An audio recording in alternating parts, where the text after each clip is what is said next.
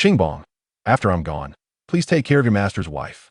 On the sick bed in a small rural village on the outskirts of Chengzhou, 30-year-old carpenter Lu Wanhe lay weakly, gazing hopefully at Chen Xingbang sitting by his bedside. On the table stood a red lacquered tray, once bright and glossy, but now worn and faded from years of use. Beside it was a dented aluminum lunchbox, still steaming slightly with uneaten food. The meat, carefully sliced, lay untouched atop the white rice, almost wasteful. Next to the lunchbox sat an old enamel mug, its redanned white pattern faded with age. Chen Xingbang felt dazed, as if he had seen this scene before. Had he eaten too many wild mushrooms yesterday and was now hallucinating from that pretty girl from Yunnan? He turned his gaze to the pitch-black wall where an old calendar hung. The date read, July 3rd, 1987. His face changed instantly. He remembered the last moment of his previous life. Last night, out of boredom, he had opened Jihu, where someone had foolishly invited him to answer a question. If you could relive your life once to correct past regrets, which year would you choose to return to? As a diamond-rich bachelor who had made millions investing in land for building hotels, then struck gold again during the real estate boom by selling off that same land for a tidy profit of nearly 1 billion RMB. Chen Xingbang had arrogantly snapped a screenshot of his bank statement and the beautiful young woman beside him and replied, "Thanks for the invitation. I'm at home with my girlfriend right here. Sorry, only losers dream about reincarnation. People like me don't need second chances." He tossed his phone aside and turned back to the gorgeous girl in her 20s waiting in his arms. But in the blink of an eye, he had been reborn 30 years into the past, back to the summer of 1987. Sure enough, when he turned around, just 2 meters away, a quiet and elegant woman sat cradling a little girl no older than 5. Her eyes were filled with tears, silently watching everything unfold. Her name was Su Jing, Lu Wanhe's wife. About 165 centimeters tall, quite tall for those days, especially in the countryside where most struggled to get enough to eat. Chen Xingbang guessed it was because she wasn't a local villager, but an educated youth from the city. She had grown up under better conditions, and it showed. She was graceful, with delicate features and a calm, gentle demeanor. While most women in the village had aged prematurely due to hardship, their skin darkened, their figures sagging, she still maintained a slim waist and youthful figure, enhanced by a mature charm. If he had to compare her to a famous actress, he'd say Ma Suqin, not exactly alike, but close enough. Especially those dimples on her cheeks. When she smiled, they could melt hearts. Even without smiling, she exuded elegance. If you remember correctly, she was only 28. I really am back. Now Chen Xingbang was certain he had truly returned to 1987. We barely had any extra grain to begin with, Lu Wanhe whispered weakly. I earned little as a carpenter. After I'm gone, they'll lose everything. Even this house won't be safe. You may have only learned carpentry from me for 3 months, but I taught you well. Please do me this favor. Marry her. Give them a chance to survive. In an era when even feeding oneself was hard, a single mother and daughter had little hope of making it alone. Xingbang, say something, Lu Wanhe urged softly. Chen Xingbang's heart trembled. In his previous life, he had faced this exact moment and chosen compromise. He had hesitated, promising only to protect them, while avoiding marriage. At that time, he already had a girlfriend, Yao Chui, from the same village. To ease his master's worries, he simply said he would take care of them, and Lu Wanhe passed away with regret. After handling the funeral, Yao Chui had asked him to propose. That was the mistake that ruined everything. Married life quickly became chaos thanks to Yao Chui's constant tantrums and troublemaking. Before Chen Xingbang could even fix things, Lu Wanhe's relatives tried to seize the property and drove Su Jing and Lu Xiaoxi out of their home. That night, he happened to be away on business. He later heard how Su Jing and her daughter had come knocking at his door, only to be insulted and chased away by Yao Chui with cruel words. Desperate, the mother and daughter drowned themselves in the Meijiang River, vanishing forever from his life. Heartbroken, Chen divorced Yao Chui, endured public scorn, and left Qingshu village behind, heading south to join the tide of migrant workers. From street food stalls to running restaurants. Eventually, he bought a large plot of land and built a hotel. It wasn't easy, but he climbed high until the real estate boom hit. Then fate smiled on him again. His land was acquired, and he walked away with nearly 1 billion RMB. Back then, the land had cost him only a few 100,000 yuan. He thought he had achieved perfection in life, except for one thing. After being hurt by Yao Chui, he never truly loved another woman again. He dated, slept around, but never gave his heart. Only actions, never emotions. That had become his rule. I agree. Chen Xingbang finally replied, his voice heavy with bitterness. It turned out his life had been full of regrets. His biggest regret? Not stepping in when Su Jing needed him most, failing to save her and her daughter. Good. Lu Wanha smiled, gripping Chen Xingbang's hand tightly. I can rest easy now. Promise me you'll treat them well. I can rest easy. With those final words, Lu Wanha breathed his last. This man, who had taught Chen Xingbang carpentry for just 3 short months, had lived a brief life. Behind him, Su Jing lowered her head and began to weep quietly. Only the innocent Lu Xiaoxi remained confused, asking repeatedly, "Mom, why are you crying? Is Dad just sleeping?" Seeing his kind-hearted master pass away moved Chen Xingbang deeply. He stepped forward, gently stroking Lu Xiaoxi's head. "Don't worry, Xiaoxi. From now on, you'll be with me. Even if I go hungry, we'll make sure you and your mom never do." Thinking back, his chest tightened. During the 3 months he trained under Lu Wanha, Su Jing had treated him like her own younger brother. Compared to his cold home where his grandmother neglected him, his uncles disrespected him, the Lu household had been warm and generous. Though not every meal had been lavish, there had always been meat and vegetables. Even little Lu Xiaoxi had called him Big Brother cheerfully. Yet in his past life, consumed by Yao Sui's drama, he had failed to help these 2 women. That was his deepest guilt. "Xingbang, thank you." Su Jing looked at the peaceful body of Lu Wanha, feeling a wave of sorrow. Though she hadn't truly loved the man, Lu Wanha had given her shelter and protection. Now he was gone. Like a lonely bird adrift in the sky, she felt lost. As for Chen Xingbang, he had only studied carpentry for 3 months. Could he really support them? "Don't worry," Chen Xingbang said, his gaze complex as he looked at her. One thought echoed in his mind. Life is fleeting. Given a second chance, some things must be done differently. He glanced one last time at Lu Wanha's still body and murmured, "Let's handle the funeral first. Life moves forward step by step. Don't worry, I won't let anyone starve." Chapter 2. The Lu family faces extinction. The funeral of Lu Wanha was conducted with utmost simplicity, adhering to his wishes for a modest farewell. Even the date was unselected. And he was interred merely 2 days later. Despite its simplicity, the funeral incurred considerable expenses, for even the most unadorned rites necessitate some form of observance. On the night following his burial, Su Jing and her daughter, along with Lu Wanha's relatives and Chen Xingbang, gathered together. With Wanha's affairs now concluded, a lecherous man in his 40s cast a greedy glance at Su Jing. With Wanha's departure, it was time to deliberate on how the family would navigate the days ahead and how the assets would be divided. How shall we proceed? Chen Xingbang regarded this man, Lu Yifeng, with disdain. Renowned in the village for his dubious character, Yifeng was infamous for his petty thefts and was universally reviled. In a previous life, it appeared that Yifeng had been particularly relentless in his harassment of Su Jing. "Uncle Yifeng, these 3 earthen houses were built by my master with his own hands, earned through his carpentry. The fields have long been allocated, and what rightfully belongs to my mother and I is indisputable. What more is there to discuss?" "Ah, I see Uncle Yifeng wishes to contribute a meager monthly sum to support my master's wife and little she, correct? Indeed, you are family after all. With my master gone, it seems only reasonable for you to assist them and support the next generation." "Chen Xingbang, what are you insinuating?" Lu Yifeng retorted, his irritation palpable. "This is a matter for the Lu family. What right do you have to speak? My master, before his passing, entrusted me with the responsibility to care for them."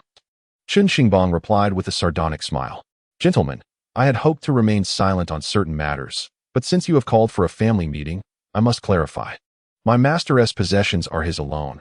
Though he has departed, his wife and child remain. Not a single bowl or a plot of land shall be touched by any of you, as long as I am here. Should anyone dare to reach for what is not theirs, I will not hesitate to sever their hand. You speak of dividing assets, but may I ask, have any of you ever addressed my master as father? Yet you presume to claim a share. Chen Xingbang, you are exceedingly bold," Lu Yifeng exclaimed, his fury igniting. The other relatives also regarded Chen with discontent. In the rural world, it was commonplace for the unscrupulous to take advantage of the vulnerable. And now that Lu Wanha was gone, it was unsurprising that they sought to feast upon the remnants of his legacy. "Though you are Wanha's apprentice, you truly have no authority in our family's affairs."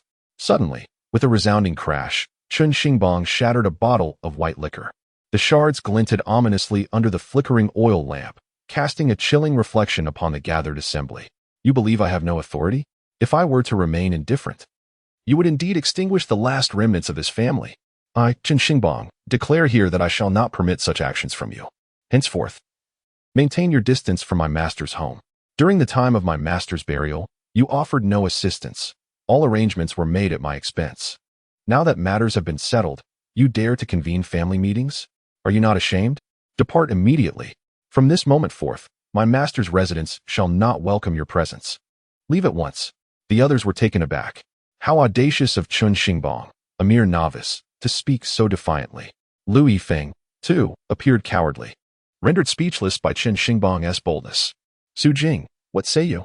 Inquired Lu Yishan, Lu Yifeng's elder brother, his countenance darkened. I side with Xingbang. Su Jing replied after a moment of silence, her voice calm. Oh, how convenient. Your husband has just passed, and now you turn your allegiance outward. Lu Yifeng seethed with anger. Chen Xingbang let out a cold laugh, while Lu Yishan shot a glance at both Chen Xingbang and Su Jing, saying, If you choose to speak thus, do not expect us to intervene should your family encounter difficulties in the future. This was a veiled threat. In rural customs, strength lies in numbers. The larger the clan, the more advantageous their position within the kinship. The same holds true for conflicts with outsiders. Without familial support, one struggles to thrive in such a traditional setting. Thus, Lu Yishan's words were indeed a form of intimidation. Your concerns are unnecessary. I shall take charge. Chen Xingbang replied coldly. Your absence of care is, in fact, the greatest favor you could bestow upon them. Very well. Lu Yishan rose, gesturing grandly. I hope you do not come to regret your decisions. With that, he departed. In the night, Lu Yifeng trailed after Lu Yishan, disgruntled. Brother, are we to let this Chen Xingbang thwart our plans? Wanha must have left a substantial sum. Rest assured, he cannot protect that widow and her burden alone. Lu Yishan chuckled derisively. Yet Lu Yifeng remained unsatisfied, recalling the numerous members of the Chen family. Do not forget, Chen Xingbang has 5 uncles, Lu Yishan lamented. Although he is not favored within the Chen household, he is still one of them. Should trouble arise, they may very well side with him. Let us devise another plan. After all, Su Jing is ours in life and ours in death. Can we truly allow her to escape? Indeed, indeed. Lu Yifeng's face broke into a smile at the thought of Su Jing's exquisite beauty. The mere notion of her stirred something deep within him. Damn it. How did this unassuming youth, who never returned to the city, end up with Lu Wanha? If only I could share an intimate moment with this widow. I would gladly embrace death thereafter. Once they had departed, Chen Xingbang stood up and softly spoke. Well, they have left. You all should rest. I shall return home. In the wake of his master's funeral, he had not returned home for 2 days, though they resided in the same village. Now, with the affairs concluded, he felt compelled to check in. Remaining here for another night would only invite idle gossip. Xingbang, regarding what your master spoke of Su Jing, hesitated before posing the question. To marry you? Chen Xingbang gazed intently at his beautiful step-aunt and responded resolutely, I am willing. Su Jing stared blankly at Chen Xingbang, and after several seconds, she finally lowered her head. All right, I understand, but regarding Yao Chui. However, this matter cannot be rushed, Chen Xingbang elucidated. You are aware that I must resolve issues with Yao Chui. Su Jing felt a pang of compassion. It's fine. I cannot see a future with her. We are simply not compatible. Chen Xingbang casually clarified. By the way, how much money do we have left at home? There are just over 20 yuan. Along with some ration coupons and other tickets. But not much, Su Jing replied softly. Just over 20 yuan. Chen Xingbang was taken aback. Your master was able to earn a decent income from woodworking, yet over the years, he prioritized our mother-daughter duo, ensuring we had enough to eat and wear. As you can see. Moreover, his illness drained a significant amount of money, so there isn't much saved at home, especially with the recent funeral expenses. Chen Xingbang chuckled wryly. I wondered why your master opted for a simple funeral. It turns out the family is indeed financially constrained. Glancing at the somewhat emaciated Lu Xiaoxi, Chen Xingbang gently reassured. It's all right. We will eat and drink as usual. I will fulfill the promises I made. I assure you, I will not let you and your mother go hungry. With that, Chen Xingbang turned and disappeared into the night. Chapter 3. The Chen family upon returning to his home. He had yet to utter a word when he noticed a flickering light in the yard. Father, Chen Xingbang greeted. Finally, a figure stood up, flicking away the tobacco ash. The glimmer vanished into the darkness. You have been helping your master with his affairs these past few days, yet you have neglected our family matters, his father, Chen Jiangwo, remarked with a hint of reproach. While it is necessary to attend to your master's issues, you cannot abandon your responsibilities at home. Only your second brother and I are tending to the fields. You could have asked my brother to come back and assist, Chen Xingbang replied, suppressing a cold laugh. My eldest brother is no longer here, so I have nothing to say about that. But my third brother is still on summer break. He is doing well. Why don't you ask him to return and help with these tasks? Is your third brother comparable to you? Chen Jiangwo's anger flared. Can you truly compare yourself to him? He is a vocational school graduate and will be heading to the city to teach after this summer. He requires a steady food supply. Can he work in the fields? Just then, Chen Xingbang, his third brother, emerged from within. Hey. This spoiled brat even brought a book with him. Sporting a pair of small glasses, he looked rather pretentious.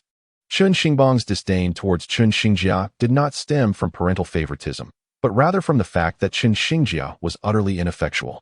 The Chen family consisted of 4 brothers and 2 sisters, with Chen Xingbang being the youngest at merely 20 years of age. He had 3 elder brothers and 2 elder sisters, both of whom were already married.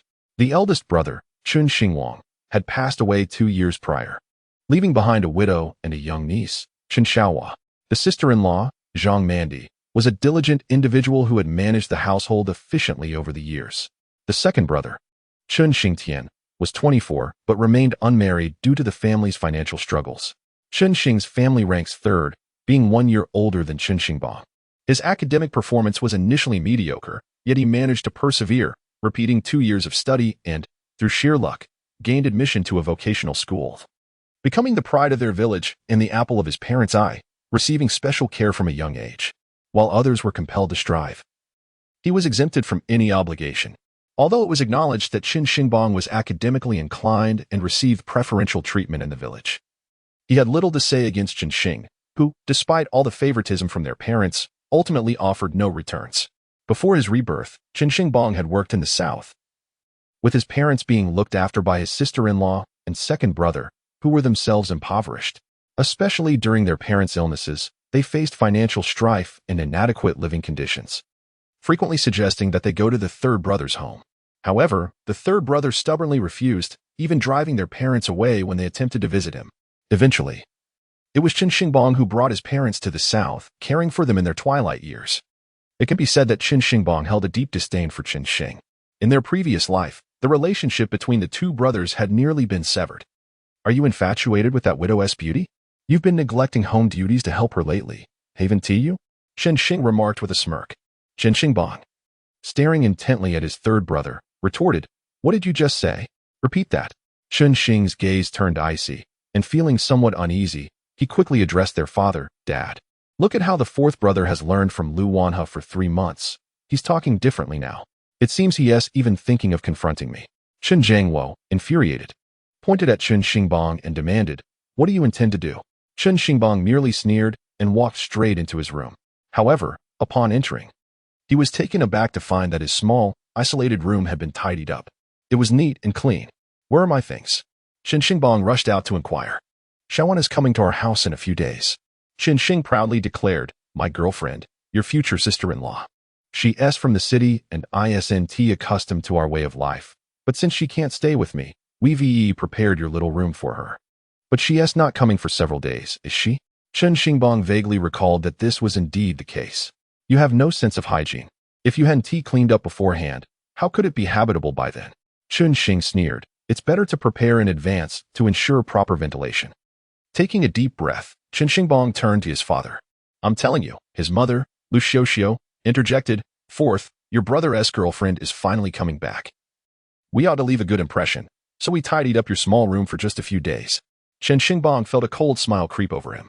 Indeed, in this household, he was the one who received neither affection from his father nor love from his mother. "Xingbang, come sleep with me." His second brother, Chen Xingtian, emerged.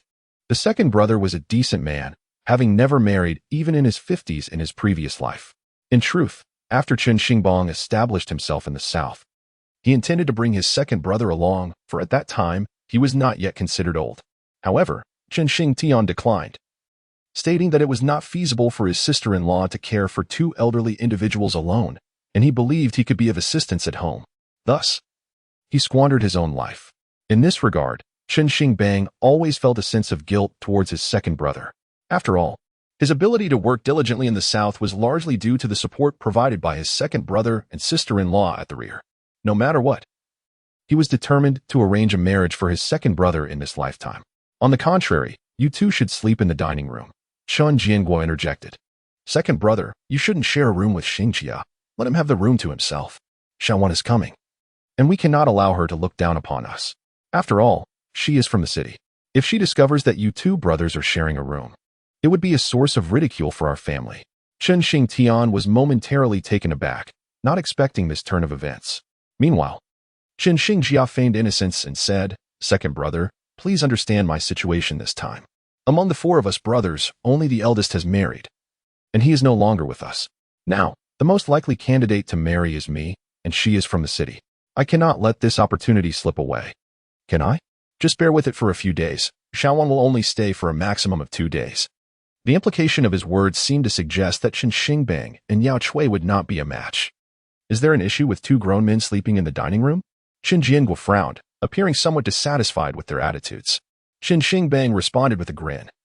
Of course, I am willing, Dad, Mom, third brother, you truly are my wonderful family, arranging such matters for me. It is genuinely commendable. He said this while pulling Chen Xingtian towards the dining room. Chen Jiangguo fell silent. He certainly understood the sarcasm in his son's words and felt that something was amiss, yet he found himself at a loss for what to do. After all, the third son was the most accomplished among them, and he deserved some of their attention. That was reasonable. Third son, hurry and tidy up your second brother's bed. Lu Xiao cheerfully urged. Quickly, your second brother is not particularly clean. Prepare it well, or else when Xiaowan arrives in a few days, we will be embarrassed. All right, Mom, I will go tidy it up right away. Over there, Chen Xingbang led Chen Xingtian to the dining room. In fact, it was merely a side room. Just as they prepared to lay out the straw mat, they noticed the flickering light of an oil lamp nearby. What are you doing here? The floor is covered in grease.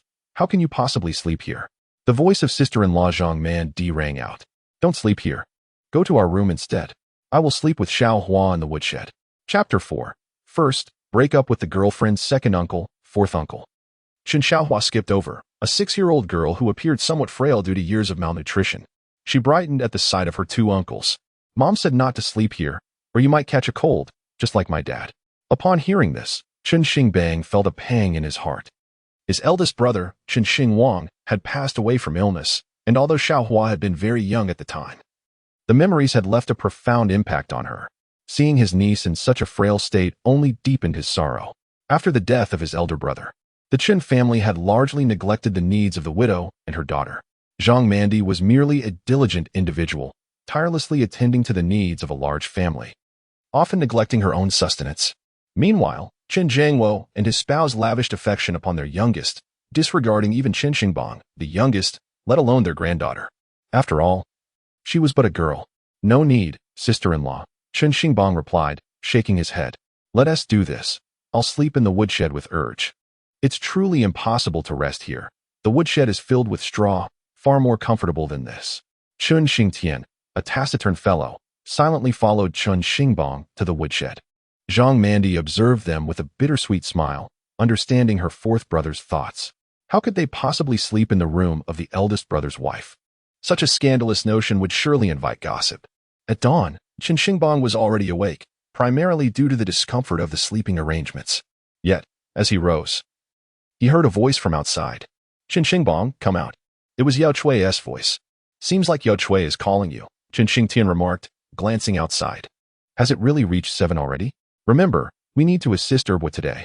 Hurry up, or we'll be late and face his ire. Chen Xingbang stepped outside, only to find Yao Chui rushing towards him. Before he could speak, she pointed an accusatory finger at him. Chen Xingbang, you've become quite bold. Haven't you? Getting so close to a widow. Are you having an affair? I suspected something was amiss with you these past few days. So, with your master gone, you think you can share a bed with her? At that moment, several members of the Chen family had gathered, watching the spectacle with amusement, as if it were an entertaining farce. Zhang Mandi, however, felt compelled to intervene and approached Yao Chui. Sister Yao, you shouldn't speak so harshly, mind your own business. Yao Chui retorted, forcefully shaking off Zhang Mandi's hand. Step aside. Who do you think you are to interject? Startled, Zhang Mandi retreated a few steps, rendered speechless. You should apologize to her. Chen Jiangguo scolded Chen Xingbang. Apologize? Chen Xingbang found their amusement absurd. Let us not discuss right or wrong just yet. You expect me to apologize? Not a chance. I refuse to bear this humiliation. If we are to marry, the bride price must increase. My family insists that your character is lacking. I cannot be expected to share a bed with a widow before even tying the knot. The bride price must rise to 800 yuan, along with a television for our family and a bicycle. This declaration darkened the expressions of the entire Chen family. In the 1980s, customary bride prices in their village typically ranged from 300 to 400 yuan, yet Yao Chui demanded 800. Adding to that, the television and bicycle would total over 1,000 yuan. Where could they possibly procure such a sum? Dad, that is unacceptable. Chen Xingjia was the first to voice his opposition, exclaiming, "Our family lacks the financial means. I still have to prepare for my own wedding, which will incur considerable expenses." Chen Jiangwo hesitated momentarily before hastily apologizing. Chen Xingbang's expression gradually darkened. He understood Chen Xingjia's underlying thoughts. His anxiety stemmed from the fear that the bride price might be excessive, potentially leaving his family unable to afford the dowry when he marries Li Xiaojun. Although their father would not resort to such extremes, he was primarily concerned with securing Yao Chui's understanding while minimizing his financial obligations. Chen Xingtian stepped forward, urging, "Yao Chui, there is no truth to these rumors. Last night, Xingbang slept with me. You cannot speak so carelessly." "How can I be careless?" Yao Chui retorted. Uncle Yi Feng and others have claimed that Chen Xingbang promised to support those orphan women and their mother. Truly remarkable. Does he not realize his own limitations? Will he not have to support me once we are married? Why should that be the case? Is he not entangled with a widow? Chen Xingjia scoffed. Indeed. Our family has produced such a character, one with a penchant for widows. Zhang Mandi, standing nearby, turned pale upon hearing this. Chen Jiangwo, his face ashen with fury, shouted, "Apologize immediately." Finally, Chen Xingbang grasped the situation. He had wondered why events were unfolding differently than in his previous life. It became clear that subtle changes had occurred since his arrival. "So, Lu Yifeng, you dare to speak recklessly? Just wait, I shall deal with you." He could now affirm that Lu Yifeng had intentionally spread these words. In his previous life, consumed by thoughts of Yao Chui, he had never confronted Lu Yifeng, thus avoiding such a predicament. Chen Xingbang, you now face two choices: sever ties with those widows and adhere to my earlier conditions, or face the consequences.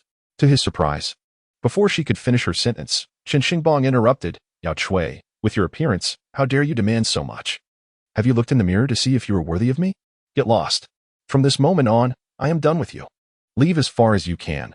Do not ever show your face before me again. Go." The crowd fell into stunned silence. Yao Chui, unable to believe her ears, pointed at Chen Xingbang, her face pale, and demanded, "Chen Xingbang, say that again. I said I am finished with you. From this moment, you have no connection to me. Get out of my house." Chen Xingbang shouted. Neighbors, who had gathered upon noticing Yao Chui's disturbance, were now abuzz with excitement. Goodness, Chen Xingbang has rejected Yao Chui. I never expected that. This is quite the spectacle. Chen Xingbang is a fool. Given their family's circumstances, who else could he marry besides Yao Chui? What an idiot. Fine. Fine. Yao Chui, furious, pointed at Chen Xingbang. You think I, Yao Chui, have no one else to marry? I assure you, many suitors are interested in me. You are nothing. Don't regret this. Just wait. With that, Yao Chui stormed off in a huff. Yet, Chen Xingbang wore a relaxed expression. In his previous life, Yao Chui only began to self-destruct after marrying him. One moment she would insist on purchasing a television for her family, the next she would demand a bicycle. And shortly thereafter, she would save up betrothal gifts for her brother. Her actions threw the Chun household into disarray, causing considerable embarrassment. Most importantly, this woman audaciously pilfered their meager savings to take back to her family. In response, Chen Xingbang gave her a severe beating and subsequently filed for divorce. Of course, the aftermath was that the villagers regarded him as ineffectual, subjecting him to their scornful whispers for many years. Nonetheless, it was for the best, having kicked Yao Chui out. He thought to himself, what more reason do I need? You brought this upon yourself, I shall dismiss you first. Chapter 5. Commencing business ventures for profit. The Chen family was nearly jubilant, almost on the brink of leaping with joy. Indeed, Chen Xingbang's impending nuptials were off, leaving him considerably more affluent for his own marriage. All the family funds would belong to him. How wonderful! Chen Xingtian, feeling a pang of compassion, stepped forward to grasp Chen Xingbang's arm, hoping to offer counsel. At that moment, Chen Jiangwo had already picked up a stick. His expression darkened as he prepared to strike. However, before he could act, an elderly woman snatched the stick from his grasp and struck Chen Xingbang on the back. Grandma! Chen Jiangwo and Chen Xingtian were startled, rushing to intervene. Chen Xingbang, do you wish to give me a heart attack? The intruder was indeed his grandmother, a frail old woman with a fierce expression, declaring, "I always said you should never have been born, never should have entered our family. Look at you, the moment you came into this world. Your grandfather was struck down by your presence. Now, you have the audacity to associate with widows. You are the calamity of the Chen family." Chen Xingbang regarded his grandmother with a cold stare. The treatment he received at home was largely due to her influence. When his mother gave birth to him, his grandfather had just passed away, and thus his grandmother placed all the blame upon his shoulders. His parents' indifference towards him stemmed, in part, from the overshadowing brilliance of his elder brother, and also from his grandmother's pernicious influence.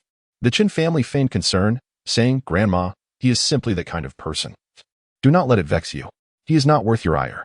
If you were to suffer any ill effects, it would only amplify his wrongdoing. Look at how well the Jing family is doing. You, a useless wretch." It seemed that his grandmother harbored a deep-seated enmity towards Chen Xingbang, her words laced with vitriol. Chen Xiaohua timidly tugged at Chen Xingbang's sleeve from behind, retreating in fear. After a moment of silence, Chen Xingbang lifted Chen Xiaohua into his arms and turned to leave the courtyard. "Where are you running off to? You still have to work at your second uncle's house. You troublesome calamity."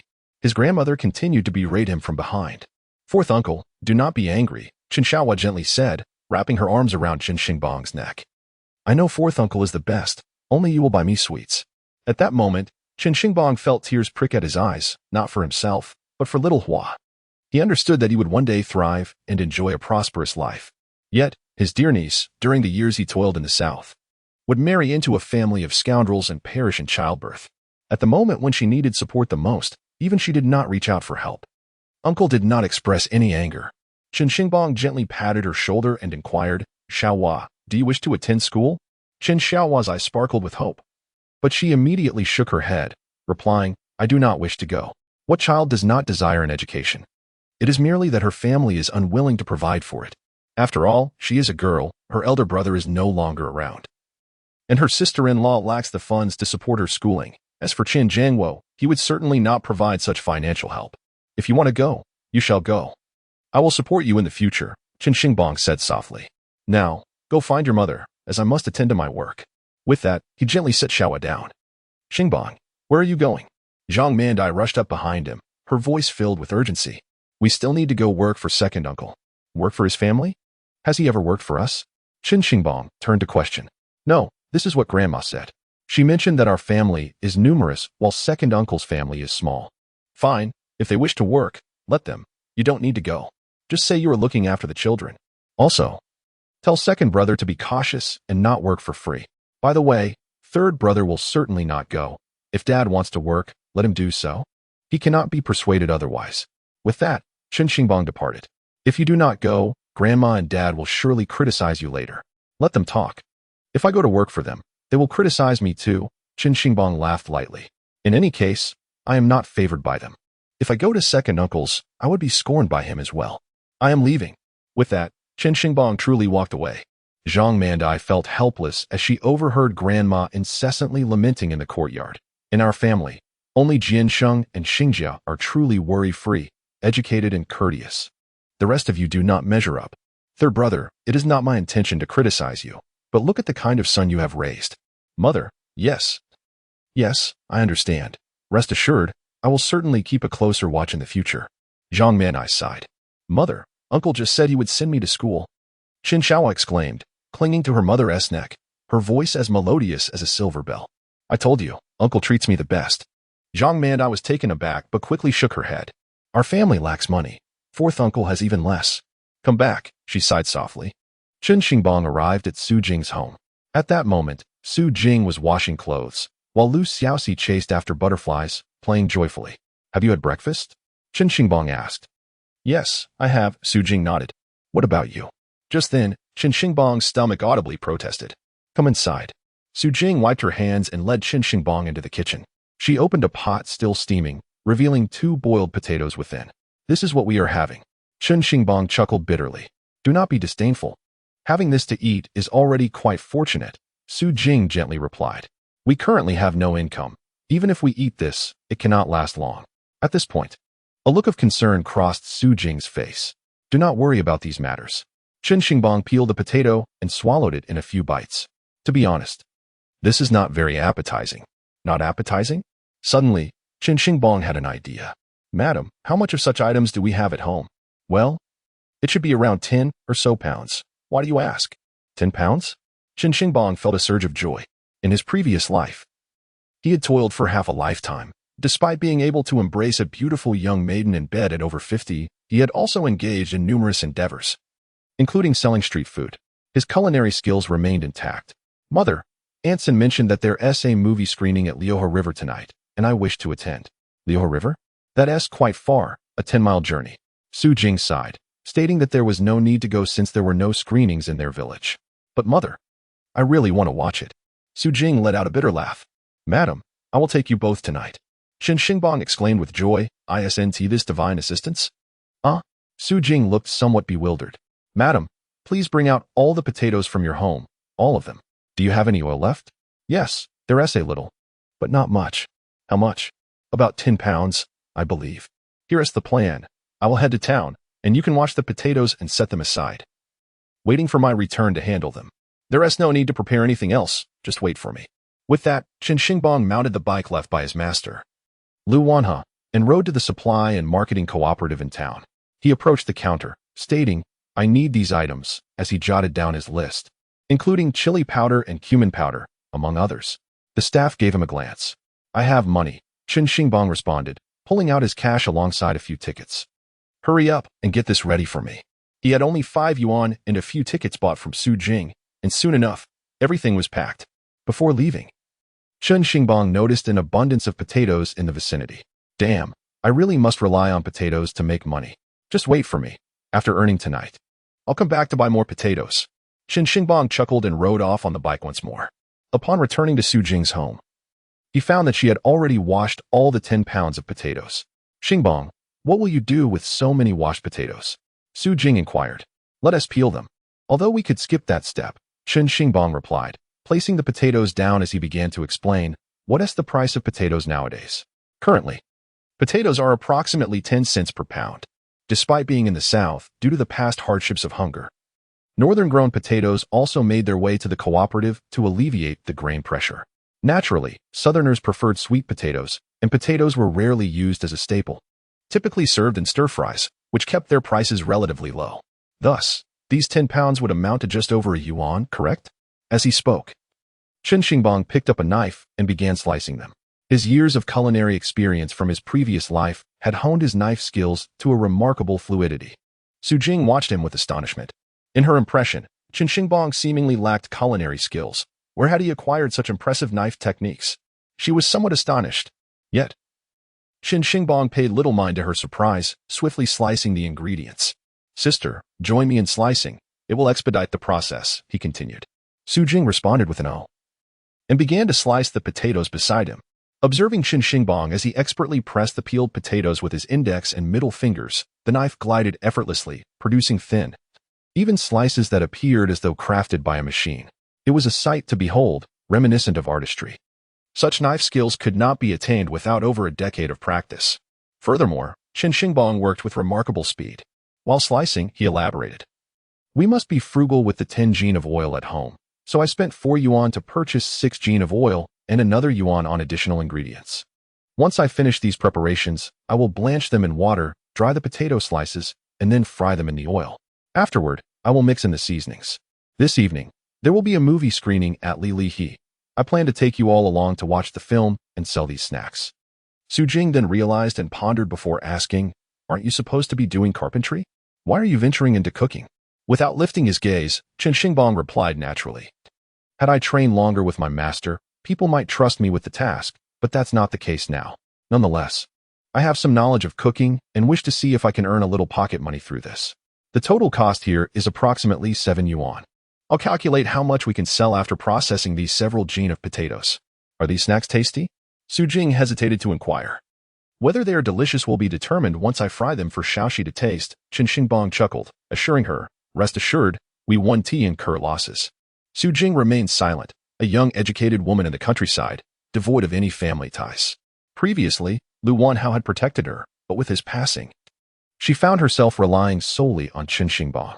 After slicing sufficient quantities, Chen Xingbang placed the potato slices into a small pot of water for blanching.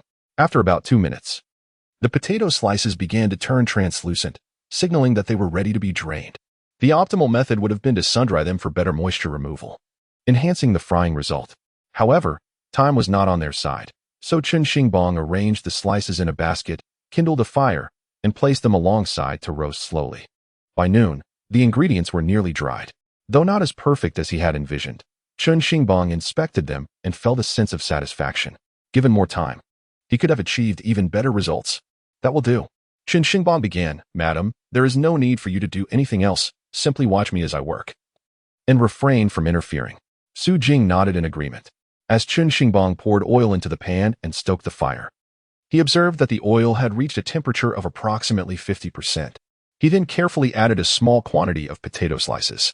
Due to their thinness, the slices were quite easy to fry thoroughly. Noticing that the surface was turning a light golden brown, Chen Xingbang removed them from the oil and set them aside to drain. After frying several batches, Chen Xingbang beckoned Jing over. "Madam, look, these are perfectly fried now. I will sprinkle in the chili powder and cumin, ensuring everything is well coated. This is essential for enhancing the flavor." As he spoke, he deftly began to mix the ingredients. For a chef of his caliber, preparing such snacks was akin to child's play. In just a few moments, everything was evenly combined. "Friends who are reading, please take a taste," he said with a smile, offering a piece to Jing. Although a bit shy, she opened her mouth to take a bite. The potato chip was crisp, producing a delightful crunch with each bite. Accompanying this texture was a medley of complex flavors, harmoniously intertwined, sweet, salty, and aromatic. Such intricate yet complementary taste could only be achieved through years of practice. "It's delicious," Jing exclaimed softly. "Mom, it smells so good. I want to eat some too." Lu Xiaoxi, who had been napping, awoke at that moment, rubbing her sleepy eyes and gazing at them with eager anticipation. Chen Xingbang chuckled and placed a slice in her mouth. "Wow, this is amazing." Lu Xiaoxi's eyes sparkled as she jumped with excitement. "I want more. I want more." "You can't eat too much. These are meant to be sold," Jing quickly interjected. "Please, I just want to eat, Mama," Lu Xiaoxi insisted. "All right." Chen Xingbang laughed as he took a plate and filled it generously, placing it in front of her. "Sit over there and enjoy slowly. There is no need to worry. We're not short on what we sell." "Thank you, Brother Xingbang," Lu Xiaoxi beamed. "Call me uncle instead," he replied with a smile. Jing hesitated for a moment before saying, "Thank you, Uncle Xingbang." Lu Xiaoxi, oblivious to the nuances, simply cared about the food. Chen Xingbang chuckled and returned to his task of frying the potato chips. It was indeed a time-consuming endeavor. By around 4 in the afternoon, he had finally finished. The air was thick with the scent of oil. "How many do we have?" Jing asked, staring at the large bag of chips in bewilderment. "Typically, 2.5 pounds of potatoes yield 1 pound of chips," Chen Xingbang estimated. "Given that we used approximately 15 pounds of potatoes, we should have around 6 pounds of chips here. And how much should we sell them for per pound?" Jing inquired once more. "This cannot be sold by the pound." Chen Xingbang smiled and remarked that although this item appeared to have shrunk significantly, its lightness meant that 1 pound actually contained a substantial quantity. If we were to sell it by the pound, considering these 6 pounds of potatoes, we would need to price it at around $1.50 per pound to break even. Just think, that $1.50 could almost purchase 2 pounds of pork. Who would be inclined to buy this? At that time, pork was approximately 80 cents per pound, indeed enough to buy nearly 2 pounds. Therefore, we can sell it by portions. Chen Xingbang chuckled, pondering how much to charge per portion, as this would reduce the quantity while facilitating quicker sales, making it seem less expensive to everyone. Jing grasped the reasoning and, feeling a bit embarrassed, admitted, "I hadn't considered that much. So what should our pricing be?" Typically, a single potato chip weighs about 23 grams, translating to roughly 220 chips in a pound of 500 grams. Give or take a few. Chen Xingbang calculated. "Let me try grabbing a handful of 30 chips to show you." He meticulously counted them out. 30 potato chips laid on the table looked quite plentiful, but in reality, they were mostly air, and the quantity was not substantial. If we priced 30 chips as 1 portion, that would yield 7 portions. Therefore, we would need to charge at least $3 per portion to make a profit, right? "Xingbang, I believe you've miscalculated," Jing observed, glancing at the oil in the pot, and gently continued, "I estimate the potatoes cost about $1.50, but the $5 accounts for the oil and the additional ingredients. There is still quite a bit of oil left. I reckon the consumption is at most a quarter, which means $1 for the oil. Moreover, we haven tea exhausted the seasonings, at least half remains. So, these items only cost about $3. Chen Xingbang was taken aback and suddenly burst into laughter. How could I overlook that? Your calculations are spot on. If you hadn't reminded me, I might have forgotten entirely. A smile illuminated Su Jing's face. If that's the case, should we set the price at 20 cents per portion? That would allow us to sell 1 pound for $1.40. With 6 pounds, we could sell for over $6 and double our profits. Chen Xingbang's eyes sparkled with excitement. I believe 20 cents is just right. Su Jing mused, considering the current living conditions, if priced too high, fewer people would buy.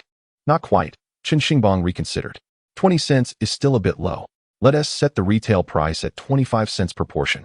By the way, prepare some newspapers. We'll have an early dinner tonight and then head out to watch a movie. All right, Su Jing nodded, a slight smile gracing her lips.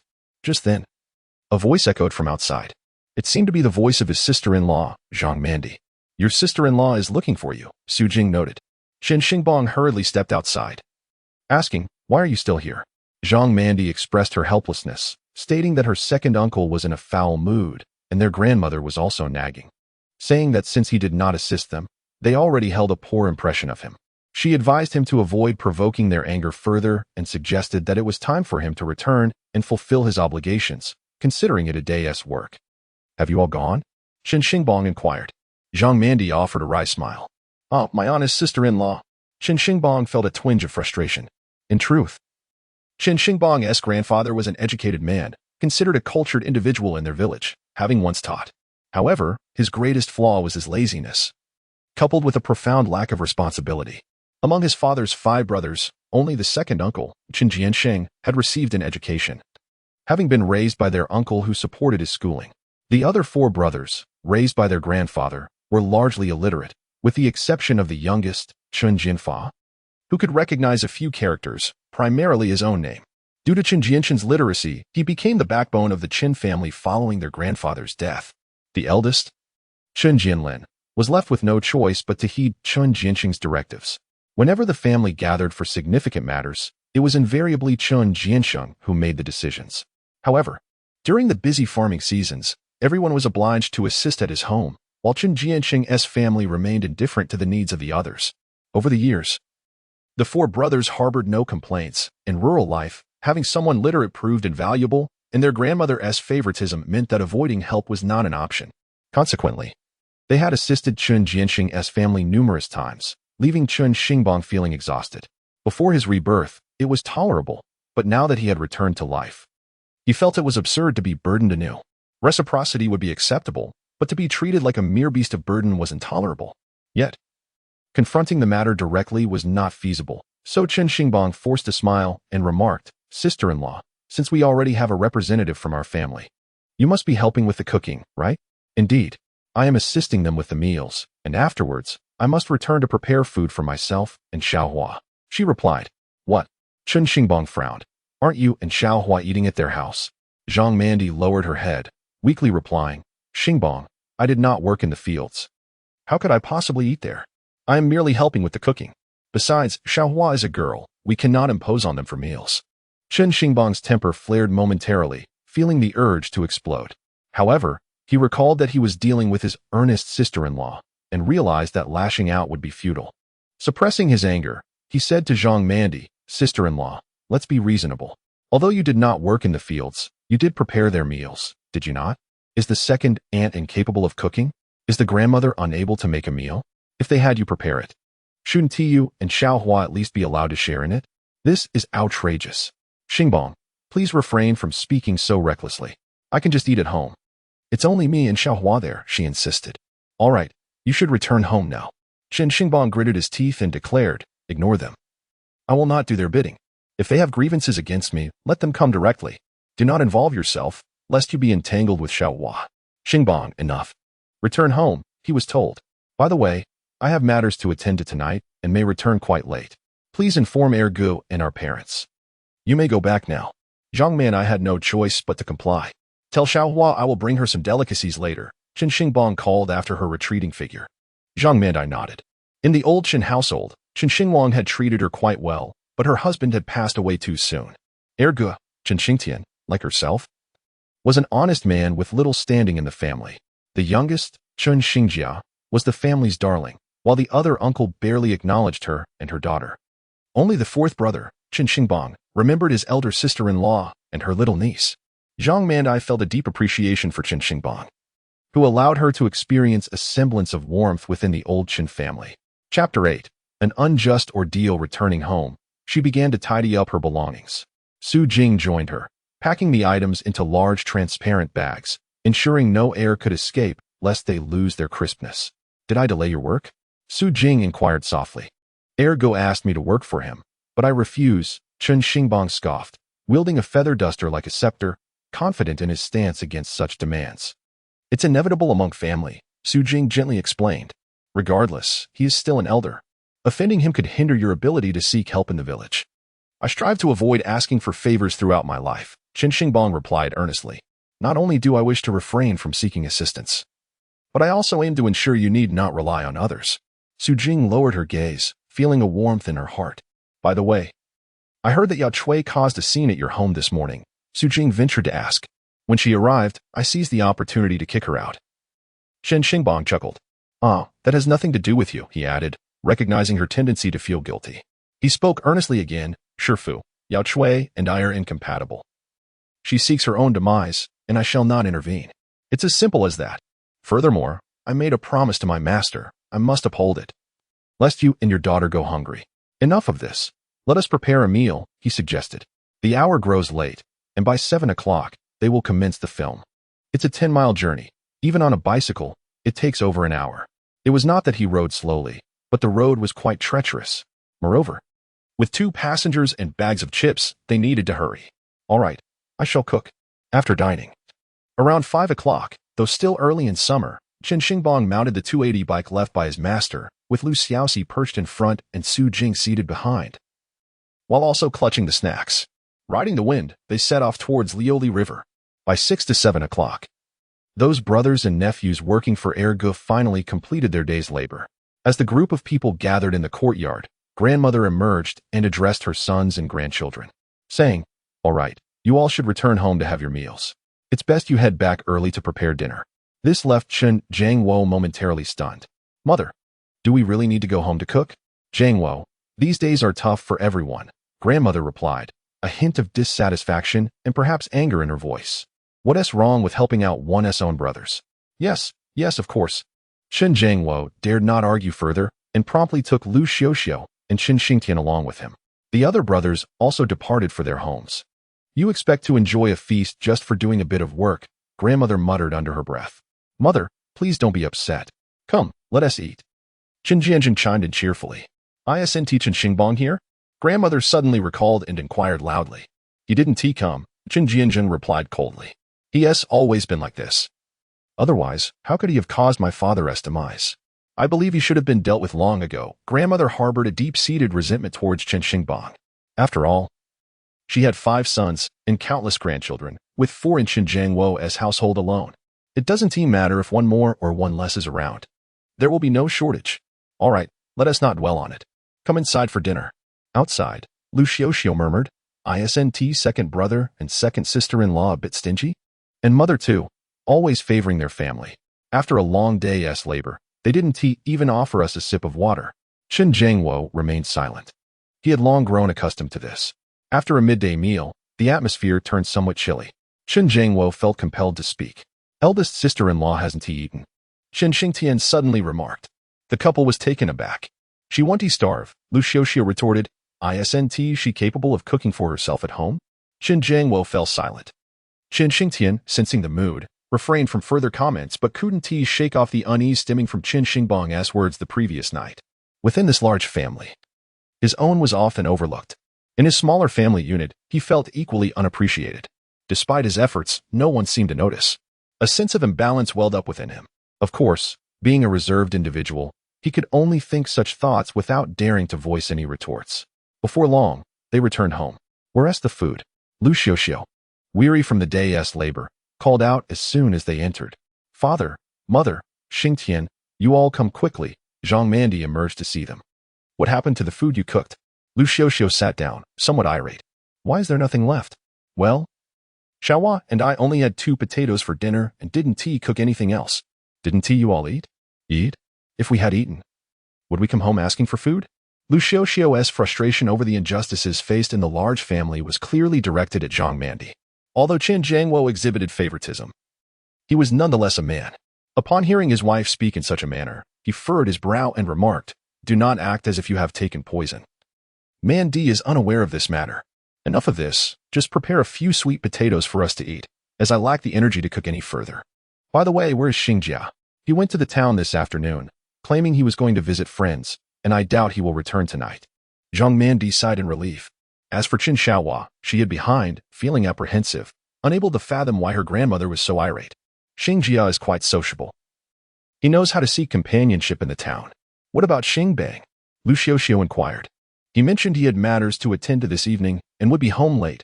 Zhang Mandi responded. Lu Xiaoxiu, evidently displeased, exclaimed, "Indeed, he is quite self-serving. Tossing aside all responsibilities while focusing solely on his own affairs, oblivious to how exhausted our family has become." Zhang Mandi fell silent. "That rascal, when he returns, I shall reprimand him thoroughly," Lu Xiaoxiu fumed, feeling particularly vexed. The atmosphere grew heavy with silence. Only Chen Xingtian sat there, lost in thought, suddenly realizing that his younger brother's actions were indeed justified. They should not have assisted their second uncle with his tasks. During their family's busiest times, it was always he, his father, and Xingbang who rushed to the forefront. Had the second uncle's family ever lent a hand? No. They were expected to toil for them without even being offered a drink. Such matters were unacceptable. Meanwhile, as they enjoyed sweet potatoes at home, Chen Xingbang, accompanied by a child and an elder, finally arrived at the Lu Lihi Village Committee courtyard. At that moment, the ancient projector was displaying the classic film Tunnel Warfare, a nostalgic favorite of that era. In truth, the villagers had lost count of how many times they had seen it, yet every time such an occasion arose, the entire village would turn out. Not only the villagers, but people from neighboring areas flocked to watch the movie, creating a lively atmosphere. Scanning the crowd, he noticed a vendor selling sugarcane and another selling tobacco. "Shifu, please take Xiao Shi to find a spot to watch. Make sure to keep her close, as the crowd is dense, and I shall remain here to sell." Chapter 9. Are you truly a genius? Su Jing glanced at her daughter and gently said, "It's all right. I will stay here with you." "No need. Xiao Shi must focus on the film. She cannot stay here with me. Go ahead, I can manage selling alone." Su Jing felt a warmth in her heart, nodded, and took Lu Xiaoxi to secure a suitable place to watch the movie. After unloading her goods from the bicycle and locking it, Chen Xingbang began his sales. Selling these items required skill. Merely placing them on display would not suffice for optimal results. Thus, Chen Xingbang resolved to take the initiative. Without a second thought, he surveyed the crowd and smiled contentedly. This venue predominantly attracted adults accompanying their children, which was precisely the target demographic he sought. He approached one of the gentlemen and said, "Brother, would you like to buy some chips for the child? I assure you, they are delicious." The man promptly shook his head, unwilling to part with his money. However, the child's eyes sparkled with excitement as he exclaimed, "Dad, I want to eat. I want to eat. These are not worth the expense. Don't waste your money." The adult insisted. "But they are tasty," Chen Xingbang chuckled, generously offering a chip to the child. "Brother, one cannot disparage my wares. It would tarnish my reputation. Here, give it a try. Children adore these treats. Once they taste them, they cannot resist." "Dad, I want to buy some. I want to eat. Please buy them for me." The adult was taken aback. Initially, he considered Chen Xingbang's gesture of letting the child sample the chips as an act of kindness, unaware it was a clever ploy. "Brother, look how much the child desires them. Why not purchase a portion?" Chen Xingbang had already begun preparing a serving. After years in this trade, he could gauge the quantity with precision. He placed the chips on newspaper and raised them before the man, saying, "Here, it's quite affordable. Just 25 cents for a serving. Look how generous that is." At this point, declining to buy would be difficult to justify to the child and the gathering crowd. The man, left with no choice, reluctantly produced the money. "Ah, thank you, brother. Here, young one, enjoy," Chen Xingbang said as he swiftly moved on to the next customer. "Oh, these are truly delicious," the man thought as he considered tasting the purchase himself. After sampling, he could not help but exclaim in admiration. Soon, many others were drawn in by the commotion. Individuals with varying economic circumstances were present. In that era, food was not particularly abundant, and such treats were sure to garner attention. "Young man, I'll take a serving. Young man, I would like one here. As he observed their enthusiastic responses, Chen Xingbang's face radiated joy. All right. No need to rush. We shall proceed one by one. 6 pounds of chips amounted to merely 42 servings. As he noticed the bag nearly emptying, Chen Xingbang decisively stepped back. Excuse me, young man, do you have any left? Someone inquired. I apologize, but we are sold out, he replied, his face still beaming with satisfaction. Remarkably, within half an hour, he had sold out. He then found a secluded corner to count the earnings.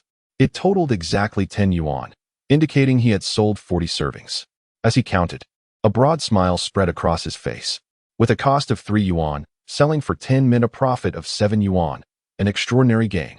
In 1987, the average annual income for farmers nationwide was just over 700 yuan, translating to roughly 60 yuan monthly. Earning 7 yuan in one evening felt nearly euphoric. However, Chen Xingbang contemplated the logistics. The film was shown across various villages and towns, and while some were nearby, others were too distant for him to sell. Moreover, pursuing this venture was exhausting. Contemplating thoughtfully, Chen Xingbang's gaze fell upon the projectionist, and a sudden inspiration struck him. Relying on setting up a stall was far too exhausting. It would be far more advantageous if someone could procure goods from him for resale. With this realization, he approached the vendor of tobacco leaves and inquired, Sir, how much are you selling this tobacco for? In that era, few could afford pre-packaged cigarettes, leading many rural folk to simply purchase tobacco leaves to roll their own. The appeal of these leaves lay in their affordability. One portion cost 1 yuan, while a smaller quantity was merely 50 cents. Without hesitation, Chen Xingbang purchased the latter. After securing the tobacco, he approached the projectionist with a smile and presented the leaves. The projectionist, a balding man in his 50s who was currently smoking, paused momentarily, looking at Chen Xingbang without immediately accepting the offering. It was a common adage that unsolicited kindness often harbored ulterior motives. Those accustomed to frequenting the outside world were familiar with such notions. Sir, please, try this, Chen Xingbang urged, pulling out a handful of potato chips. I was just selling these here. Did you not see? Oh. The projectionist suddenly recalled the young man from earlier. The dim lighting had obscured his recognition. He accepted the offering and sampled a chip. Hey, this is quite tasty. Is there something you need? He finally asked. Indeed, I do, Chen Xingbang replied. The projectionist's eyes lit up with understanding. He presumed Chen Xingbang was inquiring about the next film screening. Ah, this projectionist is quick-witted, he thought. However, Chen Xingbang had a broader vision in mind. You travel to various places, even to other towns, which I cannot hope to keep up with, he remarked with a smile. If I were to chase after you, I would have no time for anything else. Hence, I am not asking where the next movie is being screened. The projectionist looked at him in surprise. If that is not your question, then what do you wish to know? I am inquiring whether you would be interested in selling these items, Chen Xingbang chuckled, gesturing towards the remaining portion of tobacco. As you witnessed, my sales here are quite brisk. I cannot pursue your films to sell my goods, but you certainly can. The projectionist was momentarily taken aback. After a few moments, realization dawned upon him. This fellow was proposing to supply him with merchandise. Goodness, what a talent. The projectionist's expression morphed into one of bemused disbelief. I truly did not anticipate this. Could you actually be a genius? We cannot engage in such dealings, the projectionist replied with a hint of resignation. It is not permitted. You may not, but surely someone in your circle can, Chen Xingbang countered, persisting in his persuasion. Do you have any nephews or nieces? While you cannot, they could assist. Just let them accompany you, and you can easily manage your time. If you procure goods from me and then sell them, you could earn quite a profit in a single evening. Would that not be appealing? As this was mentioned, the projectionist felt a stir of interest and pondered before inquiring. How much can one earn? Allow me to illustrate. If I were to sell it to you, I could offer it at 15 yuan per kilogram. However, on your end, if you sell it by portions, 1 kilogram can yield approximately 7 servings, which you could price at 5 yuan each, allowing you to sell 1 kilogram for a total of 175 yuan. This means you would earn about 0.25 yuan per kilogram. Conversely, if you set the price at 3 yuan, you could sell it for 1 yuan per portion, thus earning 0.6 yuan per kilogram. In just under half an hour, I sold 6 kilograms, and I believe that during a single film screening, selling 10 kilograms would be quite feasible. Therefore, if you operate for an entire evening, you could potentially earn 6 yuan at most, or at the very least 5 yuan. Do you find this arrangement worthwhile? Chapter 10. Closing a deal, the projectionist was taken aback by the potential profit. Even earning just over 2 yuan a day could accumulate to more than 20 yuan in a month with just 10 outings. If one were to earn 6 yuan, that would total 60 yuan, a substantial sum indeed. The projectionist felt tempted. Nevertheless, he concealed his excitement, wishing to test Chen Xingbang's resolve. That sounds a bit forced. However, I must adhere to regulations that prevent me from engaging in this trade. Having risen from humble beginnings, Chen Xingbang had encountered countless individuals and had seen myriad tactics throughout his life. Recognizing the projectionist's intent, he merely smiled and stood up, saying, "If that is the case, then there is nothing more to be done. I shall seek others for this transaction." As he turned to leave, the projectionist, taken aback by Chen Xingbang's readiness to depart, quickly called after him, "Wait, come back." Chen Xingbang felt a sense of amusement. Did he truly believe he could outmaneuver him? Not a chance. So, he turned back. "It's not impossible, but how about you adjust the profit margin?" The projectionist proposed. "After all, it's not easy for me either. If you were to run this for 30 days straight, earning 6 yuan each day, that would amount to 180 yuan a month. I can assure you that even the workers in the city, not even those in Shanghai, earn such wages. Are you still insisting it's not difficult? If it weren't for my circumstances, I would have ventured into this market myself." "Well then, you're quite the eloquent young man." The projectionist conceded after a moment of contemplation. "All right, let us settle on that price." Chen Xingbang was elated and promptly fetched paper and pen to jot down the address of Su Jing's residence. "This is my teacher's wife's address. Whenever you wish to collect the goods, you may go directly there. By the way, can you confirm if the stock will be available tomorrow?" "Certainly," Chen Xingbang nodded. "It will definitely be ready. When will you come to pick it up?" "Perhaps around 2 in the afternoon." "It won't be me. I'll send my nephew." "Very well. How much would you like?" Chen Xingbang inquired, his excitement palpable. 10 kilograms, please." "Perfect. Just come by tomorrow at 2 in the afternoon." With a smile, Chen Xingbang confirmed, "Tomorrow, around 2 o'clock, at 1.5 yuan per kilogram." "Indeed. It's settled then. Come, let us share a smoke." Chen Xingbang cheerfully passed the tobacco back to the projectionist, who accepted it without hesitation. To forego a bargain is truly foolish. Yet, this young man is rather intriguing. I must refuse, as these tobacco leaves are undoubtedly unsmokable.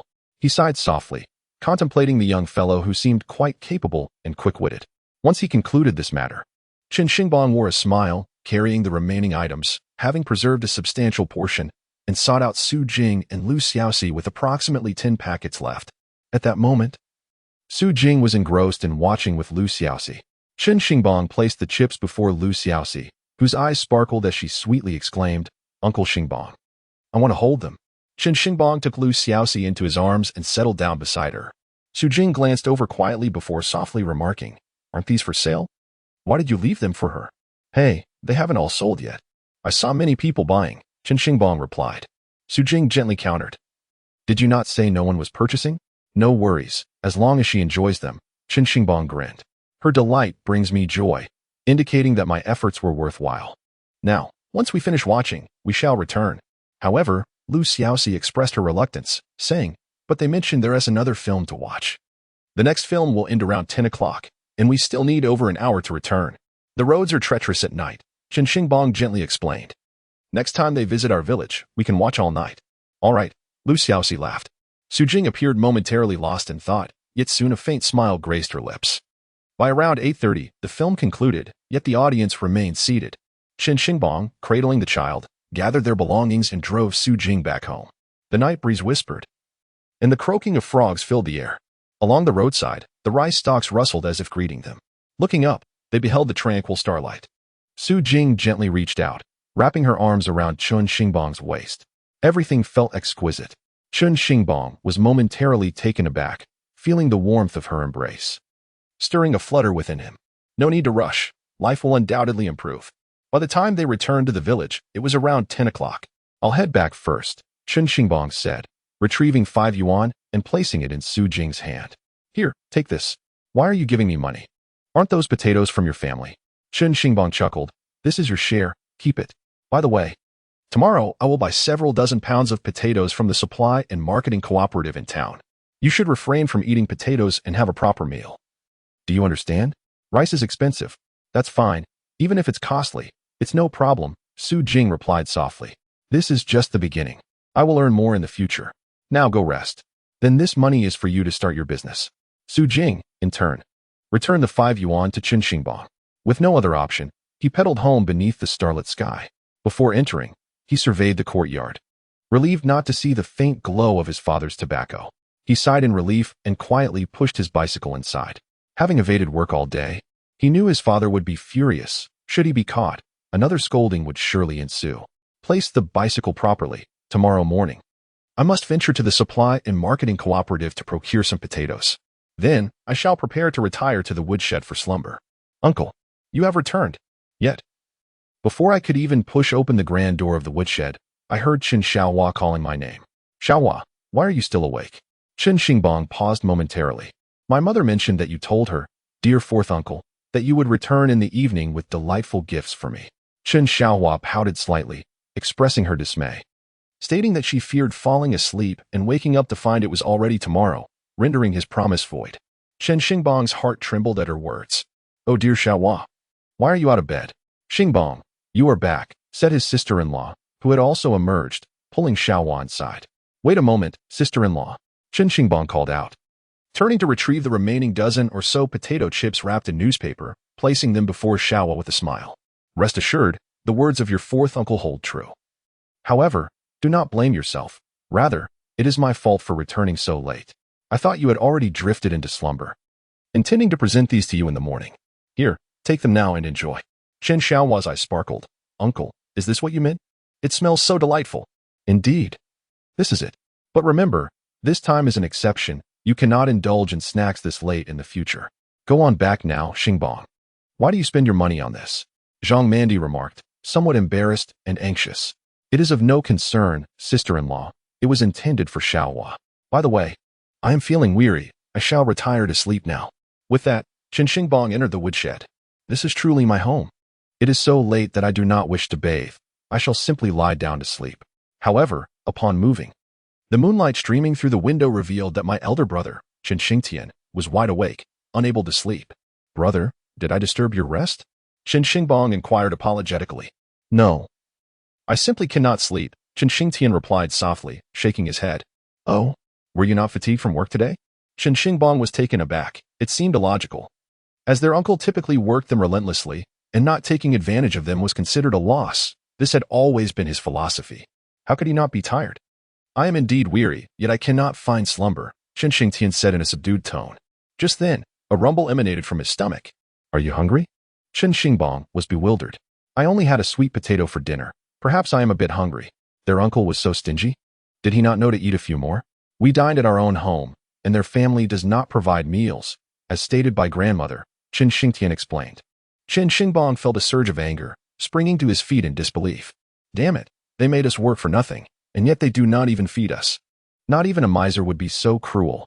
Our family consists of honest folk, yet we are only subjected to their bullying. While violence is not an option, I cannot simply swallow this indignation. The days ahead are long. I, Chen Xingbang, must find a way to address this injustice. Contemplating briefly, he promptly stepped outside and soon returned with the bag containing the potato chips. Lo and behold, he indeed found 3 chips remaining. Here, take these. Chen Xingbang handed 3 pieces to Chen Xingtian. Chen Xingtian finally sat up, gazing at the items with curiosity. What is this?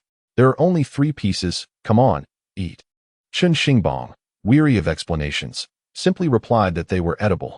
Chen Xingtian took a bite, his eyes lighting up. The taste was delightful. However, he immediately placed the other 2 pieces into his brother's hand. You eat too. A pang of emotion struck Chen Xingbang's heart. To be fair, among the 4 brothers, 3 had a fairly harmonious relationship. Chen Xingbang was an exemplary elder brother, always considering them in good times and readily shouldering burdens in difficult situations. Although Chen Xingtian was somewhat taciturn, he would protect Chen Xingbang in times of trouble. As for Chen Xingbang, he was the most carefree among the brothers. Yet he remained close to his 2 elder brothers. The only discordant note was Chun Xingjia, the 3rd brother. This was primarily because Chun Xingjia frequently studied away from home, resulting in limited time spent together. Moreover, his poor temperament, bolstered by parental favoritism, bred resentment towards the other 3 brothers. Second brother, you should eat, Chen Xingbang said, placing 2 potato chips in his hand. I've already had some. It's delicious. This might be the best thing I've ever eaten, Chen Xingtian murmured. Xingbang, Do you think I will be able to eat such delicious things in the future? Don't talk nonsense, Chen Xingbang scolded. Of course you will. We still have a long journey ahead of us. I've thought about it, Chen Xingtian continued. In our family of 5, our second uncle is the most valued, while our father is the least. In our household, the third brother is the most favored. You, with your poor temperament and carefree attitude, and I, who am not articulate and only know how to work, are the 2 least regarded. But you are better than me. You are clever and resourceful, so you will surely achieve success in the future. As for me, I may remain as I am, unable to change. If you have the opportunity, strive to make something of yourself. You need not worry about family matters. I will handle those. As he spoke, Chen Xingtian consumed the 2 potato chips and lay back down. Chen Xingbang remained there, pondering. His second brother might struggle with expression, but he was acutely aware of everything. Also, if you have the means in the future, please take care of our sister-in-law and Xiaohua. I am of little use. At times, I wish to help, but do not know how. Xiaohua is 6 now. I believe she is ready for school, yet our parents will not consider sending her. If you can find a way, lend her a hand. After all, she is the blood of our elder brother. Though she is a girl, she is still a member of the Chen family. We cannot neglect her. Chen Xingtian closed his eyes, yet his lips continued to move. Chen Xingbang observed his second brother, noticing how the moonlight streamed through the window, casting a gentle glow upon him. In that moment, it seemed as if a beam of light enveloped his brother. Moreover, if you do not wish to work for our second uncle, you need not do so. Our parents may say whatever they like, but their family truly does not merit our service. During lunchtime, we all had a meal at their home, but it was prepared by our sister-in-law. As the dishes were being served, I overheard my grandmother conversing with my second aunt, instructing her not to let my sister-in-law dine at their home. I caught wind of this, and my sister-in-law was aware as well. I noticed that while carrying the dishes, my sister-in-law intentionally dropped 2 pieces of meat. My grandmother scolded her a few times, instructing her to wash them and set them aside. My sister-in-law did not respond. She merely placed the dishes on the table. Once everyone was seated, she returned to retrieve the 2 pieces of meat, washed them clean, and, with little Huahua, who was crying and demanding to eat there, returned to the table. Her actions were undoubtedly deliberate, as this was the only way to ensure that the meat was brought back for Huahua to consume. Chen Xingbang, unaware of what had transpired at noon, sat there feeling a wave of desolation. Xingbang, our family must not devolve into such a state. Chen Xingtian gazed blankly at Chen Xingbang, pondering why, despite being family, there was still a hierarchy among them. I have not received much education, but you, having attended school longer than I, at least through junior high, must comprehend this better than I do. It makes no sense. Xingbang, it's merely 2 pieces of meat. How much can little Huahua eat? How much can my sister-in-law consume? Besides, even if they were to eat, so what? It's not a significant issue. With that, Chen Xingtian finally ceased his speech. He was typically a taciturn individual, and this outpouring of words felt as if he had exhausted a month's worth of dialogue in one go. Chen Xingbang sat there, lost in thought, imagining the helplessness that must have plagued his sister-in-law at that moment. Second brother, I will strive harder, Chen Xingbang finally uttered. All right, you exert yourself. I shall take it easy, for I am not as sharp as you, Chen Xingtian responded with a grunt. Chen Xingbang lay down, enveloped in silence for a long while, ultimately succumbing to slumber amid such emotions. The following morning, Chen Xingbang rose early, having washed up and prepared to head into town. Stop. Where do you think you're off to today? Lu Xiuxiu halted him. Oh, I'm just going to take care of some matters in town. Chen Xingbang replied with a smile. Mother, I heard you all didn't have dinner last night. How about this? I'll come home at noon to prepare a meal for you. We didn't eat our fill at second Uncle S' house. So let us enjoy a proper meal at our own home. You return home. Day after day, you lounge about, never knowing how to work diligently. What are you trying to achieve? Are you trying to drive me to despair? I'll tell you, today you must work, otherwise, your second uncle will speak ill of you behind your back, suggesting that your father and I are disgraceful.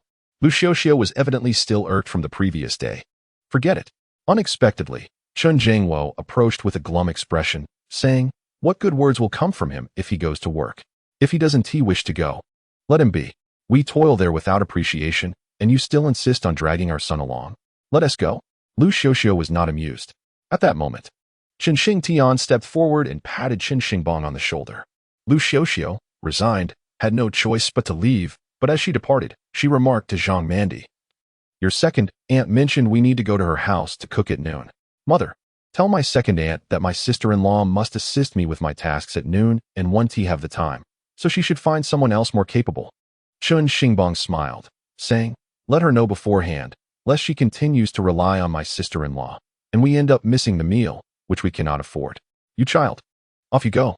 Chen Jiangwo cast a stern glance at Lu Xiuxiu, insisting she leave promptly. If I say go, then go. If I tell you to speak with her, then do so.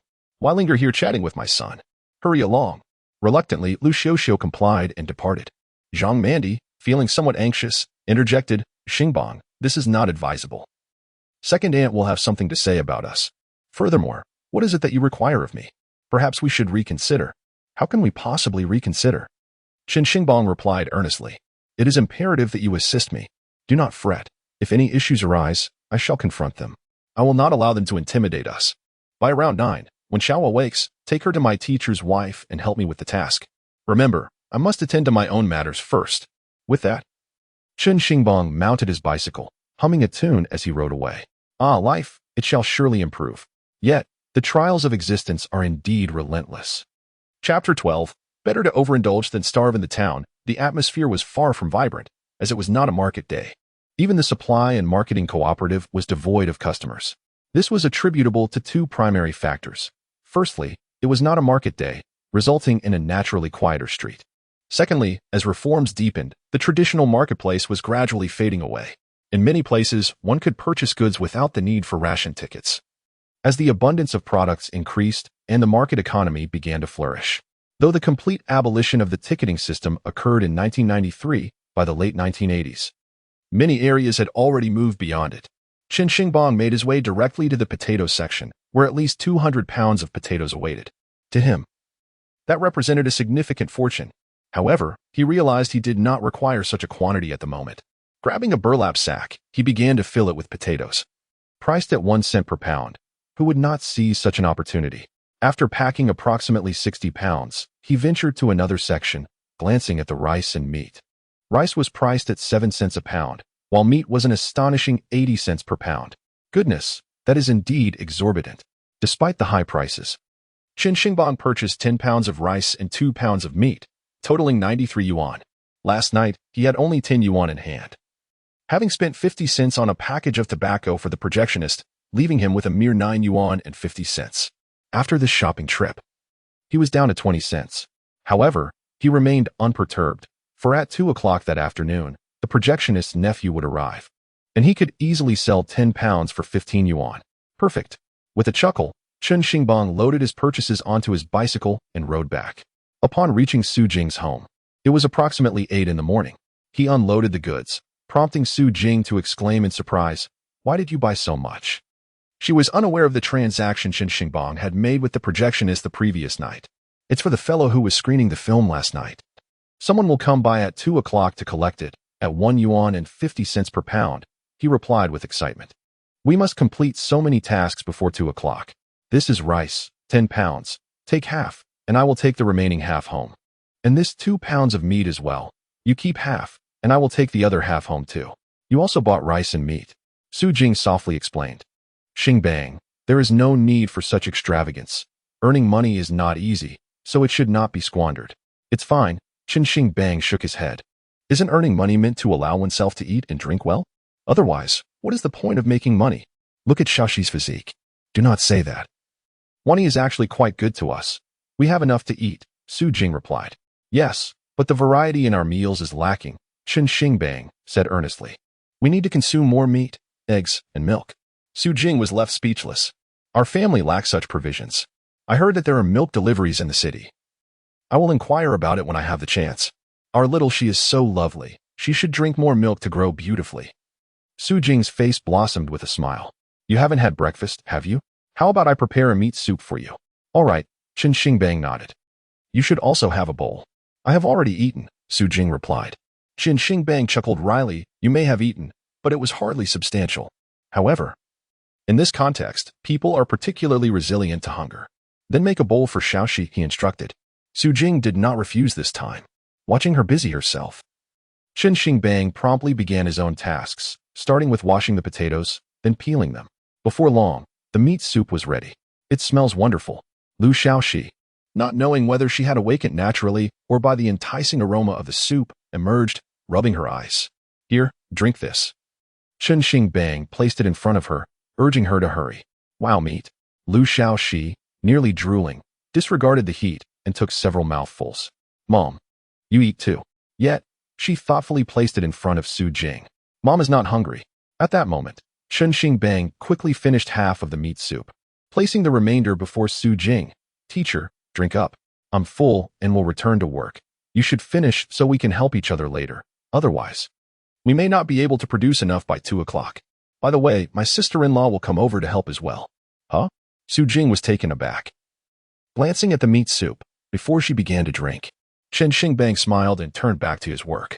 Around 9 o'clock, he had started preparing to slice the potatoes. Xingbang, Su Jing, Zhang Mandi finally arrived with Chen Xiaohua. Hey, sister-in-law. Su Jing called out alongside Chen Xingbang. In truth, she was younger than Zhang Mandi, so addressing her as sister-in-law was not incorrect. What are you all doing? Zhang Mandi looked at the numerous potatoes, somewhat bewildered. Sister-in-law, no need for explanations. Last night I fed Xiaohua these, which I fried myself. I'm making these now to earn some money. I called you over to help. Please assist teacher in peeling while I slice. Later, one of you will need to help me blanch them. Understood. Su Jing nodded and said, this way, we can be quicker, and I am more familiar with it. Let us start by peeling together. Later, I will assist Xingbang and sister-in-law. You can just focus on peeling. Xiaohua, would you like to play with Xiaoxi? She continued. Xiaohua, play with sister Xiaoxi, and later, when fourth uncle has prepared the meal, you can have some. Xiaohua looked at Chen Xingbang, nodding earnestly. Fourth uncle, can you bring some back for second uncle to eat? Chen Xingbang was taken aback, but nodded. Of course, just wait until I am done. Before long, the three began their respective tasks. Chen Xingbang had assistance, only needing to slice the ingredients, while Su Jing blanched and then roasted them. With the summer heat upon them, they had time, and the sun was scorching enough to dry some items outside. Around 11 o'clock, Chen Xingbang began to fry the food. As the aroma wafted through the air, they could smell the deliciousness. Chen Xiaohua and Lu Xiaoxi stood by the door, gazing greedily inside. Xiaohua, take sister Xiaoxi outside. Zhang Mandi, enticed by the savory scent, swallowed her saliva but directed her words to Chen Xiaohua. Just then, Chen Xingbang had finished mixing a large bag of ingredients, filled a bowl to the brim, and placed it next to his sister-in-law, saying, no worries. Eat up. We have plenty here, and they won't be able to finish it all. Xingbang, this is all for selling. Zhang Mandi felt uneasy. Sister-in-law, selling it means we use the money to buy food. So what is the difference in eating this? Chen Xingbang insisted, pressing the food into Xiaohua's hands. What we prepare ourselves is both hygienic and safe. Eat heartily. If they were children of the 21st century, I might have hesitated to let them eat this. After all, in those times, people had plenty of grease in their bellies, and this kind of food was unhealthy. But now, with less excess, it's important to eat well, better to be overstuffed than starved. Chapter 13, My efforts. Zhang Mandi felt somewhat touched. Chen Xingbang truly treated his daughter better than others. By now, it was already past noon. Teacher's wife, could you prepare a meal? I need to fry some more. I see there is hardly 10 pounds left, and I must finish before 2 o'clock, Chen Xingbang stated. I'll go outside where I have a coal stove. Su Jing replied as she moved to fetch her things. I can cook with that pot. You don't need to worry about it. By the way, I'll make braised pork for you. Good. Chen Xingbang accepted without reservation. Upon hearing about the braised pork, Chen Xiaohua's eyes sparkled, and she eagerly said, Uncle, I saved a piece of meat for you yesterday. Chen Xingbang was taken aback. My mother brought some back for me, and I left a piece uneaten in a small bowl in my room, just for fourth uncle, Chen Xiaohua said softly. As if sharing a cherished secret with Chen Xingbang, his eyes misted over, nearly bringing him to tears. Thank you, Xiaohua, but in the future, you don't need to save it for me. Just enjoy it yourself. Fourth uncle can earn money to buy meat, and I will also make sure to earn for you. Chen Xiaohua chuckled and earnestly remarked, I noticed that yesterday at noon, both grandma and grandpa, along with my second uncle, enjoyed a feast at great uncle's house, and you were absent. Oh, and my mother didn't tea partake either. But she claimed she wasn't tea hungry, so I only had a morsel. Chen Xingbang felt a surge of emotions. The child was blissfully unaware, for her, the mere presence of meat was a delightful treat, and she even saved a piece for herself. All right, we shall eat again shortly. You take little Cece to play while I attend to some matters, he instructed. Okay. Around 2 o'clock, Chen Xingbang weighed the items he had prepared and discovered they exceeded 10 pounds.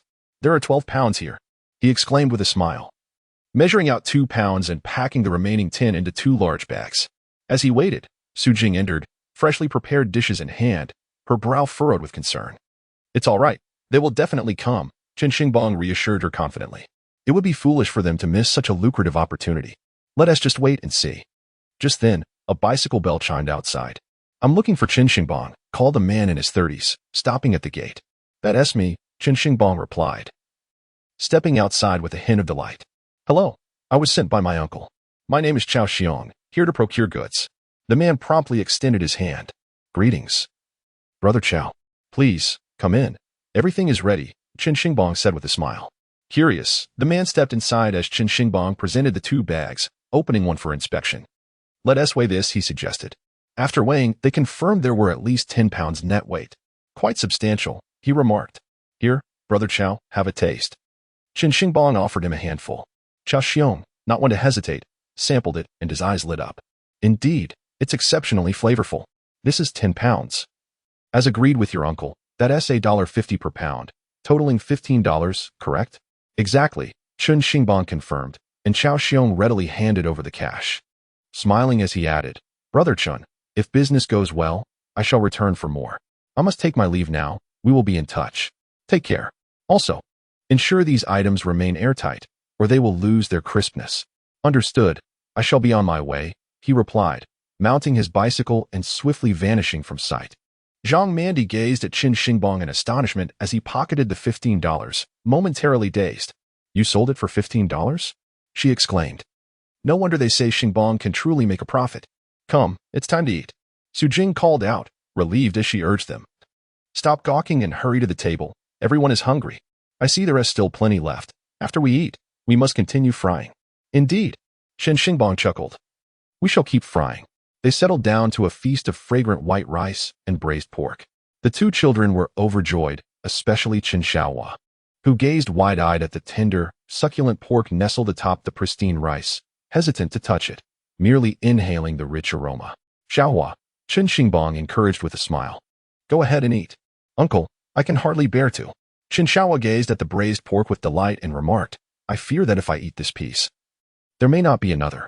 Jing and Chen Xingbang were momentarily taken aback, rendered speechless.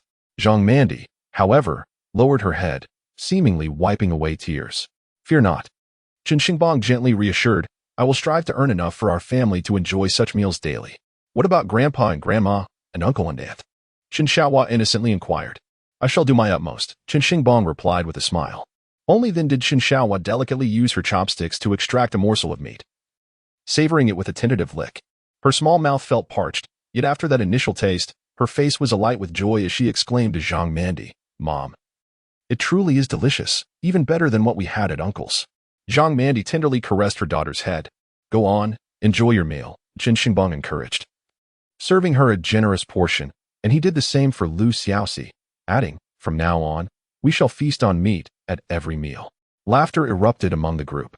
They relished the meal to their heart's content, and after dining, Chen Xingbang resumed frying the snacks. However, by 4 o'clock, he decided to cease his efforts. With a total of 60 pounds of potatoes, he estimated that he could produce 24 pounds of chips, having just sold 10 pounds. He believed he had about 8 pounds remaining, with the potential to fry an additional 4 to 5 pounds. Madam, sister-in-law, please continue with the frying here, Chen Xingbang instructed. We must finish this batch today and package it securely to prevent any air leakage. I hope to sell these 10 pounds by the end of the day. Where do you plan to sell them? Jing inquired. After some thought, I believe I shall head to the city, Chen Xingbang answered, glancing at the sturdy bicycle outside.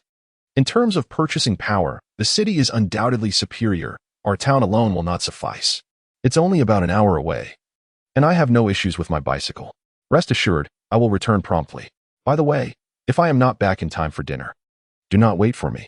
Sister-in-law, you should return home to prepare the evening meal, as there will surely be no fine dishes to entertain everyone at Uncle's. Please take the rice and meat back for my parents and second brother to enjoy a hearty meal. Do we have enough at home?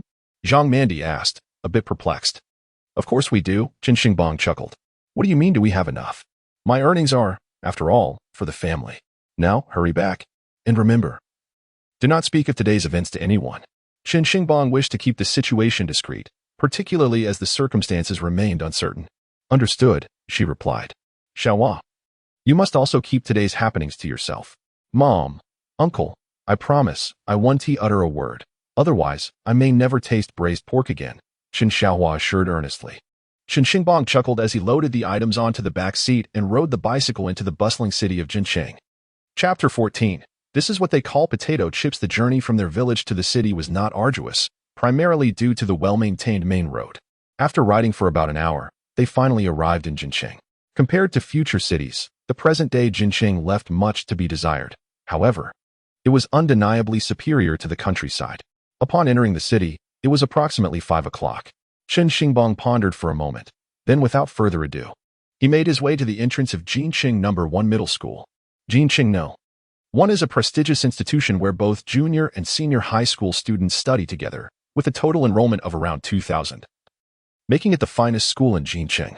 Notably, this school not only accommodates academically gifted students but also those whose parents possess the means to enroll them, often resulting in a student body of relatively affluent backgrounds. Upon arrival, Chen Xingbang's first order of business was to spend 50 cents on a large bag of plastic bags. Young man, what are you up to? Inquired the proprietor of the nearby shop, taken aback by the quantity of bags Chen had purchased. How about this? Let us make a wager. Chen smiled and proposed. I intend to sell potato chips using these bags at 25 cents per serving, with a total of 10 pounds. Do you think I can sell them all? Excuse me? The shopkeeper was momentarily stunned. What do you mean by potato chips? Who would want that? We hardly even eat it ourselves. It's not palatable. And you plan to sell it at 25 cents a serving? Do you really think the kids will want it? Very well, Chen responded cheerfully. Let's see how it goes. I believe we have a good rapport. If I happen to sell well, you could consider stocking them in your shop later on. Huh. I won't be buying any of that. The shopkeeper waved his hand dismissively. Fine. Let us see the results. Chen chuckled. If memory serves, the students finish classes at 5:30. I must take advantage of this moment to distribute as much as I can. Without hesitation, he found a suitable spot by the roadside and commenced his distribution. Ding. As the clock struck 5:30, the school bell rang, sending waves of excitement through the campus. School's out. Let us go home. Time to buy snacks. In an instant, the children surged forth like wild animals released from captivity. The nearby shops were prepared to welcome the surge of students. At that moment, Chen Xingbang called out loudly, Students, come and take a look. I have just made fresh potato chips. Come, we have free samples for you to try. Each serving is 25 cents. You are welcome to sample. Curiosity piqued. The throng turned their attention towards him. What is that? Potato chips? A few inquisitive children approached for a closer look. Yes, you've never had it before, right? Come, give it a taste. In that era, such a delicacy was indeed unfamiliar to them, and as some ventured to try a bite, they were instantly captivated. Come, give me a serving. That'll be 25 cents. I want a serving too. Hey, save me one. No, I want 2 servings. After tasting, the children could no longer resist. The quality was truly exceptional. It could be said that nothing in the vicinity compared to the deliciousness of what he offered. Consequently, excitement erupted among the crowd. In a lively exchange, everyone clamored for a taste of his delightful offerings. Chen Xingbang found himself amidst a bustling scene. Fortunately, he had prepared in advance, having already distributed a significant portion of his goods. Otherwise, he would have been overwhelmed. The proprietors of the nearby shops stood in astonishment, exclaiming, You've stolen our customers.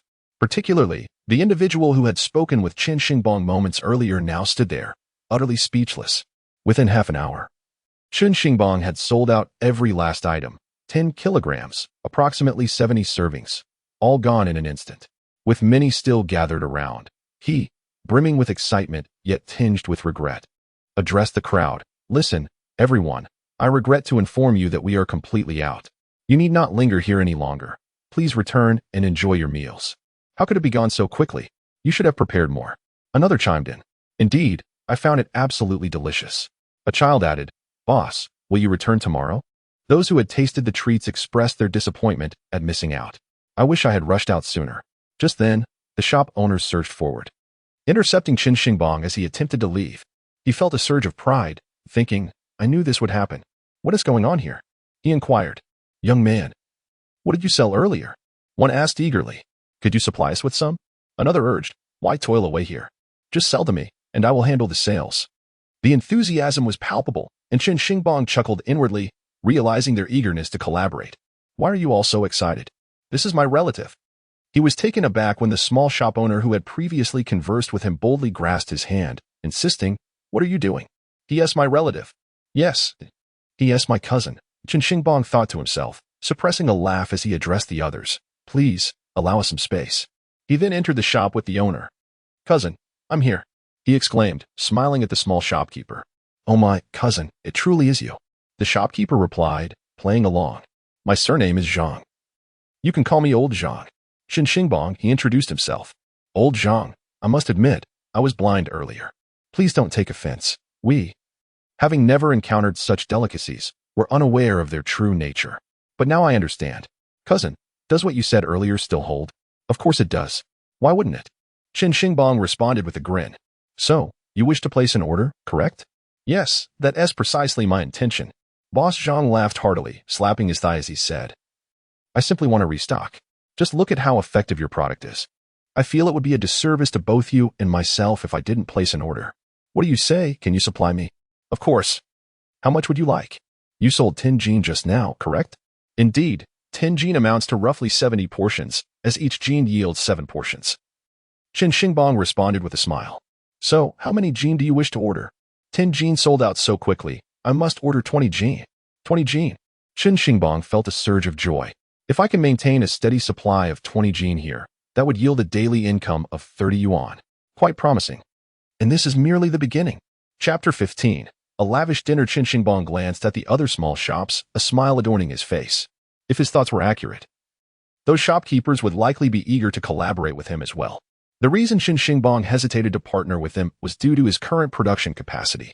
With a grin, he remarked, 20 Jing is certainly feasible. My wholesale price is 1 yuan 50 per Jing. 1 yuan 50? Boss Zhang quickly calculated in his mind. At your rate of 25 fun per portion, I would only earn 25 fun per Jing, which isn't much. If I can sell 20 Jing in a day, that would net me 5 yuan. Chen Xingbang chuckled. Is that so little? You could earn over 100 yuan in a month, surpassing many employees' salaries. Besides, my products will attract foot traffic, which will boost sales of your other items as well. This reasoning certainly held merit. Furthermore, if he found 25 fun too little, he could sell at 27 fun, potentially earning an extra couple of yuan by day's end. Boss Zhang's eyes lit up with realization. It was indeed a viable plan. All right, can you supply me with 20 Jing tomorrow? Yes, but it may not be until the afternoon. That's fine. Just ensure you bring it over tomorrow, Boss Zhang promptly stated. 20 Jing, please. Then it's settled, Boss Zhang. With the deal secured, Chen Xingbang wore a broad smile. I shall take my leave for now. We can discuss further matters later. Certainly, we will touch base again. Chen Xingbang chuckled and rode off on his bicycle. The other small shopkeepers looked on with a hint of regret. If only we were Boss Zhang's cousins, we could have shared in this opportunity. By now, it was a little past 6 o'clock, but Chen Xingbang didn't head home immediately. Instead, he made his way to the supply and marketing cooperative in the city, heading straight for the potato section. Goodness, 8 fun per Jing? Upon seeing this price, Chen Xingbang's spirits lifted even higher. It was cheaper than his previous source. Without hesitation, he purchased 80 Jing, paying 6 yuan 40 cents before departing. Taking advantage of the moment, he counted the money he had earned earlier. He had sold 17 yuan just now, and with the 15 yuan from the afternoon sale to Chaoxiong, he had 32 yuan. No, wait. He still had 20 cents on him, so that made it 322 yuan. After spending 6 yuan 40 cents, he was left with 258 yuan. Perfect. Humming a gentle tune, he hurried home on his bicycle. Before the clock struck 7:30, he finally arrived. Upon his return, he discovered that Zhang Mandai had already prepared dinner, though his parents had yet to come back. Xingbang, you have finally returned, Zhang Mandai exclaimed with relief upon seeing him. Yes, I'm back. By the way, have those items finished frying? Yes, they were ready around 6 o'clock, Zhang Mandai replied. Su Jing has already packed them up. I estimate there are about 6 pounds left. Good, Chen Xingbang said with a beaming smile. Sister-in-law, I still have 80 pounds of potatoes at home. And since mom and dad are not back yet, I will take these over to my teacher's wife. Do you have time this evening to wash and peel them? If possible, could you cut some as well? I need them ready for frying tomorrow. I finished selling those items this afternoon. Not only did I sell out, but someone even ordered 20 pounds. Zhang Mandai's eyes sparkled with excitement. Really? Of course, it's true, Chen Xingbang chuckled. Just look at all this. All right. Once I tidy up the house and put the children to bed, I will head over to help you. After all, our home isn't far from hers. You're too kind. It's just a small matter, she replied. By the way, sister-in-law, I cannot let you help me without compensation. I insist on paying you, Chen Xingbang said. What? There's no need for that. We are family, she protested. I must insist, he countered. If I don't offer anything, I would feel uncomfortable. How about 20 for the month? That is far too much, Zhang Mandai said, her happiness evident, yet she shook her head. Xingbang, I would help you even without payment. Accepting such a sum would make me feel uneasy. Chen Xingbang, serious in demeanor, replied, you will need to spend quite a bit on Xiaohua. So you should save some money for emergencies. Please accept this 20, just focus on assisting me for now. By the way, please do not mention this to our parents. I understand, I won't say a word. All right then, I will go deliver the potatoes. By the time I return, they should be back as well. With that, Chen Xingbang departed. Zhang Mandai sighed with relief, suddenly filled with confidence about their future. Upon arriving at his teacher's wife's home, he found that they had already finished dinner. Xingbang, Su Jing approached him. These are the potatoes I just bought in the county. They cost 8 cents per pound, totaling 80 pounds. You can start washing them. I've already informed my sister-in-law that she will come over to help. You all will need to work a bit harder tonight. I need to fry them first thing in the morning, as I have at least 20 pounds to sell. Is it really that good? Su Jing asked in disbelief. Indeed, they're already reserved. As for the orders from Chao Xiong, we will figure that out tomorrow. Regardless, this quantity will suffice. I plan to fry them early in the morning, ideally finishing before noon. All right, I will head back for dinner. We will have a feast tonight with braised pork, and I must talk to Dad about it. Okay, be careful on your way back. Indeed, when Chen Xingbang returned home, his parents and his second brother, Chen Xingtian, had just arrived. However, in comparison to Chen Xingbang, the three individuals appeared quite soiled, clearly having just returned from labor.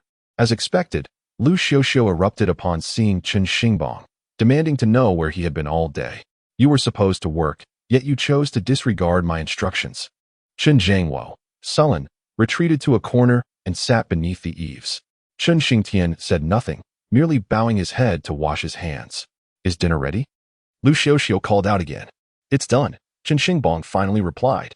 Didn't you eat at second uncle's place? Are you deliberately trying to provoke me?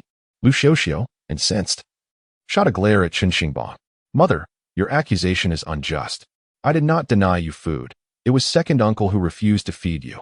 If you're upset, take it up with him, not with me. On the contrary, I have brought you delicacies. Come, come. Tonight we have steamed rice paired with braised pork, more than enough. He beckoned them inside. Inside, a bowl of braised pork awaited, accompanied by 2 plates of greens. The aroma of the meal wafted enticingly through the air. Come, let us eat, Chen Xingbang smiled. Who bought the meat? Chen Zhangwo asked, momentarily stunned, a flicker of anger crossing his face. I did, Chen Xingbang replied. You scoundrel. Where did you get the money? Chen Zhangwo was incensed. I bought it with my own earnings. Knowing you had no food at second uncle's, I intentionally purchased meat for you. Come, let us enjoy a hearty dinner together. By the way, third brother is still in town, isn't he? He won't be able to enjoy this feast. Chapter 16. A dispute over a bowl of meat. Chen Zhangwo and his wife were taken aback, gazing at Chen Xingbang in astonishment. Did someone hire you for carpentry work? Come, tell me how much. I shall hold it for you. You will need it for your future wife. Lu Xiuxiu extended her hands towards Chen Xingbang. It wasn't carpentry work. Someone in the city asked me to do a few minor tasks that I was capable of and that were lawful. As for the money, it was not a significant amount. I can manage it myself. Lu Xiuxiu's countenance darkened as she realized she would not receive any money. Chen Zhangwo sat down and addressed everyone. Well, aren't we all hungry? Let us sit and eat. Indeed, under the enticing allure of the braised pork, everyone, having endured for so long, could no longer resist. They served themselves rice, placed a piece of braised pork atop, and drizzled it with a sumptuous mixture of oil, soy sauce, and fermented black beans. The aroma was intoxicating. Moreover, the meat weighed merely a pound, and Zhang Mandi had added some inexpensive potatoes, which soaked up the savory juices and now emanated a delightful fragrance. Each bite was a pleasure, a sensation that resonated deeply within. Absolutely divine, Chen Zhangwo declared with satisfaction, while Chen Xingtian quietly indulged in his meal, clearly relishing the freedom to eat heartily in his own home. Zhang Mandi served herself a portion and also offered some to Xiaohua. All right, that should suffice. At that moment, Lu Xiuxiu suddenly seized the bowl of braised pork, stating that everyone had already had their share and that it should be saved for Xingjia, who had yet to eat. Zhang Mandi lowered her head in silence, merely focusing on her rice. Chen Xingtian seemed oblivious to the unfolding drama. Chen Zhangwo hesitated momentarily, but ultimately refrained from speaking. Chen Xingbang, however, could no longer contain himself. Surely, this was an egregious display of favoritism. Mother, the third brother is merely out in the town enjoying the company of friends. He likely has better provisions than we do. He has barely shared a morsel with father and me after a long day's toil. Shouldn't we replenish our strength? Replenish? We've eaten enough, Lu Xiuxiu retorted, attempting to store the remaining food in the cupboard. Chen Xingbang, inflamed with anger, stormed forward, flinging the cupboard open and returning the large bowl of braised pork to its original place. Chen Xingbang, are you inciting rebellion? Lu Xiuxiu exclaimed furiously. Indeed, I am rebelling. Chen Xingbang was now seething, unrestrained even towards his mother. You return from second Uncle S without a meal and take your ire out on me. I purchased this food with my own money and am denied the right to voice my discontent? Is that reasonable? If the third brother wishes to eat, let him procure his own sustenance. Do you think I desire to buy this food only because I see you toiling for others without a meal? Typically, I overlook your bias towards the third brother, treating you as a mother, but if you continue in this manner, let us clarify our positions. I, Chen Xingbang, am separating from this family. Separating? The faces of those present turned pale. Lu Xiuxiu, unaccustomed to such harsh reprimands, stood frozen before bursting into tears. Zhangwo, look at what your son is saying. How can he speak to me so? Is this how a son behaves? You must intervene. Chen Zhangwo stared at Chen Xingbang in disbelief. Repeat that. I said I wished to separate from the family, Chen Xingbang declared vehemently. You all favor the third brother, and I have no objections to that. After all, both my second brother and I are deemed insignificant in this household, hardly deserving of your attention. Let us live our separate lives, sparing ourselves the awkwardness of daily encounters. I desire nothing from this old house. I relinquish all possessions, save for a portion for my second brother and sister-in-law.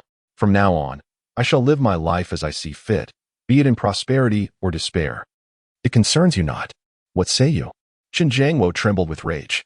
In rural society, separation was a common occurrence. Yet it typically transpired only after one had established a household. You, Chen Xingbang, have no wife. What nonsense is this about separating? If the villagers were to learn of this, the Chen family would become the subject of ridicule. Chen Xingtian and Zhang Mandi were left in stunned silence, both too shocked to utter a word. Yet, Chen Xingtian felt an inexplicable sense of relief. Meanwhile, Chen Xiaohua clung tightly to her mother, fearful of an impending conflict. Say that again, Chen Zhangwo demanded, his voice quivering. Very well, Chen Xingbang intended this outburst as a calculated move. The household could not continue in its current state, or life would become unbearable. He seized this opportunity to assert his position before his parents, ensuring they recognized his stance, while simultaneously endeavoring to gain authority within the family and establish his own respect. Let us discuss this matter thoroughly. Father, over these years, my grandmother has held me in disdain. Very well, I have accepted it. She may look down upon me, but we do not share the same roof, and I am indifferent to her presence. However, what about you? You are her son as well, are you not? You and the others are no different in that regard. I understand your grievances against the second uncle, and perhaps you may refrain from assisting him. Thus, she intervenes to compel you to work at his home. Now, it appears that you are only provided with a single meal at noon, with no dinner in sight. Lunchtime offers no meat, merely a plate full of vegetables. At this moment, Chen Xingtian interjected, at least yesterday we had a bowl of braised pork, but today there is truly no meat at all. Chen Zhangwo slowly took his seat, his expression darkening. Father, mother, are your hearts at ease? If so, I suppose I must accept it, if that is your belief. What more can I say? Yet, the meat I purchased must be consumed, and I shall relish it, for no one is permitted to take it away. This is my decree. I have spent my money on it. If the third brother wishes to dine elsewhere, that is his affair. It does not concern me. Should he return to eat, I would not hesitate to serve him the meat, allowing him to indulge. However, I refuse to deliberately withhold meat from others for his sake. I, Chen Xingbang, am not so servile. Today's contention arises from this dish of meat, yet it is not solely about it. If I do not have my fill today, I cannot ascertain how you will divide it. Nonetheless, I must step out. It is as simple as that. With these words, Chen Xingbang picked up his chopsticks, first serving a piece to Xiaohua. Xiaohua, eat. This is from your fourth uncle. Indulge yourself. Come on, sister-in-law. You too. Do not be polite. This is our home, not the second uncle's. And you, second brother, what is the point of merely bowing your head to eat? Here, meat for you eat. After a long day of toil, one must have meat. Stop crying. Watching Chen Xingbang distribute the meat while his wife continued to weep irritated Chen Jiangwo, who could no longer contain himself and snapped at Lu Xiuxiu. Why are you crying? If you do not wish to eat, then do not. But the third brother has legs and a mouth. If he wishes to eat, will he not return? Chen Jiangwo shouted, eat. Lu Xiuxiu, chastised, immediately fell silent and reluctantly began to eat. Chen Xingbang felt a sense of satisfaction. People must be taught a lesson, otherwise, they might truly believe themselves to be easy to bully. Chapter 17. The Marriage Dilemma. After such a commotion, the meal proceeded in relative peace. Once dinner was concluded, everyone acted as if nothing had occurred. Having been busy for 2 consecutive days, Chen Xingbang had not bathed the previous night. Today, he could no longer endure it and hurried to take a bath, then settled himself in the firewood room. Upon entering, he discovered that his second brother, Chen Xingtian, had already lain down there. Second brother, you haven't bathed, have you? Chen Xingtian nodded and stood, saying, I shall go wash now. As he opened the door to the firewood room, just then he saw his sister-in-law standing at the door, holding Xiaohua's hand. Xingtian, Xingbang, please look after Xiaohua for a moment. I am going to sue Jing and will return later. All right, Chen Xingbang replied with a smile. Do not worry, go ahead. Zhang Mandai nodded and departed. Chen Xingtian glanced at Chen Xingbang and inquired, what is my sister-in-law doing at Su Jing's house? Oh, it's none of your business. They are friends. It is only natural for them to spend time together and seek companionship. My sister-in-law lacks a confidant at our home for meaningful conversations, especially since my master has just left. My mistress also needs someone to share her thoughts with. What harm could it possibly bring? Chen Xingtian merely grunted in acknowledgement and turned to take a shower. Chen Xiaohua, who had always been close to Chen Xingbang, grew even more affectionate during this time. As they indulged in delightful treats daily, she leaped into Chen Xingbang's embrace, prompting him to chuckle as he held her. Uncle C is quite fatigued these days.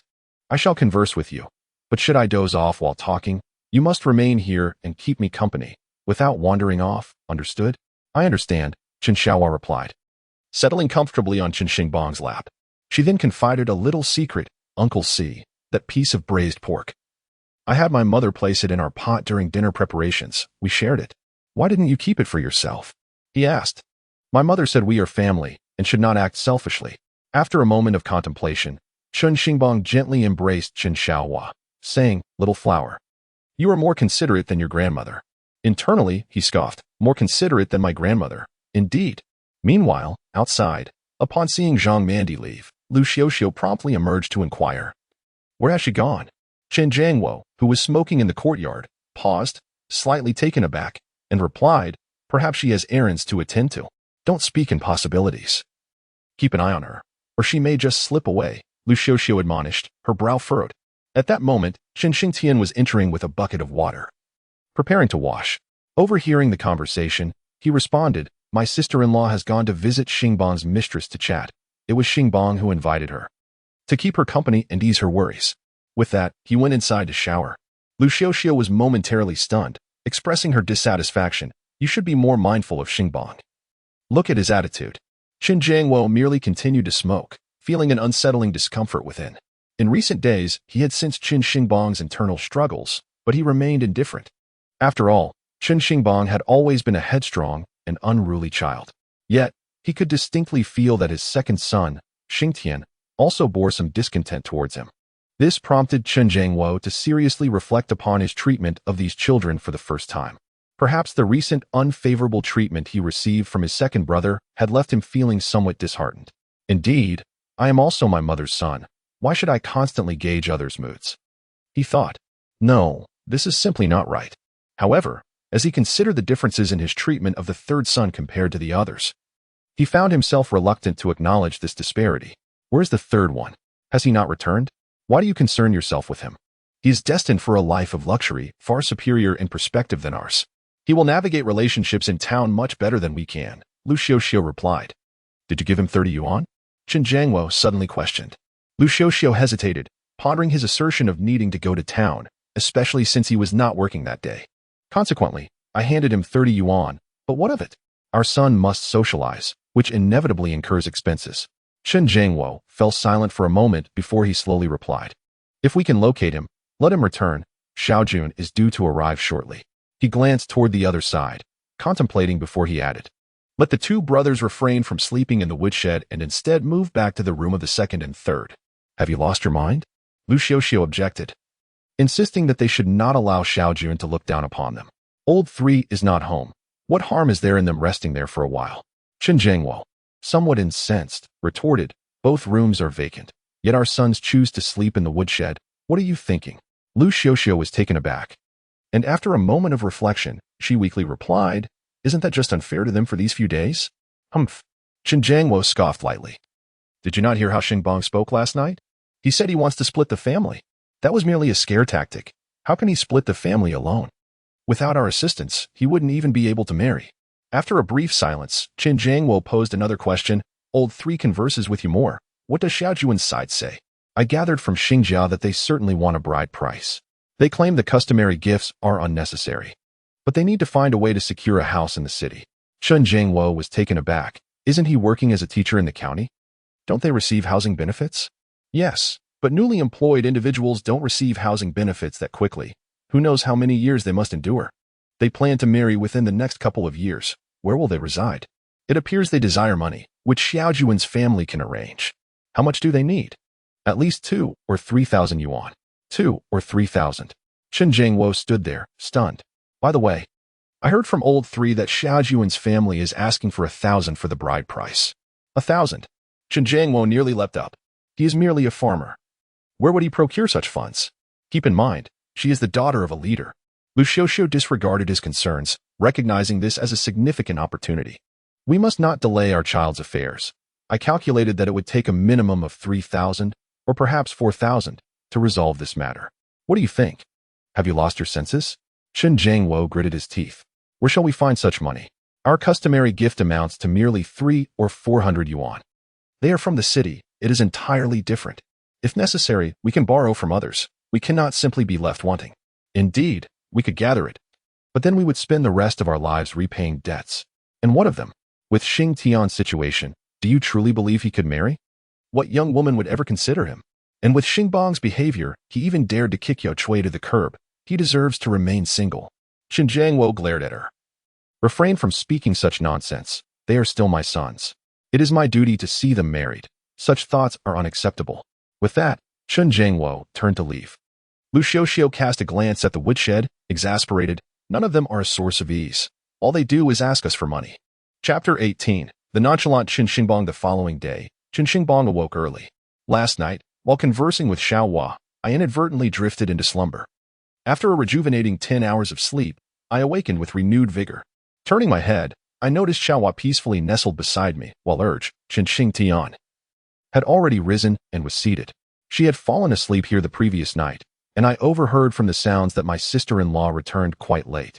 I relayed through the door that Xiaohua had slept with her, to which she responded that it was fine for Xiaohua to stay, not wishing to disturb me. Chen Xingbang nodded, saying, it's all right, let her sleep. By the way, do we still need to go to Erbua's house to work today? It's the last day. Chen Xingtian stood up and, after a moment of contemplation, remarked, you should find an opportunity to reconcile with Yao Chui. Chen Xingbang was taken aback, thinking he had misheard. Yao Chui had me scolded mercilessly that day. Do you truly believe there is still a possibility between us?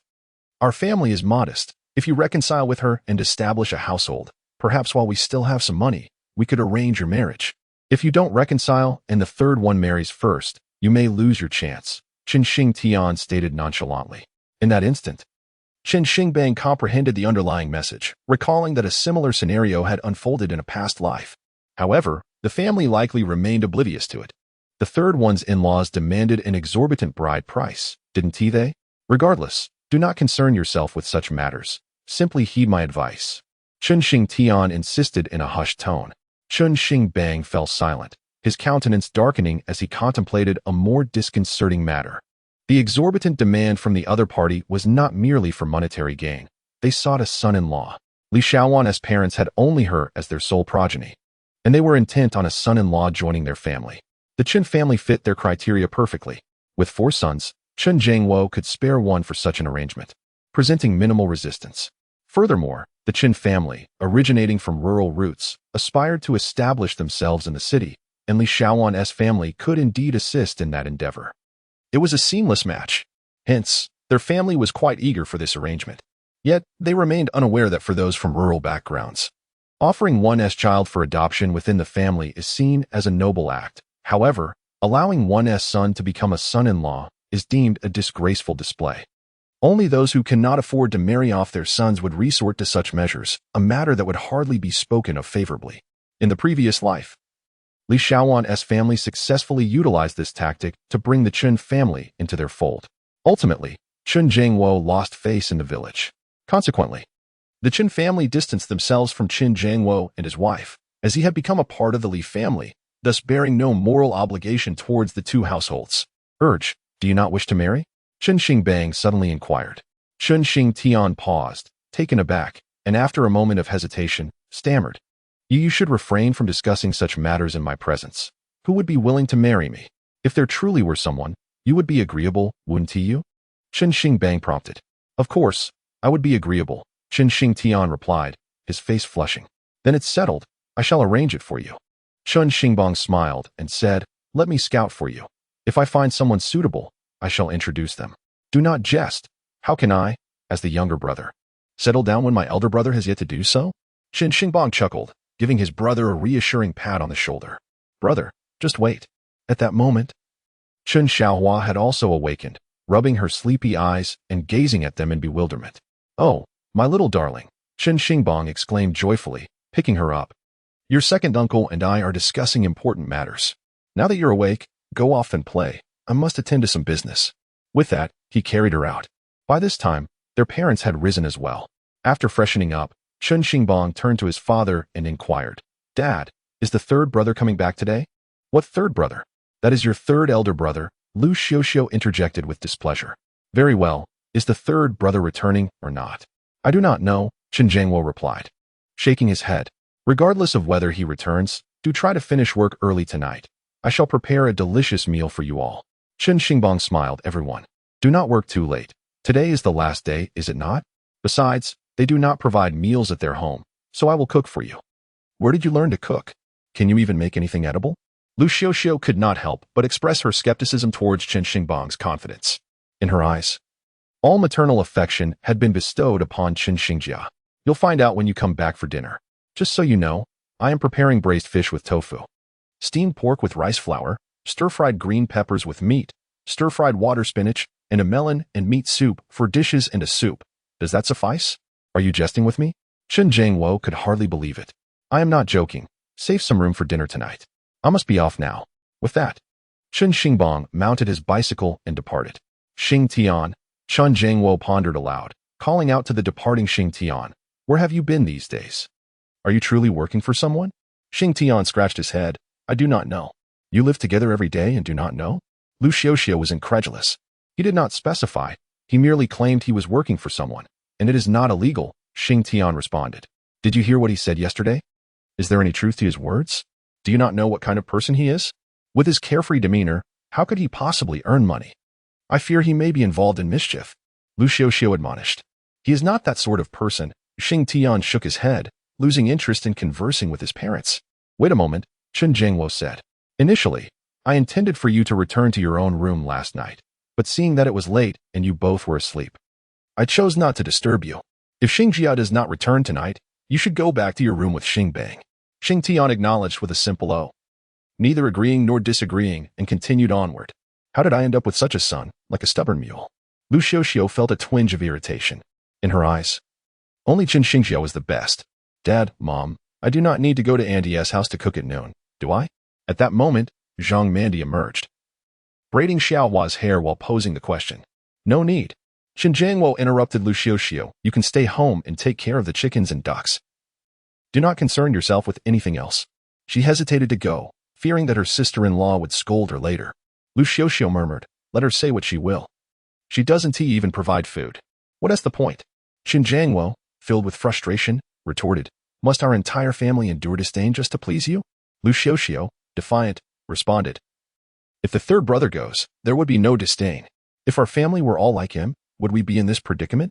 It's simply a matter of our own inadequacies. Qin Jiangwo, exasperated, snapped, enough of this chatter. Hurry and get to work. Reluctantly, Lu Xiaoxiao followed him out. Zhang Mandan let out a sigh of relief as she finished styling Xiaohua's hair, then instructed, Xiaohua, Mama will cook you a potato. I'll go feed the chickens. And then we'll visit Aunt Sue. You can play with Xiaoxi while Mama works, all right? Okay. Chen Xiaohua nodded. Mama, fourth uncle left without breakfast. So please cook an extra potato for him. I'll give it to him when he returns. Of course. Chapter 19. A fortuitous encounter with Chen Xingbang today marked a bustling market day. Though it was morning, the town's marketplace buzzed with activity. As the economy flourished and reforms deepened, many individuals began selling their homegrown vegetables at the market, and countless merchants thrived. However, Chen Xingbang was not concerned with these matters. His purpose for being there was straightforward, to procure oil and various ingredients. He recalled that yesterday, he had used the oil from Su Jing's household for frying. Having made up his mind, Chen Xingbang purchased 20 kilograms of oil, 30 kilograms of potatoes, and 2 yuan worth of seasonings. The soybean oil weighed 0.65 kilograms and cost him 13 yuan, which would last quite a while. The potatoes were 3 yuan, and with an additional 2 yuan for the seasonings. His total expenditure amounted to 18 yuan, leaving him with 78 yuan in hand. Turning to glance around, he noticed fresh milk packaged in small containers, each appearing to hold about 200 milliliters, priced at 0.84 yuan per bottle. Without a second thought, he decided to buy 2 bottles. Just as he was about to pay, he spotted a large bag filled with elongated items. Intrigued, he stepped closer to investigate and was pleasantly surprised to discover duck necks. The price tag indicated that this sizable bag, weighing at least 10 kilograms, was only 1 yuan, in an era when people favored fatty pork. Such items with minimal meat were not popular, leading vendors to sell them at reduced prices. Chen Xingbang, recognizing the value, seized the opportunity and added the bag to his purchases, also spending an additional yuan on some marinating spices. In total, he had now spent 36.8 yuan, leaving him with 41.2 yuan remaining. After organizing his goods, Chen Xingbang prepared to head home when he suddenly heard someone calling his name. He turned to see Chen Xingjia approaching with several peers of similar age. What brings you here? Chen Xingjia inquired, surprised, especially upon noticing the car brimming with items, his eyes gleaming with interest. Oh, I'm shopping for someone else, Chen Xingbang replied. Chen Xingbang casually uttered a falsehood. I knew it. Chen Xing's family wore a look of disdain. He was probably making money by buying things for others. Now that Lu Wanhe has passed away, he managed to acquire a bicycle. By the way, give me the bicycle, I want to ride it. Chen Xing's family was quite fond of the bicycle. Chen Xiaobang chuckled. Want to ride? Buy one yourself. What kind of attitude is that? Chen Xing's family was dissatisfied and quickly insisted that everyone wanted to go out. Walk there then. Chen Xingbang, weary of his chatter, retorted, Don't you see how much I'm carrying? You can take it back yourself. Why don't you walk? Fool. Chen Xingbang could no longer contain himself and shouted as he rode away on the bicycle.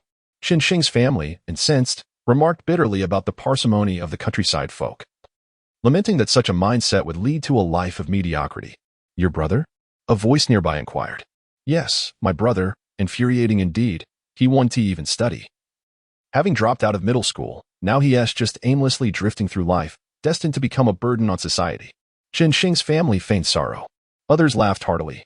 Singing a cheerful tune, Chen Xingbang finally returned home and unloaded his belongings. Upon looking around, he discovered that his sister-in-law had already arrived. Uncle. Chen Xiaohua and Lu Xiaoxi approached simultaneously. Particularly Lu Xiaoxi, being a couple of years younger, struggled to keep up with Chen Xiaohua. As Chen Xiaohua was about to be lifted by Chen Xingbang, Lu Xiaoxi hurriedly ran after them, her face a picture of grievance. Chen Xingbang chuckled and lifted Lu Xiaoxi as well. In that moment, he felt a pang of compassion. If one were to measure by the growth standards of 21st century children, one being 6 and the other nearly 4, he might not have been able to lift them both simultaneously. Yet, in his arms, these children felt surprisingly light. Perhaps it was due to insufficient nutrition. Xingbang. Su Jing emerged from inside, laughing at the sight of him. Come, let us go find your mother. Chen Xingbang set the children down and returned to the bicycle, retrieving 2 bottles of milk for them. Here, one for each to enjoy. Su Jing was taken aback and stepped forward to take the milk. Xingbang, Why did you buy this? 8 jiao for a bottle. That little amount could buy a pound of meat for everyone. Zhang Mandi, hearing this, rushed over, her eyes widening at the price. In that era, being able to drink milk was a luxury. It's fine. They truly need the calcium, protein, and various nutrients at their growing age. Chen Xingbang looked at them with concern and said, look at how thin you've become, suffering from malnutrition. Drinking more milk would be beneficial, but unfortunately, such resources are scarce in our rural area. However, I can ensure they have a boiled egg each morning to help supplement their protein intake. The two women stood dumbfounded, unsure of what to say. Your thinking is too simplistic. Chickens lay eggs, hoping to exchange them for money to help with household expenses. Xingbang, you must not spend money on this in the future. Ultimately, Zhang Mandi only managed to say this one sentence. If my parents-in-law were to discover this matter, they would undoubtedly scold Chen Xingbang mercilessly. Xiaohua, you must not tell Grandpa and Grandma, Chen Xingbang instructed. Chen Xiaohua took a couple of sips and then remarked, Uncle, this drink is absolutely terrible. Chen Xingbang chuckled and replied, of course it is. It's indeed unpleasant at first. But fear not, this concoction is nutritious, and you will grow accustomed to it over time. He added, show this to the esteemed amateur scientists and challenge the Chinese Nutrition Association. You believe in whatever data the media presents, yet dismiss the official statistics. How amusing. With that, he had already cleared everything above. Upon inspection, he found that his sister-in-law and another person were already slicing. Look, the ones we cut last night are already dried. You can fry them right away. Su Jing gently remarked. Today, we can save a lot of effort, at least 20 pounds, Chen Xingbang noted as he looked at the potatoes. I also bought 20 pounds of potatoes here, so combined with the 80 pounds from yesterday, we have a total of 100 pounds. We should be able to fry 40 pounds today. Let us aim to finish it. Today, I'll handle the frying. You all can assist with other tasks. Just bring down everything I need, he instructed. All right, you get to work. We will take care of the rest, they replied. Thus, Chen Xingbang immediately set to work, having long mastered these tasks. As he began frying, Su Jing, somewhat surprised, remarked, Xingbang, it seems like you bought duck necks. Wash them. I have great use for them. Chen Xingbang, smiling, responded, do not underestimate this. It is a fine ingredient.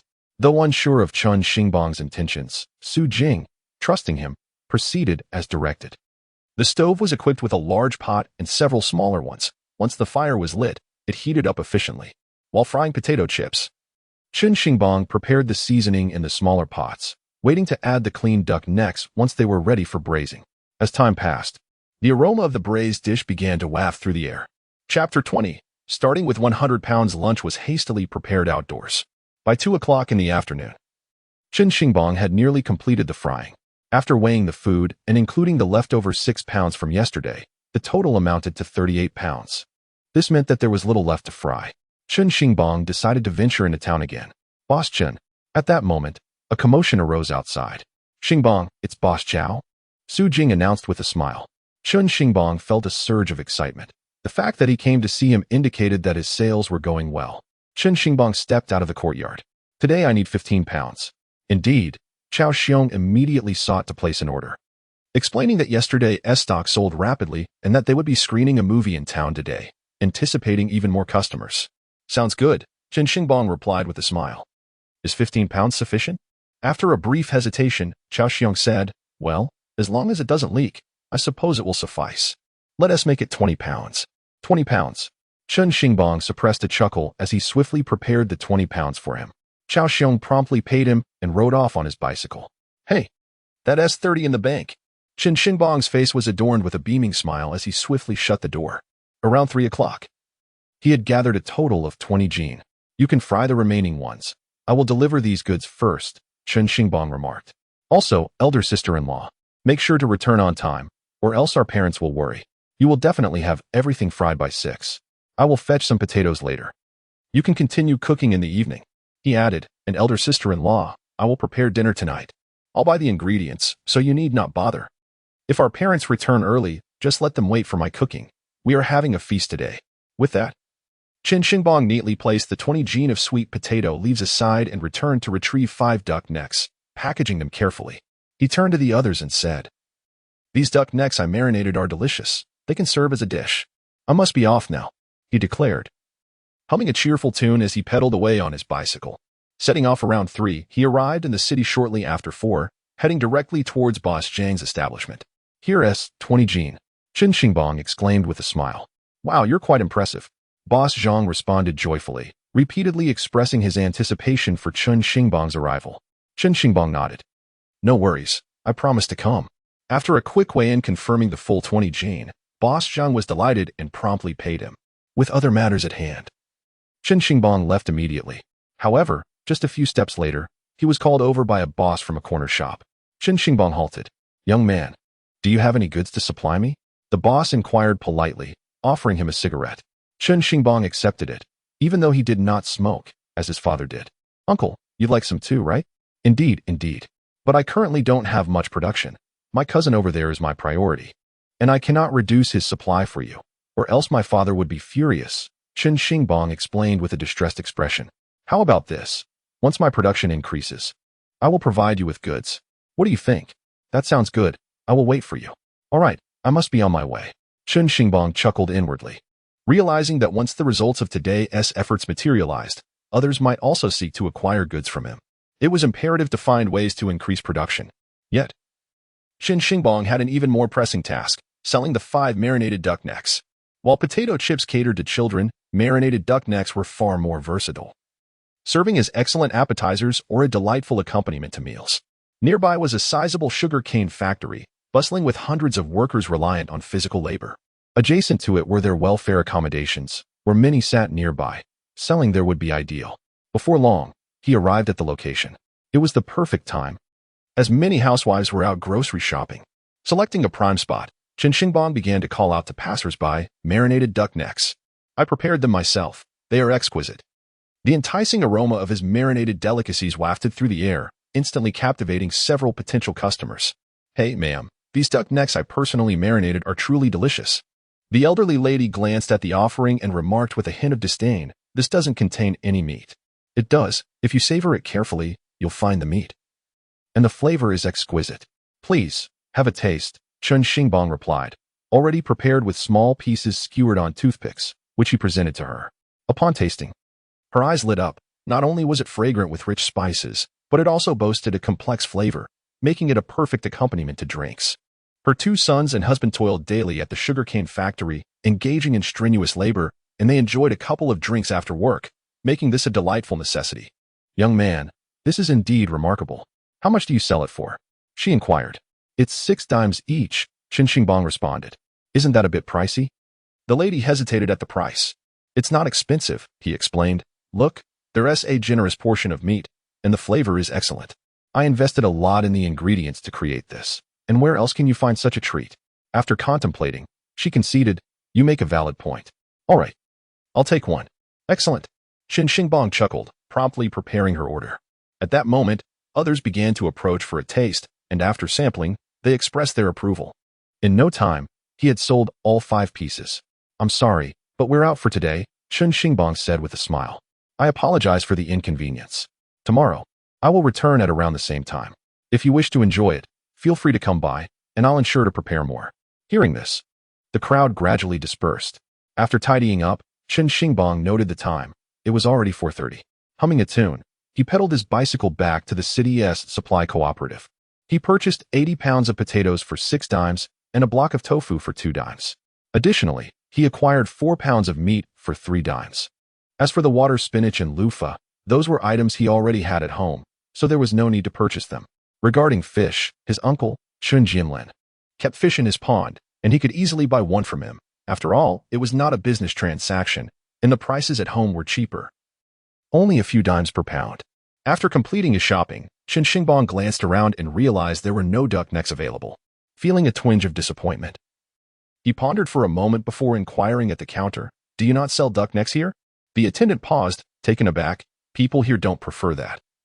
So we haven't stocked it. But I love them, Chen Xingbang chuckled. Is it possible to order some? That's not feasible, the young woman shook her head. Our inventory is based on quantity, and we cannot procure a small amount unless you need a larger order. What constitutes a larger order? Chen Xingbang asked. At least 100 pounds, she replied. 100 pounds. Chen Xingbang was taken aback. With only a single pot available, it would be challenging to prepare such a quantity. And if it didn't sell within a day, it would spoil, leading to significant losses. If only he had a freezer. Alas, the conditions were not conducive. He felt a sense of regret, but not willing to give up. He inquired, "May I ask, how much is it per pound?" This item is not expensive. It primarily lacks substantial meat and is not sold by weight. We typically dispose of it in large bags, each weighing approximately 10 pounds. Here. It costs 90 cents per bag, and 100 pounds amounts to merely 10 bags, which is only 9 yuan. I understand. But I cannot consume such a large quantity all at once. Chen Xingbang felt a stirring ambition, sensing that this endeavor was even more effortless than producing potato chips, with greater profit margins. Hence, we generally do not stock such items, the person chuckled. If I wish to acquire some in the future, could you assist me in procuring it? Certainly, but the minimum order is 100 pounds.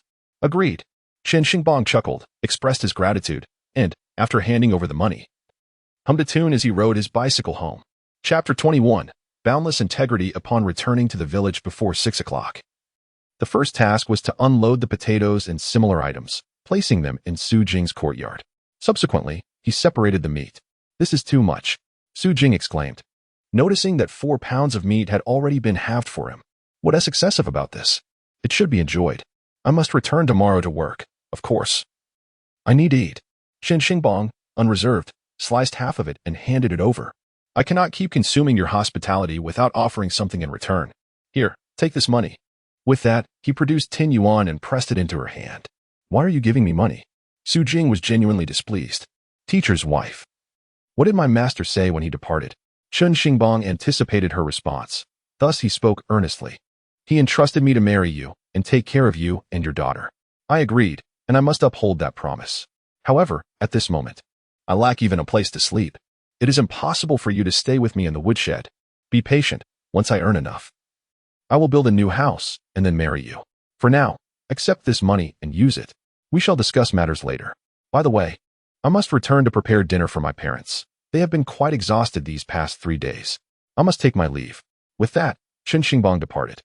Su Jing stood there, silent for a long while. Upon arriving home, he discovered that his parents had not yet returned. However, his sister-in-law was already bustling about. "Sister-in-law, please help me chop and wash the vegetables. Also, fetch a handful of water spinach and a loofah. I will visit my uncle's house to buy fish." With that, Chen Xingbang made his way to his uncle's residence. His uncle, a fisherman, often set out bamboo rafts, leading a life considerably better than that of Chen Jiangwo's family. Upon entering, he saw his aunt feeding chickens. "Aunt," Chen Xingbang called, glancing at the pond, where several wild grass carps from the Meizhong River swam leisurely. "Ah, Xingbang, what brings you here?" His aunt approached warmly. The discord among the brothers primarily stemmed from the second uncle. The remaining relationships were quite normal. "Are uncle and the others not back yet?" "They went to work for your second uncle. Today was supposed to be the last day, but I'm unsure why they haven't returned. Perhaps they are dining there?" Chen Xingbang chuckled. "Aunt, are you overthinking it?" His aunt paused, realizing the truth of his words. "Indeed, I may have overthought it. Come, let me buy a fish." Chen Xingbang arrived at the market and pointed to a fish weighing around 3 jin, saying, "Annie, I would like this one. Please weigh it for me." Being relatives, Auntie felt somewhat hesitant and replied, "Xingbang, if you wish to eat it, just take it. There is no need to concern yourself with payment." However, he insisted, "That won't do. Uncle has braved the storms with my elder brother to fish on the river, which is perilous work. I cannot take it without paying." Chen Xingbang took matters into his own hands, scooping up the fish and weighing it. It came to a little over 3 jin. After a quick calculation, he realized it would be approximately 1 yuan. He pressed the money into Auntie's hand with a smile, saying, "Here, Auntie, this is for you. I'll head back now." "Ah, you child," he heard her exclaim as he hurried home, only to find that no one had yet returned. Thus, Chen Xingbang began preparing dinner. He first seasoned the steamed pork and placed it in the steamer, then proceeded to prepare braised fish with tofu, followed by stir-fried pork with green peppers, a loofah and pork soup, and lastly, stir-fried water spinach. For dishes and a soup, a splendid feast indeed. "Uncle, it smells delightful," exclaimed Chen Xiaohua, her eyes wide and her mouth watering. "Does it smell good? Come, have a taste." Chen Xingbang offered her a piece of tofu, which she accepted with a satisfied sigh. "By the way, sister-in-law, why haven't they returned yet? It's already 7. Chen Xingbang inquired after glancing at the clock. "I don't know. They should be back by now," she replied. "All right, I'll go over to second uncle's house to check on them. Otherwise, they The dishes will get cold. Don't go. Zhang Mandi rushed over to stop him. You haven't helped them for 3 days. They're quite displeased with you. If you go now, they might resent you even more. It's all right, Chen Xingbang replied nonchalantly. I suspect the work in the fields is done. Yet, they are likely still overworking my parents. Driven by their mentality of never missing an opportunity, they are too timid to refuse. I must check on them. With that, Chen Xingbang dashed away, leaving Zhang Mandi unable to prevent him, only able to smile bitterly. Indeed, his guess was accurate, but what did it matter? Second uncle would still scold his brothers regardless. Before long, Chen Xingbang arrived at second uncle's house. At that moment, the family was enjoying their meal, while his parents and other uncles were outside tidying up the yard and moving firewood. Chen Xingbang felt a surge of frustration. The firewood isn't stacked properly. He noticed. There sat Grandma at the doorway, eating while directing them. Put it over there. And Xing Tian, you're chopping with no strength at all. Haven't you eaten enough? Xing Tian was covered in mud, laboriously chopping the wood, while the others dared not utter a word. Meanwhile, second uncle's family sat comfortably enjoying their meal. Damn it! Chen Xingbang burst in, grabbing his parents and forcefully knocking the firewood from their shoulders to the ground. Dad, Mom, come home for dinner. I've made a feast. He turned to Uncle and his other relatives. I just saw the aunts and they told you to come home for a meal. Hurry up. What time is it? The day is about to darken, and what are you still doing here? It's too late for any task. Let us return home swiftly. With that, Chen Xingbang approached Chen Xingtian, seized the axe, and cast it aside. Second brother, who asked you to chop wood? Are you so idle? Have you finished the work in the fields? If so, then return home. Standing here, do you expect to eat someone else's food? Is there even enough for you? Hurry up. Standing around one tea fill your stomach, and it's quite embarrassing for the second uncle. Confronted by Chen Xingbang's abrupt intrusion and his insistence on halting work, the others were momentarily taken aback. Chen Xingbang, what are you doing? Get out. You calamity. The grandmother, seeing him, reacted as if she had encountered a foe, vociferously demanding his departure. Did you hear that? He is telling us to leave. Chen Xingbang shouted, everyone. Let us head home. The others had long lost the desire to continue. They were not fools. While his family sat comfortably inside enjoying their meal, they toiled outside. Mother. We're going back. Uncle Chen Jianlin's expression soured as he placed his belongings down. Let us go. The others have already left. The elder brother's words commanded respect, prompting the others to set down what they were carrying in preparation to depart. Eldest brother, where do you think you're going? The work isn't finished yet. The grandmother immediately reprimanded upon noticing their departure. Oh, right. It's not done yet. Chen Xingbang chuckled. How about this? Everyone stays for a meal, and after we eat, we can finish the tasks. As he spoke, he stepped inside, casting a casual glance at the food. Wait a moment. This is insufficient. They haven't prepared enough for everyone, barely half a bowl per person. All right, let us go. The second uncle clearly doesn't wish to host us. Chen Jianlin looked at Chen Xingbang in astonishment. This young nephew was clearly being provocative. Though Chen Xingbang had always been the most unruly one, he typically avoided crossing paths with the second uncle. This time, however, he had truly grown audacious. What do you mean by this, Chen Xingbang? The second uncle, unable to contain his irritation, glared with a pale face. Chen Xingbang, did I invite you to my home? You calamity, get out. The grandmother began to scold. Grandmother, what you say is unjust. If it weren't for you compelling my parents and uncles to labor here, do you think I would willingly come to your home? I shall not indulge your whims. Even if you are my grandmother, I will speak my mind. Your home has no delicacies or amusements. It's merely a place to toil like a common laborer. Are you turning into a tyrant, forcing others to work for you? You. The second uncle, being a learned man, turned pale at this retort. At that moment, Chen Xingbang approached his fourth uncle, Chen Xingzong, and admonished, How old are you? 15, yet still a minor. Who told you to come here to work? Have you lost your conscience? Hurry home for dinner. Your fourth aunt was just looking for you. What are you standing here for? Go, go, go. With that, he took hold of his parents and departed. Throughout this ordeal, his parents remained silent. However, upon being summoned by Chen Xingbang, they quickly followed suit. Naturally, Chen Xingtian accompanied them as well. Taking advantage of the moment, Uncle remarked, Let us return home for a meal. I cannot bear this hunger any longer.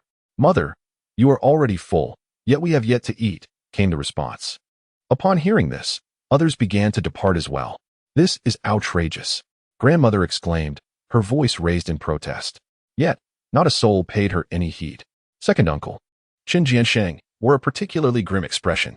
This was the first time in many years that someone had dared to openly oppose him and his mother. I had always said that Chen Xingbang was a harbinger of disaster. Just look at grandmother still berating them. Meanwhile, Chen Xingbang had already returned home with them. In-laws, Xingtian. Please wash your hands and feet quickly. Xingbang has prepared the meal, and it is about to get cold. Zhang Mandi hurried forward. Behind her, Chen Xiaohua earnestly declared.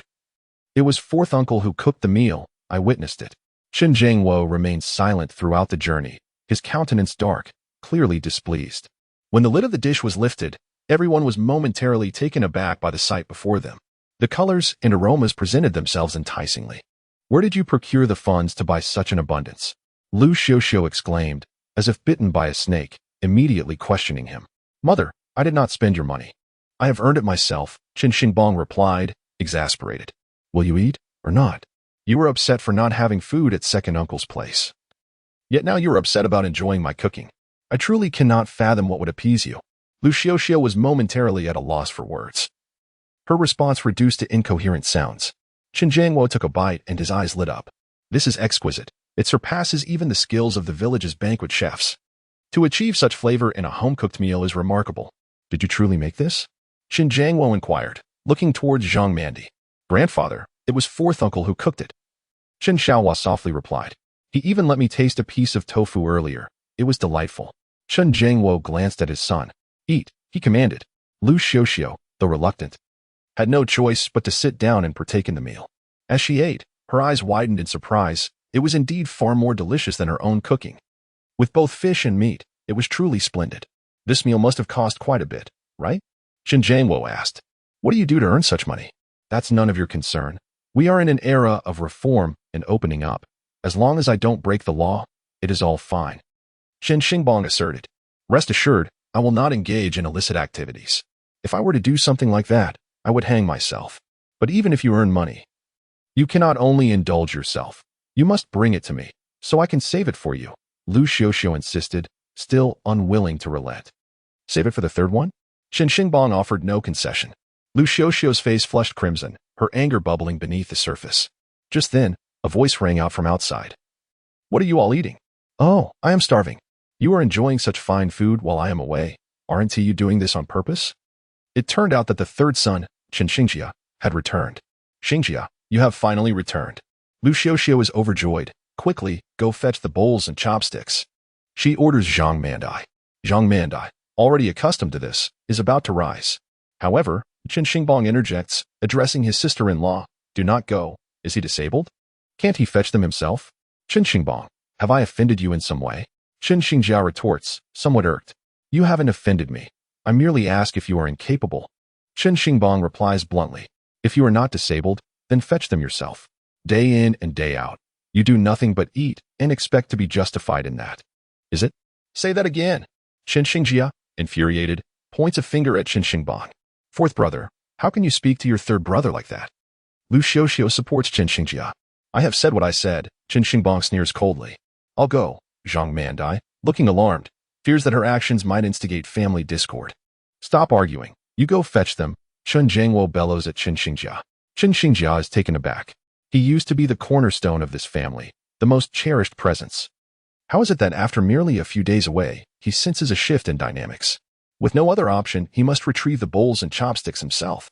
Zhangwo, how can you speak to our son like that? Xingxia's hands are meant for holding a pen, not for fetching bowls and chopsticks. If he is not to fetch them, then does that mean he needs to be fed? Chen Zhangwo glances at his wife, bewildered. Should you feed him? Chen Xingbang and Chen Xingtian can no longer contain their laughter, bursting into chuckles. Lu Xiuxiu, feeling embarrassed, shoots a glare at her two sons, then reluctantly adds, What I meant was, he should be wielding a pen. Let others handle the menial tasks. Chen Zhangwo remains silent, casting a glance at his eldest daughter-in-law, noticing her hands, which are calloused.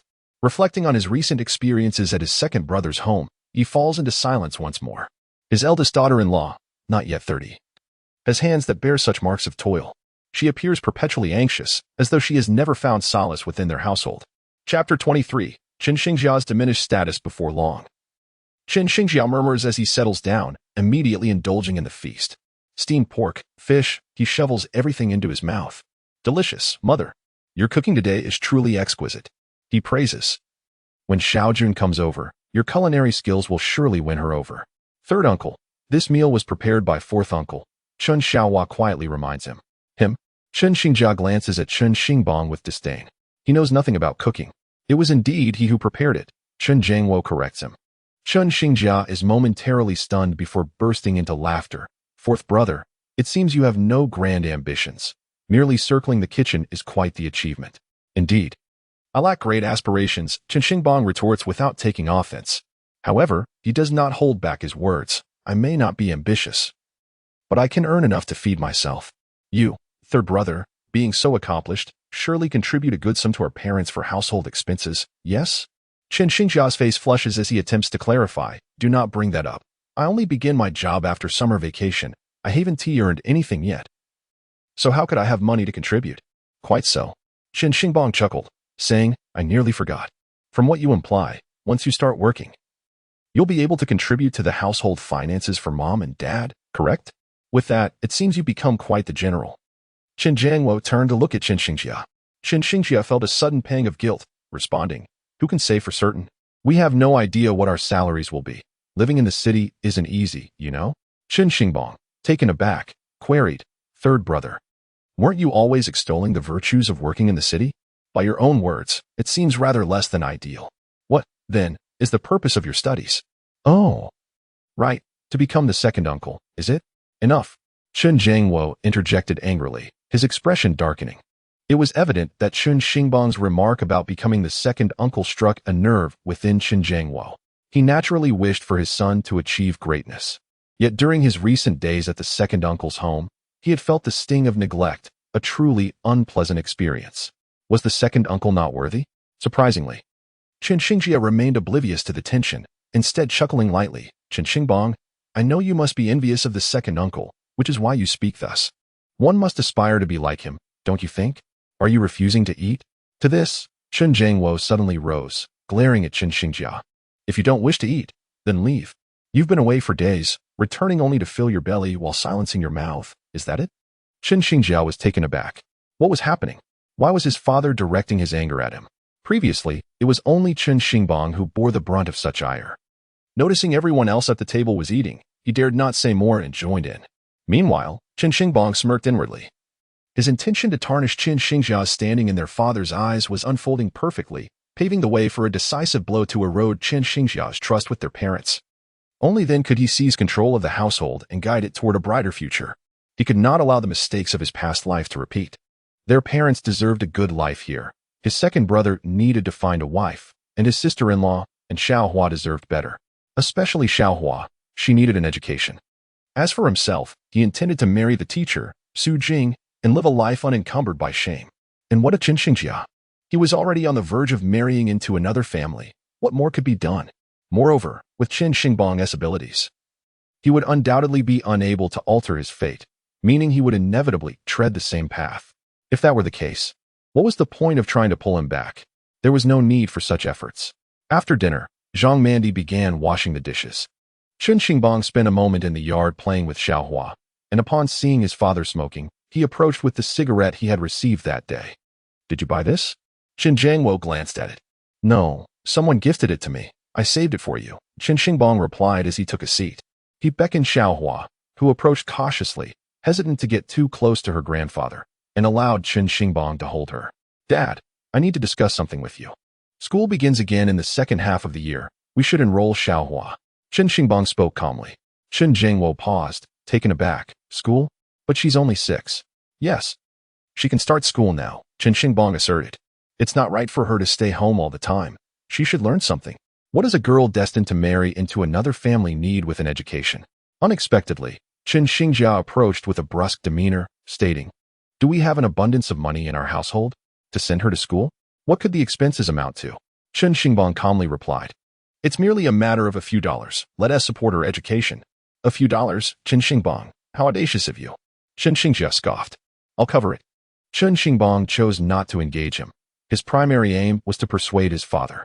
Father, I will pay for Xiaohua's schooling. I shall contribute as well. To his surprise, Chen Xingtian, freshly bathed, entered with a stoic expression, adding, I will split the cost with Xingbang. Humph. You two are pretending to be generous, Chen Xingjia retorted disdainfully. Chen Xingbang stood there, momentarily taken aback. He glanced up at his eldest daughter-in-law, who was washing dishes in the kitchen, and recalled his eldest son, who would have intervened in such matters. Yet, he was no longer present. This was his only daughter, and his granddaughter too.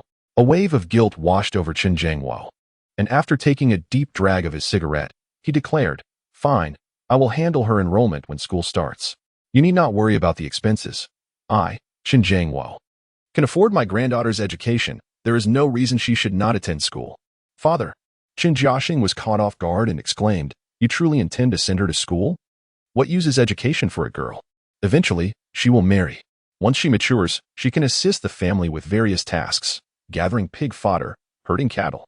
"Indeed, third brother. If father had thought this way back then, you would have long lost count of the cattle you've herded and the pigs you've fattened. Surely, our family would have thrived by now," Chen Xingbang remarked sarcastically. "Ah, father made a mistake back then. He should have prevented you from pursuing an education. That is not comparable. I am male. I carry on the family name. And whose family name do you illuminate?" Chen Xingbang queried darkly. "Is it our Chen family, yes?" Chen Jiaxing felt a jolt of alarm, as if Chen Xingbang had seen through him. This couldn't he be right? How could Chen Xingbang possibly know his true intentions in bringing Li Xiaowan home? It was improbable. He must be merely speculating. Rising, he scoffed. "Is there any other family apart from ours?" With that, he departed. Sensing a deeper meaning in the fourth brother's words, Chen Jiangwo inquired, "What do you mean by that?" "Father, just wait and see," Chen Xingbang replied, lifting Chen Xiaohua, his tone nonchalant. "You shall understand soon enough." Chapter 24. A shadow appears. Chen Jiangwo sat there, lost in thought once more. In recent days, he had distinctly noted a change in Chen Xingbang. He seemed less subdued and, in fact, somewhat arrogant. Before long, Zhang Mandi emerged after finishing her tasks and sighed, saying, "Father, I'm going to visit Su Jing and have a chat." This was the phrase Chen Xingbang had taught her. "Do not return too late," Chen Jiangwo nodded. Considering that she might feel lonely at home, and that it was good for her to have company, Lu Wanhe had indeed treated Xingbang well in the past. "I will return early," she assured him, and with that, Chen Jiangwo refrained from saying anything further. Zhang Mandi soon departed. At that moment, Chen Jiangwo called out to Chen Xingjia. Chen Xingjia emerged. "When will Xiaojun arrive?" "In the next couple of days," replied Chen Xingjia. "Let your second brother sleep in your room with Xingbang tonight," Chen Jiangwo instructed. I'm not keen on that, Dad. They say Xiaojun will look down on us if she sees the three of us cramped in a small room. I think we should skip it," Chen Xingjia protested. "No need. I can sleep in the woodshed just fine," Chen Xingtian, who had been quietly enjoying the cool air, chimed in. Chen Jiangwo furrowed his brow, glancing at his reticent second son. It didn't seem like a mere act of stubbornness. He genuinely appeared unwilling to sleep there. "I don't want to either." Chen Xingbang, who was busy playing horsey with Chen Xiaohua, added, "I'd rather sleep in the woodshed with my second brother." For some reason, although this should have been a joyful occasion, Chen Xingjia felt an uncomfortable sensation in his heart. "What do you mean by that, fourth? It seems like I'm making you sleep with me as a favor." Chen Xingbang chuckled. "I'm all muddy and smelly. I can't sleep with someone as cultured as you. I prefer sleeping with someone like my second brother." "Xiaohua, who do you want to sleep with?" "Fourth uncle." "I want to sleep with you." "All right then," Chen Xingjia scoffed. "As if sleeping with me is a hardship for you." That night, Xiaohua was already sound asleep, drooling as she clung to Chen Xingbang's arm. "Why don't you go back to your own room to sleep?" Chen Xingbang asked softly. Chen Xingtian mumbled in response. "Third brother snores too loudly." "Oh, come on. He doesn't snore," Chen Xingbang chuckled. Chen Xingtian fell silent. "By the way, brother, I might have some free time tomorrow. Should I find a matchmaker for you?" Chen Xingbang inquired. Chen Xingtian's face flushed, and he quickly shook his head. "Don't do that. We have no money." "True," Chen Xingbang replied. "Getting married nowadays requires at least 300 to 400 for the bride price, and with all the additional expenses, it adds up to 700 or 800, which is quite normal, even reaching over 1,000. Where would you find that kind of money?" "Indeed. We are short on cash at the moment, but rest assured, I will definitely arrange it for you once I start earning," Chen Xingtian promised. He suddenly asked, "Are you involved in business?" Chen Xingbang was taken aback, unsure how he had revealed a chink in his armor. "Your sister-in-law went to your teacher's wife's house to help you with something, right?" Chen Xingtian pressed further. "My second brother, you're quite perceptive." Chen Xingbang admitted with a smile, fully aware of his second brother's reserved nature, who rarely spoke but retained everything he heard. "Is it profitable?"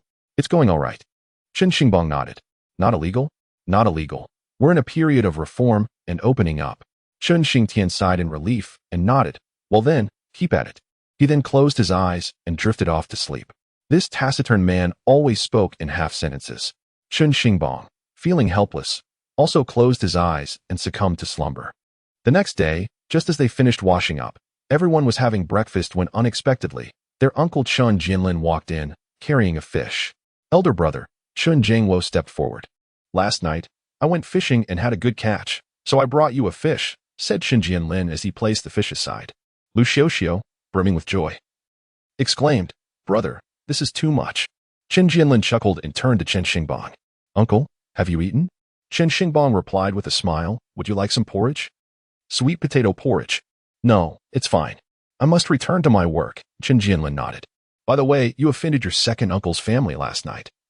And your grandmother has never liked you, so try not to provoke them further. I know, Chen Xingbang replied with a smile. I won't bother them. With a grunt, Chen Jinlin departed. Why is he giving us fish today? It's not even a festive occasion, Lu Xiuxiu remarked, bewildered after the uncle had left. Perhaps he knows that Xiao Jun is coming tomorrow, so he kept it for her to cook, Chen Xingbang speculated. Yes, she is still alive. We should take care of her. Chen Xingbang began to embellish the scenario. The fish yesterday was purchased by me and aunt, perhaps an informed uncle. And he felt his family would be embarrassed to accept money, so he brought a fish over today. By the way, Mom, since uncle brought a fish, I'll take the remaining half from yesterday to my teacher's family. What do you mean by that? Lu Xiuxiu protested vehemently. This fish is reserved for Xiaojun tomorrow. I've already marinated the other half, and we still need to eat today. Regardless, it was my purchase, and I intend to take it. Chen Xingbang retorted without a hint of consideration. We can eat this fish today. Let the third brother buy ingredients for tomorrow. With that, Chen Xingbang set down his bowl and dashed off with half the fish. Are you trying to drive me mad? Lu Xiuxiu fumed, pointing at Chen Xingbang's retreating figure.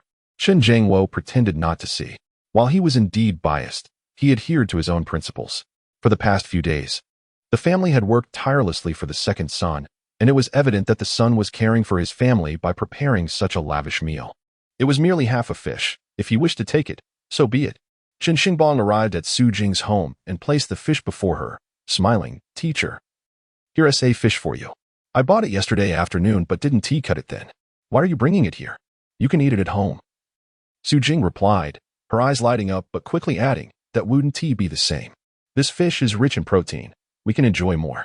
By the way, I went to the town. My sister-in-law will be coming over shortly.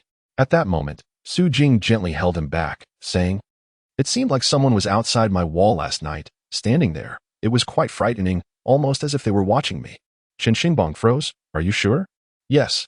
Su Jing nodded. My sister-in-law saw it too. If she hadn't been here, I would have been terrified. Chen Xingbang's expression darkened as he pondered before responding. All right. I understand.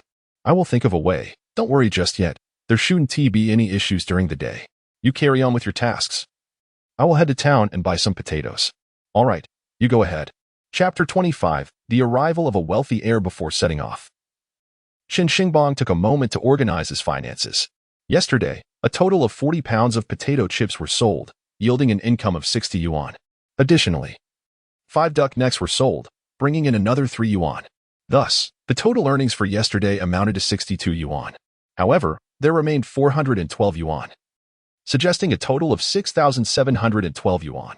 Yet, last night, 108 yuan was spent on potatoes and vegetables, leaving a balance of 5,632 yuan. Oh no, that is incorrect. After giving 10 yuan to the mistress yesterday, the correct amount should be 4,632 yuan. In the blink of an eye, the funds had exceeded 40 yuan. Furthermore, the stock on hand could easily fetch several dozen yuan. Thus, Chen Xingbang possessed at least several dozen yuan worth of goods, amounting to over 100 yuan collectively. Resolved in his determination, Chen Xingbang promptly made his way back to the supply and marketing cooperative. This time, he directly sought out the duck necks. Recalling how well they had sold the previous afternoon, not only were they in demand, but they also sold swiftly. However, he could not afford to purchase 100 pounds in the city, so he decided to scout the area first. Before long, Chen Xingbang arrived at the location to take a look. He procured 50 pounds of potatoes and then inquired about the duck necks, only to discover they were unavailable today. Curiously, he asked, Why are there no duck necks? The response was, oh, they are not available today. Those come in sporadically. Sporadically? Where do they source them? From the meat processing plant, of course. This revelation sparked an epiphany in Chen Xingbang. Indeed, why should he go to the supply and marketing cooperative? He could go directly to the meat processing plant instead. In this era, duck necks were not as popular as they would become later. They were considered less significant than offal, often met with disdain. After slaughtering, the meat processing plant would collect the duck necks and casually sell them to the cooperative. The pricing indicated that if they sold well, they would not be so inexpensive. With this thought in mind, Chen Xingbang felt a surge of excitement. After gathering the potatoes, he returned to Su Jing's residence. Upon arrival, he began preparing the potatoes. The collaboration among the three had improved significantly, and with the additional 80 pounds from yesterday, they had a total of 130 pounds of potatoes, which could yield approximately 52 pounds of chips. Given that several pounds remained from yesterday, they would likely produce around 60 pounds of chips today. Of course, it would be challenging to complete all of this in one day. After frying for the entire morning, Chen Xingbang had prepared at least 30 pounds. As mealtime approached, he could no longer sit idly and said to them, "You can continue frying. I will not be participating further. I must head to the city for some matters." "Let us eat first," Su Jing suggested. "Right. I still need to return home to cook," Zhang Mandi added. "There is no need for me to eat," he replied. "By the way, I will pack the 20 pounds of chips for the city. Later, Chao Xiong should also come by to collect them. You all continue frying until you have enough to reach 20 pounds for him." "And what about the duck necks? Did you not eat them yesterday?" They shook their heads. "Xingbang, this is a commodity for profit. Why do we consume so much? Here." Chen Xingbang handed each of them a piece and packed the rest away, stating that the primary purpose was for them to taste and evaluate his creations, to discern whether they would receive their approval. "I will take these to sell now. You may continue your work. I shall take my leave." Placing the goods on the 28th market stand, Chen Xingbang mounted his bicycle and departed. He first arrived at the first middle school, just as the students were being dismissed. Without delay, he delivered the 20 pounds of goods inside. "So early today, Mr.?" Zhang's eyes sparkled with interest. "I came by earlier today and brought these for you as well. By the way, how's business?" "Very well, exceptionally well, Mr." Zhang replied with a smile. "That's good to hear. Here, accept this merchandise. Here's your payment." Receiving 30 yuan, Chen Xingbang exited the premises. This time, he returned to the spot where he had set up his stall yesterday. With 10 pounds of duck necks, there were approximately 20 pieces, not quite 30. He had sold 5 yesterday and retained 2, so there were now around 20 left. "Young man, why are you here at this hour?" A familiar face who recognized Chen Xingbang approached, astonished. "I had some time, so I thought I would stop by." Come. "My husband enjoyed your product with his drinks yesterday, saying it was delicious. Please give me 2 more. Additionally, my husband's co-worker also tasted it and found it delightful. Let me call them to see if they wish to purchase." "Thank you very much, ma'am." Given the stall's proximity to the dormitory, it was not long before he sold out entirely. 6 yuan may seem a bit pricey, but not excessively so, considering it as a side dish. Chen Xingbang swiftly accumulated 12 yuan. Some who missed out were still searching for a chance to buy. "I apologize, but we are sold out for today. Please return tomorrow." Glancing at the time, it was only around 1:30. "No, I am too hungry. I must go and eat something first." After deducting the 5 yuan spent on potatoes earlier, Chen Xingbang now had over 83 yuan in hand. If Chao Xiong were to purchase the remaining 20 pounds from Su Jing now, it would amount to over 100 yuan. Unbeknownst to him, he had become a small fortune holder. Of course, he was still far from being wealthy. There was a dining establishment nearby, and Chen Xingbang entered to have a meal. However, just as he settled in, he noticed a young man sitting across from him, gazing intently in his direction. Chen Xingbang was taken aback. This young man appeared to be of a similar age. "Hey, were you selling something over there just now?" The young man inquired with curiosity. Realizing he had been observed, Chen Xingbang smiled and nodded. "Indeed, I was selling there. It can be considered a business." The young man immediately showed interest, saying, "It seems you are doing quite well. Many people were buying. By the way, what do you sell?" "Duck necks." Chen Xingbang replied, then called out, "Boss, please stir-fry a dish of bitter melon with meat for me, and add a small river fish. It's on me." To his surprise, the young man made the unexpected remark, "Hey." Chen Xingbang clicked his tongue in response. "Brother, I too aspire to venture into business. May I sell what you are selling?" Chen Xingbang felt a stir in his heart and inquired, "You wish to sell?" "Indeed, I wish to sell," he affirmed, nodding vigorously. My father often chides me for my lack of direction, insisting that we are in a grand era of development. He says our nation is on the rise. The economy has loosened, and I should seize this opportunity to engage in commerce. He even provided me with 1,000 yuan as initial capital. Yet I find myself at a loss for what to pursue. Lo and behold, your father bestowed upon you 1,000 yuan to start a business. Which affluent family do you hail from? You wouldn't happen to be surnamed Wang, would you? Isn't that surname often used as an insult? Brother, I am keen to enter your supply chain for those duck necks. I would like to inquire about how to procure the goods. The young man's eyes sparkled with enthusiasm as he struck the table, exclaiming, I am certain this will flourish and sell like hotcakes.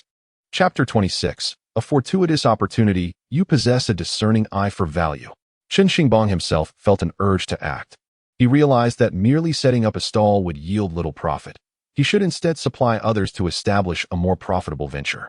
This young individual appeared genuine and not merely boasting. Could it be that he truly possessed wealth? If so, this business endeavor might proceed quite smoothly. With this thought, Chen Xingbang finally spoke. Brother, I am Chen Xingbang. May I know your name?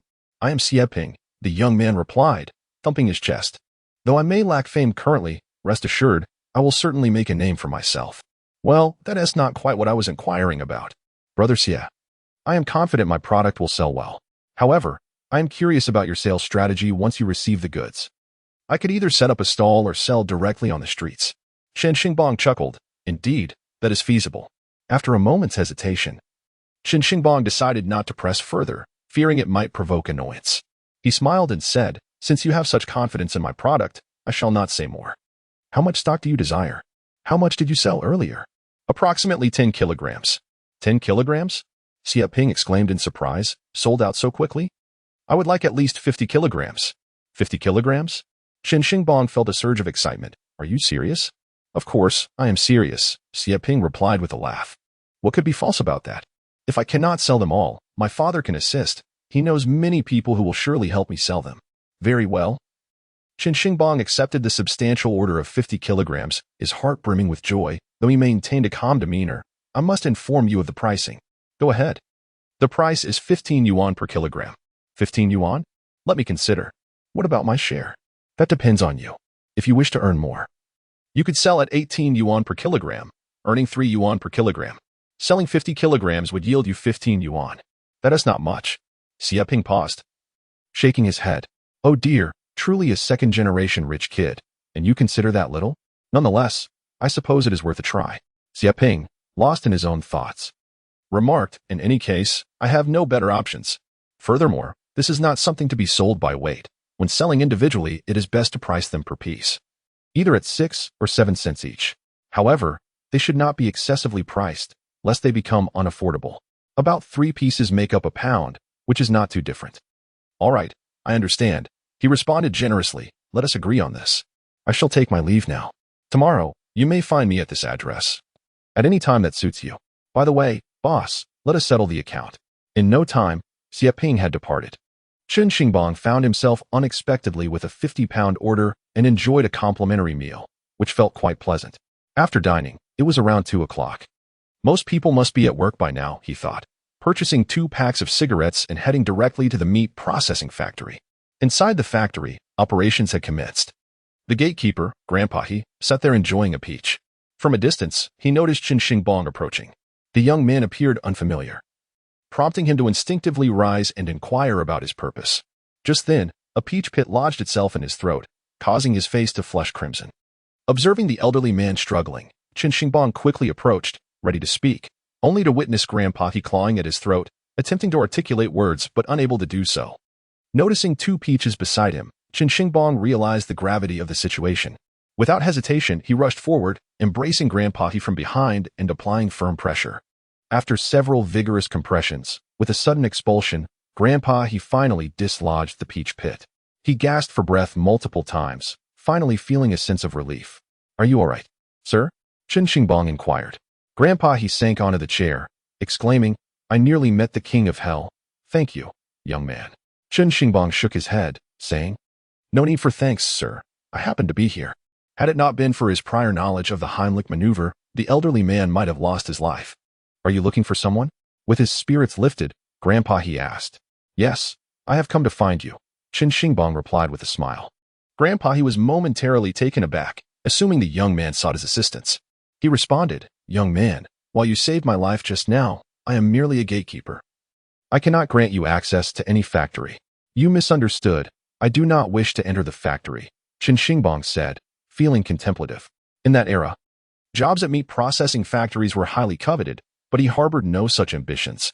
Oh, Grandpa, he sighed with relief. If that is the case, then it is manageable. I have heard that they have a considerable supply of duck necks here. Many people find them unpalatable.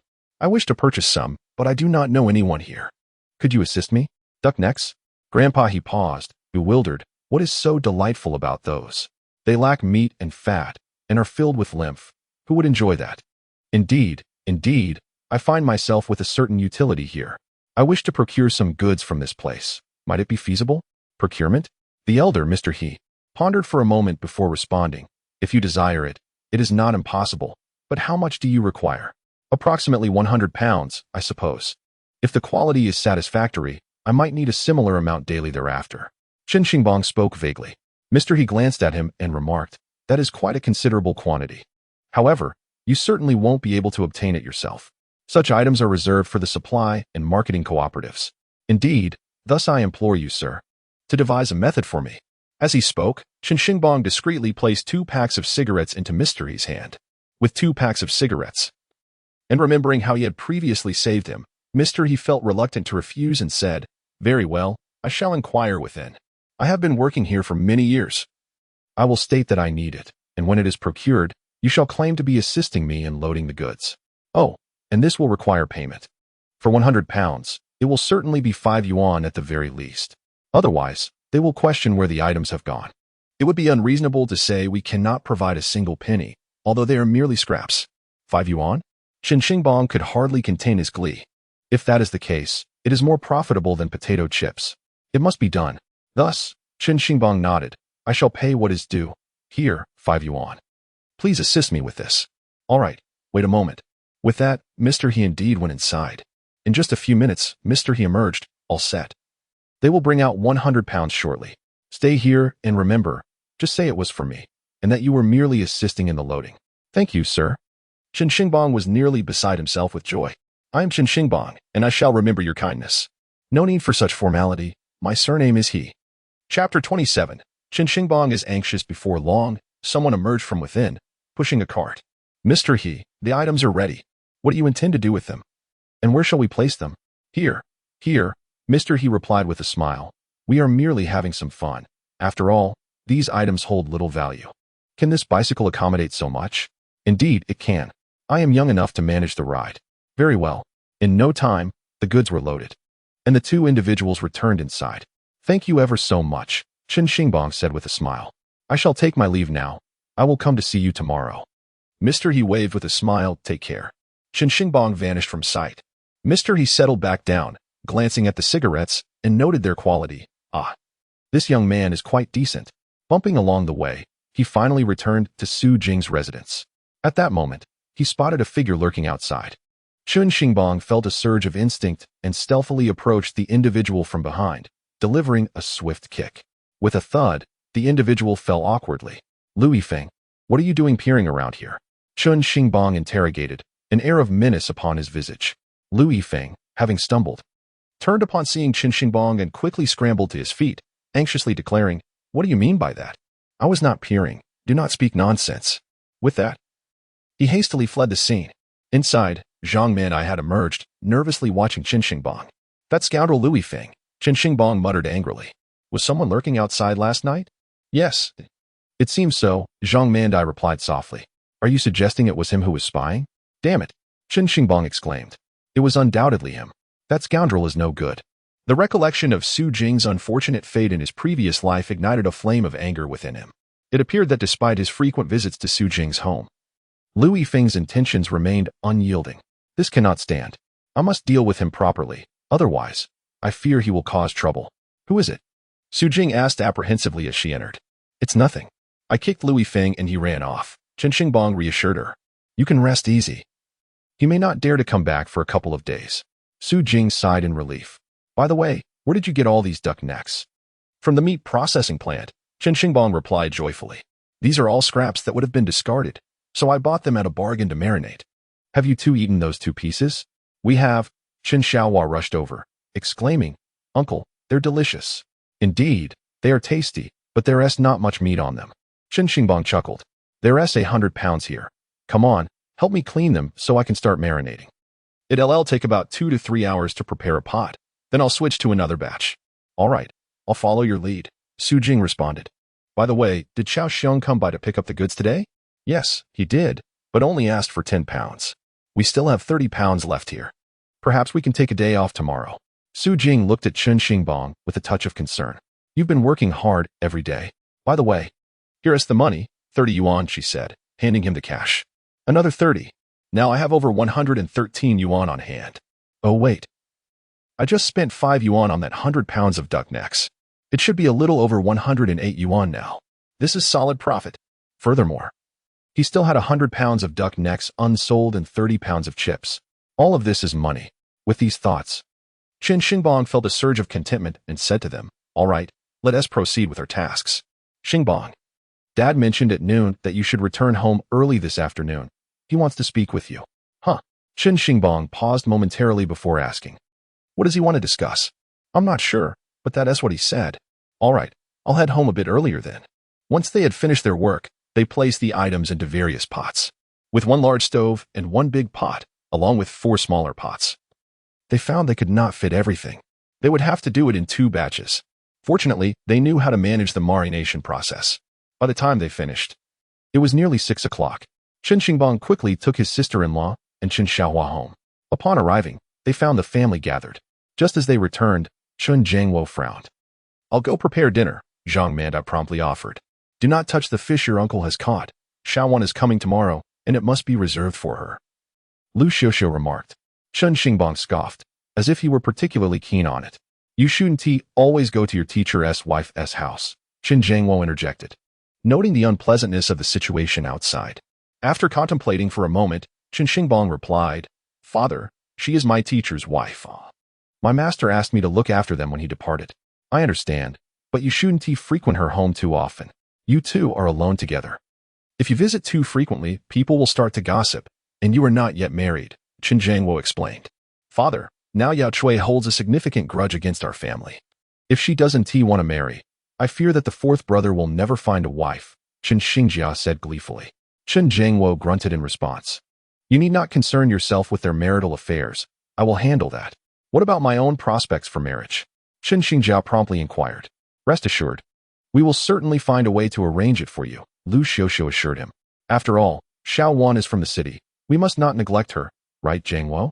Chen Zhangwo remained silent for a moment before responding. Let us wait until she arrives. For now, it is merely an introduction, not a formal proposal. Father, that hardly makes a difference. I must tell you, their family is in the city, and we must adhere to their customary bride price, Chen Xingjia stated, calculating his own strategy. What if we do this instead?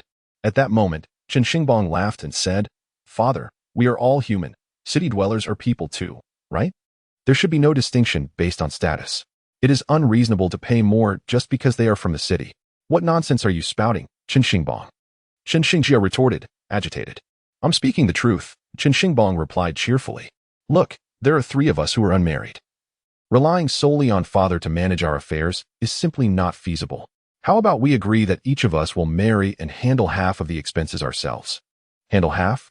Everyone paused in astonishment.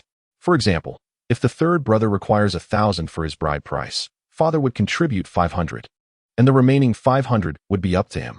I would need 300. I can pitch in 150, and father would contribute the same. This seems fair, doesn't it? It would alleviate some of father's burden. That won't do, Lu Xiuxiu was the first to object. It is the duty of parents to provide for their sons' marriages. They shouldn't have to pay.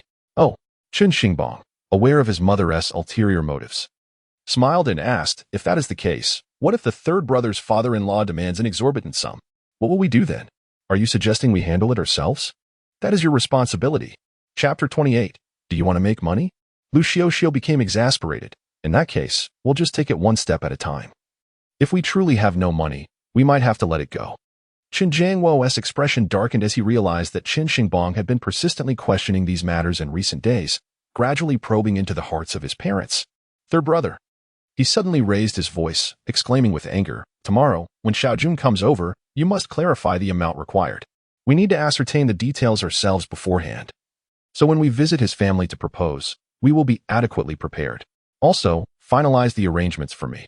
I require an exact figure." Understood, Chen Xing nodded, casting a discontented glance at Chen Xingbang.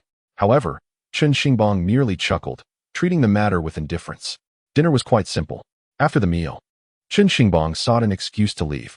Just a moment. Yet, at that instant, Chen Zhengwo called him back. "Father, is there something else?" Chen Xingbang inquired.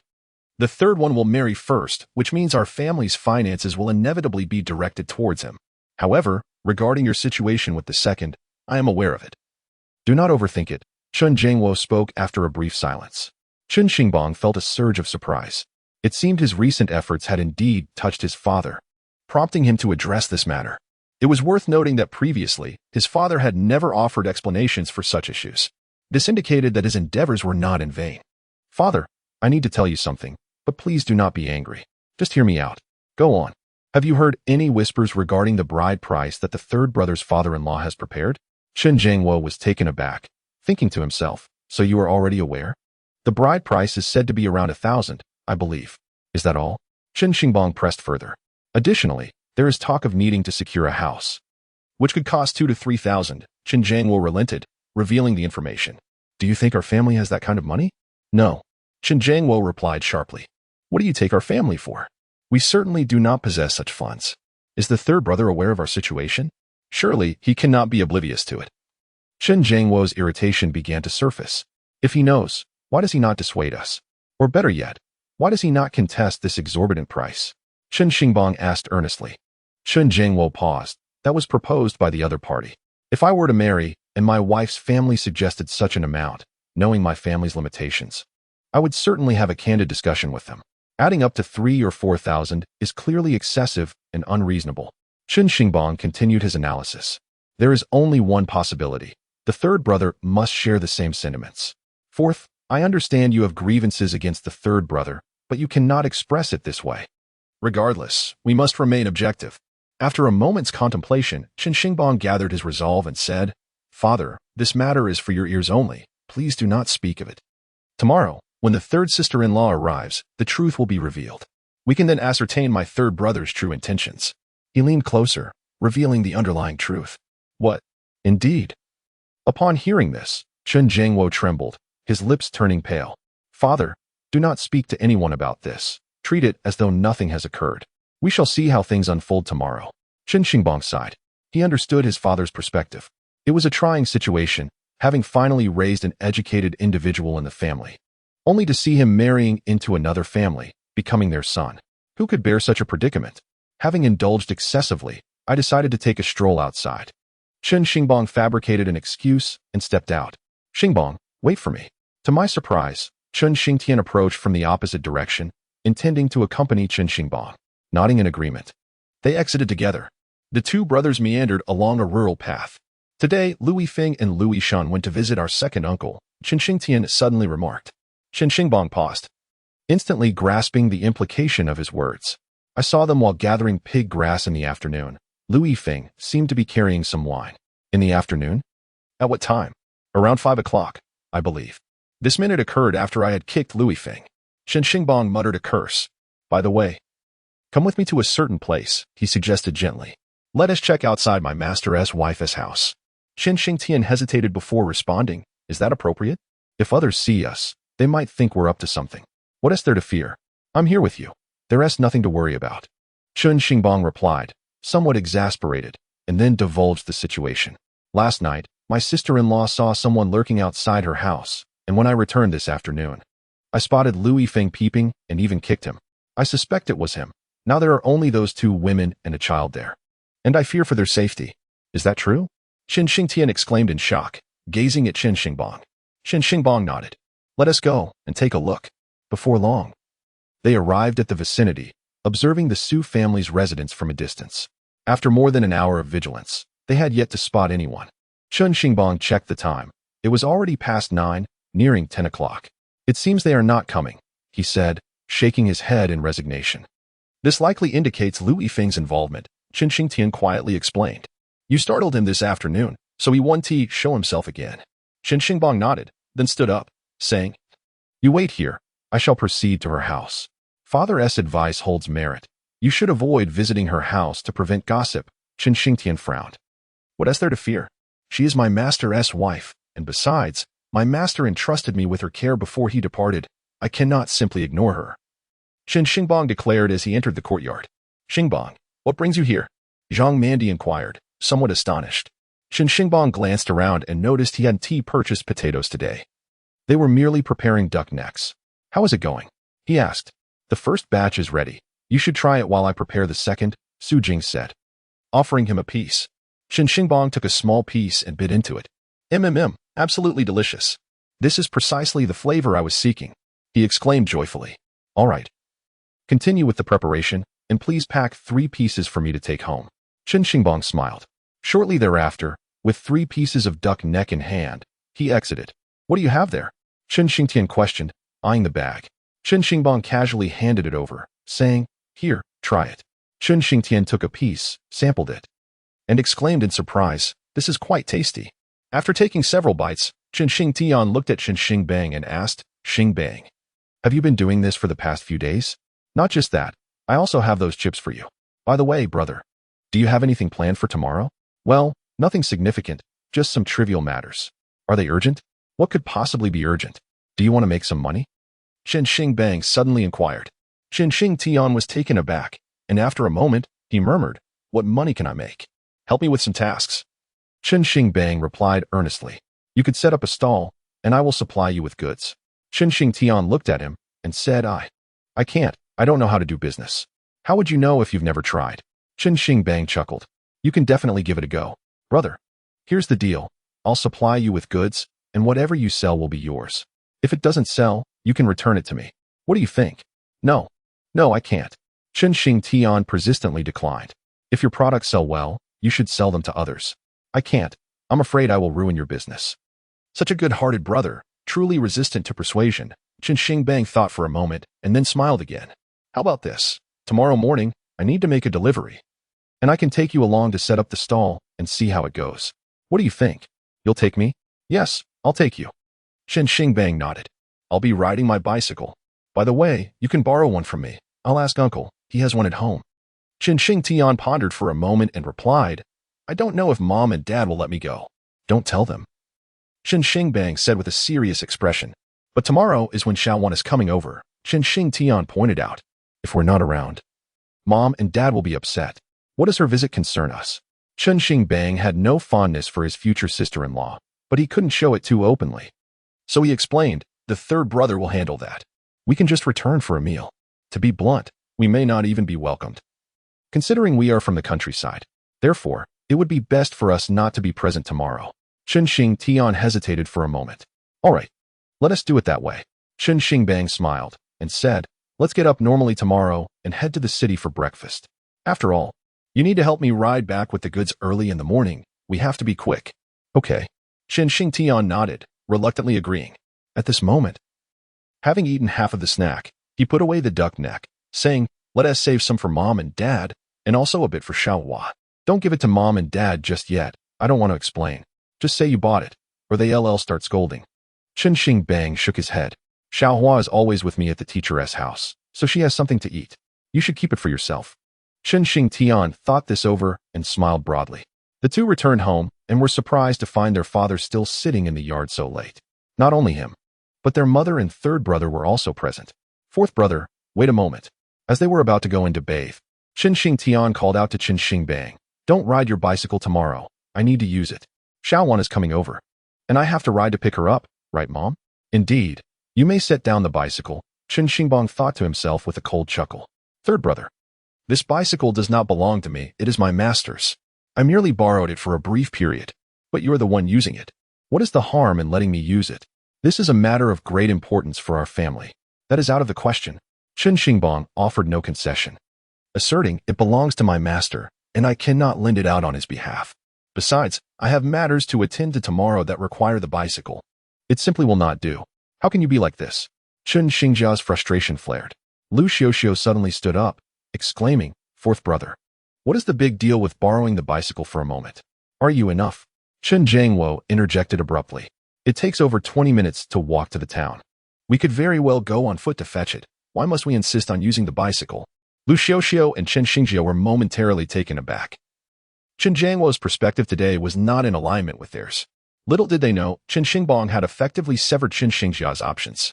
Should it be verified that Chen Xingjia intended to marry into their family, Chen Jiangwo would erupt. That was something he could not tolerate. In a previous life, it had unfolded in much the same manner, leading to Chen Jiangwo's outburst that resulted in Chen Xingjia being cast out. Since then, Chen Xingjia had no ties left with their family. In the background, two elderly individuals, in poor health and yearning for their son, were aware that it was challenging for Chen Xingtian and Zhang Mandai to care for them, given the frequent trips to the hospital. Thus, they contemplated reaching out to their son in the city, which would also alleviate some burden from the two at home. Yet, despite this, Chen Xingjia, the ungrateful wretch, remained indifferent. Of course, Chen Xingbang was the only one privy to these nuances. The others were oblivious. "Not father, we are not," Chen Xingjia attempted to clarify. "Third brother. Why not borrow from uncle?" Chen Xingbang suggested with a smile. "They might not need it. Perhaps you should give it a try." "Enough. I am off to bathe and get some rest." With that, he exchanged a knowing glance with Chen Xingtian, and the two brothers departed. "Jiangwo, why are you increasingly lenient with Xingbang? Look at how he treats his brothers," Chen Xingjia remarked. Chen Jiangwo remained silent, merely inhaling his pipe in contemplation. That evening, Zhang Mandai returned early, so little Hua did not sleep over with them. "If you send him to borrow the bicycle from uncle, how shall I get there tomorrow?" Chen Xingtian suddenly inquired. "Second brother, you are simply too honest," Chen Xingbang laughed. "He cannot possibly borrow it first thing in the morning. We'll rise early to secure the bicycle, and if he cannot obtain it, he will naturally seek other means.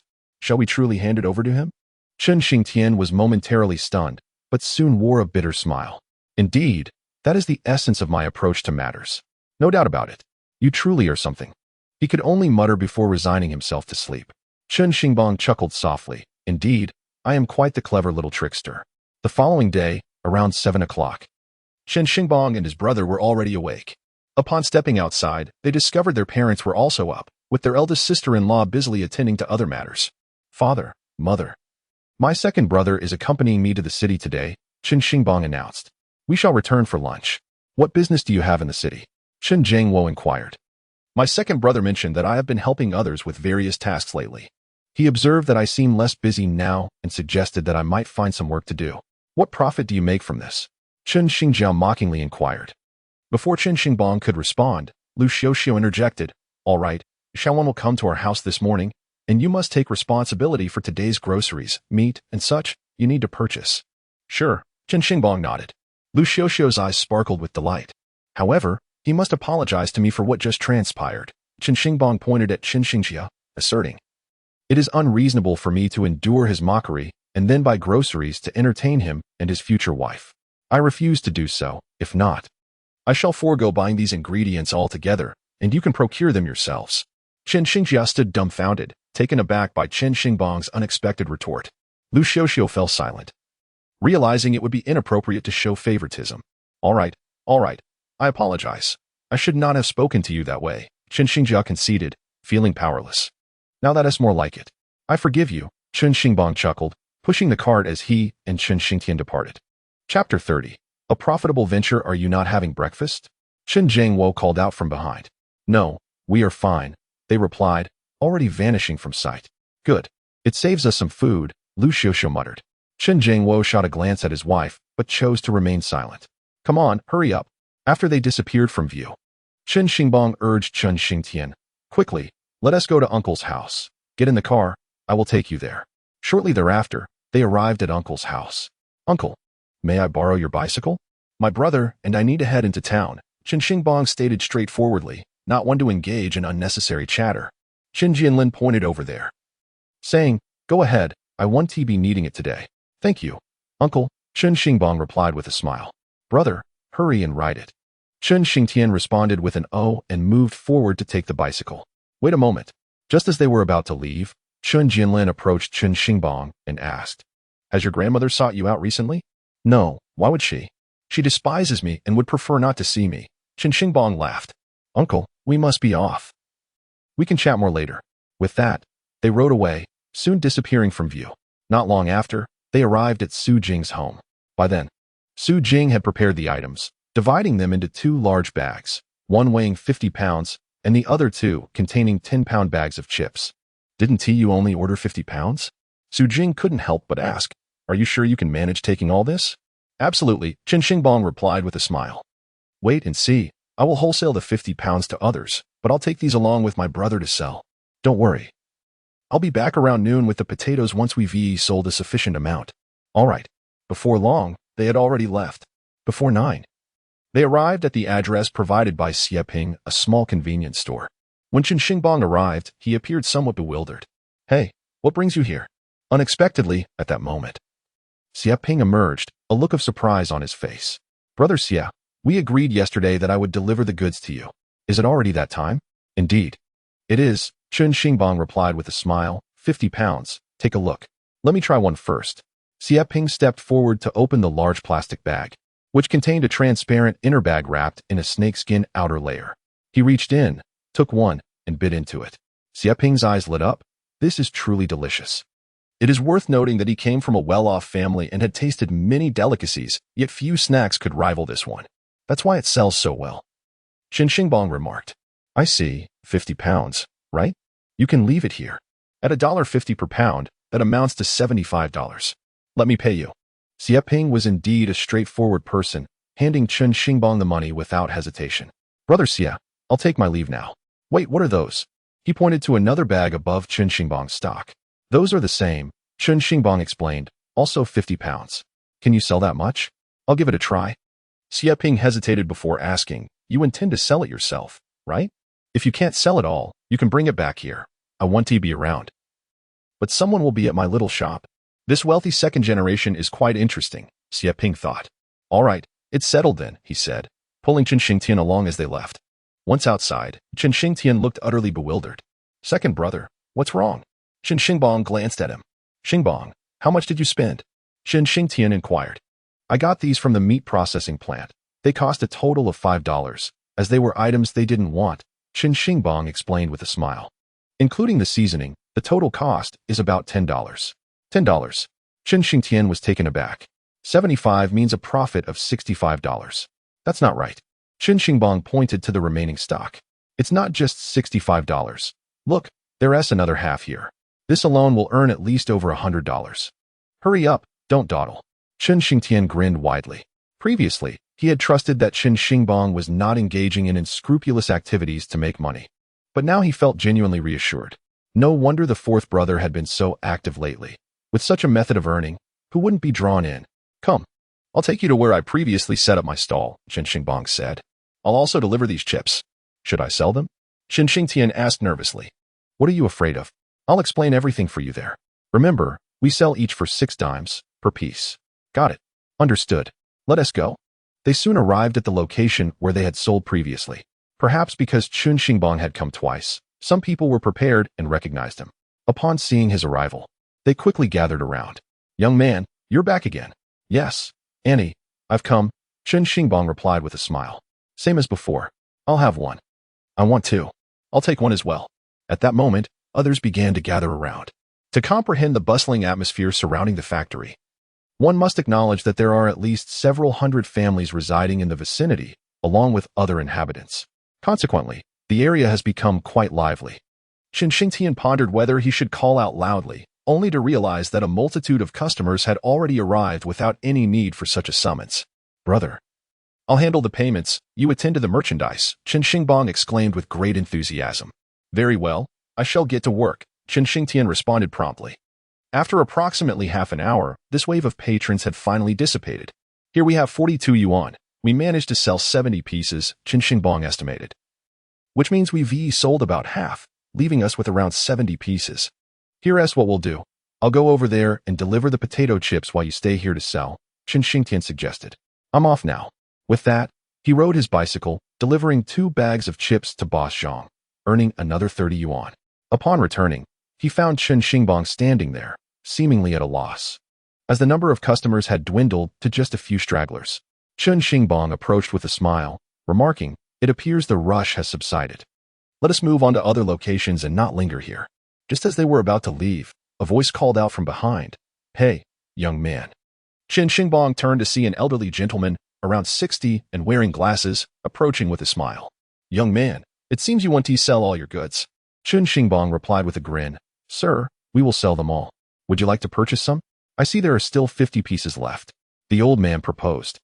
"Why not sell them all to me for 4 jiao each? You can close up shop." "Ah, you old fellow are trying to take advantage of me," Chen Xingbang laughed. "Sir, if I can't sell them here, I have other places to go." He feigned a departure. "Wait a moment." The old man, noticing the two young men were not easily swayed, quickly donned a friendly demeanor. "I simply feel for you, brothers, and wish to see you finish early. Let us negotiate further. How much will you sell them for?" "Sir, I sell each piece for 6 jiao. If you're interested, I can offer them to you for 5 jiao each," Chen Xingbang stated directly. 5 jiao? The old man, realizing the young man was quite shrewd, immediately changed his tune. "That one tea work. How much can I profit from that?" "Fine," Chen Xingbang retorted, ready to leave with his goods. However, seeing him genuinely prepared to depart, the old man felt a pang of regret. These items could certainly be sold here. His small shop was nearby, and at a profit of 1 jiao per piece. He could earn a few extra yuan. It was pure profit. How could he simply let it go? Consequently, the old man gritted his teeth and said, "Young man, let us discuss this further. 5 jiao is too high. Can you lower it a bit to 4 jiao 5? That is my wholesale price." To his surprise, Chen Xingbang remained steadfast on his pricing. "Do you have any idea how many ingredients I use for these items?"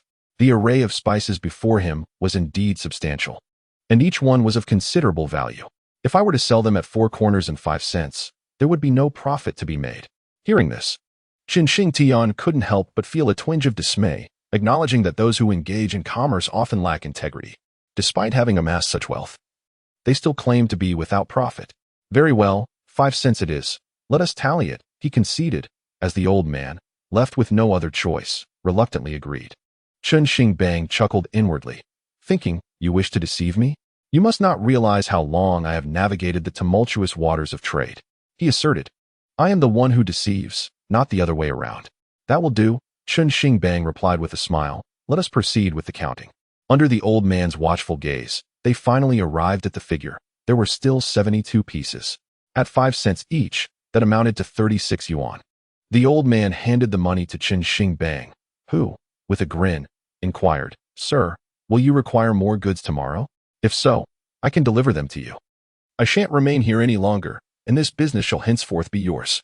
Initially, the old man harbored doubts about Chen Xingbang's character, questioning his respect for elders and children. However, upon hearing this proposal, he was momentarily taken aback, his eyes gleaming with excitement. "Young man, are you serious?" he asked. "Indeed." Chen Xingbang replied with a smile. "Setting up a stall is arduous and waiting here is tiresome. Should you wish to proceed, I will supply you regularly.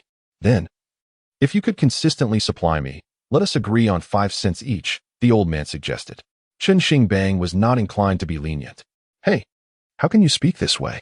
We are conducting business here," he retorted. "Do not treat me as a fool. My wholesale price is 1 yuan 50 per kilogram. Discounting is quite laborious, and I cannot afford to tally daily. Alternatively, we can weigh it. I assure you, there are 3 pieces per kilogram. Will you take it?" The old man pondered for a moment and then asked, "What if there aren't 3 pieces?" "You are welcome to weigh them," Chen Xingbang replied with amusement. "Go home and weigh carefully. If there are fewer, I will compensate you." The old man finally relented, saying, 1 yuan 50 it is then. I shall return tomorrow for 50 kilograms. Agreed, Chen Xingbang thought with delight, affirming, "Let us finalize this arrangement. Await my return." With that, they departed. And on the journey, Chen Xingtian began to calculate. They had just sold for 75 yuan, with 42 yuan from individual sales, and another 36 yuan to the old man, totaling over 150 yuan. Chen Xingbang smiled and confirmed, "Yes, over 150 yuan. By the way, let us visit a certain place." He then led Chen Xingtian to a meat processing plant, stopping a distance away to purchase 2 packs of cigarettes. "Grandpa, Chen Xingbang called as he rode over. "Ah, little Chen has come again." Grandpa he greeted with a smile. Chen Xingbang, beaming, replied, "Indeed, I have returned. Here you go." Upon seeing the gesture, Grandpa he chuckled, remarking on the young man's savvy approach. "Grandpa, do you still have the duck necks today?" "Yes, Yes, indeed. Grandpa, he nodded vigorously. There are still 100 kilograms inside. Excellent, Chen Xingbang affirmed. I will take 100 kilograms. I appreciate your help. It is no cause for concern. Such matters are trivial. Before long, it was once again resolved here. Each person carried 50 pounds, and after loading it up, Chen Xingbang waved farewell to Grandpa He. At this moment, Chen Xingtian was utterly astonished, as it truly only cost 5 yuan. My goodness! Now, if we return to town, we might still find some potatoes. Chen Xingbang chuckled, remarking that it was too heavy to carry. And we must return to town to procure other items. Excellent. Perhaps motivated by the prospect of profit, Chen Xingtian pedaled his bicycle with fervor. Upon returning to town, they purchased 80 pounds of potatoes, followed by 5 pounds of meat, and promptly returned home. They unloaded the goods, placing them directly at Su Jing's residence.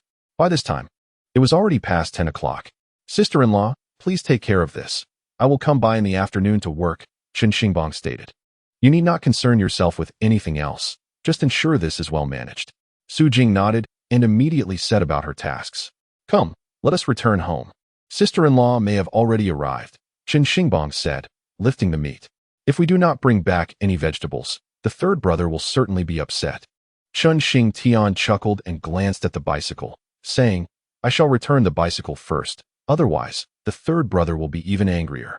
Chen Xingbang laughed and replied, Very well, off you go. With that, the brothers parted ways. Upon arriving home, they indeed heard sounds from within, a lively conversation. Father, mother, I'm back, Chen Xingbang announced as he entered with the meat. Lu Xiuxiu instinctively wanted to complain, but upon seeing the large piece of meat, her eyes sparkled with delight, and she hurried over to take it. Come, let us have mother prepare it for lunch. Let the fourth brother cook. However, Chen Xingjia interjected. Isn't he quite adept at cooking? It would be a perfect opportunity for Xiaojun to taste his culinary skills. If he cooks well, Xiaojun might mention it to her father, and perhaps he could arrange for him to work in a prominent factory kitchen. Upon hearing this, Lu Xiuxiu's eyes gleamed. Really? Then I suppose I'm too tired today and cannot cook. Without a moment's hesitation, Chen Xingbang declined. Third brother, you cannot cook, can you? Now is the perfect time for you to showcase your skills to sister-in-law, isn't it? He then turned his gaze towards sister-in-law Li Xiaojun. This woman was tall and slender, dressed with great care, yet her face bore an expression of disdain, as if she found the surroundings unkempt. This was the impression Li Xiaojun had left on Chen Xingbang throughout his life, a sharp-tongued, self-righteous woman. To put it plainly, a pretentious individual. Fourth brother, what is wrong with asking you to cook for your sister-in-law? Is it such a grievance? Do you know who usually cooks in Xiaojun's household? It's the director's wife, Xiaojun's mother. Chen Xingjia simply wanted Chen Xingbang to prepare the meal, partly because he cooked well, but also to curtail Chen Xingbang's arrogance. Chen Jiangwo frowned, seemingly displeased with this line of conversation. I don't cook well, Chen Xingbang said, wishing not to embarrass him too much. He smiled and self-deprecatingly added, Third brother, you're skilled. You go ahead. Come, Xiaohua, let Uncle Four give you a hug. Meanwhile, Chen Xiaohua, perhaps having been playing in the mud, rushed over upon hearing Chen Xingbang call for a hug. However, in a moment of distraction, I stumbled over a stone and fell directly onto Li Xiaojun. As a result, her white garment became soiled with mud. Li Xiaojun leapt up as if she had encountered a ghost, simultaneously striking Chen Xiaohua across the face. Xiaohua, already startled, burst into tears at the sudden slap. What is wrong with you, Xiaohua? Chen Xingjia immediately chastised, supporting Li Xiaojun and reproaching Chen Xiaohua. Do you not watch where you are going? At your age, you should know better. I truly do not understand what use you are to our family. You are nothing but a burden. Look at how you have dirted Xiaojun's clothes. What happened? What happened? Inside, Zhang Mandi, upon hearing her daughter's cries, hastily rushed out. Oh dear. Lu Xiuxiu approached, raising her hand to strike Xiaohua. You little troublemaker. Look at how you have stained your aunt's dress. Quick as a flash, Chen Xingbang scooped Chen Xiaohua into his arms, saying, Do not cry, Xiaohua, it's all right. Just pretend a dog bit you. It's nothing. Later, your fourth uncle will buy you something delicious, so please, do not weep. At that moment, Chen Xingtian happened to walk in, and, upon seeing Chen Xiaohua in tears, his expression darkened. His frown deepened when he noticed the imprints on her small face. It's fine. Xiaojun, this dress can be washed, he reassured. Yet, Li Xiaojun's countenance remained troubled. Aunt, I specifically bought this for 36 yuan. It's a very fashionable style. Quite rare in our town. Yes, it was Xiaohua's fault. I will discipline her. Do not be upset. I'll wash it for you, Lu Xiuxiu apologized. Mom, this was 36 yuan that Xiaojun spent. Now it's in this condition. I don't even know if it can be cleaned, Chen Xingbang grumbled. It will be difficult to buy another. What do you mean by that? Chen Xingbang, now having calmed Xiaohua, inquired with a stern face. Compensation, Chen Xingjia demanded. Showing no shame, Chen Xingbang chuckled in disbelief. It's merely a dress with a bit of mud. A wash will suffice. You expect compensation? Meanwhile, Zhang Mandi stood in shock. 36 yuan. Where would she procure such money? Lu Xiuxiu turned to strike Xiaohua again, but Chen Xingtian stepped in front of her, taking the blow on his back. Step aside, Lu Xiuxiu exclaimed in frustration. Chen Xingtian stood firm, not budging. Brother, hold Xiaohua, Chen Xingbang instructed, handing her to his second brother while observing Chen Xingjia and Li Xiaojun. The moment Chen Xingjia made that demand, the woman said nothing in objection, thereby tacitly agreeing to the compensation. Thus, Chen Xingbang felt no need for politeness. He directly produced 36 yuan, saying, Here, I will compensate you. Take it.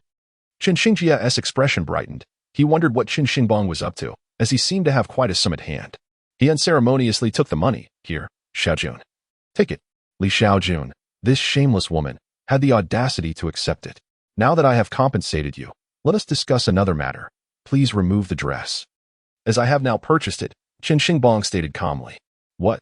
Everyone present was taken aback. What did you just say? Li Xiaojun seemed to have suffered a profound indignity. Glaring at Chen Xingbang. What do you want? Chen Xing's family erupted in anger. Please, don't act like this, Zhang Mandi pleaded, her face a mask of terror. We cannot let these matters concerning my daughter escalate into chaos. It's nothing, Chen Xingbang replied calmly. This garment cost 36. I paid 36. Which means I have effectively purchased it. This is not compensation. It is a transaction. What is wrong with wanting the clothing? This reasoning should be understandable to anyone. You wish to take the dress and my money. What kind of logic is that? If you are dissatisfied, we can discuss it with others. We can call the villagers over to deliberate, for I stand by my reasoning. Chen Xing's family pointed at Chen Xingbang, declaring, You are merely quibbling. Chen Xingbang chuckled. How is this quibbling? Did she not bring a change of clothes? Come on, change into them and hand over the dress. Li Xiaojun gritted her teeth, suddenly throwing the $36 onto the ground. I no longer want your filthy money. What is so special about it? Chen Xingbang, unfazed, picked up the $36 and stuffed it back into his pocket, laughing. Money shouldn't be squandered like that. Honestly, how can a family demand money? Chen Xing's family seethed with anger. Sister-in-law, please continue cooking. Xiaohua, come, let's go play. Chen Xingbang sneered, picking up Chen Xiaohua and preparing to leave. Wait. At that moment, Chen Jiangwo, who had been silently observing their confrontation, finally spoke. Everyone turned to him. Dad, look, he wants to complain, Chen Xing's family asserted. However, Chen Jiangwo did not grant him that opportunity. Instead, he turned to Li Xiaojun and said, Xiaojun, we would like to discuss finalizing the marriage with Xing's family. You are aware of our customs. We simply wish to inquire about the bride price and other matters. It's quite simple, Li Xiaojun replied, her face pale with anger. Clearly, Chen Xingbang's earlier actions had unsettled her. My parents have stated that as a city girl, marrying into your family is a step down for me. The bride price is 1,000 yuan. Furthermore, I cannot reside here. I am accustomed to city living. It is far too filthy here for me to stay. Therefore, in addition to this, you must provide a house in the city. It will take time for welfare housing to be allocated, so I need to secure my own place. My father has connections. A decent apartment will cost around 2,000 to 3,000 yuan. You must cover this expense. Altogether, 4,000 yuan should suffice. Li Xiaojun raised her head with pride. You want to discuss money, do you? Very well, I shall speak of money. I wonder how much you truly possess. I intend to leverage money against you. Chen Jiangwo's expression darkened. Xiaojun, could you perhaps convey to your parents that our family's circumstances are quite limited? I have 2 other sons to marry off as well. 4,000 yuan is simply unattainable. Otherwise, there is nothing to discuss. Li Xiaojun replied coldly. These are all things I am entitled to. Xing's family, if you cannot manage this, then our marriage shall not proceed. Dad, Mom, I must marry Xiaojun. Chen Xing's family shouted in frustration. Marry? Marry? Your mother has already borrowed so much money. Lu Xiuxiu consoled. However, Chen Jiangwo slowly stated, if we cannot secure a loan, is there truly no alternative? Lu Xiuxiu wished for Chen Jingwo to refrain from such pessimism, yet he remained unperturbed, calmly observing Li Xiaojun and Chen Xingjia. Chen Xingbang stood there, acutely aware that the thorn planted by his father was now about to be extracted. It was impossible for it to remain embedded in his heart indefinitely. The discomfort was unbearable. Li Xiaojun turned her gaze toward Chen Xingjia, whose forehead was beginning to bead with sweat. You refuse to speak, do you? Finally, Li Xiaojun broke the silence, expressing her frustration with a hint of exasperation. If you want tea, I shall. Chen Xingjia clenched his teeth, resolutely declaring to Chen Jingwo, Dad, Xiaojuan's father has stated that if our family cannot gather such a sum, it is acceptable to offer a betrothal gift of just 1,000 yuan. He will assist in securing the rest of the house. He possesses connections and knows how to resolve it. However, there is one condition. Our future children must take Xiaojuan's surname. What? At that moment, everyone except Chen Jingwo and Chen Xingbang was left in shock. Even Chen Jingwo's face turned ashen. Previously, when Chen Xingbang had confided in him, he found it hard to believe his son could entertain such an idea. But now, with the words spoken by Chen Xingjia, denial was no longer an option. Lu Xiuxiu was utterly bewildered, staring in disbelief at Chen Xingjia. Xingjia, are you truly considering joining our Li family? Chapter 33, Parting Ways. Chen Xingjia, beads of sweat forming on his brow, struggled to articulate his thoughts in the face of his parents' stern commands. Yet Li Xiaojun, disregarding the tension, swiftly interjected with a cold laugh, Indeed, he intends to join our Li family. Boom. The confirmation struck them like a thunderclap, leaving them reeling. Even Lu Xiuxiu, who had always favored her son, sat in stunned silence, unable to comprehend the gravity of the situation. Chen Xingtian gazed incredulously at Chen Xingjia, perplexed as to why, despite his family's kindness, he would choose to join another lineage. Zhang Mandi, in her turmoil, blamed herself, wondering if this predicament had arisen due to Xiaohua inadvertently staining Li Xiaojuan's clothing. Only Chen Xingbang maintained a serene demeanor. In a previous life, he had witnessed a similar scene, albeit with differing details and timing, yet the essence remained unchanged. Have you truly made this decision? Chen Jingwo's hands began to tremble. This farmer had dedicated his life to the hope that his youngest son would bring honor to the family, hence his favoritism was understandable, often neglecting his other sons. A significant factor behind this was his observation of the second brother's status. Why could the second brother command the respect of his siblings, even the eldest, Qin Jianlin? Because he was educated. In the countryside, literacy was revered. When organizing joyous occasions, one needed to compose invitations, requiring the involvement of literate individuals. Merely writing names was insufficient. One had to include respectful titles as well. For somber events, one needed to draft obituaries, necessitating the hiring of someone educated to write them. With so many customs and protocols, how could an illiterate farmer comprehend such complexities? If you truly insist on muddling through, so be it. However, you shall become the subject of ridicule. The authority resides with the cultured individuals, which is why they garner admiration from the masses. Thus, he is determined to support the third child, seeking to elevate his family status, even if they cannot achieve prominence. He wishes to spare them from enduring the same plight he has faced. Yet, unexpectedly, the cultured individual he nurtured is now to be adopted into another family. At this moment, Chen Xing knelt down with a heavy heart, exclaiming, Father, Mother, indeed, I have come to an agreement with Xiao Wan, and her parents are also aware. After marrying Xiao Wan, our children shall bear her surname, and we both have no objections. In the future, I may not be able to visit you often. Why? Chen Jingwo could no longer contain his fury and shouted, Why? Because our family can offer him better opportunities. Li Xiaowan replied with a sense of triumph, coldly stating, In your household, he may remain merely a small teacher until his dying day, but in our family, my father can leverage some connections to help him ascend to greater heights after a few years of teaching. Father, Mother, I apologize. You have many sons. I may not be able to honor you, but the second and fourth will take care of you. Consider me as if I were never your son. Chen Jiaxing gritted his teeth. You. Chen Jingwo felt dizzy with anger. Fine, fine. Gradually, he calmed down and looked at Chen Jiaxing, saying, Very well, then you may leave. Get out. Lu Xiuxiu wept uncontrollably. Let us go, Li Xiaowan urged. We should leave immediately. I have no desire to stay here. Chen Xing rose, taking Li Xiaowan's hand as they prepared to depart. However, at that moment, Chen Xingbang positioned himself in front of them, stating coolly, You may leave. But we must clarify a few matters. It has not been easy for my parents to raise him. And it certainly wasn't easy supporting him through all these years of education. I want to say much more. It is only fair that after having raised a son, some compensation is due. Compensation? Li Xiaowan, disliking Chen Xingbang, scoffed. I didn't even ask for a betrothal gift, and you dare to demand money? What are you thinking? Chen Xingbang chuckled. What kind of reasoning do you possess? This is our family giving a son to yours. It is you who should provide us with a betrothal gift. No wonder you fell for Chen Xing. Both of you lack sense. You.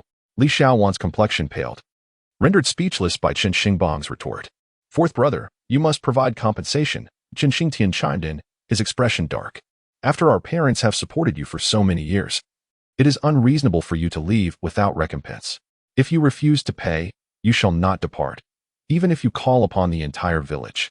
We still hold the moral high ground. Chen Xing glanced at Chen Jiangwo. Enough, enough. Though Lu Xiuxiu was heartbroken, seeing Chen Xingtian surrounded by his two brothers softened her heart. Let him go. I shall not demand payment. You must pay. Unexpectedly, at this moment, Chen Jiangwo spoke up. His voice somewhat hoarse. He expressed that over the years, he had invested a considerable amount of money and energy in raising his son, with the intention of securing their old age. However, since Chen Xingjia no longer bore the responsibility for their retirement, it was unreasonable to expect his two brothers to take his place. Chen Xingjia, feeling agitated, responded, asserting that he never intended to abandon them. He promised that once he secured employment, he would show them filial respect. Chen Xingbang scoffed, recalling how their parents had been misled by such assurances in the past, leading to their leniency. Yet, upon arriving in the city, Chen Xingjia seemed to forget his elderly parents entirely. He resolutely declared that financial support was out of the question. Furthermore, he criticized Chen Xingjia's wife for her harsh demeanor, noting that every visit from their parents would result in scolding. He firmly stated that he would not part with his money.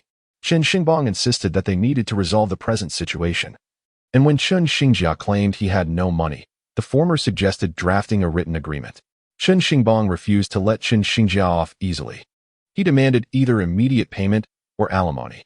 At this juncture, Li Xiaowan interjected, proposing a bride price of 300 yuan, asserting that as she was marrying into their family, it was their obligation to provide a dowry. She then insisted that the amount be raised to 1,000 yuan, to be paid within a year. Chen Xingbang, unyielding, countered her proposal, incredulous at her sudden change of heart regarding the dowry. Faced with his determination, Li Xiaowan reluctantly acquiesced, albeit without cash on hand, suggesting a written agreement sufficed.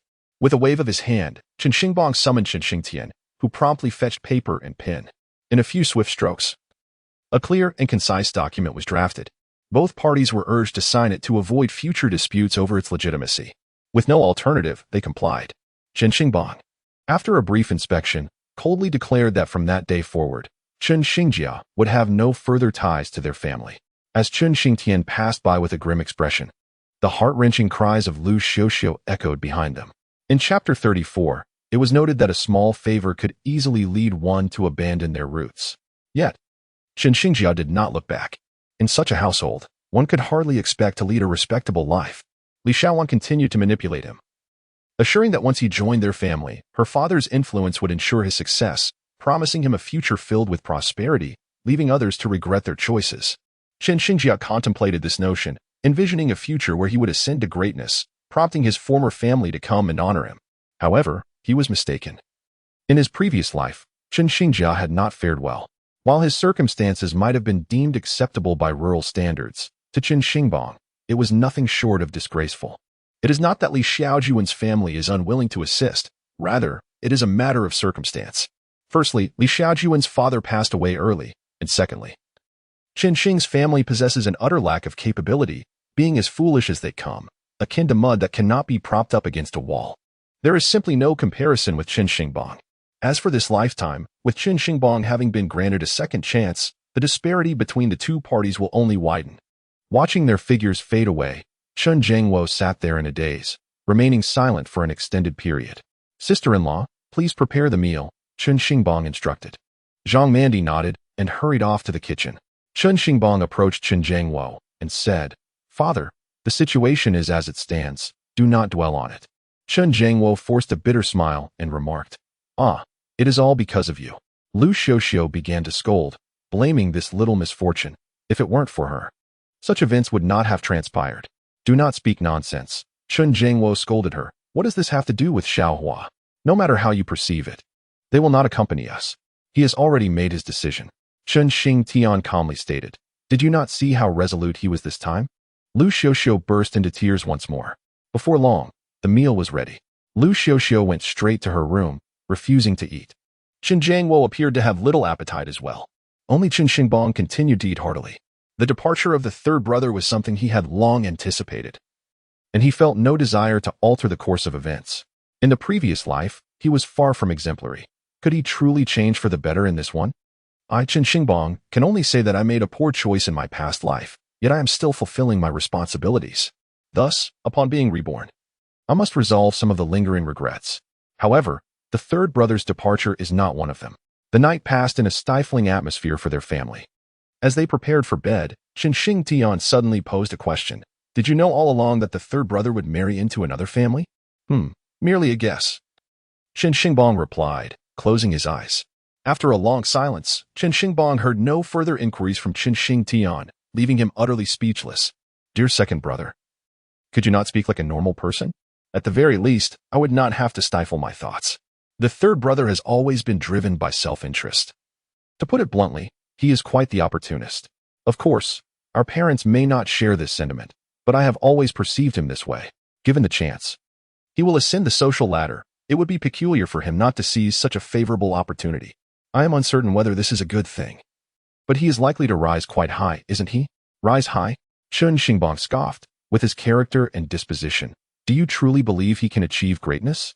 Second brother, you are mistaken. If he does not change, he will remain as he is for this lifetime. Of course, compared to us rural folk, his situation is considerably better. However, do not worry. When you follow me and experience the world, you will realize that he is merely that. Chen Xingtian ceased speaking, his eyes wide open. Unable to sleep, he could not comprehend how their parents' love for their children could be lavished solely upon one individual. He should be considering how to support this large family, not running off with someone merely for a few favors. Is this not akin to a dog? No, it is even less dignified than that. Alas, the intricacies of human emotions elude comprehension. He murmured something incomprehensible before closing his eyes. The following day, as Chen Xingbang awoke, he sensed an unusual atmosphere. Lu Xiuxiu was weeping bitterly, neglecting her chores entirely. Mother, please cease your tears, Chen Xingbang implored.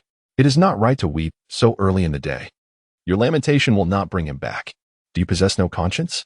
You drove the third son away, and yet I am not permitted to grieve? Lu Xiuxiu retorted. Chen Xingbang chuckled softly. Mother, one must speak with integrity. It is not I who forced him to leave. He had long been prepared for this. At that moment, Chen Jiangwo approached, offering a wry smile before addressing Chen Xingbang. Do not engage with her. She is in a troubled state. By the way, father, please invite my eldest uncle, fourth uncle, and fifth uncle over for dinner tonight. There is no need to include the second uncle. The news of our third brother's departure cannot remain concealed any longer. It is better to inform them directly, and we ought to foster closer ties with the other uncles. After a moment of contemplation, Chen Xingbang decided, let us gather for a meal. I shall prepare dinner for everyone. Are you not inviting the second uncle? No, I shall not, Chen Xingbang replied without hesitation. Father, do not fret about offending them. They have never held me in high regard. And you are not favored by grandmother either.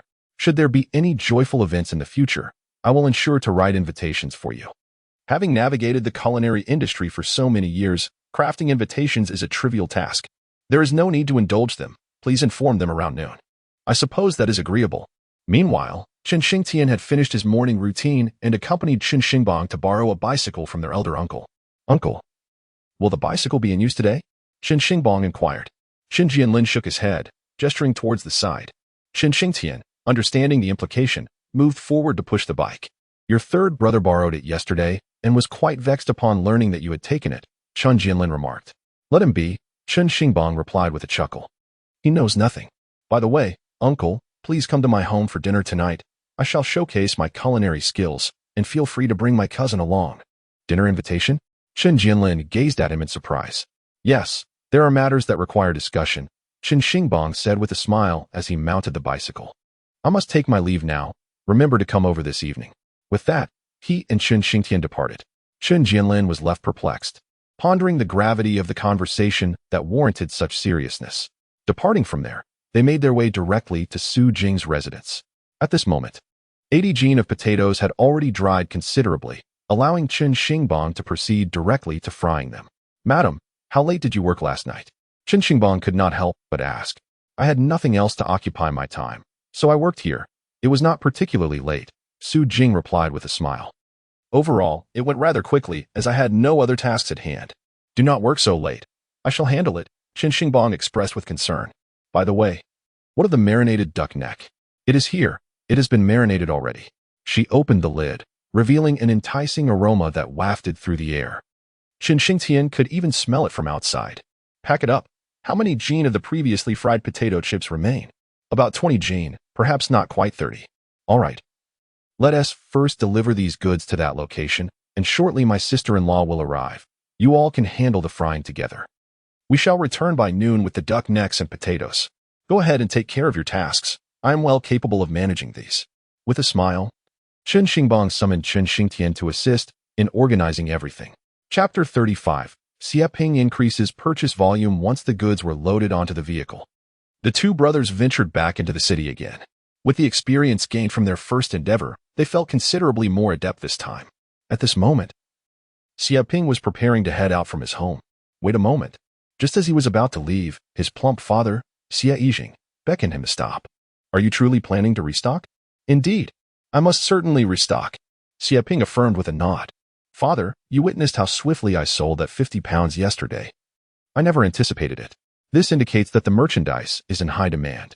I shall no longer sell it on the streets. We could establish a shop, perhaps near the vegetable market or in proximity to residential buildings, exclusively selling such items. It is bound to succeed. Father, you have partnerships with many small shops.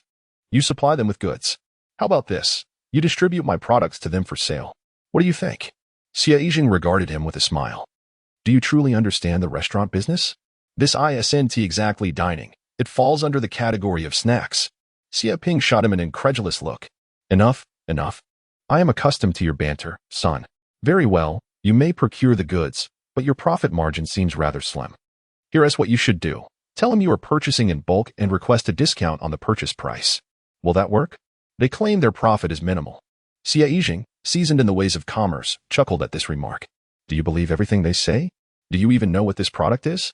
"Isn't it just duck necks? Although I may not be scholarly, I am certainly aware of that." "True, but this item is quite inexpensive." Jing replied with mild irritation. "You ought to accompany your mother to the market more often. This product is often unsold. One can purchase 10 pounds for merely 1 yuan at the supply and marketing cooperative." "Really?" Xieping was taken aback, unable to fathom his father's words. Of course, he has indeed put forth considerable effort to elevate the status of duck necks.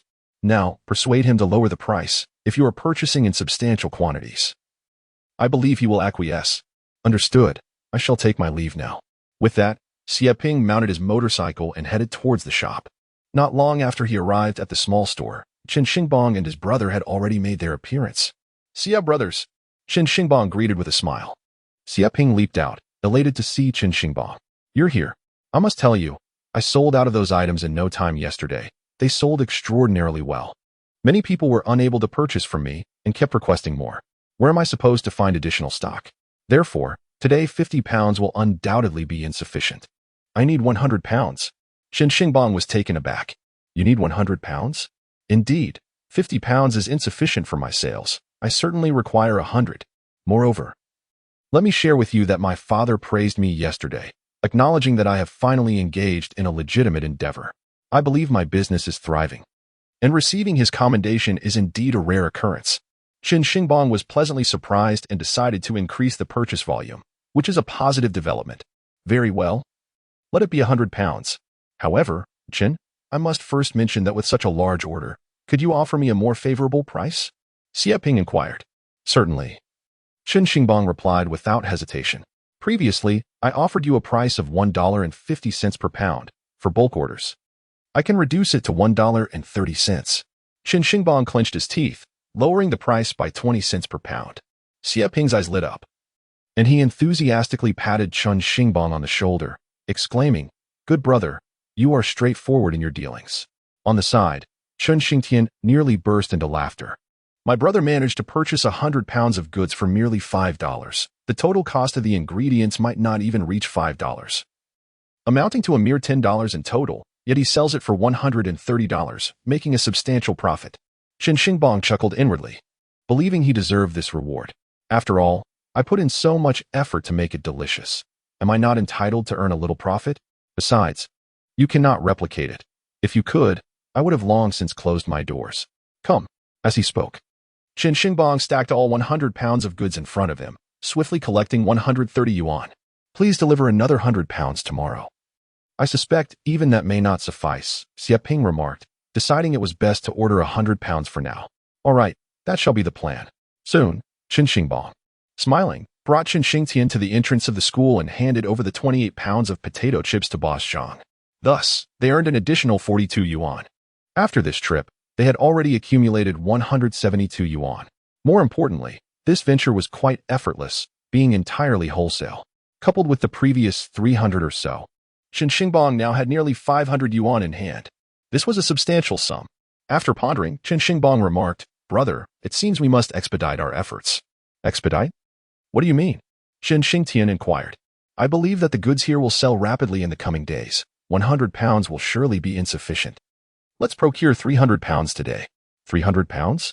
Chen Xingtian was taken aback and after a moment of contemplation said, that seems rather unfeasible. 300 pounds in summer. If we cannot sell it, I fear it may spoil. That is indeed a valid concern. Moreover, with only your master's wife operating one stove, it would be impossible to prepare that much. The stove is not an issue. We can set up 2 additional stoves outside, Chen Xingbang suggested. After some contemplation, he finally resolved, I believe we should proceed with this plan. 300 pounds is necessary, and we can earn several hundred in a day. I am in urgent need of funds. So urgent? My marriage is not pressing. Chen Xingtian shook his head. Chen Xingbang was amused. Brother, it's not just about finding you a wife. Currently, we only possess a bicycle, which often requires us to dash into the city. This bicycle is insufficient for our needs. What I propose is that our family acquires a tricycle. It would facilitate our travels here, enabling swifter speeds and better cargo capacity. Chen Xingtian appeared somewhat excited. That is indeed true. Really? But a tricycle costs quite a bit, doesn't it? A Changyang 750 tricycle is several thousand. Chen Xingbang was profoundly impressed by this, laughing as he remarked, this contraption is quite the marvel. It moves swiftly. It takes us an hour to cycle here. Yet with this, I believe we could arrive in about 20 minutes. Several thousand. Chen Xingtian was taken aback. He was aware that Chen Xingbang earned well. Yet he still found it beyond their means. There are replicas, Chen Xingbang chuckled. We need not purchase the expensive model. We could opt for a more affordable one. Or even a second-hand variant. We simply do not possess such funds, so let us not overreach. Chen Xingtian timidly inquired, how much would a second-hand one cost? And what about the replicas? Upon hearing this, Chen Xingbang felt a twinge of frustration. Indeed, even for those, we cannot escape spending at least 1,000 or 2,000. I barely have 500. I am far from that amount. Let us hold on a bit longer. Chen Xingbang pondered before stating, come, let us go procure supplies. Chapter 36. Stealing ourselves to source materials. As they spoke of procuring supplies, Chen Xingbang noticed someone approaching on a tricycle. Observing the individual, he promptly stepped forward. Excuse me. Sir, this tricycle is for transporting passengers, correct? Yes, it is for passengers. Upon hearing that there were potential customers, the man immediately smiled and asked, where to? Could you assist me in transporting goods to Chishire village? It would be approximately 400 pounds. Can your vehicle manage that? The man began to calculate. For 100 pounds? That is quite a distance. Indeed, it is, Chen Xingbang nodded, which is why I inquired about the fare. How about $3? $3. This was indeed a significant sum. All right. Chen Xingbang readily agreed. Will it be able to carry that much? Yes, it certainly can. Let us go, follow me. Chen Xingbang said with a smile, help me load the goods. Sure. Before long, Chen Xingbang led the man and another individual to the entrance of the meat processing factory. He purchased 2 packs of cigarettes and finally acquired a bottle of Site liquor before making his way inside. Hello, Grandpa He. Chen Xingbang greeted as he placed the cigarettes and liquor on the counter. Grandpa He understood the gesture and, smiling, rose to his feet. I'll go inside. Wait a moment. Chen Xingbang gently held him back. Today, I would like 300 pounds. Do you have that much? Grandpa He was taken aback, astonished. You need that much today? Yes. Of course, of course. I'll fetch it for you, Grandpa He said with a smile. Great. Shortly thereafter, 300 pounds of duck necks were wheeled out. They began loading the cargo.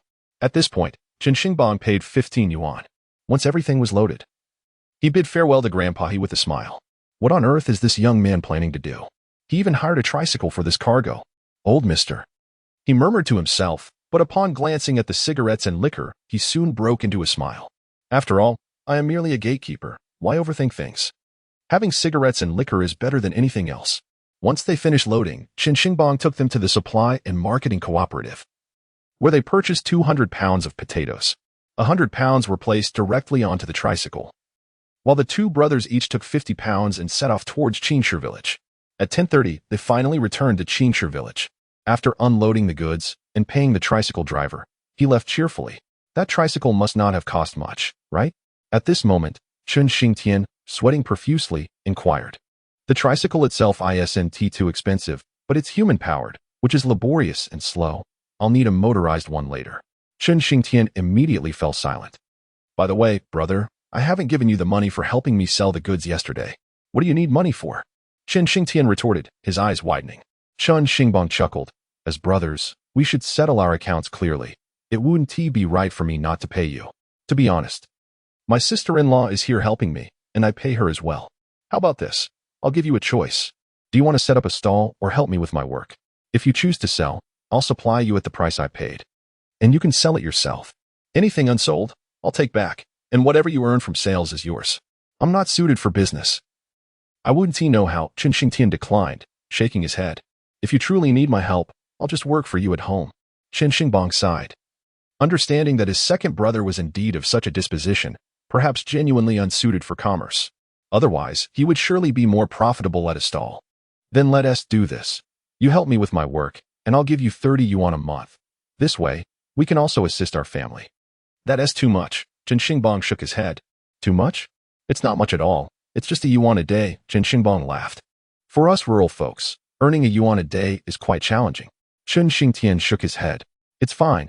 Just trust my judgment, Chen Xingbang said. Enough of that. By the way, could you set up 2 stoves in the yard for me? Anything will do. The one inside is simply too difficult to manage so many tasks. All right. Thus, Chen Xingtian set about preparing the stoves while Chen Xingbang busied himself cleaning duck necks. At that moment, Su Jing strolled over, glancing at the abundance of duck necks and asking, how did you manage to gather so many?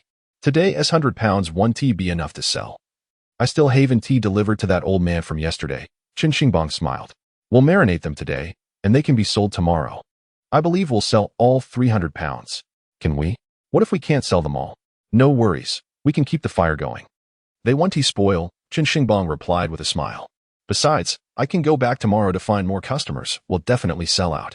All right then. Since Chen Xingbang had a plan, she didn't press further. Around 2 in the afternoon, Chao Xiong came by again to restock. This time, he bought another 20 pounds. Brother Chao. Just as Chao Xiong was about to leave, Chen Xingbang called him back and casually handed him a duck neck. Here, give it a try. What is this? In truth, Chao Xiong had been visiting here these past few days and had caught a whiff of the enticing aroma, yet he had refrained from inquiring until now. Upon seeing the item, he finally posed his question. This is my newly developed product. Do take a taste before you comment. Chao Xiong took a bite, his eyes lighting up in delight.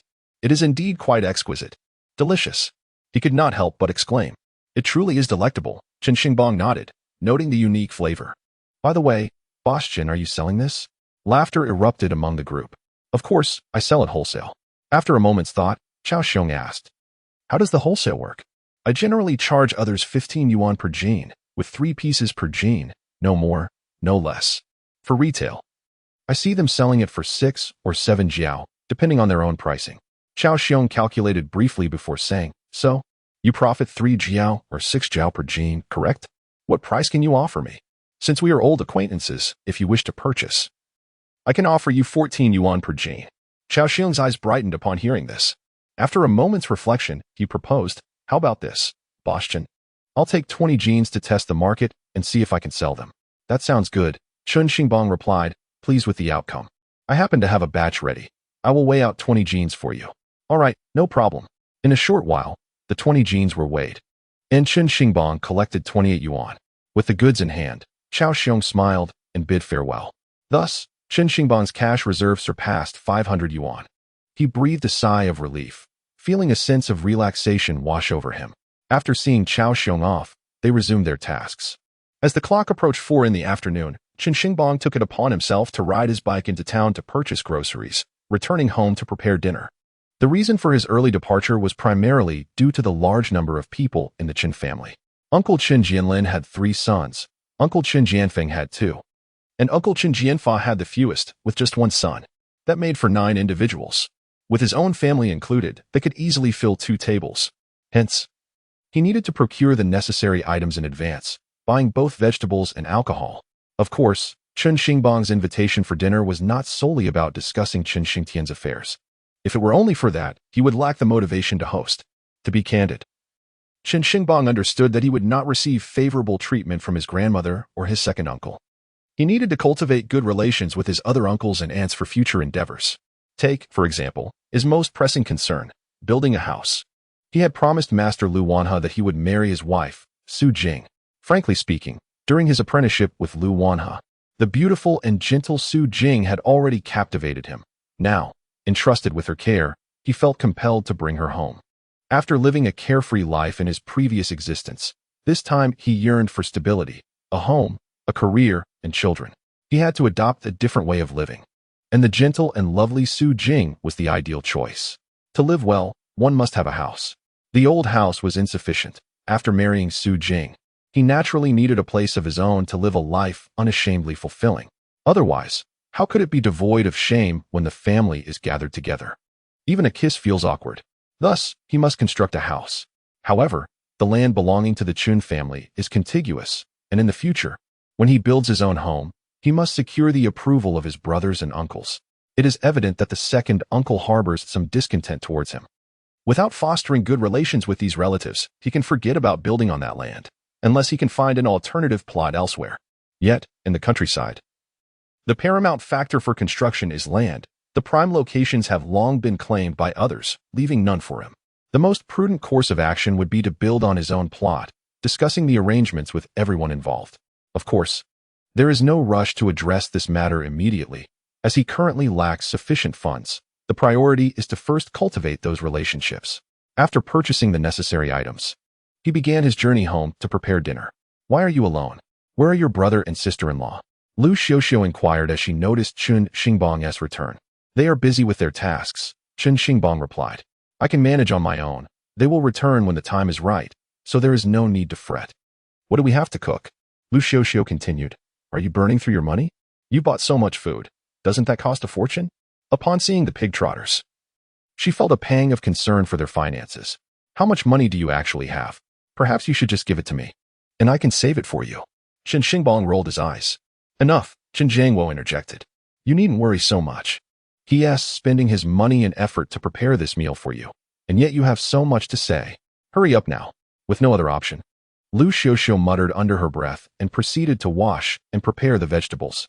Meanwhile, Chen Xingbang began to process the ingredients, with Chen Jiangwo observing from outside.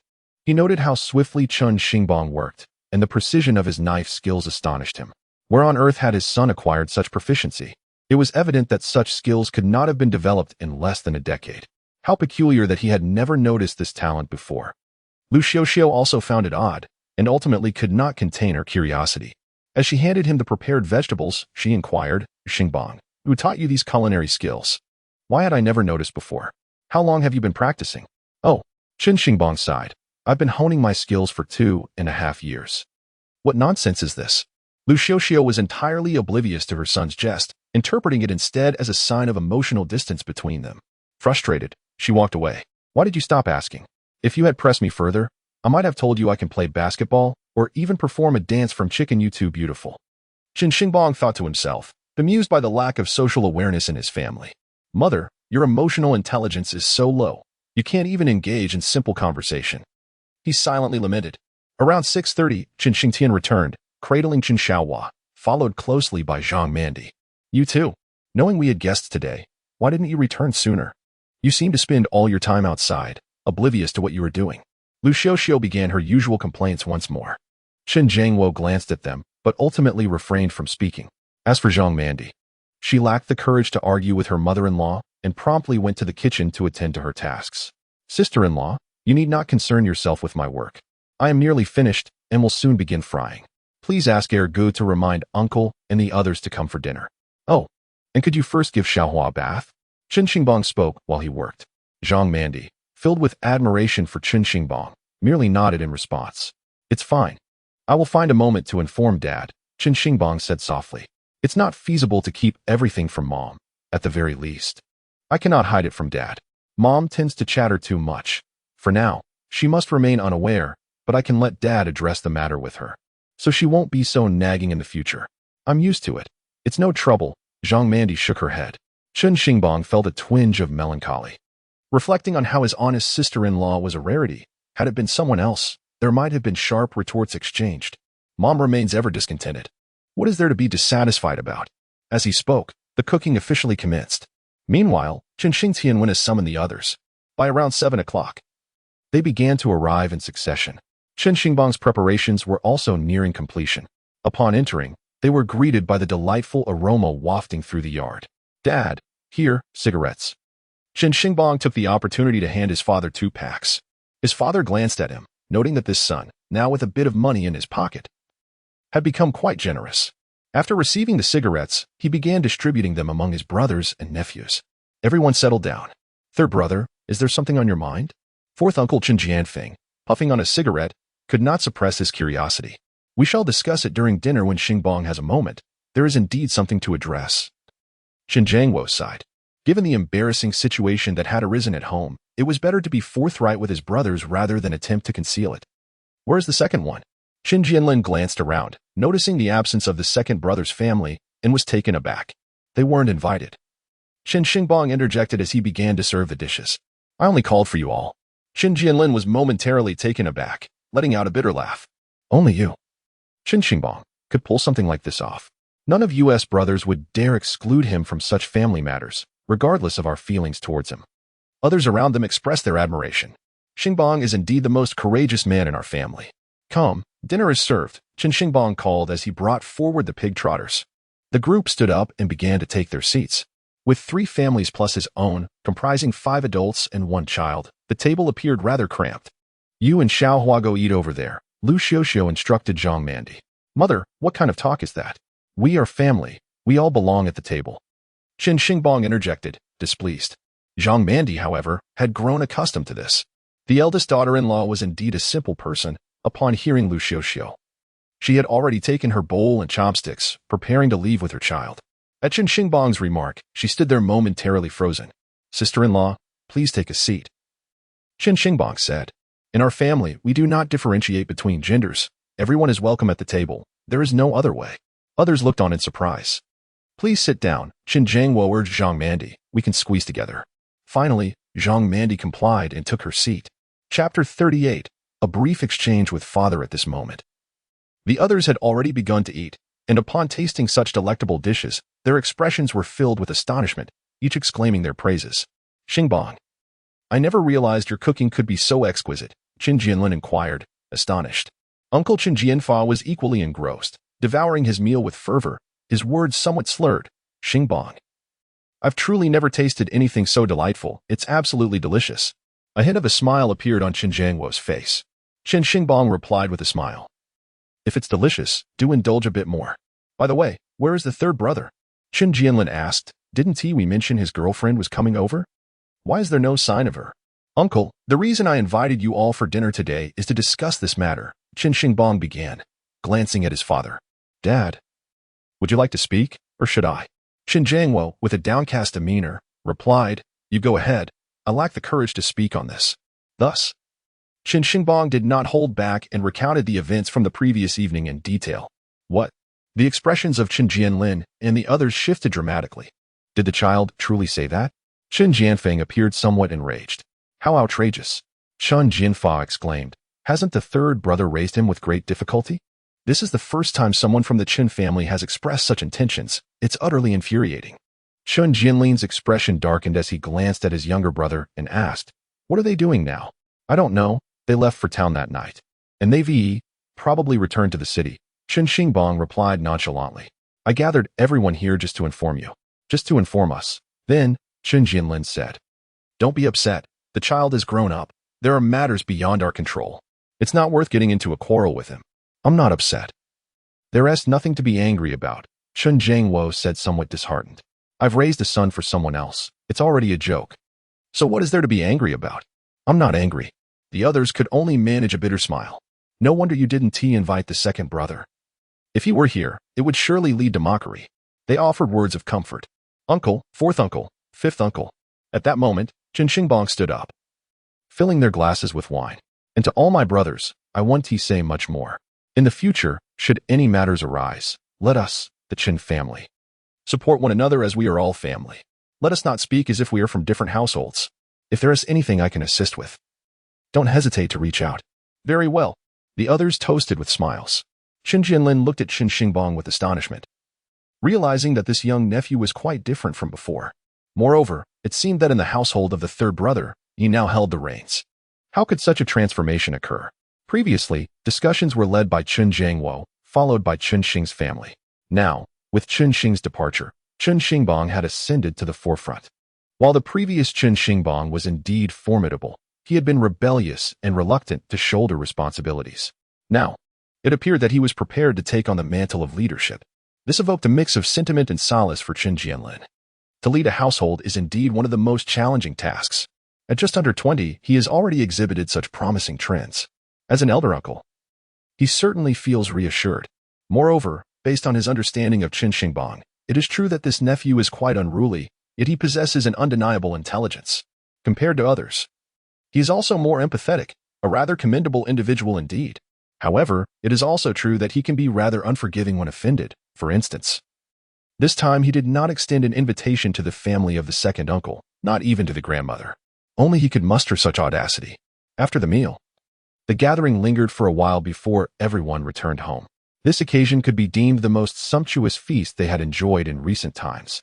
As Uncle Wu, Chen Jianfa, patted his stomach and self-deprecatingly remarked, "Brother, fourth brother, we surely haven't had such a lavish meal even after 3 days of laboring for second brother, have we?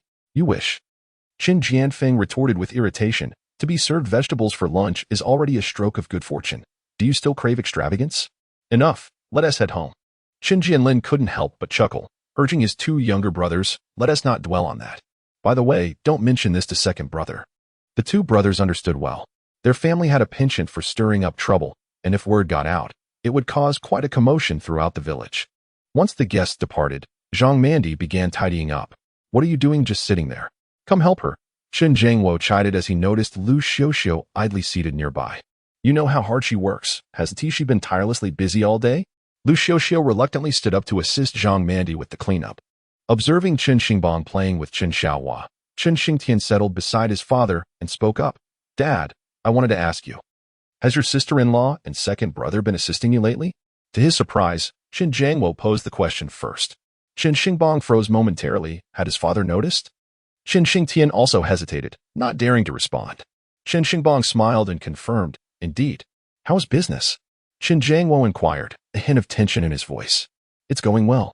Chen Xingbang replied. "What exactly are you doing?" Chen Jianguo pressed, posing the most crucial question. Now that the third brother had severed ties with the family, only 2 sons remained, and he could not endure further upheaval. He simply wished for their well-being. "Second brother, do you still have any duck necks left?" Chen Xingbang asked. Chen Xingtian went inside and retrieved a duck neck. Chen Xingbang then brought out a half bottle of wine they had left from earlier and poured some for him. "Dad, give this a try. The wine is exceptional."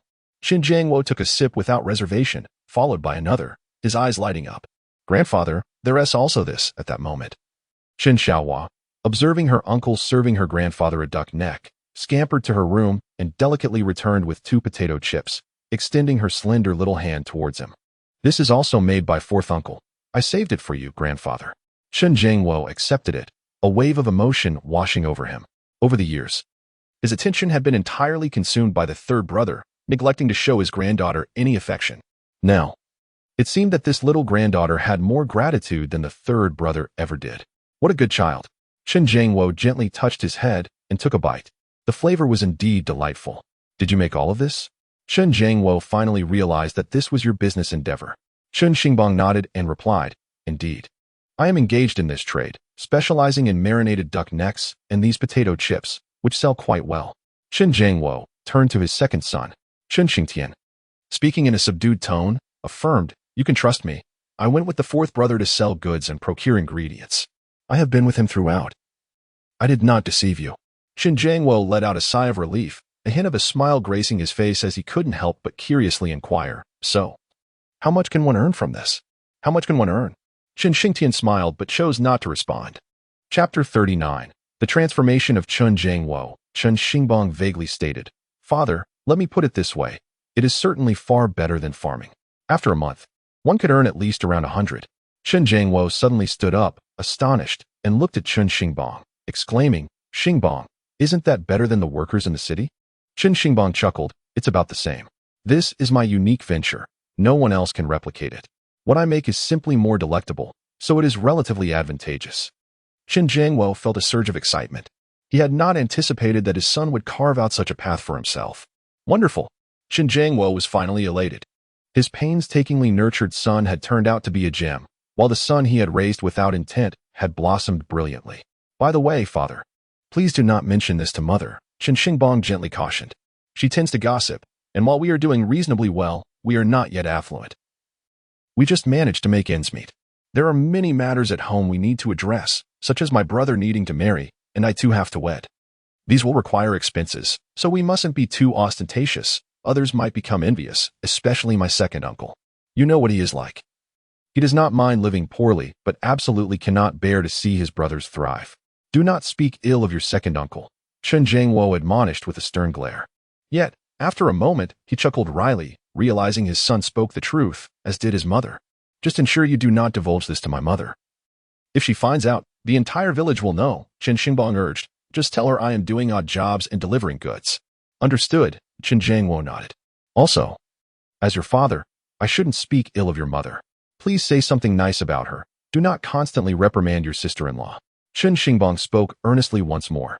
"Our sister-in-law has come into our family and diligently managed so many affairs, keeping the household in order. It is a blessing for our family. Now that my brother is no longer with us, we must speak of her with respect, so she does not feel belittled."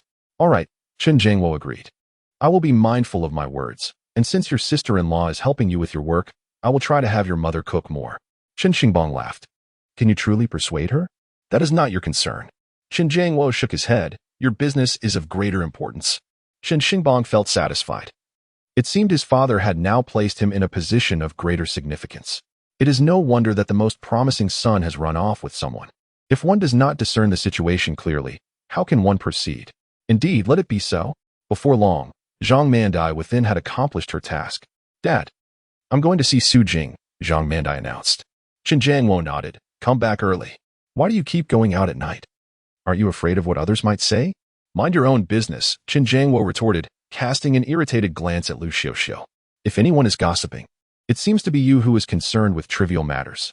"Dad, I'm just going out for a stroll with my brother," Chen Xingbang replied cheerfully, rising to his feet. "Let us go digest. Come back here." Lu Xiuxiu redirected her frustration towards Chen Xingbang. Ignoring her, he dashed off with his elder brother. "Let them go. Do you have any pressing matters at hand? Come, let's bathe Xiaohua," Chen Xingbang suggested. "Let her mother do it," Lu Xiuxiu protested. "They say grandmothers dote on their grandchildren. You only have this one grandchild now," Chen Xingbang gently advised. "Xiuxiu, everyone is getting older. This firstborn is our only bloodline. Regardless of gender, she is still our granddaughter.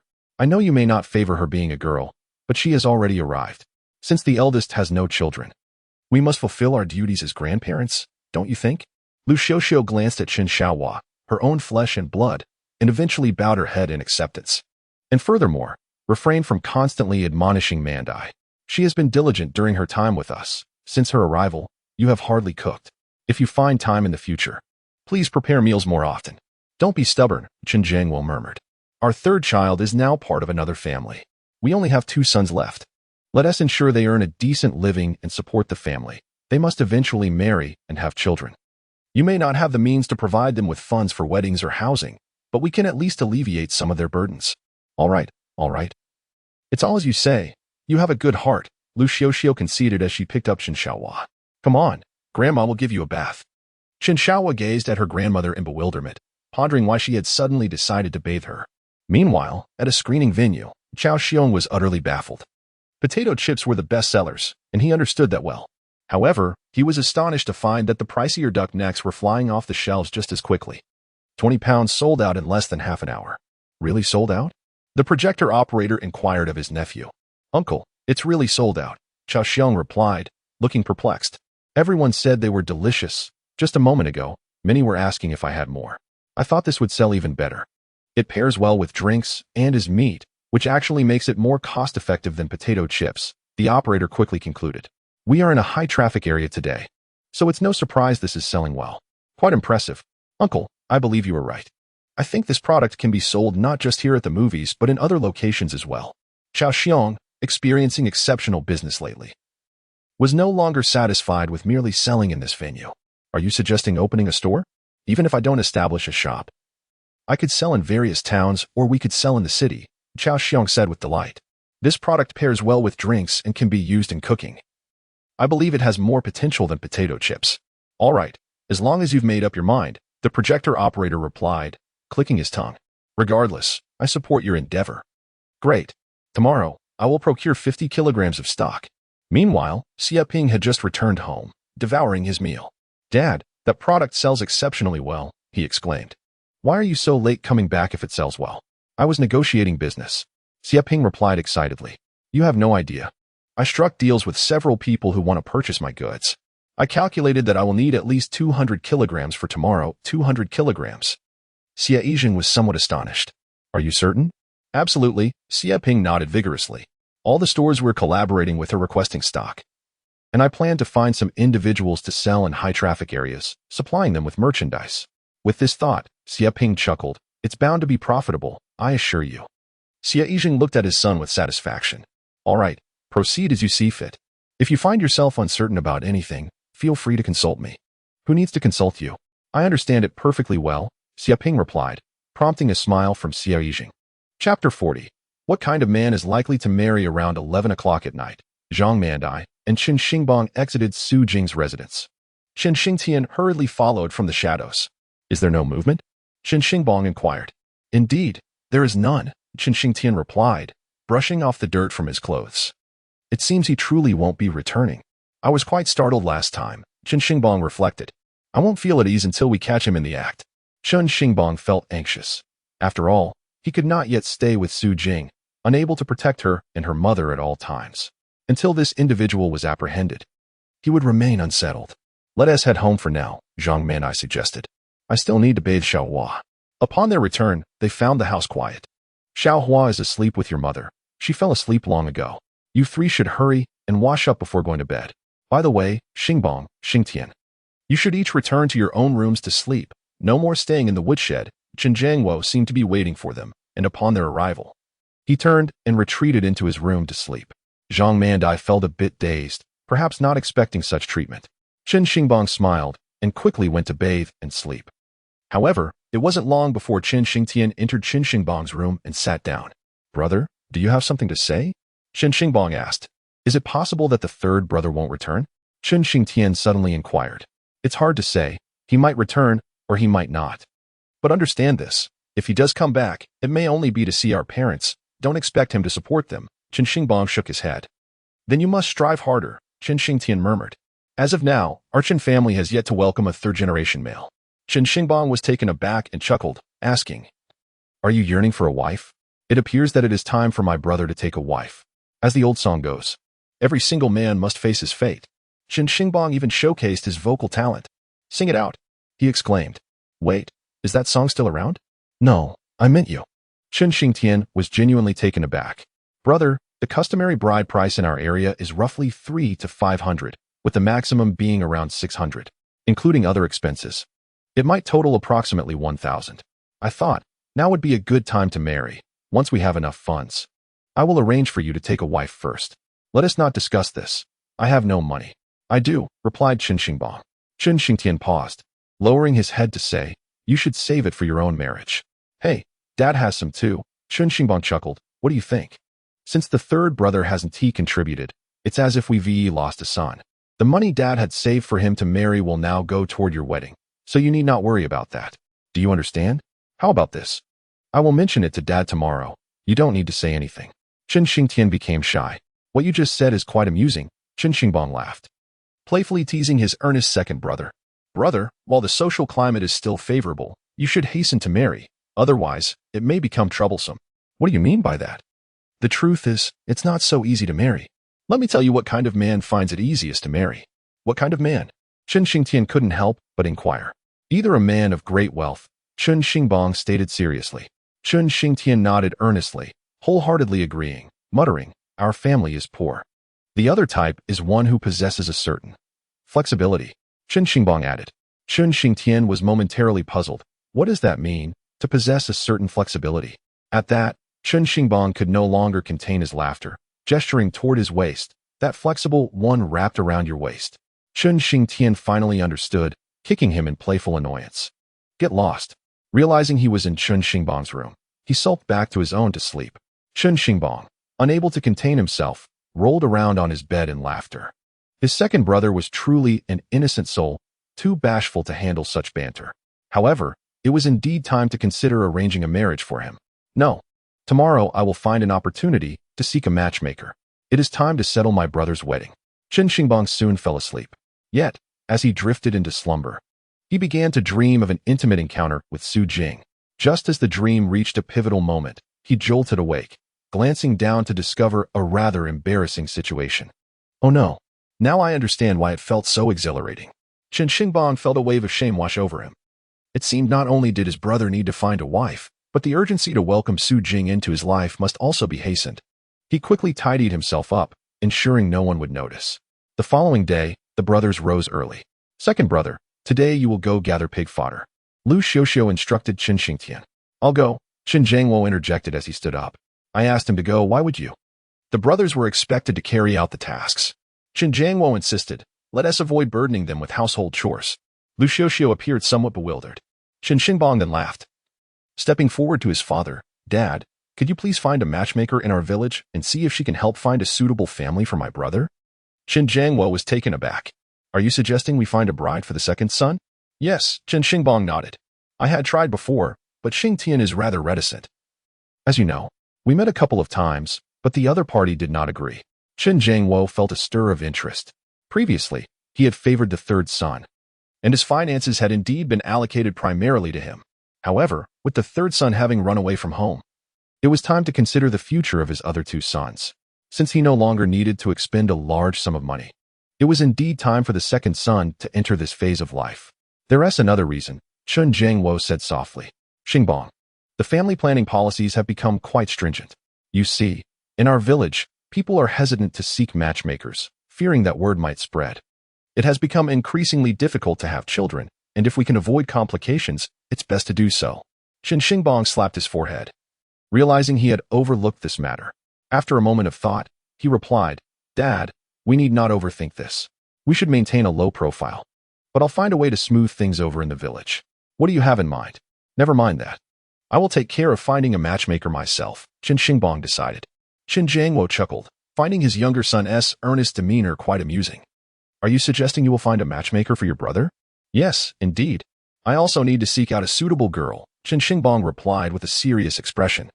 Rest assured, I will inquire about eligible young women in our village or the neighboring one. I'll take care of it. With that, Chen Xingbang set off with Chen Xingtian. What did you discuss with Dad? Chen Xingtian asked, feeling somewhat bewildered. Chen Xingbang smiled. We talked about important matters. Now, let us go to the town and hire a tricycle to help us transport goods. You won't have to keep borrowing Uncle S' vehicle. When we return, you can offer 5 yuan. They will definitely be willing to take our goods to the city. All right, you ride ahead. And I'll stop by my master's wife's house to check on those items and prepare. Once the vehicle arrives, we'll head straight to the city. By the way, I think you could manage the trip to the city on your own. Do you think you can handle it? Chen Xingtian felt the weight of pressure. Never mind, I'll go with you. Chen Xingbang sighed.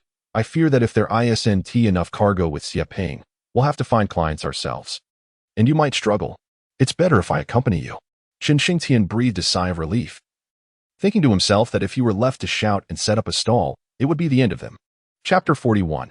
A flourishing business. Watching Chen Xingtian ride off to the town to arrange for a tricycle, Chen Xingbang finally made his way to Su Jing's home. At that moment, the rich aroma of braised dishes wafted through the air. Chen Xingbang approached to take a look. Outside, 2 stoves had been set up, each topped with a large iron pot capable of holding dozens of pounds of braising ingredients. Xingbang, Jing emerged from inside, a smile gracing her face. She pointed to the pots and said, "I have been braising since yesterday afternoon, and it's nearly ready now. 300 pounds. Chen Xingbang was taken aback, pondering for a moment before asking, "Did you not sleep well last night?" "No, I slept just fine." Jing shook her head, having only risen twice to check on the fire, add kindling, and, incidentally, replace some of the ingredients. "I have already tasted everything, and all the flavors have permeated the dishes." Chen Xingbang felt a twinge of guilt. "So, you only got up twice during the night. How did you manage to sleep?" Jing merely smiled, choosing not to respond. This only heightened Chen Xingbang's sense of urgency. He needed to earn money quickly, to build a house dedicated to a kitchen where he could take charge of cooking. "All right," Chen Xingbang said, "let's stick to the original plan. You and Dasa will handle frying those items here, while Ergu and I will head to the city shortly to distribute these goods. I will tidy up and be on my way." Okay. It wasn't long before Chen Xingbang had gathered everything together. 300 pounds of ingredients were packed into several large bags. Shortly thereafter, a tricycle arrived. The 2 brothers loaded the goods onto the tricycle, with Chen Xingbang driving while Chen Xingtian sat beside him, heading straight for the city. Managing those 300 pounds on the tricycle proved to be quite challenging. The driver was visibly exhausted. Whenever they encountered an uphill stretch, they had to push together. Nevertheless, they eventually arrived. Xie Ping had been waiting for them early that morning, and upon seeing them, he rushed out. Big brother, big brother." Chen Xingbang, noticing his eager demeanor, quickly surmised the situation, smiling as he greeted, "Xie brother, big brother. Today I need 200 pounds. Throughout the journey, Chen Xingtian had been anxious about whether they would be able to sell all 300 pounds. Hearing this left him momentarily stunned. He then noticed Chen Xingbang letting out a sigh of relief. The latter was confident in his product and believed there was a market for it. Furthermore, through his conversation with Xie Ping, he sensed that this individual was far from ordinary. His father stood behind him as well. It seemed that everything had aligned perfectly. "Excellent. Let us make it work." Chen Xingbang replied with a smile. "You strike me as a discerning individual, so I will reduce the wholesale price by a dime." Xie Ping was momentarily taken aback, then grasped his hand excitedly, exclaiming, "Big brother, I knew you were a genuine person. From today onward, you shall be my older brother."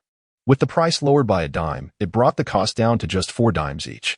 Even if he sold to others, he would at least earn 2 dimes per piece, a lucrative deal. "Don't mention it," Chen Xingbang said with a smile.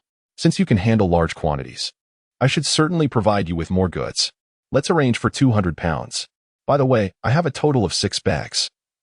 4 of these bags contain 50 pounds each, totaling 200 pounds. Let us weigh them." "No need for that," Xie Ping said generously. "I trust you." Chen Xingbang accepted this with grace, and they proceeded to unload the goods. The 4 bags amounted to a total of 240 yuan. "Here." Xie Ping handed the money to Chen Xingbang. "From now on, I shall call you Brother Bang. Tomorrow, I will require at least 200 pounds. And I must inform you that if possible, I may need to increase that order." "Understood," Chen Xingbang nodded, affirming their agreement. "Very well." With a smile, Chen Xingbang clasped his fist in a gesture of respect as they departed together. Seated in the back seat, Chen Xingtian could not suppress his excitement as he remarked, "Xingbang, although we have already earned a considerable sum, why have you chosen to lower the prices voluntarily? He is capable of producing in large quantities." Chen Xingbang responded calmly, "The profits belong to all of us. If he can move substantial quantities, then indeed, we can afford to offer him a discount. This way, he will enjoy greater profits, which will incentivize him to venture further into the market. Moreover, under his management, if we do not allow some profit margins, the retailers will struggle to make a profit, ultimately leading to an increase in retail prices. For the average consumer, that would render our products unaffordable. Thus, we must allow for some profit to ensure that everyone benefits." Only then did Chen Xingtian grasp the reasoning. Before long, they arrived at the location where Chen Xingbang had previously set up his stall. "Old man." Chen Xingbang directly approached the elderly proprietor. Upon seeing him, the old man sprang up excitedly, grabbing Chen Xingbang's arm. "Young man, why didn't you come yesterday? I must tell you, I was quite overwhelmed. People kept coming to me, asking for goods, and I was at a loss as to where to find you." Chen Xingbang chuckled, pointing to the back. 80 pounds? Would you like some?" 80 pounds? This was a significant amount. "If you can secure it, I'll give it to you at $1.40. Chen Xingbang smiled. Absolutely, the old man declared, gritting his teeth. This product can be stored, right? It can be stored, but given the sweltering heat, it would be best to sell it all today. If not, having a freezer for storage would be ideal. I have one at home, the old man's eyes brightened. Then, there is no problem at all. Chen Xingbang laughed as he unloaded the goods. Soon enough, he collected $112. By the way, old man, will you need more tomorrow? Chen Xingbang inquired. I'll have to see. But I will likely need 50 pounds, the old man sighed in relief. Your products have become well known here. Everyone is aware of how delicious they are. Understood. Chen Xingbang replied with a smile. I'll be back tomorrow to deliver. As he whistled, he made his way to deliver 20 pounds of chips to boss Zhang. Just after receiving the payment, other small business owners approached him, eager to discuss matters. Young brother, one of them began, we need to talk. Yes. Let us have a discussion. They hurriedly pulled Chen Xingbang aside. Chen Xingtian exchanged glances with the tricycle driver, who waited nearby. I must say, young brother, you promised to supply us, yet you are only providing for your cousin. This cannot continue. One individual pressed anxiously. Indeed, how can it be this way? We need supplies too, another chimed in. Exactly. Chen Xingbang pondered their words before responding. All right, it's not impossible. However, you must allow me a moment to catch my breath. Otherwise, how could I possibly supply you all? When can we expect your delivery? They were taken aback, realizing that Chen Xingbang's words had left them without a clear answer. Young man, it is not our intention to pressure you into delivering goods to us. Rather, it is the case that our business is nearly being drained by your cousin. The children have all flocked to his store for snacks. And he even claims that purchasing stationery at his place comes with discounts. Isn't that infuriating? One elderly gentleman expressed his outrage. Chen Xingbang found the situation amusing. Chapter 42. Finding a suitable woman for second brother. It appears that the path of competition I initiated has indeed begun to unfold here, and there is no denying it. With a beaming smile, Chen Xingbang remarked, as everyone is aware, I am currently struggling to keep pace, primarily due to a lack of manpower. How about this? The next time I come by, I will do my utmost to distribute some goods to all of you. Rest assured. When I promise to share the goods, I will do so without fail. There is no need for undue concern. Is that true? One inquired. Indeed. I was worried you might not have enough supplies. Next time, you must truly share the goods with us. After much persuasion, they were finally convinced to leave. Let us go there to purchase supplies. Chen Xingbang's face radiated joy as he led them to the store. Here, take 15 yuan and go speak with him. And here's 2 packs of cigarettes. I will refrain from joining you. Chen Xingbang purchased the cigarettes for Chen Xingtian, who understood that this was Chen Xingbang's way of testing him. Gritting his teeth, he approached the vendor with the tricycle driver. Ah, your brother hasn't come? Elder he glanced over. Hearing such a warm voice, Chen Xingtian gradually relaxed, shaking his head as he replied, he has matters to attend to today. Here are the cigarettes for you, and this is the payment, 300 Jing. Elder he chuckled, reaching out to accept the items and calling for someone. Before long, 300 Jing of duck necks were ready. Thank you, Elder he. We shall take our leave now. Very well, you may go. Soon, they had vanished from sight. It was only at the corner that Chen Xingtian exhaled a sigh of relief upon spotting Chen Xingbang. Let us go. Chen Xingbang cheerfully patted his brother's shoulder, saying, Second brother, all is well, is it not? I was a bit concerned earlier, but it seems there is nothing to worry about. Chen Xingbang laughed heartily, affirming, of course, there is nothing to fret about. It is merely a matter of getting accustomed to it. Now, let us buy some potatoes and a few other ingredients before we head back. They purchased 80 Jing of potatoes and spent 10 yuan on an abundance of ingredients. The 2 brothers then returned home with the tricycle. Upon arriving at Su Jing's residence, they unloaded the items and compensated the tricycle driver. Boss, will there be more opportunities in the future? The tricycle driver, having earned 5 yuan that morning, was quite pleased. Despite the long journey, the pay was satisfactory. And the effort was worth it. If there are more, I will seek you out again, Chen Xingbang assured him. I wish your business continues to thrive, the driver responded. Chen Xingbang laughed heartily, appreciating the man's words. Once they had brought everything inside, they commenced another busy day. Chen Xingbang calculated his earnings for the day. He had made a total of 382 yuan, though he had also spent a little over 10 yuan. In other words, he earned over 360 yuan this time, in addition to the more than 500 yuan he already had. Now, he had nearly 900 yuan at hand. Chen Xingbang let out a sigh of relief. He was now not far from becoming a 1,000 yuan household. With a little more effort, he believed he would soon achieve the status of a 10,000 yuan household. After contemplating this, Chen Xingbang turned and said, "You all carry on with your work here. I have some matters to attend to. Go ahead with your business." Jing nodded. "Be careful while riding your bike." With a smile, Chen Xingbang departed. However, this time, he had significant matters to address. He needed to find a woman for his second brother. Now that there were no expenses on the third brother's side, he had to be diligent and resolve the lifelong affairs of the second brother. In his previous life, it was due to the second brother's reticent nature that the marriage issue remained unresolved, despite having opportunities to address it. Their parents were saddened, and the second brother's lack of initiative led to such an outcome. This lifetime, he could not allow the same situation to repeat itself. As he was about to ride over, he suddenly spotted Xiao Xiong coming towards him on his bike. "Boss Chen." Xiao Xiong greeted him eagerly upon seeing him. "You're out so early today?" Chen Xingbang inquired, surprised. "Yes, they are screening a movie in your village tonight. Did you know?" "Oh." Chen Xingbang was even more astonished. "In our village?" "Yes, they are showing it at the grain threshing yard in your village. We have already moved our things over, so I came to get the goods first." "All right, you go ahead. By the way, I need 30 gene of duck next today. They sold out so quickly yesterday. Then you should stock up even more." Chen Xingbang remarked.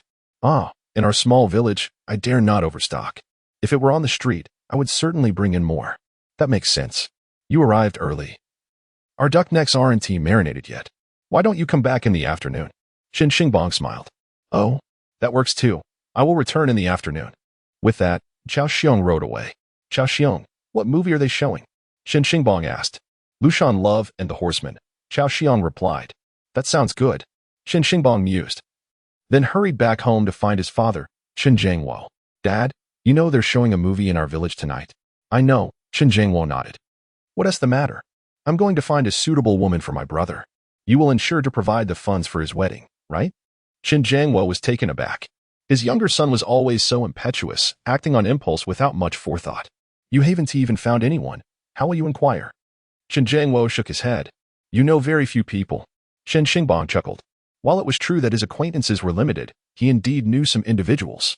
After all, having lived a previous life, he was aware of who would be suitable. For instance, there was a woman named Qian Yume from Qianhe village, who was quite remarkable.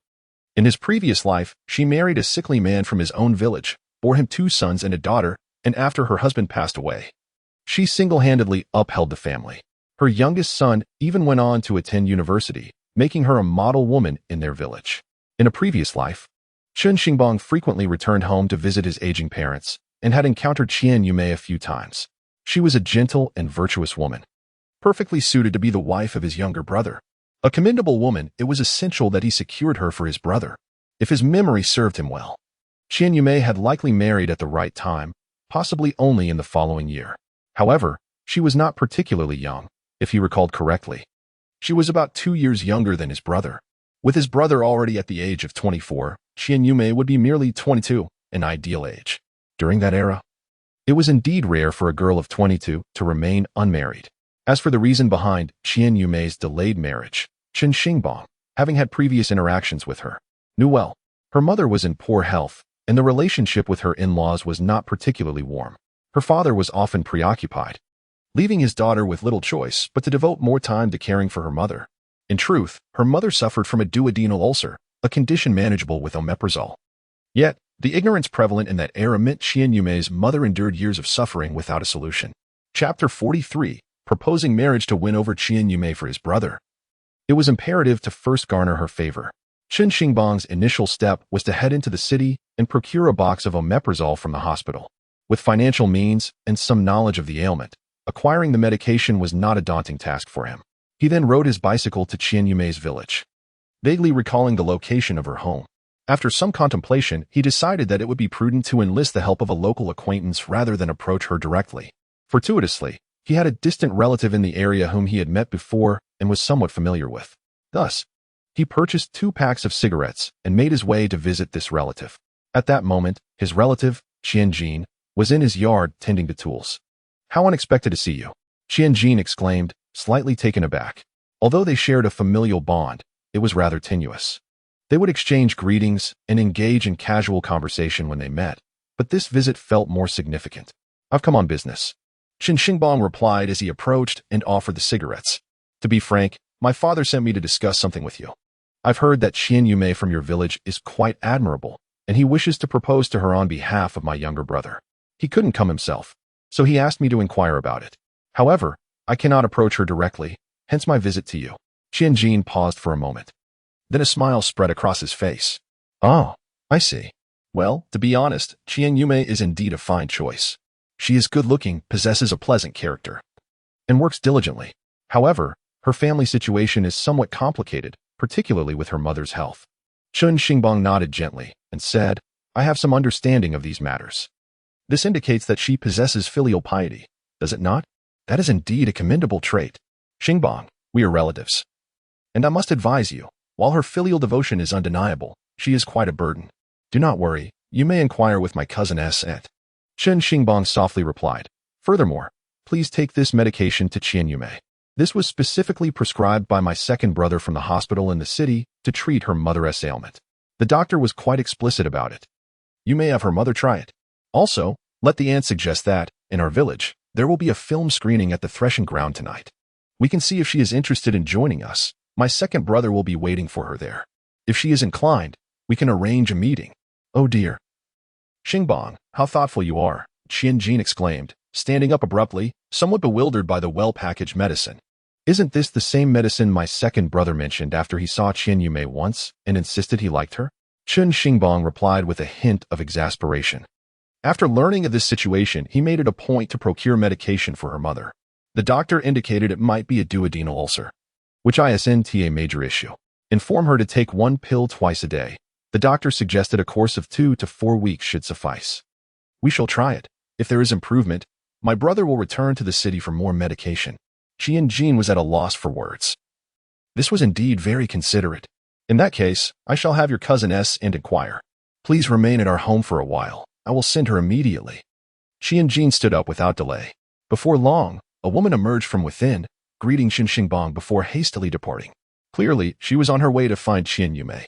The aunt arrived at Qian Yumei's home, greeted her, and entered. "Sister-in-law, where is Yumei?" The aunt inquired cheerfully.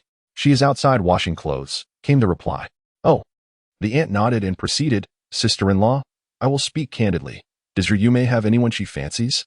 Yumei's mother hesitated for a moment before shaking her head. "No. As you know, she is reluctant to marry due to her responsibility in caring for me." With a sigh, she continued, "To be honest, there are people from Qinshi village who have asked me to arrange a match for her." "Oh? Whose family?" "Chen Jiangwo's family, the second son, Chen Xingtian." "Chen Jiangwo? Is he not the brother of Chen Jiansheng?" "Yes, indeed. After all, Chen Jiansheng is an educated man, well regarded in their town, while not affluent. He is a sincere young man who, when the occasion arises, has brought back medicine for you." The aunt then produced the medication. "Ah?" Yumei's mother was momentarily taken aback. "Is this not the medicine specifically for your ailment?" The aunt continued, "Such thoughtfulness. However, we are not literate. Perhaps you could have Yumei come in to inquire?" Yumei. Qian Yumei entered from outside. "Mother, what is it?" "Aunt, you are here as well." The aunt looked at Qian Yumei with satisfaction. It must be said that this young lady is highly regarded across several nearby villages. She possesses a medium build, is not slender, and has a pleasing countenance. A truly admirable girl indeed. Yumei's mother briefly spoke. "Come, take a look at this medicine." Qian Yumei's face flushed. Yet she extended her hand to grasp the medication and glanced at it. Having only completed her studies up to the 4th grade, she could comprehend some of the text. But much remained beyond her understanding. If it proved too difficult, she could always take it to the town for clarification, as the journey was hardly far. Her aunt advised, "Doctor who in the town has treated your mother's illness for several years. He is more knowledgeable." Yes, Qian Yumei responded, realizing, "And I'll show this to Doctor Who." With that, she hastily departed. Before long, she found Doctor Who and presented the medicine to him. "Doctor Who, is this the medication for my mother's ailment?" Doctor Who, adjusting his glasses, examined it with surprise. "Where did you obtain this?" "There's no mistake. This is indeed the medicine for your mother. However, it is rather expensive." Qian Yumei stood in astonishment. "Twice a day, 1 pill each time," Doctor Who remarked after carefully reviewing the instructions. "Yes, this is the one. Take it home for your mother." "Thank you, Doctor Who," she replied, hurriedly returning home. Upon entering, her aunt immediately inquired, "What did Doctor Who say?" "He confirmed that this is the medication for my mother." Yumei hesitated. "You should meet him," her aunt encouraged. The young man has shown genuine concern. It stands to reason he would be a good match for you. Tonight, I will accompany you to the cinema, and we can meet him. Let me tell you, Xing Tian is a good-natured fellow, quiet, industrious, and capable. I believe he would make an excellent husband. Yume, you are not getting any younger. It is time to choose someone. Yume's mother nodded in agreement, saying, Yume, I have burdened you for 2 years. Do not be so particular. I fear I may not live to see you wed. As one ages, it becomes increasingly challenging to secure a suitable match. Mother, please take your medicine. I will accompany my aunt to see him tonight. Ah, that is good. Chapter 44.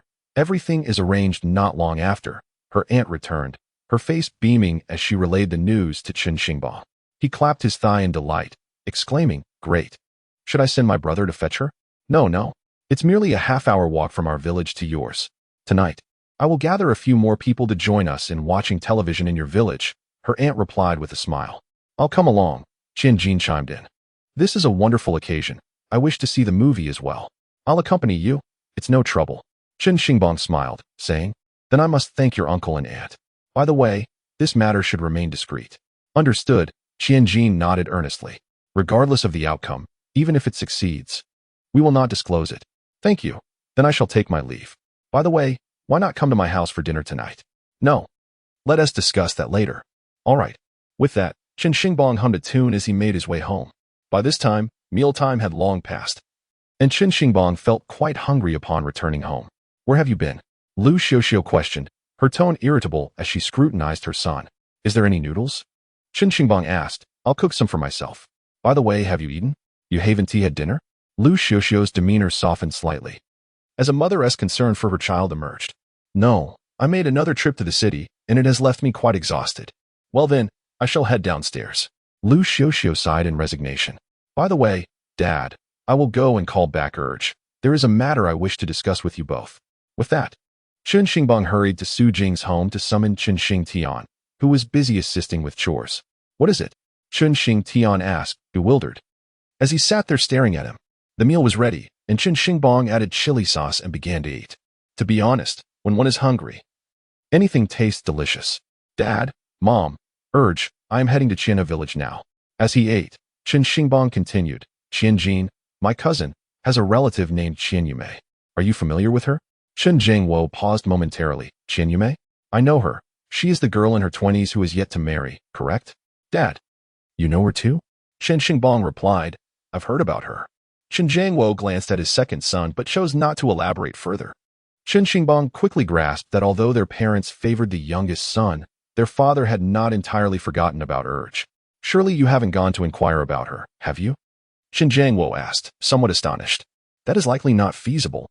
Her family has a mother in poor health. This girl is very filial and has chosen not to marry, simply to care for her mother. Chen Xingtian suddenly sensed something amiss and inquired, What do you mean by that? Yes, what are you all talking about? Lu Xiuxiu also looked puzzled. We're discussing finding a wife for Urge, Chen Xingbang stated. Lu Xiuxiu was taken aback and suddenly slammed her hand on the table, exclaiming, Chen Xingbang, have you lost your mind? Such a significant matter, and you did not even inform me. Do you dare to go inquire on your own? I will not let this go unpunished. Enough. Chen Zhengwo shouted angrily. I instructed him to handle it. Instantly, Lu Xiuxiu wilted. Why would you not mention such an important matter to me? Dad, it is indeed true. I have spoken to my cousin about it, and the issue is manageable. I have a solution. What solution do you propose? Lu Xiuxiu questioned. Her mother's illness is not severe. It is known as a duodenal ulcer. I just went to the city to fetch her a box of medication specifically for that ailment. It is quite effective, and with a month of treatment, she should recover. Of course, I mean my Urge will purchase it, not me. This evening, my uncle and aunt will bring her over to watch a film, and Urge can meet her. Lu Xiuxiu and Chen Xingtian were left speechless. Even Chen Zhengwo was taken aback. The efficiency with which Chen Xingbang had arranged this meeting was astonishing. Chen Zhengwo suddenly felt a sense of pride for his youngest son. Urge, you, Chen Xingtian, look quite dumbfounded, he stammered. I am not prepared for this. You needn't prepare anything. Just wear something relatively new this evening and act as you normally would. Do not worry. She is a genuine girl. Not one of those frivolous types, and she is quite presentable. You will undoubtedly find her agreeable. Chen Xingbang expressed this with confidence, recalling past conversations with Chen Xingtian, where he had often praised Qianyume, who was from their village. It cannot go wrong. My dear child, why did you not inform me? You acted on your own accord. Enough of this noise. Yet, Chen Xingbang felt a sense of comforting relief, gazing at his son with satisfaction as he said, "Very well. Let us proceed accordingly." That evening, our family attended a movie, allowing the two of them some solitude, while we chose to stay away. Lu Xiaoxiao refrained from making any remarks. However, Chen Xingtian appeared utterly perplexed, tinged with a hint of anxiety. "All right, Dad, Mom. I'll take my second brother out for a proper conversation." Placing down the bowl, he grasped Chen Xingtian's hand and headed towards Su Jing's house. "Don't worry. Second brother, this is how things stand. Just follow my lead this evening. Rest assured, we have the funds. I've already mentioned it. Both Dad and I are equipped to assist you. The key is to make a favorable impression. Just be yourself, as you always are. My brother is no slouch." Chen Xingtian felt a surge of emotion, looking at Chen Xingbang and saying, "Xingbang, let us not dwell on anything else. There is no need for words between brothers. Now that you are marrying, I can rest easy knowing there is another helping hand in our family." Chen Xingtian scratched his head, grinning, "Then I shall make an effort." "That's the spirit. Come, let us get to work."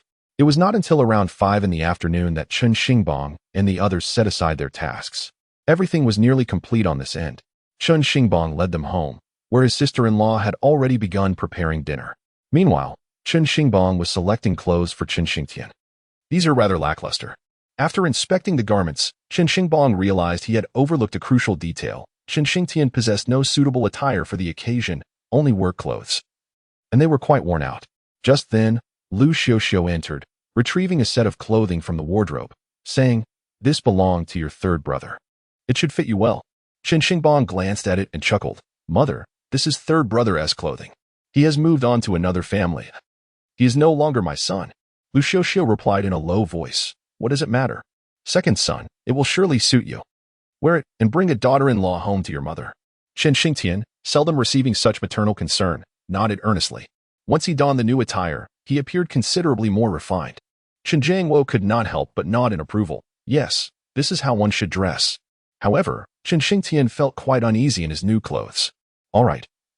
I think this looks good," Chen Xingbang said with a smile. "Brother, let us stick with this. Don't overthink it. This evening, our whole family is going to the movies.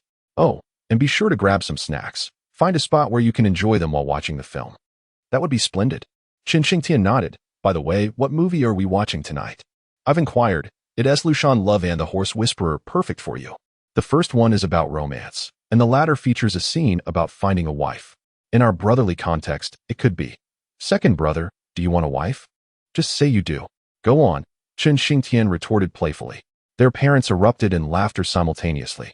Chapter 45. The Return of Shadows. After dinner, the time for the movie had arrived. Chen Xingbang, with Chen Xiaohua on his head, set out with them. It was not just the three of them. Nearly the entire village was mobilizing, heading in a grand procession towards the threshing ground. People from neighboring villages were also joining in, creating an atmosphere of exuberance at the vast threshing area. The movie had officially commenced. Chen Xingbang found a suitable spot and glanced around. Meanwhile, Chen Xingtian was exceedingly anxious. Before long, Chen Xingbang spotted Su Jing and Lu Xiaoxi in the distance. With a smile, he set Chen Xiaohua down and approached Su Jing. Su Jing glanced over at their group and gently remarked, "I can watch from here." "All right," Chen Xingbang replied, lifting Lu Xiaoxi and adding, "I need to keep an eye on my elder brother tonight. He is here to meet his future wife." Su Jing was momentarily taken aback, her eyes sparkling with mirth. "Really? Which young lady?" "A girl from Qianhe village. I invited them to watch the movie together, hoping they might hit it off. I must stay vigilant. If my brother falters, I shall step in to assist him. You and Xiaoxi enjoy the show." "Understood," Su Jing nodded, her face radiant with smiles. "You keep watch over your brother. Xingtian is indeed a tad too shy." Chen Xingbang chuckled. "That's how it is." At that moment, Chao Xiong had already taken the stage, and business was thriving. "By the way, did you bring the snacks?" "Yes, they're right here. Please share half with me. I'll give them to my brother so they can enjoy the movie together," Chen Xingbang said. As he spoke, he noticed his uncle and aunt approaching with several others, one of whom was Qian Yume. "Teacher, I'm coming over," Chen Xingbang exclaimed, filled with delight as he moved forward. "Uncle, aunt," he greeted. "Ah, Xingbang." Qian Jin beamed. "Come, my brother has secured a good spot. Let us go over there." Chen Xingbang exchanged glances. "Oh, Yume, let me take you there," his aunt said, guiding Qian Yume along. Before long, the three of them settled together. Chen Xingbang felt a surge of joy as he returned to Su Jing, brought out the snacks, and gradually moved closer to his elder brother. Observing the introductions between the two, his aunt discreetly excused herself, leaving the two young people to watch the movie together. It must be said that both of them were rather reserved. Initially, they had little to say. Sensing the awkward silence, Chen Xingbang, seizing the opportunity, approached and offered the snacks, saying to Qian Yume, sister-in-law, I brought some treats. Let us enjoy them together while we watch the film. The term sister-in-law rendered Qian Yume's cheeks aflame, and she lowered her head, too shy to meet anyone's gaze. Chen Xingtian shot a glare at Chen Xingbang. With a playful grin, Chen Xingbang set the snacks down, patted his brother's shoulder, and departed. Indeed, with Chen Xingbang's playful interruption and the allure of snacks, the two began to engage in conversation. What is this delightful aroma? Chen Xingtian inquired. It's from over there. He pointed behind him. Look at all those people buying. Delicious. What are these made from? After savoring a potato chip, Qian Yume expressed her astonishment with a question. This is a potato chip, made from potatoes. Can potatoes be transformed into something so delectable? It usually cannot be done. It requires exceptional skill. Chen Xingtian, invigorated by the topic, added. And you must try this as well. It's duck neck, absolutely delicious. Qian Yume felt a twinge of embarrassment, yet upon witnessing Chen Xingtian's earnest demeanor, she sampled a bite. Her eyes sparkled. It was indeed a delightful treat. This must be quite expensive, right? She inquired. Not really, Chen Xingtian replied gently. It's a rare occasion to watch a movie, so it's nothing.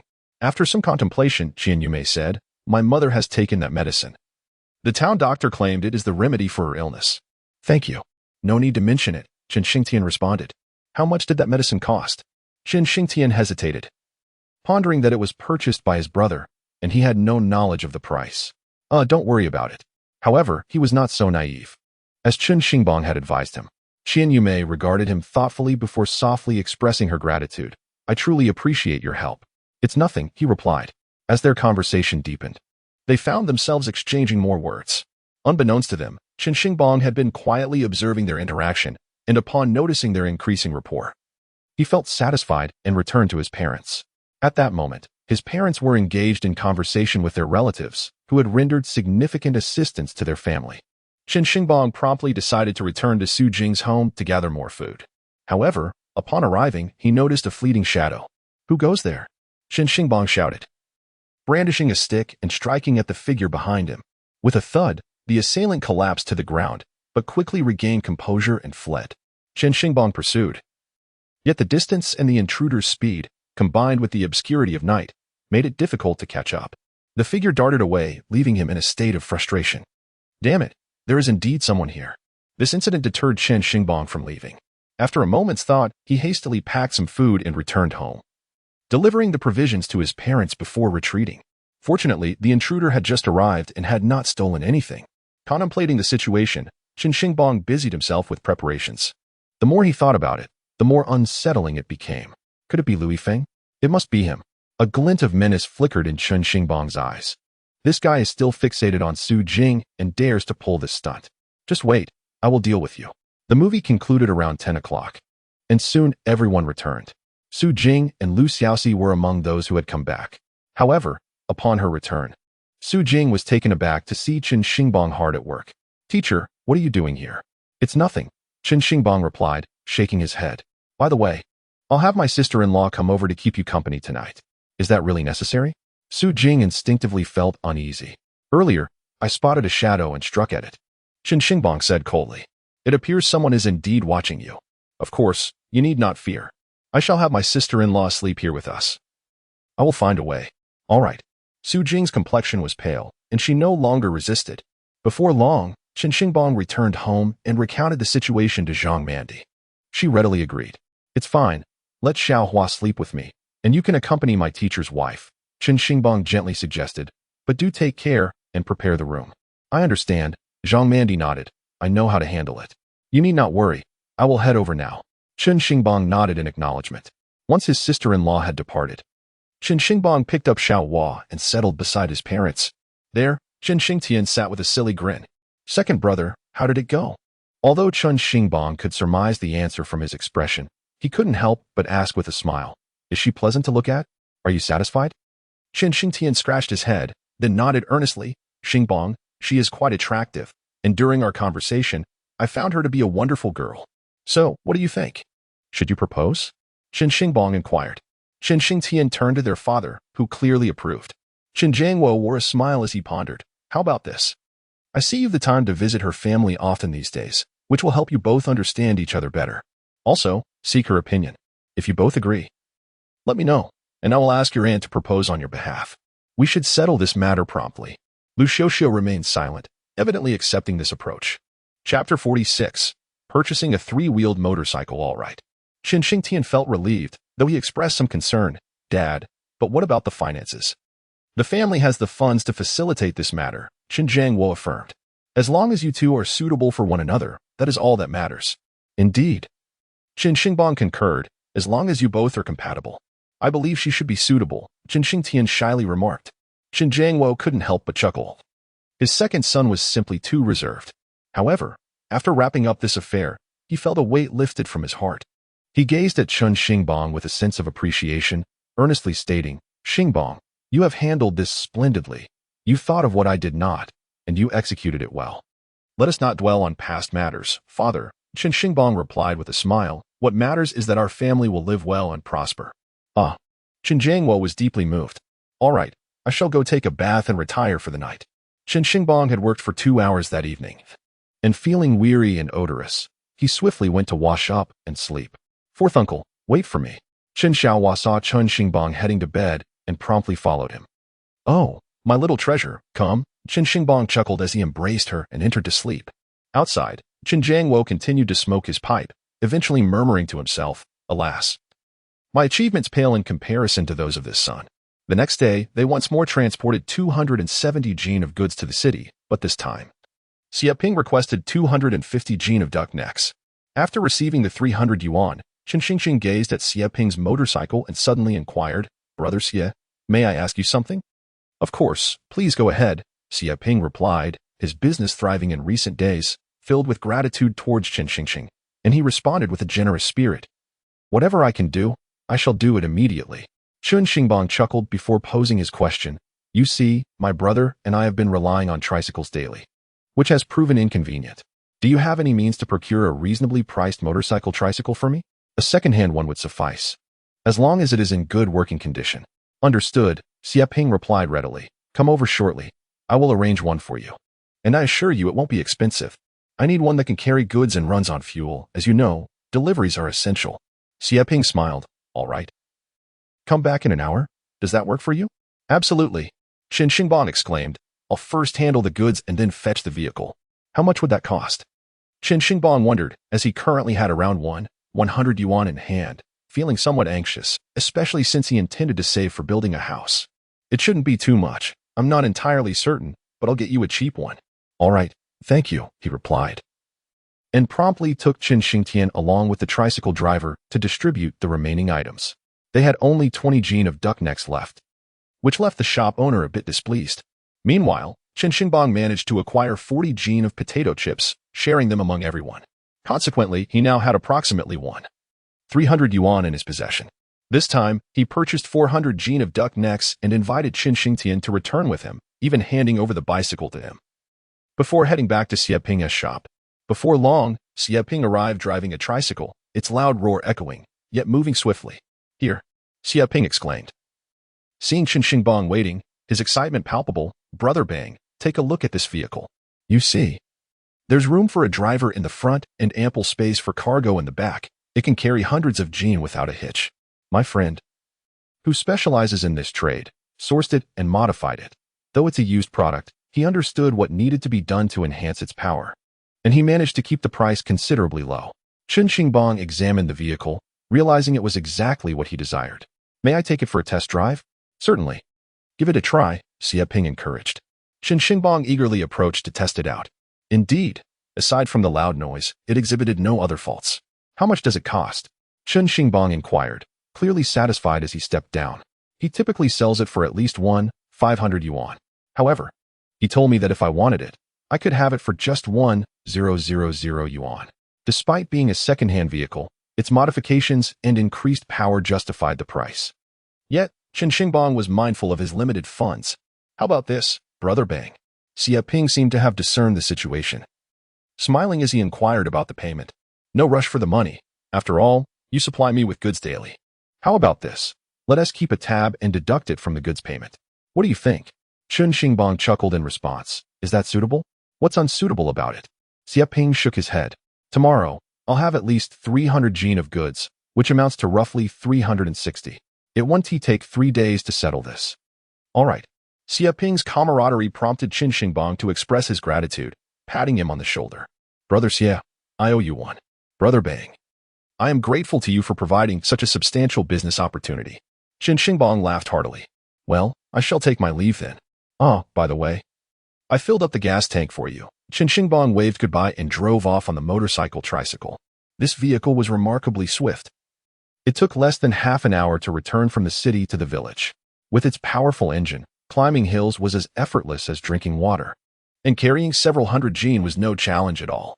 As the engine roared, Chen Xingtian, who was busy inside, couldn't help but peek outside. Hey, you really brought it back? He exclaimed, staring in astonishment at the motorcycle tricycle. Chen Xingbang drove it inside, disembarking to affirm, Indeed, I brought it back. From now on, we can deliver goods ourselves, saving us the hassle of hiring tricycles and frequently having to push them. Xingbang, you purchased this? Zhang Mandai exclaimed, wide-eyed. How much did it cost? 1,000 yuan, Chen Xingbang replied with a smile. 1,000. Yet, upon realizing how much Chen Xingbang was earning, Zhang Mandai felt reassured. Oh my, this is wonderful, Chen Xingtian murmured. In today's world, such machinery is indeed expensive. Consider this, a wedding costs only a few hundred yuan, while a vehicle like this starts at over 1,000. If you opt for a new model, it could reach several thousand. It's akin to the Jiaoyang 750 of this era, which would cost over 10,000. Brother, come, let me teach you how to operate this, Chen Xingbang said. I may not have time to deliver goods often, so you'll need to learn how to drive this. Me? Yes, you. Chen Xingbang insisted. Come on, hop on. Let us head home. What if I can't? What is there to fear? Let us go. Get in, and I'll teach you. All right. Chen Xingtian, feeling a surge of excitement, promptly approached. Before long, the motorcycle tricycle rumbled towards their home. Chapter 47. First, let us sell Louis Feng as the engine roared. Many bystanders were already aware of its presence. Whose motorcycle is that? Oh, isn't that the Xing brothers? Indeed, it is. Has Xingbang really bought a motorcycle? Absolutely. This is quite impressive. As the villagers speculated, Chen Xingbang had already returned home with his brother. The motorcycle startled their parents as it entered the yard. Uncle, uncle. Upon seeing it, Chen Xiaohua immediately bounced over, eager to have a ride. Chen Xingbang laughed and lifted her up. Where did you get this? Their parents exclaimed in unison. I bought it, Chen Xingbang replied with a grin. Dad, now when we visit relatives, I can use this to take you. No need to walk anymore. You reckless child. Where did you acquire this money? Lu Xiaoxiao scolded angrily, ready to grab a broom to strike. I earned it myself, and I haven't even paid any money. Chen Xingbang replied, somewhat speechless as he looked at his mother. His mother, with her shallow understanding, was unlikely to change. The people I work for gave it to me, saying I don't need to pay up front. I can use it first and offset the cost with my work. Is that what you call free? You're essentially laboring for nothing. It infuriates me. Lu Xiaoxiao exclaimed, her frustration palpable. How much is it? A few hundred yuan, perhaps? Chen Xingbang hesitated to reveal the true amount, fearing another outburst from his mother. What? Even so, she was nearly beside herself with rage. A few hundred yuan? Their family struggles to save that much in a year. Enough. Stop the noise, Chen Jiangwo interjected, his eardrums nearly bursting from the commotion. He turned to Chen Xingbang and asked, a few hundred yuan. And you say you don't need to pay? Yes, my partner arranged it for me, adjusting it from the account. It's mainly because I frequently travel to the city, and it's inconvenient without this. Chen Xingtian gently added, Xingbang can ship several hundred pounds at a time. Hiring a tricycle costs 5 yuan, which is inconvenient and wastes time. Having this is just right. Chen Jiangwo felt relieved. He also recognized that Chen Xingbang's ability to purchase such an item indicated he was earning a reasonable income. All right, enough of this discussion, Chen Jiangwo said with a smile. Having this will make our family much more mobile. Chen Xingbang exhaled in relief and told Chen Xingtian, second brother, practice well. I have some matters to attend to. By the way, Dad, come here. I need to discuss something. He then pulled Chen Jiangwo aside. Meanwhile, Lu Xiaoxiao, intrigued by the vehicle, followed Chen Xingbang to practice driving. Dad, can we build a house on our land? Chen Xingbang asked vaguely. Chen Jiangwo jolted, eyeing him warily. What are you planning? I want to build a house, Chen Xingbang replied, gritting his teeth, knowing he had to speak up. You aren't even married. Why would you build a house? Are you planning to split off? No, Chen Xingbang said, feeling somewhat helpless. Dad, I've thought about it. If my second brother gets married, this house will feel cramped. But since he has no money, he can't build. I was thinking, why not build first? Once I marry, I could move out. As for my second brother, he can work with me, and he will eventually have the means to build as well. Chen Jiangwo studied Chen Xingbang. As if seeing through his intentions, you want to marry, don't you? Chen Xingbang smiled. That's not urgent, but I do want to build first. Additionally, we must build a house. Your 5 brothers have land there. I want to take the initiative. Chen Jiangwo felt a twinge of interest in the countryside. It indeed made sense. This is no simple matter. You'll need to consult with many uncles. I understand. Chen Xingbang nodded. I will discuss it with them. But I wanted to speak with you first. I have no objections. After being persuaded by Chen Xingbang, Chen Jiangwo ceased his opposition. However, constructing a house requires substantial funds. Do you possess such wealth? That is precisely my inquiry. How much is needed? The answer depends on the type of house you wish to build. A brick house. Chen Xingbang replied without hesitation. That would entail considerable expenses, Chen Jiangwo remarked, somewhat astonished. Yet, you need not construct such a house if you opt for a mud brick dwelling. Your uncles could assist in brickmaking, thereby saving a considerable amount. That would not suffice. Chen Xingbang shook his head, asserting that mud brick houses are no longer suitable. In the future, everyone will build brick houses, and I must follow suit. Such an endeavor will indeed require a significant sum. A mud brick house could be erected for around 3,000 yuan, but a brick house would be out of the question. Why must you build a red brick house? Only affluent families typically undertake such constructions. You jest, do you not? You cannot possibly have become wealthy, can you? Chen Xingbang chuckled, saying, Father, your imagination knows no bounds. How long have I been engaged in this endeavor? Do you really believe I could earn that much? Upon reflection, Chen Jiangwo nodded and replied, Then do not build a red brick house. It would be a waste of money. No worries, Chen Xingbang countered. Now that I have clarity, I will head to the town to hire someone for the construction. Our village appears to lack any red brick houses. Why do you not heed my advice? Father, rest assured. I am well aware. If you genuinely wish to build, you must obtain approval from the brigade for the foundation. Understand? I do. I will seek out Uncle Dashing shortly. Chen Xingbang affirmed, assuring him of his understanding. Observing outside, Chen Xingtian was practicing driving. Chen Xingbang approached, procured a vehicle, and promptly went to the town to purchase 2 packs of cigarettes and 2 bottles of liquor. Upon returning home, he took 1 bottle and made his way to the residence of the village chief, Lu Dashing. Xingbang, what brings you here? Lu Dashing, around 50 years old and preparing to go out, expressed surprise at Chen Xingbang's arrival. Uncle Dashing, I came to see you. Noticing the fine bottle of liquor in Chen Xingbang's hand, which cost 5 yuan, Lu Dashing realized that the young man sought his assistance. All right, have a seat.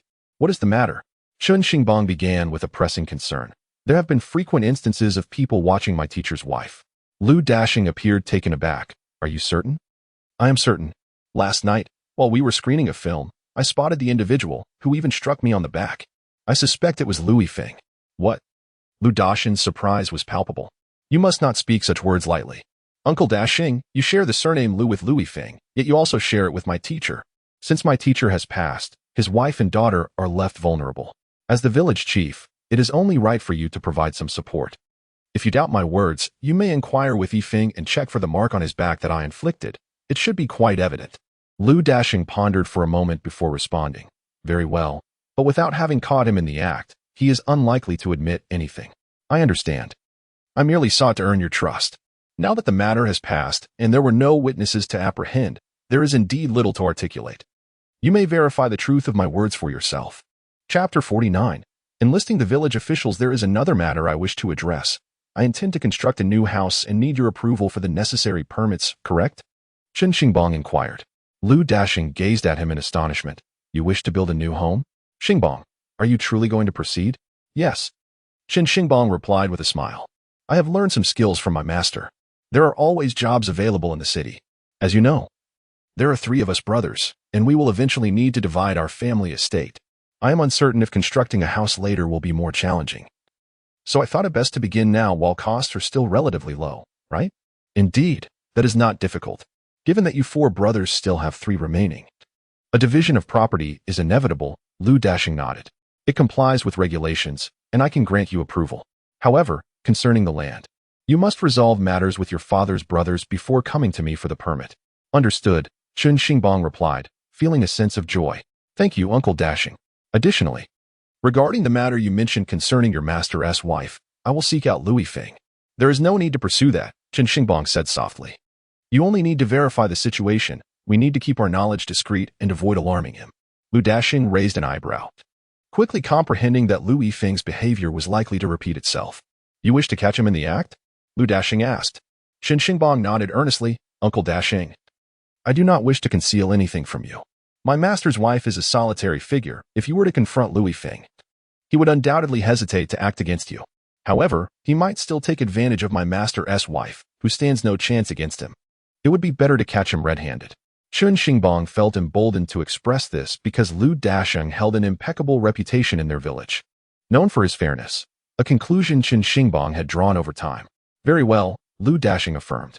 I shall first ascertain the truth. It must indeed be him.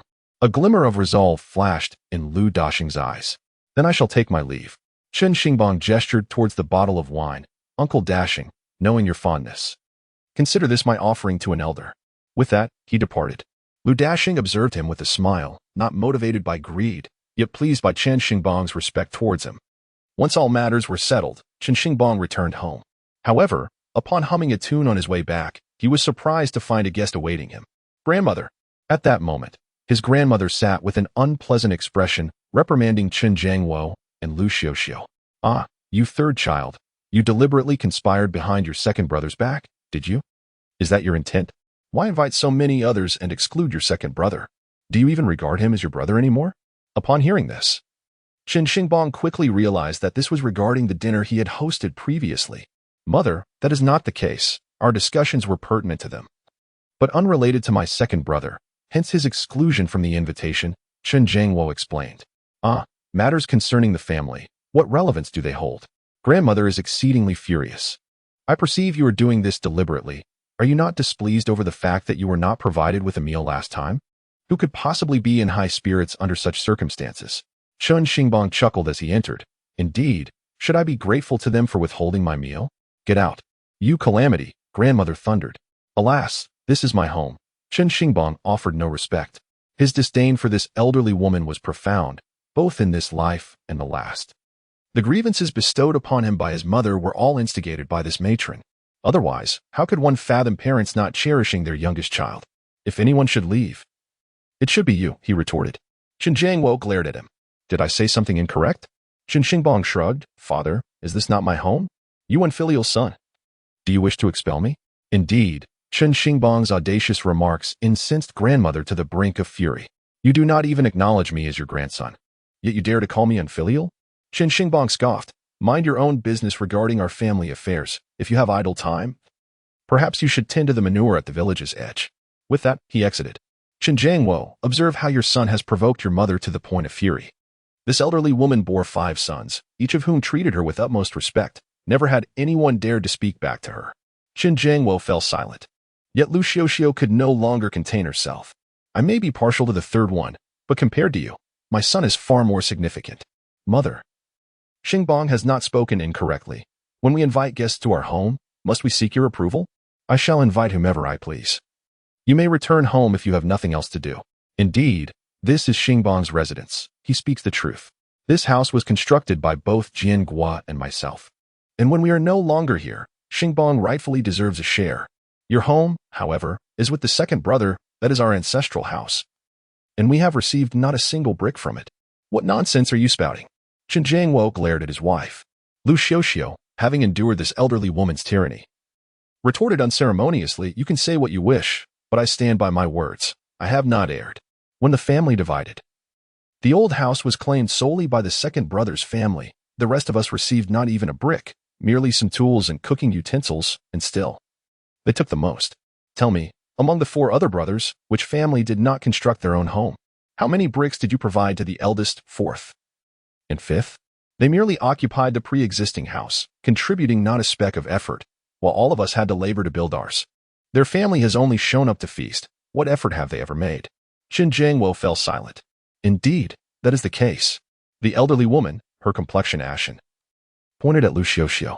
Say whatever you wish. Lu Xiuxiu responded to the matron. I accept my reproach for my son, but you incessantly label him a calamity, berating him from childhood to adulthood. What offense has he committed against you? His grandfather was ill for so long, passing just as he was born. Is that fate his fault? You still dare to accuse him of being unfilial. When have you ever shown him a kind face? Every New Year. The children of the second son receive the red envelopes you provide, while my own children are left empty-handed. During the festivities, you can't help but berate him, calling him a disaster, as if that brings you satisfaction. It would be better if you kept such thoughts to yourself, but now that you've spoken them, my anger is ignited. Is this how a grandmother should behave? You already assert your dominance in your own home, and now you come to our house to act tyrannically? Lu Xiuxiu's frustration grew, as she longed to release the pent-up feelings she had harbored over the years. When the third son expressed his desire to repeat a year, we had no objections. It was you who caused a stir. Don't think I am unaware of your intentions. In our family, only the second brother is literate and educated, while the rest must heed his words. If my third son also becomes educated, it will disrupt your control over us. Hence, you wish to extinguish his aspirations to repeat the year. But we will not yield. We insist on allowing him to do so. Once my third son is admitted to a vocational school, you will suddenly become the benevolent one, claiming that we initially opposed it, when in fact it was your suggestion along with the second brother. I said, Mother, even in deception, one must observe a measure of propriety. Chapter 49. The Battle of Daughter-in-Law and Mother-in-Law. The elderly woman listened as her daughter-in-law unveiled the old grievances, her complexion shifting from pale to flushed. In that era, many mother-in-law and daughter-in-law relationships were fraught with tension. Lu Xiuxiu's words were merely mild compared to the harsher realities, where physical altercations were not uncommon. Thus, the elderly woman refrained from further discourse with Lu Xiuxiu and merely pointed at Chen Xingbang. Chen Xingbang recalled the humiliation he had endured over the years, particularly the fact that since Chen Xingbang's birth, his mother had referred to him as a disaster. After all, he was her son. Previously, he had not dared to resist. But with his son now thriving, he stood tall. He addressed his mother, saying, Mother, Xiuxiu speaks the truth. From now on, when you see Xingbang, refrain from calling him a disaster. Regardless of your opinion, he is my son, flesh of Xiuxiu's flesh. I acknowledge him. And whether you do or not is of no concern to us. However, such remarks must cease to avoid further discomfort for all. We have work to do. Unlike the second brother, who relies on us, his brothers and nephews, to do his bidding. If we do not labor, we shall face starvation. The elderly woman gazed at her son in disbelief. Very well, I understand. You truly are good sons and daughters-in-law. It is utterly outrageous. With that, she departed. Do not allow her to darken our doorstep again. With her defiance firmly established, Lu Xiuxiu resolutely declared, Jiang Wo, if you wish for me to cease my criticisms of Mandai, I shall comply. If you desire that I treat Xingbang and the others with a kinder demeanor, I have no objection, for they are indeed my blood. However, I insist that this old woman never sets foot in our home again. For 20 years, she has labeled my son a disaster, while we have provided free labor to the second son for decades. Reflecting on it now ignites my fury. Now that our son has achieved success, I fear nothing. Chen Xingbang sighed and eventually nodded, saying, All right, do not be upset. I am here, and such incidents shall not recur. We shall simply keep our distance from him in the future. He shook his head, expressing his discontent. It was intolerable. Now, they were even facing such harassment within their own home. Lu Xiuxiu was so furious that tears nearly welled up in her eyes. Initially, she felt indifferent, but now, as the situation unfolded, her anger intensified. Chen Xingbang understood that their concerns were primarily directed towards the third child. The dynamics had shifted. Chen Xingbang had now become the core of their family. Witnessing him endure such treatment naturally elicited a different emotional response. Ultimately, it was a consequence of his own favoritism. That evening, after much practice, Chen Xingtian had become quite adept. The young man wore a smile, clearly still eager to refine his skills further. After dinner, just as they boarded the car, they noticed the three brothers, Chen Jianlin, Chen Jianfeng, and Chen Jianfa, approaching. What did you do to upset mother? Chen Jianlin inquired. Here, uncle. Have a smoke. Chen Xingbang, ever perceptive, went inside and retrieved a pack of cigarettes he had just purchased, offering them to his three uncles. What's the matter? It's just that during your last visit, I didn't invite your second brother, Chen Xingbang replied somewhat dejectedly. Is that so? She was quite agitated at our home. Chen Xingbang chuckled, remarking how they were being scolded for being unfilial. Eldest brother, fourth, fifth, can you tell me, is there any mother who behaves like this?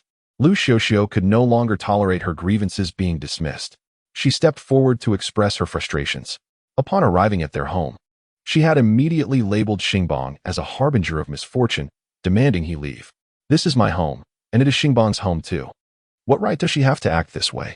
My Xingbang has never wronged her. Just because father closed his eyes on the day he was born.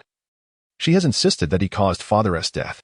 Yet, everyone knows how father passed. He had been bedridden for a year. His departure was, in fact, quite natural.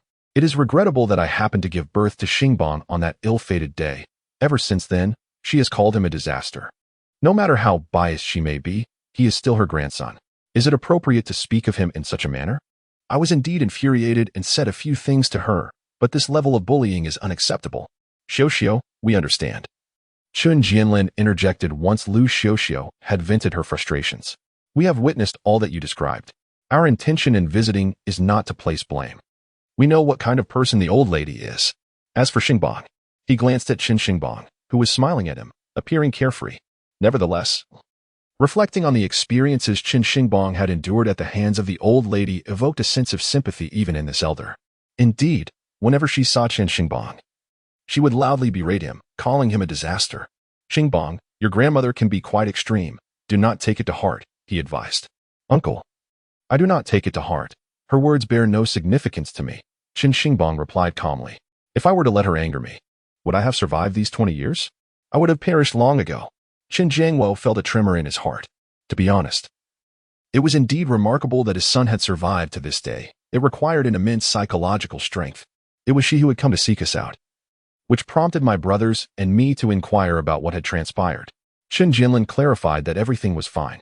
With a wry smile, Chen Jiangwo remarked, Uncle, fourth uncle, fifth uncle, they are fine, but I have matters to discuss. Chen Xingbang, smiling, explained, I am preparing to build a house. I know that our land has all been gathered together, so I must inform all of you, uncles. This announcement was akin to a sensational headline, leaving them astounded. Xingbang. Did I hear you correctly? Chen Jianlin stared at Chen Xingbang in disbelief. In rural communities, the notion of embarking on a venture is often discussed. What does it mean to embark on a venture? For the men in the countryside, there are two significant milestones to experience. One is marriage, and the other is building a house. First comes marriage, followed by the construction of a home. Who would have thought that Chen Xingbang, having not yet married, would already be contemplating building a house? They gazed at him in astonishment. Chen Xingbang, with a smile, continued, Uncle, fourth uncle, fifth uncle, let us keep this conversation private. My second brother is likely to marry in a few days. It is not feasible for us to continue living together as one family, and our house is not spacious. Therefore, I plan to build a separate house to reside in. You will build? Yes, I will, Chen Xingbang affirmed with a nod. Chen Jianlin and the others could not help but display expressions of envy. All our land is located there. If you choose to build, there will certainly be no issue. Chen Jianlin remarked after some thought. However, if you truly intend to build, you must consult your second uncle and your grandmother. Understood, Chen Xingbang replied. I merely wish to inform you first. I have no objections, Chen Jianfeng interjected. Xingbang, I have no objections either. But I heard from my second brother that you are working for someone else. Would it be possible for you to involve us as well? The youngest, Chen Jianfa, who was just over 30, posed this question to Chen Xingbang. All eyes were on him. Chen Xingbang smiled, saying, Fifth uncle, if the opportunity arises, I would be more than willing. At this moment, it was certainly wise to agree, and these three uncles were much more agreeable compared to the second uncle. When one needed assistance, family was preferable to outsiders. Absolutely. Chapter 50. Making arrangements. Upon hearing Chen Xingbang's words, the uncle and two uncles burst into laughter. If Xingbang could indeed succeed and lend them a hand, everyone would be eager to speak favorably of him. Xingbang, we have no major issues, but regarding your second uncle. Chen Jianlin shot him a glance. Chen Xingbang smiled wryly, acknowledging, I understand. That is a challenging situation. Rest assured, if he truly opposes it, we will stand up for you, Chen Jianfa declared loyally, emphasizing that when family ventures are at stake, everyone must lend their support, leaving no room for dissent. Chen Xingbang smiled in gratitude. I appreciate all your support, uncles. However, let us postpone this matter for a couple of days. I have just inadvertently offended my grandmother, and she may create a fuss. All right, whenever you feel ready, come back to us. Chen Jinlin agreed, assuring that prior to this, they would not disclose anything, allowing him to focus on his own matters. Otherwise, one might say the leader is quite composed. Just listen to what they have to say. Very well, uncle, thank you. Before long, the three brothers had departed. Where do you find the funds to build a house? Lu Xiuxiu remarked as soon as they left. I'll explain tonight. Chen Jingwo replied, there's no use discussing it now. Lu Xiuxiu simply gazed blankly at her son. One moment it's buying a car, the next it's constructing a house. Where do you acquire such wealth? This situation seems amiss. However, noticing that both her husband and son were reluctant to elaborate, she merely mumbled her discontent. Meanwhile, Chen Xingbang took advantage of the night to visit Lu Dashing. Uncle Dashing, he called from outside the courtyard. Before long, Lu Dashing emerged. I've seen him at work. Lu Dashing acknowledged, understanding Chen Xingbang's profession, and nodded, affirming, indeed, he bears marks. Chen Xingbang exhaled in relief. I did not deceive you, did I? Damn it. Lu Dashing cursed. Uncle Dashing, when my master passed, he entrusted me to care for his mother and daughter. I believe I've mentioned this to you before. After handling my master's affairs, Lu Yifeng sought to claim my master's possessions, but I managed to intimidate him. After all these days, I could no longer bear it. I understand, Lu Dashing said, his expression fluctuating. Let us do this, Xingbang. You are correct. We need to find a way to catch him in the act. Your efforts alone will not suffice. All right, I understand. Seeing Lu Dashing inclined to assist, Chen Xingbang knew how to proceed. If there are any developments, I will reach out to you. Very well, just come to me when you need. Soon, Chen Xingbang discreetly took his leave. They had already made a commitment regarding this matter, sparing him the need for further inquiries. Conversely, should he uncover evidence, he could directly approach Lu Dashing. He would surely bring him to ruin. Upon returning home, he summoned Chen Xingtian. You will be delivering goods tomorrow. Is that feasible? Chen Xingtian nodded affirmatively. Good. Chen Xingbang pondered for a moment before continuing. Brother, after you complete the delivery, order 400 jin of duck necks, and also purchase some potatoes. By the way, the amount owed to Xie Ping should be deducted from the cost of this vehicle. Just remember that. Here, take 50 yuan. After you finish your errands, visit Qian Yume. Chen Xingtian's face suddenly flushed, and he hesitantly said, Is it appropriate for me to visit her home? Are you foolish? Chen Xingbang replied, somewhat exasperated. What is inappropriate about it? You need to visit more frequently and gauge her sentiments. Buy 2 jin of apples to bring along, saying you wish to inquire about her mother's health. Afterward, you can subtly probe further. You are purchasing medicine for her. That provides a valid reason. All right. Chen Xingtian nervously rubbed his hands together. Currently, there exists a motorcycle. Returning within an hour is ample time, and you should be back before 10 o'clock. Upon your return, make your way to her residence without delay. If it were up to me, we could expedite the arrangement of your marriage. I am not in a rush. Chen Xingtian felt a tinge of embarrassment. Brother, it is not a matter of your urgency, but rather mine, Chen Xingbang replied earnestly. I am currently engaged in this business, and my workforce is already insufficient. Our parents must tend to the fields and household matters, so they cannot be of assistance, and mother remains oblivious to this situation. If you were to marry my sister-in-law, I would gain an additional helper, facilitating my work. When the time comes, she can assist me, and I shall pay her a salary. Once you are married, you will inevitably need to build a house, correct? Chen Xingtian then comprehended the gravity of the situation and, feeling somewhat ashamed, responded, I had not considered it so far ahead. Never mind, just ensure it is settled quickly. The sooner, the better. The following morning, Chen Xingtian set out with goods from the premises. Meanwhile, Chen Xingbang arrived at Su Jing's home to commence his tasks. Around 11 o'clock, unexpectedly, the motorcycle roared to life, bringing Qian Yume back home. I must return and see, Chen Xingbang exclaimed as he rushed off. Before long, he discovered that their parents were already hosting Qian Yume at home. Sister-in-law, Chen Xingbang greeted as he entered. You have arrived. Qian Yume's face flushed slightly as she merely nodded in acknowledgement. Chen Xingtian shot him a glare and whispered, Do not call her that. She feels shy. Chen Xingbang chuckled. It is nothing. You will grow accustomed to it in due time. As for Chen Jingwo, he was beaming with joy, for it was evident that her presence at their home signified her acceptance, leaving no room for doubt. Allow me to prepare a few dishes, Chen Xingbang said with a smile. I cannot claim to be an expert, But with my sister-in-law here, I must showcase my culinary skills. Lu Xiuxiu opened her mouth, internally questioning why he had been reluctant to cook when Li Xiaojun had visited previously. Chen Jiangwo felt a sense of reflection. It was clear that the fourth brother held a particular fondness for Qian Yumei over Li Xiaojun. Come, please take a seat. I shall go prepare the meal. Chen Xingbang cheerfully declared as he ventured into the kitchen. Before long, Chen Xingtian entered as well, while ostensibly there to assist. His true intention was to seize the opportunity to converse with Chen Xingbang and report on the day's affairs. Here's the money from selling chips and duck necks. I supplied them with 40 pounds of chips for 60 yuan, and I procured 100 pounds of duck necks from the old man for 140 yuan, totaling exactly 200 yuan. By the way, the 50 yuan you gave me is actually more than I require. Keep it for yourself. Chen Xingbang accepted the other sum but insisted that he should retain the 50 yuan. You may need it for gas, since you frequently deliver goods. And do remember to take my sister-in-law out for leisure. Spend as necessary and do not hold back. Chen Xingtian understood that the mention of gas was merely a polite gesture, as his true concern lay in the possibility of being unable to afford outings with the young lady. Chapter 51. My second brother has indeed brought home his second sister-in-law. He scratched his head and gently remarked, Xingbang, after her mother took the medicine. She mentioned feeling much better and is no longer opposed to us. On the contrary, she is quite pleased. Your strategy of purchasing medicine for her was truly astute. I would never have thought of that. She even suggested that we choose a time to discuss the betrothal. Really? Although Chen Xingbang had anticipated that matters might proceed smoothly, he could not help but tremble slightly upon hearing such words. This is remarkably fortuitous. Indeed, I have already spoken with Dad. Let's discuss the specifics of when we should propose shortly. All right, Chen Xingbang replied joyfully. Since they had already received consent, there was little left to discuss. We can chat about it during dinner. Coincidentally, my elder sister-in-law will be returning as well, and our entire family should be informed about this matter. Very well. Soon. The meal was prepared, abundant with both meat and vegetables.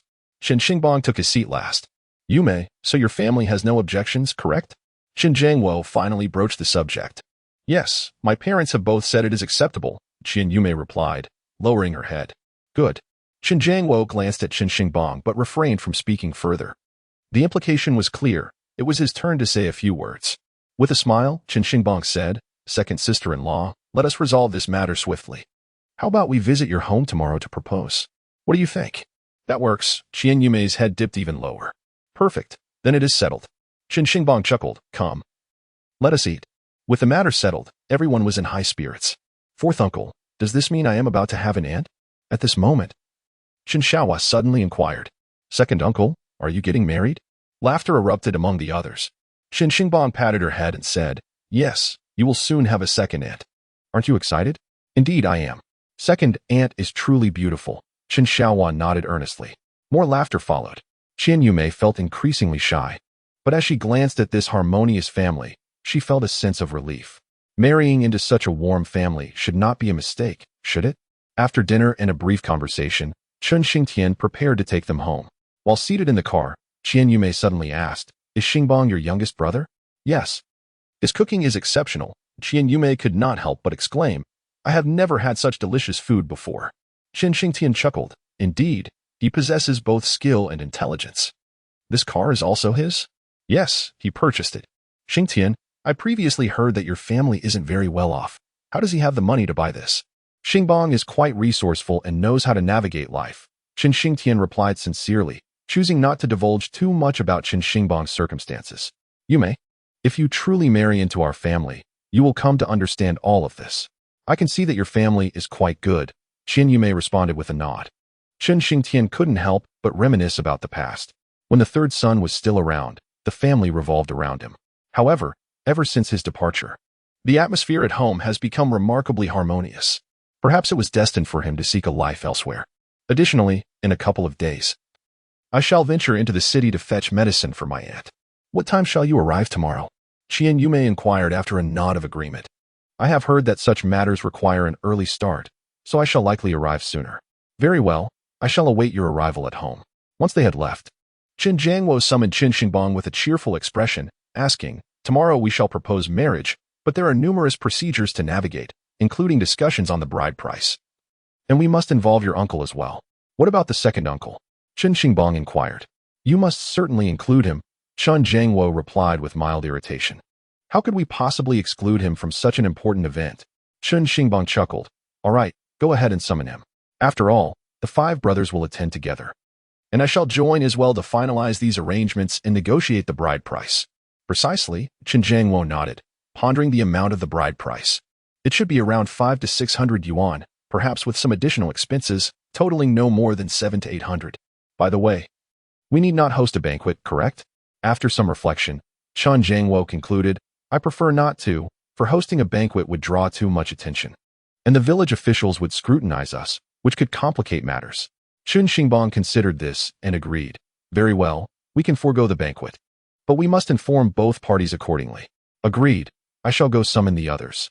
Excellent. Thus, Chen Jiangwo set off to summon his brothers. Upon learning of the news, Chen Jianlin and the others were somewhat taken aback. They had only discussed it yesterday, and it was not deemed a priority matter. Yet here it was already progressing towards a proposal. Jiangwo, how did this happen? Chen Jianlin could no longer contain his curiosity and stopped Chen Jiangwo. You merely mentioned it yesterday, and now you have it all arranged? Chen Jiangwo nodded with a smile. You are quite adept at keeping secrets. Who did you enlist as the matchmaker? The matchmaker is Qianjin Labio, but it was actually Xingbang who found him. Chen Jiangwo revealed the details. Impressive, Chen Jianlin exclaimed, left speechless after hearing the entire account. Qian Yume, I know her. She is well regarded in Qianhe village for her looks and character. Many aspire to marry her. Yet she has consistently refused.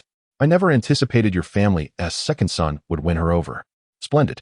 Brother, come to my house for breakfast tomorrow. Afterward, we shall go to their home to discuss the arrangements. Absolutely. Following this, Chen Jiangwo proceeded to notify his 4th and 5th brothers before finally arriving at Chen Jianxing's home. However, upon entering, he spotted the elderly matriarch sitting in the yard. The matriarch, who was actually surnamed Zhang, did not greet the 3rd son with warmth. Chen Jiangwo called out, Mother, and then approached Chen Jiansheng, saying, Second brother, I need to discuss something with you. Tomorrow, my 2nd son will be proposing marriage, and I would like you to accompany me. Chen Jiansheng gazed coldly at Chen Jiangwo, momentarily taken aback by the news, as if he had misheard. What did you say? Xing Tian is going to propose? How come I was not informed beforehand? What is going on? Indeed, there is a certain swiftness to it. Primarily due to his own discussions. Well, now that a match has been made, the child is of an appropriate age, so we shall proceed with the engagement. Chen Jiangwo had already devised a strategy. After all, facilitating this union would fulfill my obligations. Please join me for breakfast tomorrow morning. After which we shall visit the Qian family in Qianhe village, where the young lady, Qian Yume, resides. With that, Chen Jiangwo departed. Chen Jian was left in a state of confusion, pondering the increasingly perplexing dynamics of the Chen family. Were they truly arranging a marriage for Chen Xingtian? Wasn't he the youngest son's girlfriend supposed to return soon? How could it be that, within just a few days, Chen Xingtian was set to wed? How would I know? Zhang Laoda remarked with a sneer, It's none of my business. They can do as they please. Chen Jian remained utterly baffled. Chapter 52. Absolutely not allowing my brothers to live better than I the following morning. The atmosphere at Chen Xingbang's home was notably lively. His sister-in-law and mother had risen early to prepare breakfast. Chen Xingbang stood at the gate, smoking, greeting each visitor as they arrived. As for Chen Xingtian, he had gone out early to deliver goods. After completing his deliveries and procuring some ingredients, he would then propose. The courtyard was abuzz with activity. Where is the second brother? Qin Jianfeng inquired, noticing that mealtime was approaching. Ah, he is the important one. Qin Jianlin teased, he always makes a grand entrance. Which is why we are all so eager to be here. Laughter ensued among the others. Unexpectedly, at that moment, Chen Jian arrived, accompanied by their grandmother. Chen Xingbang, seated at the table, pretended not to notice. Chen Jiangwo, aware of the tension between his son and the second uncle, quickly approached with a cigarette, saying, Second brother, mother, you've arrived. Please come in. Chen Jian accepted the cigarette and took a seat. Zhang Laotai glanced at her sons and then at Chen Xingbang, who remained seated and unresponsive, her irritation resurfacing. Chen Jianfa quickly interjected, taking their mother's hand. Mother, come, sit over here. It's almost time to eat. Let us all gather together. Today is a momentous occasion, a joyous day for Xing Tian. Let us refrain from discussing anything else. Though Zhang Laotai favored her second son, she couldn't help but feel compassion for Chen Jianfa, her youngest. Upon hearing his words, she merely huffed and fell silent. Third brother. Why is Xing Tian's proposal happening so hastily? There hasn't been any prior indication. Chen Jian inquired as he settled down. Well, he met Yumei on his own. The two of them felt compatible, and before I knew it, he was ready to propose. Since he wishes to do so, why not proceed? Oh, so they are acquainted? Chen Jian nodded in understanding. Does that mean we can choose any matchmaker? The others were momentarily taken aback. Well, not quite. We have invited Qi and Jing to be the matchmaker. There will be one on each side, Zhang Lao replied. Then, shall we have your second brother serve as our matchmaker? After all, the matchmaking fee must be paid, so it's better to benefit our own family. Chen Jianlin frowned, instinctively glancing at Chen Xingbang. Indeed, upon hearing this, Chen Xingbang chuckled. I am the matchmaker in our family, just as Grandma rightly stated. The best resources should not be wasted on outsiders. And I am the one closest to home, making me the most suitable choice. His uncles and their brother nodded in agreement, nearly bursting into laughter. This was indeed the custom here. Regardless of whether one was acquainted or introduced by a matchmaker was essential. Moreover, matchmakers received red envelopes from both the groom's and bride's families, which were quite substantial. Thus, being a matchmaker was a lucrative endeavor. Chen Jiansheng wished to profit from this without exerting any effort, but Chen Xingbang was not about to indulge him in such a bad habit. At that moment, old lady Zhang was about to scold Chen Xingbang, but he interrupted her sternly, asserting, "This is my home." Chen Xingbang. Chen Jiansheng retorted angrily. Is this how you speak to your grandmother? With a smile, Chen Xingbang countered, Second uncle, is it acceptable for her to speak to her grandson in such a manner? At least I call her grandma, yet she refers to me as a disaster. Are you not a disaster? If not for you, your grandfather would still be alive. Silence. At this moment, Chen Jiangwo could no longer contain himself and angrily interjected, Mother, today is a momentous occasion for our Xing Tian. I must tell you the truth. It is Chen Xingbang who has orchestrated all of this, including the introduction to Yume. His role as a matchmaker is entirely justified. Why should he not take on this responsibility? Furthermore, today is a significant day for us. I do not wish for our family to quarrel incessantly. If you find Chen Xingbang bothersome, you may leave. Old lady Zhang was seething with anger. Mother, Zhang Wo is correct, Chen Jianlin chimed in. I am also aware of the situation, and indeed, it was Xingbang who facilitated this. His role as a matchmaker is reasonable. Today is a day of joy. Do not let anger spoil it. Yes, Mother, it is a day of celebration, and you have gained another granddaughter-in-law. Mother, please calm down. The three sons' remarks effectively acknowledged their mother as unreasonable behavior. Chen Jianxing's expression darkened, revealing his displeasure. In the current market, being a matchmaker could yield at least 20 yuan from both parties, which was quite a sum. Thus, he had hoped to benefit from this. Yet it seemed even this small advantage was denied to him. He truly felt he was not being treated as the second son. However, seeing his brothers all in agreement, he refrained from further escalating the matter and took a seat instead. Unbeknownst to him, in Chen Xingbang's eyes, his position as the second son merely entitled him to half of the authority. Not long after, breakfast was served, featuring fish and meat. The fish was brought early in the morning by Chen Jianlin at no cost, while the meat had been purchased by Chen Xingbang from the town. The spread was quite lavish. Come, let us sit down and enjoy our meal. After breakfast, Xing Tian will soon return, and we shall proceed to propose. Chen Xingbang said with a smile, inviting everyone to take a seat. Madame Zhang gazed upon the sumptuous spread laid before her, showing no hesitation as she took her seat at the head of the table. The others followed suit, settling down in their respective places. Delight filled the air as they feasted on an array of fish and meat. Laughter and chatter abounded, save for Chen Jianxing, who remained unusually silent. Even Chen Xiaohua, with grease smudging her face, radiated joy as she indulged in the meal. By 9 o'clock, breakfast was concluded. After a brief tidying up, they prepared to set off. Where is Xing Tian? At that moment, Chen Jianlin inquired, expressing concern over his absence. Just then, a thunderous noise echoed from afar. Chen Xing Tian had returned. Grandma, uncle, second uncle, fourth uncle, fifth uncle, he called out, perspiration glistening on his brow as he entered on a three-wheeled vehicle, greeting them as he did. Everyone nodded in acknowledgement. Have you eaten? Chen Jiangwo asked. I have, Chen Xing Tian replied with a hint of excitement. I had congee in the city. No worries, I'm full now. Are we ready to go? Laughter erupted among the group, yet their curiosity was piqued by the sight of the three-wheeled motorcycle. While they had seen similar vehicles in town, this one was distinct, roaring with the unmistakable sound of an engine fueled by oil. Xing Tian, is this your vehicle? Chen Jianfa, the youngest among the 5 brothers, could not contain his intrigue and stepped forward to inquire. It's not mine. It belongs to Xingbang. Chen Xingtian chuckled. Xingbang has been assisting someone and acquired this vehicle for that purpose. Xingbang clarified, actually, it's not mine either. My boss has lent it to me to facilitate my work.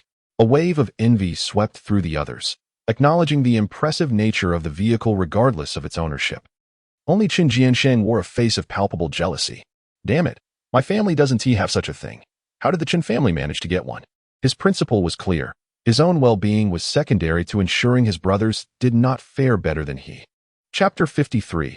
A traitor among us with a vehicle at our disposal. I must go as well, Madame Zhang asserted suddenly. Mom, there aren't enough seats for all of us. It's only a 40-minute walk to Qianhe village. We can go on foot, Chen Jiangwo quickly explained. It's my grandson's important matter. I certainly must attend. Xing Tian, you will take me, she insisted stubbornly. Chen Jiangwo wore a perplexed expression, glancing at Chen Xingbang, who shared a look of dismay. Is this old lady out of her mind? At her age, what business does she have going? She won't even contribute financially. Third brother, Mom is quite advanced in age. It is only fitting for her to accompany us to see the bride, Chen Jiansheng interjected. Very well, Chen Xingbang replied. Second brother, you take her along and ensure to bring our gifts. As he spoke, Chen Xingbang went inside to retrieve the items they had purchased that morning, placing them in the cargo area, a collection of cigarettes, liquor, and snacks, all customary offerings. The total expenditure for these items had already exceeded 30 yuan. Once everything was arranged, he declared, let us get going. Xing Tian, do ride at a slower pace. Today is indeed a day of great significance for you, so let us not create any disturbances. Upon hearing this, Chen Jiansheng's expression darkened. The implication was unmistakable. Today marked an auspicious occasion for Chen Xingtian, and he should avoid any untoward incidents. If it weren't for his momentous day, why should I concern myself with it? Granny Zhang hastily approached, her face breaking into a smile. Ah, this contraption is rather impressive. Now, shall we proceed? Chun Jianlin remarked with a grin, recalling how they previously had to carry numerous bags, whereas now, with this tricycle, at least they need not bear the burden any longer. It certainly made their journey more convenient. The others chuckled in agreement. They set off around 9 o'clock.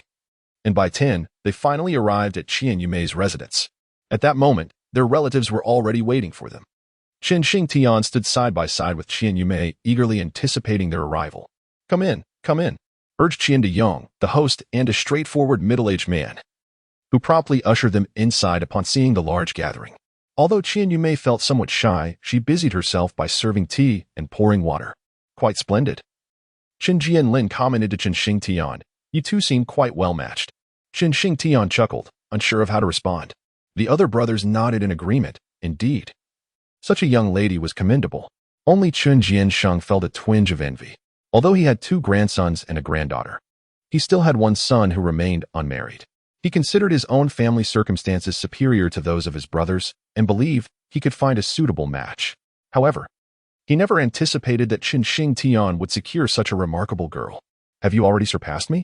After enjoying tea, the discussion turned to the matter of the betrothal gifts. The proceedings adhered to customary practices, focusing primarily on the dowry and other related gifts. However, rural traditions differ from urban ones. Extravagant items and ostentation hold little significance and are often impractical. Thus, the conversation centered mainly on the amount of the dowry. Typically, the bride's family would propose the terms, and the groom's side could negotiate based on their circumstances. Therefore, they awaited Qian de Yong to speak. After a moment of hesitation, just as Qian de Yong was about to voice his thoughts, Chen Jiansheng unexpectedly interjected, I believe there is no need for further discussion. Let us settle on a dowry of 1,000. After all, once we are united in marriage, we become in-laws. To haggle over these gifts would be rather unbecoming and could tarnish our dignity. Let us keep it simple and practical. 1,000. This declaration left both sides in shock. Chen Xingbang silently cursed, we have a traitor among us. Chen Jiansheng, you scoundrel. Xiao Heizi, your true colors have finally emerged. I always knew you were not to be trusted. Chen Jianfa, known for his straightforward nature, immediately expressed his dissatisfaction. Second brother, what are you saying? They haven't even made their offer yet, and you're already speaking out of turn. Chen Jianlin and Chen Jianfeng exchanged displeased glances at Chen Jiansheng. If you kept silent, we wouldn't have to hear your foul tongue. Would we? 1,000 is absurd. In the town, the customary bride price was merely 300 to 500, yet you audaciously demanded 1,000. How preposterous! Chen Xingbang's expression shifted as he immediately discerned Chen Jianqing's insidious intentions. Both Qian Jin and Qian Daong found themselves utterly confounded by Chen Jianqing's audacity. They had encountered haggling before, but never had they witnessed someone arbitrarily inflating the price on their behalf. Have you mistakenly aligned yourself with the wrong side? You are utterly bewildering me. Only Chen Jianqing harbored a cold smirk within, relishing the challenge. If you seek to flaunt your prowess, very well. I shall propose an exorbitant bride price and observe your response. Chen Xingtian grew flustered. No, in-laws, that is not our intention. Unexpectedly, Qian Daong's wife interjected. Addressing Chen Zhangwo, we have considered Xingtian, and we are quite pleased. He even procured medicine for me, and just earlier, he brought me a dose. Since taking the medicine, I have felt much better, which is why you may felt secure in marrying. While many assert that a woman's marriage requires a substantial bride price to uphold dignity, we do not share this perspective. My daughter has cared for me for many years. All that matters is her happiness. We are but ordinary folk, and our household does not possess excess funds. After deliberation, we believe that a sum of 300 to 500 is reasonable. 500 seems excessive, and 400 lacks appeal. Therefore, we propose a more agreeable figure of 388 yuan. 388 yuan. This amount is indeed quite practical. Chen Jianlin exhaled in relief, initially. He had intended to spearhead the negotiations and showcase his skills, but the straightforwardness of the offer rendered further haggling unnecessary. Excellent. Chen Zhangwo promptly acquiesced. Since you have stated it so, I have nothing further to contest. Let it be this sum. Chen Jiansheng, however, was left dumbfounded. I ventured to suggest a lofty price only to have it swiftly discounted to a mere 38 of its value. How preposterous. The Double 11 sales event is still some days away. Moreover, the common strategy during such events is to inflate prices before offering discounts. I provided you with an opportunity, and yet you deviated from the script. He was seething with frustration. Meanwhile, Chen Xingbang was internally amused yet relieved. As it appeared, his earlier strategy of delivering medicine had indeed borne fruit. It seemed that Qian Yumei's family was genuinely pragmatic. Very well. Let us finalize the bride price today, Chen Xingbang proposed, wary of any potential changes. Since all parties have consented, my brother and sister-in-law are satisfied. Let us proceed with the bride price today and select an auspicious date for my sister-in-law's arrival. Agreed. Chen Jianlin laughed heartily, since everyone is in agreement. This is certainly feasible. Absolutely. Today is a fortuitous day, the matchmaker Qian Jin added with a smile. I find this quite agreeable. Then it is settled, Qian Daong nodded. Proceeding to deliver the bride price. After the bride price was exchanged, everyone, aside from Chen Jiansheng, was in high spirits. When shall she come to the house? Chen Zhangwo inquired. There is no need to select a date. I have already identified a suitable one on my way here. Unexpectedly, Chen Jiansheng spoke, declaring that the 23rd day of the lunar calendar this month, which corresponds to the 18th, is an auspicious date, suitable for marriage and celebrations. Let it be that day, he asserted. Everyone turned to Chen Zhangwo, who hesitated before responding. In-laws, this date is indeed suitable. But I must inform you that we do not wish to host a banquet. Given the current family planning policies, you are aware of the situation. This sentiment echoed the choice of many in the town, a decision that was widely understood. Nevertheless, there were still numerous families who opted to hold celebrations. Just then, Chen Jianxing exclaimed loudly, "What do you mean, third brother? To marry without a banquet? Wouldn't he that invite ridicule from everyone in town? I, Chen Jiansheng, have a certain reputation here. If it became known that my nephew married without a celebration, it would be a source of mockery for my friends and a disgrace for our father. Absolutely not. We must have this banquet. Furthermore, we cannot be selfish. The daughter raised by her family deserves a proper celebration when she joins the Chen family. It would be utterly shameful otherwise." Chen Jianlin's anger flared. Second brother. Why are you making such a fuss about Zhang Wo's situation? Why can't I speak up? I am his elder brother. Yes, we should listen to Jiansheng, declared old lady Zhang without hesitation, siding with Chen Jianxing. Let us proceed. Chen Xingbang felt a deep resentment bubbling within him. I knew we shouldn't have invited this scoundrel. He just wanted to see our family humiliated and to prevent us from providing a dowry. But to my surprise, the other party was reasonable, thwarting his scheme. Now, he attempts to stoke the flames against us. However, the words have been spoken. If we do not hold a banquet, we would lose face. Qian Yume also looked displeased. Thus, Chen Xingbang stood up and declared, "Father, it is settled then. We shall host the banquet on the 23rd of the lunar calendar." Chen Jiangwo glared at Chen Xingbang, his anger reaching its peak. Inviting Chen Jianxing had indeed been a grave mistake. Fine, let it be so, he gritted his teeth, realizing that they were too far along to turn back now. And he could only nod in agreement. The three brothers, Chen Jianlin, were solemn expressions. Very well then, sighed Qian Daong, recognizing that there was discord among the brothers. After lunch, they departed the venue, and along the way, silence enveloped them. Although the arrangements had been made, each person harbored their own thoughts. Upon returning home, Lu Xiuxiu hurriedly greeted them. "Xing Tian has already informed me. It's good that it has been settled. But wait, why are we having a banquet on the 23rd? Didn't we agree not to hold one?" "Uncle, let us go inside and drink," Chen Xingbang suggested. Noticing that Chen Jiansheng had already returned home after riding back with Chen Xingtian, and their grandmother was no longer present. Without them, Chen Xingbang invited his three uncles to drink. "Let us go in." Chen Jianlin's expression remained grim, and he followed suit, pouring the wine and bringing over a few duck necks made for a delightful feast. Thus, the matter was broached. I remarked that the second brother was not a virtuous man. Lu Xiuxiu, upon finally grasping the full context, was incensed. However, it was futile to remain angry now. Chen Jianlin urged that, on the contrary, this banquet would necessitate his involvement in numerous tasks. He must draft the invitations and oversee the arrangements. Lest we miscalculate the quantities of food, which could lead to embarrassment if we were to fall short or, conversely, result in waste during this sweltering weather. "I shall take charge," Chen Xingbang immediately interjected. "You will?" The Fortune brothers were taken aback. "Xingbang, this is no mere meal preparation," Chen Jiangwo said, recalling his son's culinary prowess. "If it's for the family, I certainly trust you with your exceptional skills." The others nodded in agreement. Yet, calculating the meal quantities would likely require us to order a dozen or 20 tables. This task demands considerable experience to ensure the right balance, neither too much nor too little, which is quite challenging. "Not to worry, I am capable," Chen Xingbang replied with a smile. "Father, what is so difficult about this? I shall decide the menu myself, and I will handle everything else, including being the head chef." "What?"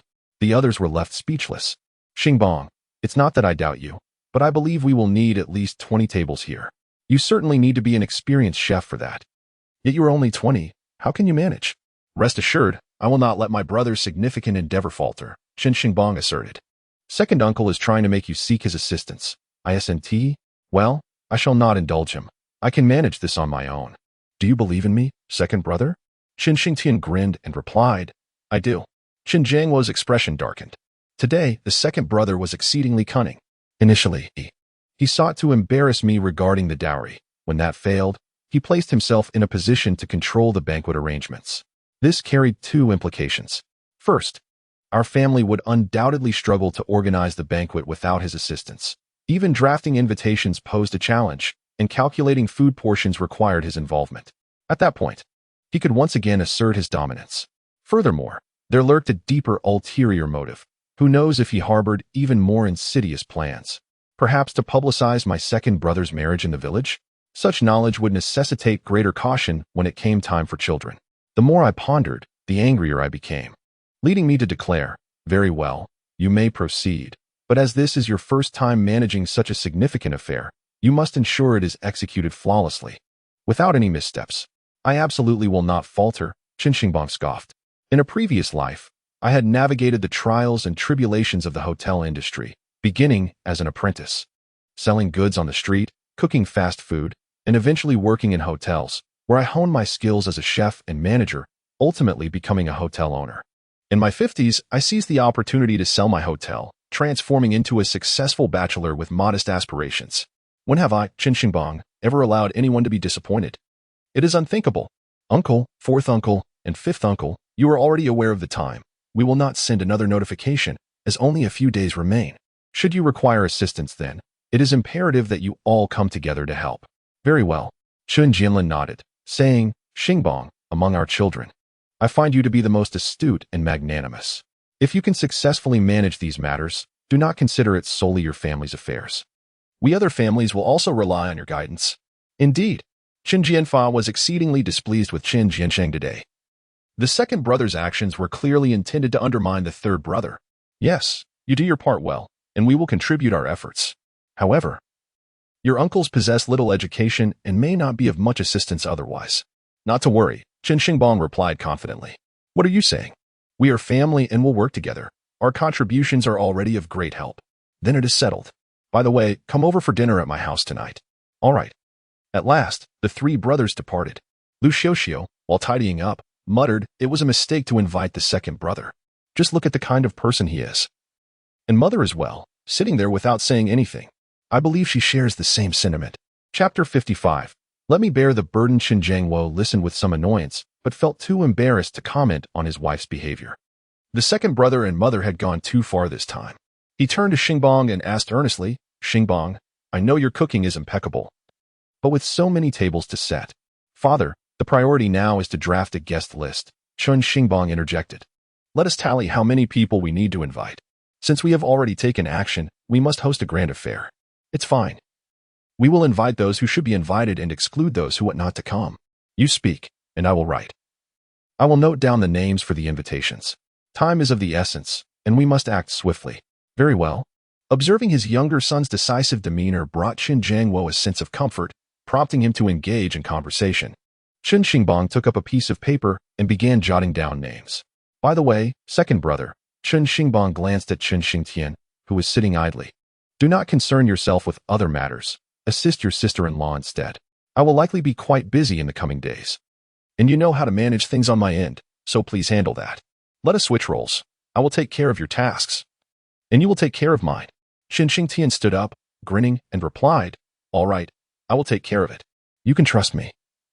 I will ensure everything is in order. Chen Xingbang smiled and nodded in assurance. Indeed, he could rest easy. In terms of preparation, the two of them had become quite adept at making fried potato chips, so there was no need for further oversight.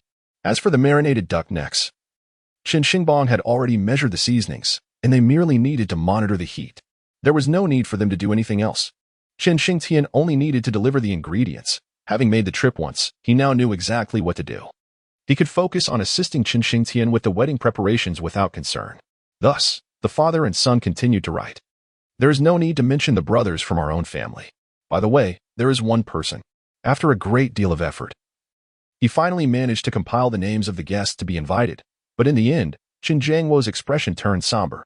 Who? Chen Xingbang momentarily failed to grasp the meaning. The third brother, Lu Xiuxiu, gently interjected. Chen Xingbang immediately understood. What do you mean by that? He inquired. Logically, when a brother is handling affairs, he should certainly notify his own family, Chen Jiangwo murmured. Lu Xiuxiu, listening to this, felt tears welling up again. Chen Xingbang let out a cold laugh. In his previous life, after the Chen family had severed ties, he had married without informing anyone in the family. Not even his parents. Since that moment, Chen Xingbang had been utterly disillusioned with this person. Aspiring to climb the social ladder was one thing, but forsaking one's own family in the process was something he had never encountered before. Then let us notify him, Chen Xingbang conceded, aware of his parents' sentiments. Regardless of the circumstances, he was still their son. But we don't even know where he is now, Lu Xiuxiu softly remarked. We have never been to Xiaojuan's home. She added. I understand, Chen Xingbang replied calmly. I'll see when I go grocery shopping, and I will notify him then. However, I must say this beforehand. He is unlikely to return. Just notifying him is sufficient. Whether he comes back or not is no longer our concern, Chen Jiangwo said, a hint of irritation in his voice. All right then, let us not worry about the rest. I will head to the town this afternoon to purchase some invitation cards, and I'll start writing them upon my return. By tomorrow morning, I aim to have all the invitations delivered, Chen Xingbang stated. For those in the village, Dad, you can deliver them. For relatives further away, I will take the motorcycle to deliver them. It will be much more convenient. Very well. A flicker of a smile crossed Chen Jiangwo's face. Regardless of the situation, it was evident that Xingbang was considering the family matters thoroughly. And having a three-wheeled motorcycle was far superior to his own means of transport. Before long, Chen Xingbang rode his motorcycle to the town to purchase the invitation cards. In the end, it turned out that they would need around 21 tables. The number of invitation cards was considerable. How much did they cost? His father inquired, eyeing the stack of cards. Not much, Chen Xingbang replied. This is for the second brother's wedding. The expenses should fall to me as the father. It's unreasonable for you to pay. Chen Jiangwo insisted. How much? I will cover it. Chen Xingbang hesitated for a moment. It's very little, just 1 yuan. Here. Chen Jiangwo handed over a 1 yuan note. A transaction is a transaction. When you return from grocery shopping, we all eat together. It is only right that you, as a son, contribute to our meals. However, the matter of the second brother's marriage is mine. It's unreasonable for you, the younger one, to bear the cost. After a moment of silence, Chen Xingbang accepted the money. While his father may have shown favoritism, he still adhered to certain principles. Once he had stowed the money away, Chen Xingbang began writing the invitations. This one is for your maternal uncle. How should you address it?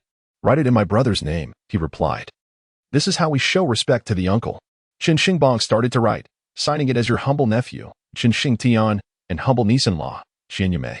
Having practiced his calligraphy over the years, the powerful strokes of the characters emerged beautifully on the paper. Upon seeing this, his father's eyes lit up. Chen Xingbang has not even graduated from middle school, yet his handwriting is remarkably beautiful, surpassing even that of the third brother. Dad, what do you think? Chen Xingbang asked with a smile. Very good. Chen Jiangwo replied, a smile spreading across his face. I never imagined you possessed such exquisite penmanship. Go on, continue writing. As Chen Xingbang was engrossed in composing invitations, on the other side, Grandma Zhang addressed Chen Jianzheng. Jianzheng, why has their family come to seek you out yet? Chen Jianzheng sneered, Mother, fret not. I previously mentioned that if their third son were at home, he might write these things, but now he is absent. If he doesn't ask me to write the invitations, who else would he turn to? In the end, I'll still have to host the banquet for them. Grandma Zhang chuckled. Exactly, seize this opportunity to keep them in check, especially that little disaster. I know, Chen Jianjing disdainfully shook his head, just that little disaster. Seeing him irks me. Indeed, I feel the same. Grandma Zhang continued her tirade. If it weren't for him, would your father have died so early? It should have been him instead. What nonsense. She grumbled on, and Chen Jianjing felt a sense of pride. Over the years, it was his mother's eloquence that had kept their brothers firmly under control. That evening, the uncles had all arrived. Did you not call the second brother? Chen Jianlin inquired. No, Chen Jiangwo shook his head. We'll summon him on the day of the banquet. It's best not to involve him during this time. If he comes, he will only stir up trouble. Chen Jianlin chuckled. That's true. But is this the invitation? As he approached, he noticed a stack of invitations on the table, with Chen Xingbang still writing away. Uncle, I wrote these, Chen Xingbang announced. Chen Jianlin glanced at them. Although he recognized only a few characters, just enough to identify his own name, he was nevertheless impressed. Xingbang, your handwriting is quite remarkable. Chen Jianfa, who recognized more characters, hurried over to take a look, exclaiming, Indeed, this is excellent penmanship, not inferior to the second brother's, perhaps even better. I must say, Xingbang, I didn't expect this from you. And look at your signature. Oh, you understand the proper etiquette. Many can only recite the names, but few can formally write such titles. You're quite impressive. Third brother, Xingbang is truly remarkable. Friends, come and join us for the joyous celebration. Chapter 56. The second brother's great victory. Lu Xiaoxiao came over to tidy up, unable to suppress her laughter upon hearing the conversation. Who would have thought that the son, once scorned by his mother-in-law, would now bring honor to himself? As for Chen Jiangwo, he was grinning from ear to ear. Third brother, indeed, Xingbang is exceptional, Chen Jianlin remarked with satisfaction. I think in the future, when we have matters to attend to, we should let Xingbang take the lead. Just look at how beautifully he has written these invitations. Such talent is rare among the youth today. He will surely bear the family's responsibilities, and we can rest easy. Yes, Chen Jianfeng grumbled, with the second brother's temperament. He only knows how to manipulate us brothers. When we work for him, we barely get a meal, yet he expects us to ask him repeatedly for favors. And if the food is subpar, he'll complain. Everyone nodded in agreement. The second brother possesses such a character, narrow-minded and prone to oppressing others. It remains uncertain whether he can manage the banquet appropriately. Although Chen Jiangwo felt joy, a hint of unease crept into his voice as he spoke. Father, these matters are trivial. Just wait and see my performance. At last, Chen Xingbang rose, feeling quite exhausted from the task at hand, which required meticulous handwriting and thus consumed considerable time. Setting down his pen, he began to tidy everything up, placing it all away. This way, when my father distributes the invitations in our village tomorrow, I shall venture to a distant place to deliver mine. Laughter erupted among the crowd. Second brother, please return from the city early tomorrow. I shall need the vehicle. Chen Xingbang reminded Chen Xingtian, who had just returned. By the way, let us all go together. There's room for one more in the front. I must procure a new outfit for you. And what of second sister-in-law? Should we not invite her as well? We ought to all acquire new attire. Indeed, Chen Jiangwo nodded in agreement. It is essential to have new garments for the occasion. No need, Chen Xingtian replied. Wary of expenses. Who attends a wedding without new clothes? Lu Xiuxiu remarked, if we are to host, we must do so with grandeur. We cannot be the subject of ridicule. This statement was, in fact, directed at Chen Jiansheng, and all were aware of it. Yes, we must ensure it is splendid. Chen Jianlin concurred, adding, you all go ahead with the arrangements tomorrow, and just let us know if you require our assistance. If we were to bring second sister-in-law, it would be cramped, Chen Xingtian whispered to Chen Xingbang. Upon reflection, Chen Xingbang agreed, let us do this. You deliver the goods first thing tomorrow and return promptly. I will take care of the invitations, and then you can attend to your tasks. I shall certainly be back by afternoon. And we can then go together to purchase the outfits. All right, Chen Xingtian sighed in relief. Come, let us sit. Chen Jiangwo instructed, the dishes are ready. Everyone, please take a seat. Before long, they had all gathered to dine. Fourth uncle, I've been feasting on meat every day lately, little Hua exclaimed, sitting beside Chen Xingbang. Her face alight with wonder. Fourth uncle, since second uncle is marrying, when shall you bring me a fourth aunt? Then I could enjoy meat again. Laughter bubbled up among the others. Zhang Mandy chuckled softly, don't be silly. Rest assured, whether or not fourth uncle marries, our family will continue to feast on meat, keeping little Hua plump and healthy. The laughter resumed. Meanwhile, Chen Jiansheng awaited Chen Jiangwo to invite him to write the invitations, for time was of the essence. However, as he waited in vain, he grew increasingly anxious. The more he pondered, the more uneasy he became, prompting him to feign a matter and visit Chen Jianlin's home. Elder sister-in-law, where is the eldest? He inquired. Jiansheng, your elder brother has gone to the third brother's house for a meal, she replied, utterly bewildered. I must go? Chen Jiansheng's face drained of color, and without a word, he departed. It dawned on his elder sister-in-law that she had misspoken, realizing with dread that Xingbang had likely not invited him, which could lead to trouble. At that moment, Chen Jiansheng trembled all over. Last time, Chen Jiangwo hosted a family banquet, but neglected to invite himself, which left him quite agitated. Subsequently, the elderly matriarch made an excuse to confront Chen Jiangwo, resulting in a fierce exchange with Chen Xingbang. Today, a similar incident unfolded. It was evident that he was being sidelined. Fine. If you choose not to invite me to dinner, I shall refrain from sending you an invitation today. Let us see how you manage. I want to even count the banquet in your favor. Incensed, he returned home. The following morning, Chen Jiangwo set out to distribute invitations. It is customary to send out invitations in the morning within the village, while those farther away may be distributed in the forenoon. Invitations are not dispatched in the afternoon. Xing Tian is getting married. Congratulations, Jiangwo. You must attend. Such occasions are simply unmissable. Jiangwo, soon you will be a grandfather. Typically, those of the same surname within the village would be invited, while acquaintances from different families might receive invitations if they share a closer bond, regardless of who is invited. Joyous occasions are met with warm words, as everyone appreciates mutual celebration. Father, Chen Jiansheng's eldest son, Chen Xingzu, rushed him breathlessly. Third uncle is distributing invitations in the village. They have already received theirs. What? Chen Jiansheng could no longer remain seated, abruptly rising. What is going on? His second aunt looked equally bewildered. Your father hasn't written any invitations. Who did he invite? I don't know. Chen Xingzu replied, perplexed. All I know is that the invitations have been sent out. The entire village has received them. Our family certainly has received one, so I came to inquire. They have gone too far. Old Madame Zhang suddenly shrieked. They truly have crossed the line. They must have hired someone from outside to write the invitations. They are not even embarrassed. They have someone in the family who can write, yet they resort to hiring help. I must confront them. They are bringing shame upon our family, upon your father's name. With that, the elderly woman stormed out, and Chen Jiansheng did not attempt to stop her.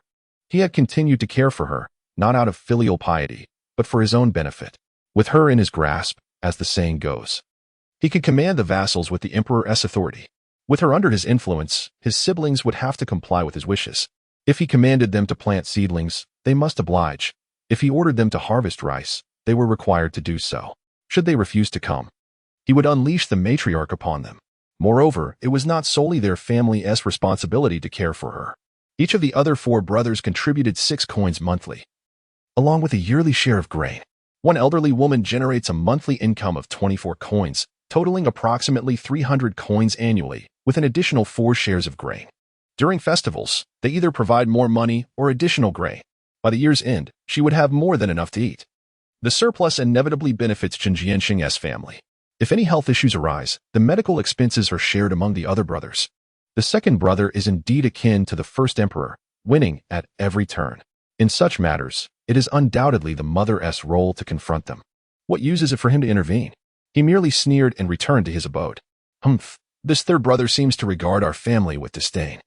And he was also there, speaking sarcastically.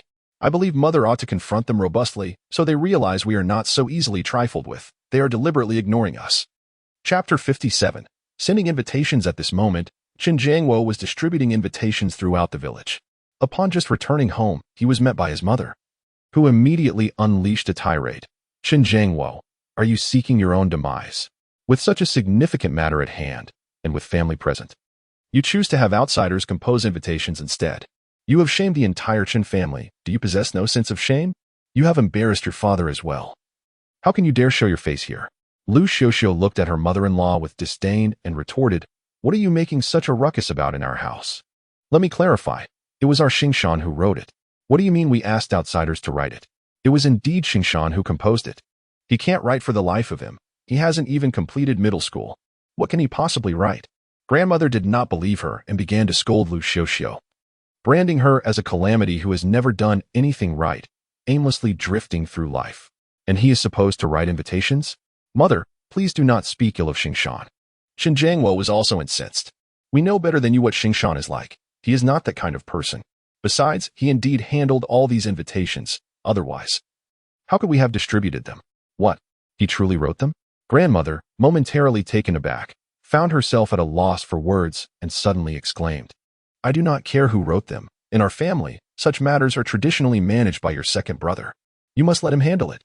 Chen Xingbang looked at the elderly woman with disgust and responded curtly, enough, mother. Return home. I have matters to attend to. With that, he left without further ado.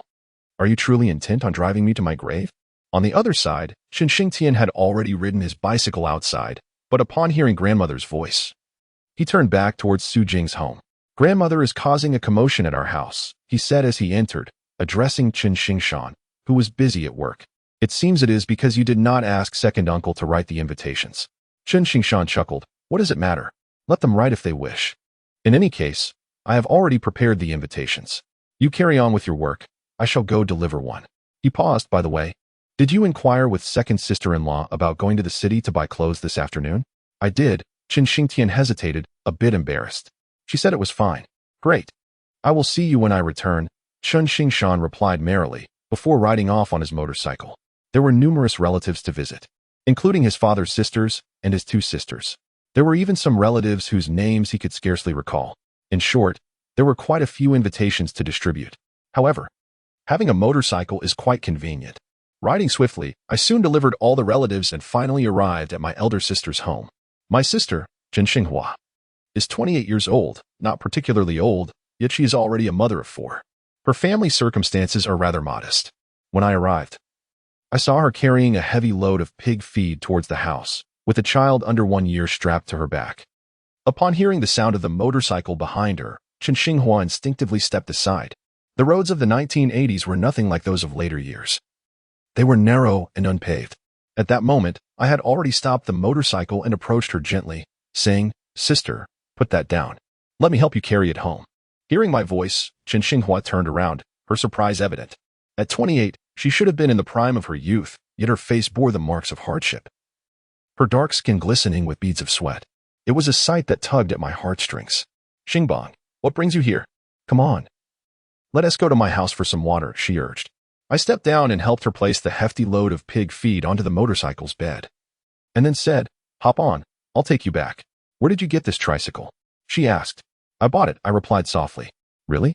Chen Xinghua exclaimed, a glimmer of excitement in her eyes. All right, let us go. I smiled, reassuring her. Indeed, I bought it. Now, why are you carrying such a heavy load of pig feed while also carrying a child? I have several pigs, and they eat a lot. She replied with a hint of resignation. I need to gather enough feed. Otherwise, I want to be able to sell them for a good price during the new year. As I drove towards her home, I felt a deep discomfort. They say that an elder brother is like a father, and an elder sister is like a mother. And it truly is the case. My elder brother is nearly 10 years my senior, and my sister is 8 years older than I. Both my brother, Chen Xingbang, and my sister, Chen Xinghua, have fulfilled their roles as elder siblings. They eagerly take on responsibilities and confront challenges head-on. Although our parents favored the third child, my brother and sister always ensured that I, the youngest, received my share, even if it meant leaving some wild fruits picked from the mountains for me. Unfortunately, my brother met an untimely death due to illness, a regret that I could never change. My sister's fate was also harsh. After marrying my brother-in-law, Zhang Jianjun, her family conditions were not much better, and the birth of 3 daughters did not endear her to her in-laws. Finally, when she bore a son, the pressure on her eased somewhat, yet the burdens of life increased. Ultimately, her relentless toil took a toll on her health, and she passed away in her 30s. Seeing my sister, her back bent under the weight of life's struggles, filled me with profound sorrow. Before long, we arrived at my brother-in-law Zhang Jianjun's home. Jianjun, Xingbang is here, Chen Xinghua called out as she stepped down from the motorcycle. I got off as well, assisting her in bringing the pig feed inside. Zhang Jianjun, in his 30s, was a man of integrity. Upon noticing Chen Xingbang's arrival, he approached with a smile, greeting him. Xingbang, brother-in-law? Chen Xingbang nodded, producing an invitation from his hand, stating, I have come primarily to discuss this matter. He extended the invitation for Zhang Jianjun to examine. Zhang Jianjun glanced at it. Although he recognized a few characters, he found the content somewhat perplexing and awkwardly inquired, what occasion is this for? Second brother is getting married on the 23rd of the lunar calendar, Chen Xingbang replied. Here, this is the invitation. Please bring my sister along with the 4 children to the banquet. Xing Tian is getting married? Chen Xinghua exclaimed with delight, stepping forward. Which young lady is it? It's Qian Yume from Qianhe village. This has just been settled in the past few days. It was brother who initiated the conversation with her. Chen Xingbang smiled. Our parents believe that since the matter is already settled, it is best to expedite the wedding, hence the haste. You are learning about this only now. Good news indeed. Chen Xinghua joyfully examined the invitation, turning it over. I will certainly come with you and my brother-in-law. We will all partake in the banquet. From a distance, Chen Xingbang noticed 3 timid figures standing nearby, hesitant to approach. Their slender silhouettes evoked a sense of affection. No need, no need. My brother-in-law and I will manage just fine, Chen Xinghua insisted, shaking his head. In those times, everyone was cautious. Hosting a banquet meant that the more people one invited, the more food could be consumed. But it was all about money. Let us bring them along, Chen Xingbang countered. If they can walk over, it's perfectly fine. Come here, Yi. He beckoned to his eldest niece. Yi approached. By age, she was about 8 years old. Call me uncle, Chen Xinghua urged. Uncle, Jing Yi called out. Though given her limited opportunities to meet her uncle, she appeared somewhat shy. After greeting him, she stood beside her mother, fidgeting with the hem of her garment. Chen Xingbang felt a pang of nostalgia and pulled out 2 coins, placing them in her hand. Here, uncle gives you 2 coins to buy snacks. Remember to share with your sister, all right? Xingbang, what are you doing? Chen Xinghua exclaimed, taken aback, attempting to intervene. 2 coins is quite a sum. Apologies. I came in haste and did not bring anything else, Chen Xingbang replied with a hint of regret. Just a little something for the child. By the way, sister-in-law, Yi should be starting school soon, right? Zhang Jianjun nodded awkwardly. About time. She should be enrolled by the second half of the year, Chen Xingbang said earnestly. He emphasized this point because in his previous life, his eldest niece had never attended school. The family was poor, and Zhang Jianjun's parents were opposed to it, resulting in her never even crossing the threshold of a school, living an ordinary life like many rural individuals. Zhang Jianjun lowered his head, merely responding with a sound of acknowledgement. All right, I shall take my leave now, Chen Xingbang said, feeling that the conversation had reached its conclusion. And make sure to bring your sister along to uncle's house for some food. You must come and meet your second aunt, understand? Zhang Yi nodded in agreement. Xingbang, shall we have lunch? It is nearly time for the midday meal. I cannot stay. I must deliver the invitations, replied Chen Xingbang, shaking his head. I haven't yet visited my second sister. Sister, brother-in-law, do remember to bring them along. With that, Chen Xingbang departed in his vehicle. Behind him, Zhang Jianjun's parents began to chatter upon hearing of Chen Xingtian's wedding. Another red envelope to prepare. Ah, I knew it. Having many siblings brings such burdens. Look at this. We will need several envelopes, and that amounts to quite a sum. Chen Xinghua listened in silence. When a daughter marries into another family, one must consider both the husband's and the wife's families. Before long, Chen Xingbang arrived at his second sister's home, which boasted better living conditions than his eldest sister's. His father-in-law was a traveling merchant, frequently selling goods and occasionally collecting items for resale. While their living conditions were not luxurious, they were certainly better than the average rural household. After all, they managed to balance both their external endeavors and agricultural responsibilities quite well. Shortly thereafter, Chen Xingbang reached Chen Xingfang's residence. Xingbang, Chen Xingfang exclaimed joyfully upon seeing him. What brings you here? You didn't even send me a word. I have come to deliver an invitation, Chen Xingbang replied with a smile, handing her the invitation while explaining. My second brother is getting married on the 23rd of the lunar calendar. You and my brother-in-law should come together. Is Xingtian getting married? Whose daughter is it? Is she beautiful? Chen Xingfang inquired curiously. It's Qian Yume from Qianhe village. I wonder if you know her? I do know her. She is indeed beautiful. Last year, someone from our village went to see her, but her demands are quite high, and I heard she is reluctant to marry. How could Xingtian possibly win her over? Chen Xingfang expressed her astonishment and confusion. With a slight smile, Chen Xingbang reassured her, with my astute planning, what cannot be accomplished? My brother possesses great charm. He jested. Regardless, mark the date. You and your husband should bring the children along. I must take my leave now. Aren't you staying for lunch? No. I have other matters to attend to. The 23rd is fast approaching, and I have much to prepare. I shall take my leave now. With that, he turned and departed. Chen Xingfang, holding the invitation, went inside. Dear, look, Xingtian is getting married. Upon returning home, it was just in time for lunch. Have you delivered everything? Chen Jiangwo asked upon seeing Chen Xingbang return. Yes, all done, Chen Xingbang replied, feeling quite fatigued as he sat down to eat. This afternoon, I will take my second brother and sister-in-law to the city to buy clothes, and I shall inform the third brother as well. At the mention of the third brother, the previously light-hearted atmosphere grew somber. All right, Chen Jiangwo nodded. Go and inform him. It is important he knows. Whether he chooses to come is his own affair. Lu Xiuxiu muttered softly, he will return. Yet, no one responded to her words. After the meal, Chen Xingbang drove Chen Xingtian to Qian Yume's home in Qianhe village. Upon hearing the sound of the motorcycle, Qian Yume emerged to greet them. Upon their arrival, a bashful smile graced their faces. Chen Xingtian had already brought a small stool, which he placed onto the cargo bed. Qian Yume took a seat upon it. Shall we be off then? Chen Xingbang exclaimed with a grin, leading them directly into the city. In merely half an hour, they reached their destination. By the late 1980s, following significant social and economic development, a number of department stores had emerged, including one in their city, Jing. Consequently, upon arriving, Chen Xingbang led them straight into the department store. Xingbang, won't it be expensive here? Qian Yume instinctively shrank back at the sight of the store. Not at all, Chen Xingbang replied with a smile. My father is footing the bill, so fear not. Let us proceed without hesitation. With that, he beamed and guided them directly into the marketplace. Once inside, the dazzling array of products left Chen Xingtian and Qian Yume in awe. However, for Chen Xingbang, it was quite ordinary, as the multitude of items he had encountered in later years far surpassed this. Yet, the presence of many items unseen in later times evoked a sense of nostalgia within him. You two go look at clothes. I need to purchase some items for your wedding, Chen Xingbang declared. Candies are cheaper here, and I'll need quite a bit, so I must buy them first.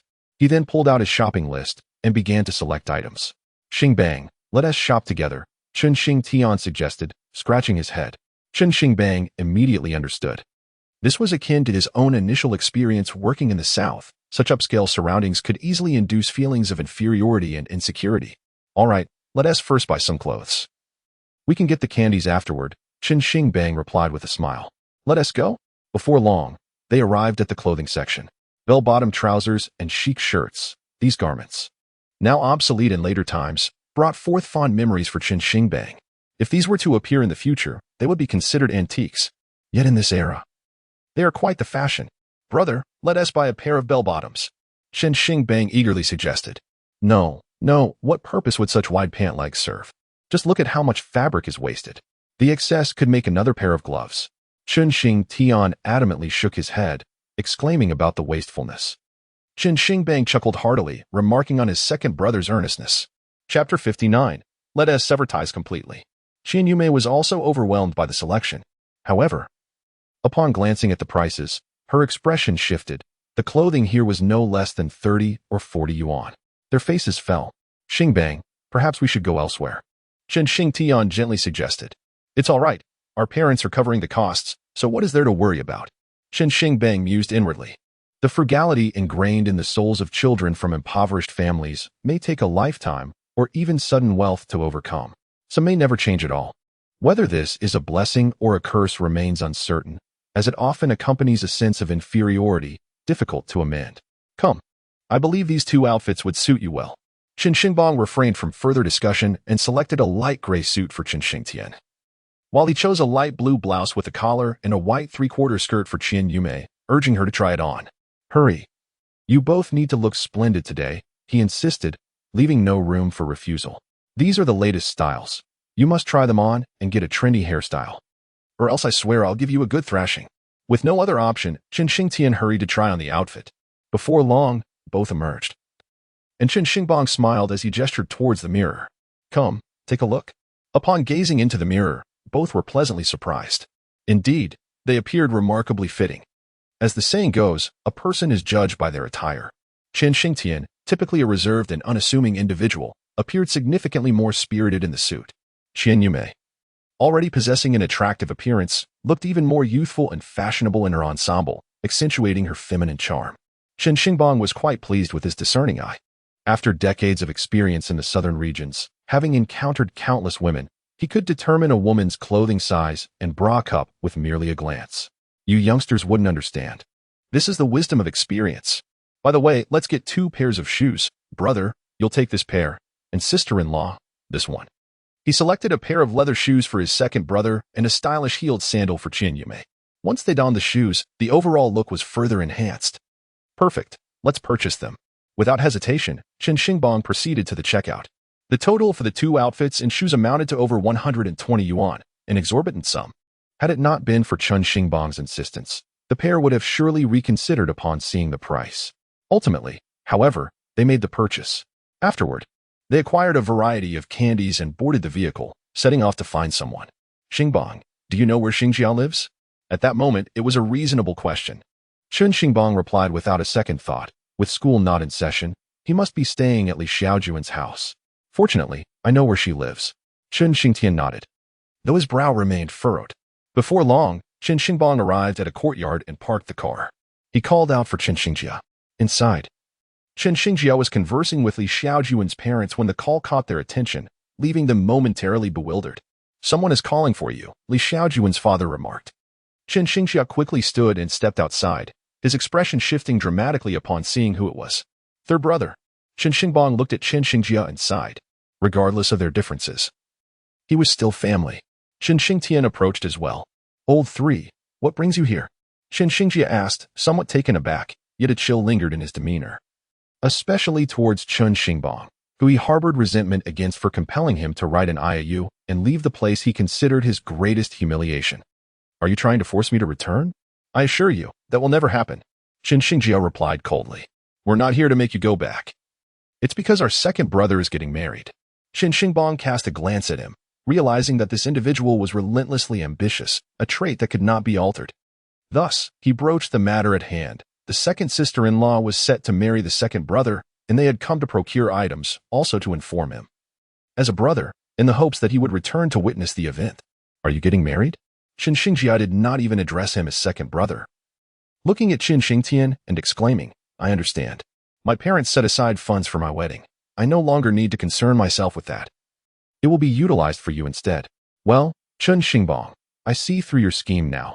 You forced me to leave with this intention in mind, didn't you? How cunning you both are. I never imagined you would turn out to be such individuals. Are you out of your mind? Chen Xingbang seethed with fury. Chen Xingjia, have you damaged your intellect by consuming too much of the rations here? You harbor so many ulterior motives, and yet you bite back at us in the end? Xingjia, do not speak recklessly. Chen Xingtian interjected, his urgency apparent. We harbor no such intentions, we merely came to inform you. Spare me your pretentiousness. I do not believe you. Chen Xingjia retorted defiantly, anger evident in his tone. Don't assume I am oblivious to your thoughts. You are not virtuous people. Let me make it clear. I will not return, and I refuse to oversee the wedding arrangements with the money given to me. Chen Xingtian, equally exasperated, wore a grim expression and remained silent. Whether you return or not is your concern, Chen Xingbang replied, his own countenance darkening upon realizing that Chen Xingjia would not relent. However, he was taken aback by the harshness of Chen Xingjia's words. Very well, I also came to discuss another matter today. Have you repaid that 1,000 yuan yet? Chen Xingjia's expression shifted noticeably. Chen Xingtian tugged at Chen Xingbang, signaling him to refrain from mentioning the issue. Yet, Chen Xingbang disregarded this, stating, If you wish to play the fool, I shall not indulge you. While others may coddle you, I will not. Since we have laid everything bare, I shall not be courteous any longer. Hand over that 1,000 yuan post-haste. Are you coming to our home to cause a ruckus? Li Xiaojun, who had been observing from within, could no longer contain herself, stepping out to confront Chen Xingbang. Directly, Chen Xingbang ignored her completely. Instead, raising his voice towards the interior, my third brother has joined your family, and there remains an IOU for the bride price of 1,000 yuan. We are all respectable individuals. How can such a sum still be outstanding? Selling oneself to bear your grandchildren, does that not equate to a life price? Chen Xingbang's fury was justified. Once, Chen Jiangwo fell gravely ill, leaving Chen Xingtian and the elder sister-in-law in a state of despair, and they rushed him to a hospital in Jincheng for treatment. Fortunately, it was not a grave matter. However, during that time, Chen Jiangwo believed he was on the brink of death and wished to see Chen Xingjia one last time. Chen Xingtian inquired about Li Xiaojuan's family and visited Chen Xing's home twice, but found no one there, only Li Xiaojuan's mother, whose demeanor was indifferent, lacking any words of concern. It remains unclear whether she conveyed Chen Xingtian's message to the Chen family. Regardless, both the Chen and Li families are not virtuous. Thus, he must direct his wrath towards the Li family. How is it possible that such a high-ranking officer cannot afford a mere sum for a life? As Chen Xingbang's words emerged, a chill enveloped the Chen family. Li Xiaojuan's face flushed with urgency. In Chapter 60, money is a scoundrel, yet also a savior. Li Xiaojuan's father, Li Weihong, could no longer contain himself and appeared with a grim countenance. Observing this portly middle-aged man, Chen Xingbang's expression was one of disdain. The Chen family had managed to endure years of repetition in their studies, while Li Weihong remained oblivious to the gravity of the situation. How else could their families have intertwined? They were akin to turtles recognizing their kin. Father, both the Chen family and Li Xiaojun approached. Li Weihong fixed his gaze upon Chen Xingbang and, with a deep breath, said, Do not involve me in your brotherly disputes. Although I am but a section chief, I am not someone to be trifled with. Behold this IOU. Chen Xingbang retorted with a cold laugh. Do you see? Your daughter and your son have signed this for me, 1,000 yuan. I wish to reclaim it now. How is it that my parents toiled to raise me, only for me to marry into your family, and you cannot even provide a mere 1,000 yuan? I am aware of your status as a section chief in your workplace. To us common folk, you are a significant figure. Yet I, Chen Xingbang, harbor no fear. If you refuse to pay today, I shall photocopy this document and plaster it throughout your workplace. I cannot believe the extent of this bullying. Li Weihong stood dumbfounded. As a section chief, he had reached the zenith of his career, yet he believed he held a considerable advantage over someone like Chen Xingbang, emerging from humble origins. Little did he know that Chen Xingbang was serious about this matter. Should news reach his workplace, he would face humiliation. Some matters are best kept discreet. Making them public not only invites ridicule but also displeasure from superiors. Thus, Li Weihong relented. Very well, he gritted his teeth, nodding at Chen Xingbang as if to engrave his image in memory. 1,000 yuan, is it? I shall procure it for you. He gestured to his wife, who reluctantly entered to retrieve the money. She tossed it to the ground, exclaiming, Here. Chen Xingtian was incensed. Chen Xingbang stood there motionless before turning to leave. I'm going to make copies now. He picked up the items, his wife Li Weihong merely seeking to vent her frustration, but unexpectedly, Chen Xingbang proved to be even more formidable. He bypassed the idle chatter and confronted the situation head-on. Feeling intimidated, she hastily collected the items herself. Come back. I'll give you the money, she urged. At that, Chen Xingbang paused, casting a cold gaze upon the woman. Here, she said, handing the money to him with a sense of trepidation. Take this money and give me the IOU. From this day forth, the Xing family has severed all ties with your household. Li Weihong's face contorted with disdain. After decades of struggle, Being outmaneuvered by a young upstart left her feeling utterly humiliated. Yet, Chen Xingbang merely chuckled. Rest assured, I will return the IOU. As for him, I was curious to see if he could be salvaged, but it appears he cannot be. Here is a piece of advice. Do not mistake a mere weed for a treasure. With that, he tossed the IOU onto the ground and addressed Chen Xingjia. From today onward, you are completely unrelated to us. Very well, I wish you prosperous success and hope that the Li family achieves great heights. After finishing his words, Chen Xingbang turned and entered his vehicle. Chen Xingjia shouted in anger, Chen Xingbang, mark my words, I will indeed elevate the Li family, while you will remain in that impoverished hollow for the rest of your lives. Chen Xingbang feigned ignorance, climbing into the car with his brother, driving away into the distance. Behind them, Chen Xingjia's furious curses echoed in the air. The two brothers remained silent. Even Qian Yume fell into a contemplative quiet. Upon returning to Qianhe village, Chen Xingbang handed his clothes and shoes to Qian Yume. It's settled then, he said with a smile. Sister-in-law, wait for the day when my brother comes to pick you up. Qian Yume nodded, casting a glance at Chen Xingtian before entering the house. Chen Xingbang once again drove towards home. The third brother, Chen Xingtian, hesitated for a moment. Brother, everyone has their own path to tread. As long as it's a choice they want to regret, that's enough. Chen Xingbang murmured, the path he chose has destined him to be a stranger to us. Though I harbor discontent towards him as a brother, I genuinely wish him success. Chen Xingtian lowered his head, feeling a twinge of sorrow. Regardless of the distance that had grown between them, they were still brothers who had grown up together. There was one thought that Chen Xingbang kept buried in his heart, which was, while I sincerely wish him well, I know he will never have the opportunity. A person like him is simply unfit to ascend. Of course, this was an understanding he kept to himself. At 4 in the afternoon, he returned home, bringing in the candies. He also retrieved the clothes to show his parents. Very good, Chen Jiangwo exclaimed, clearly pleased. This is what you wore on your wedding day. Be sure to keep it safe and clean.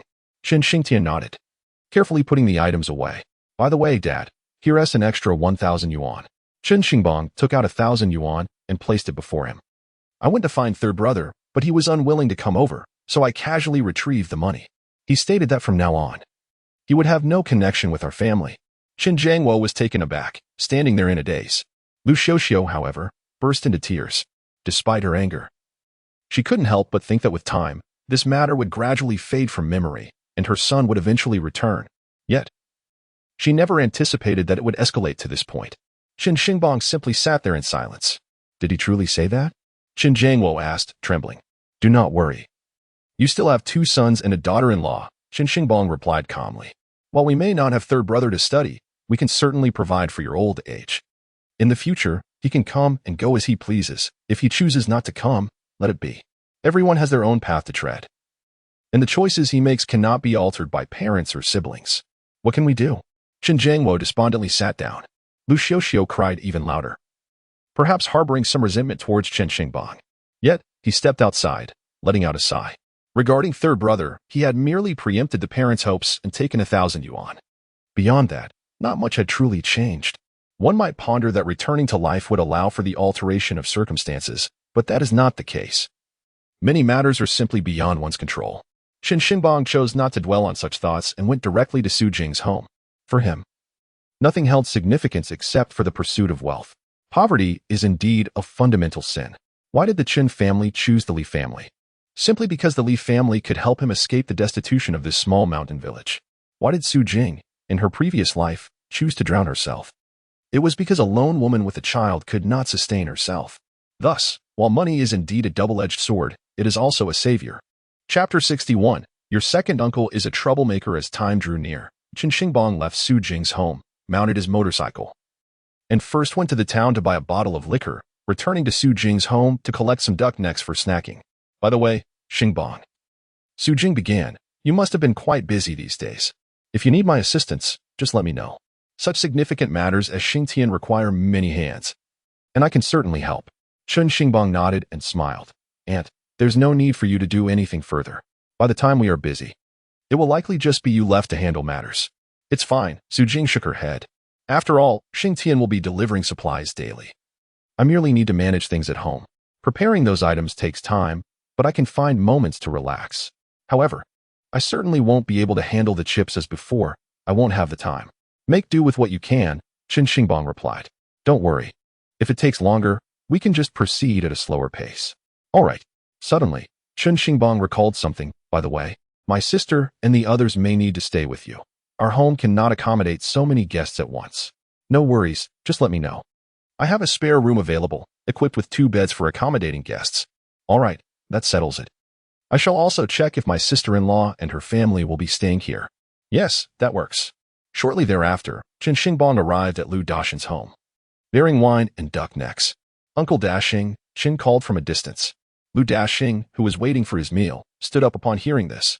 As Chen Xingbang entered, he greeted with a grin, Uncle Daxing, you are home. Noticing the wine in Chen's hands, Lu Daxing sat down and inquired, what do you intend to do this time? I brought some food, Chen replied. He dared not admit he sold marinated duck necks, instead claiming he had purchased them, cheerfully stating he merely came to share a meal. Lu Daxing chuckled, thinking to himself that this young man was quite clever. He was clearly delivering wine for his own enjoyment.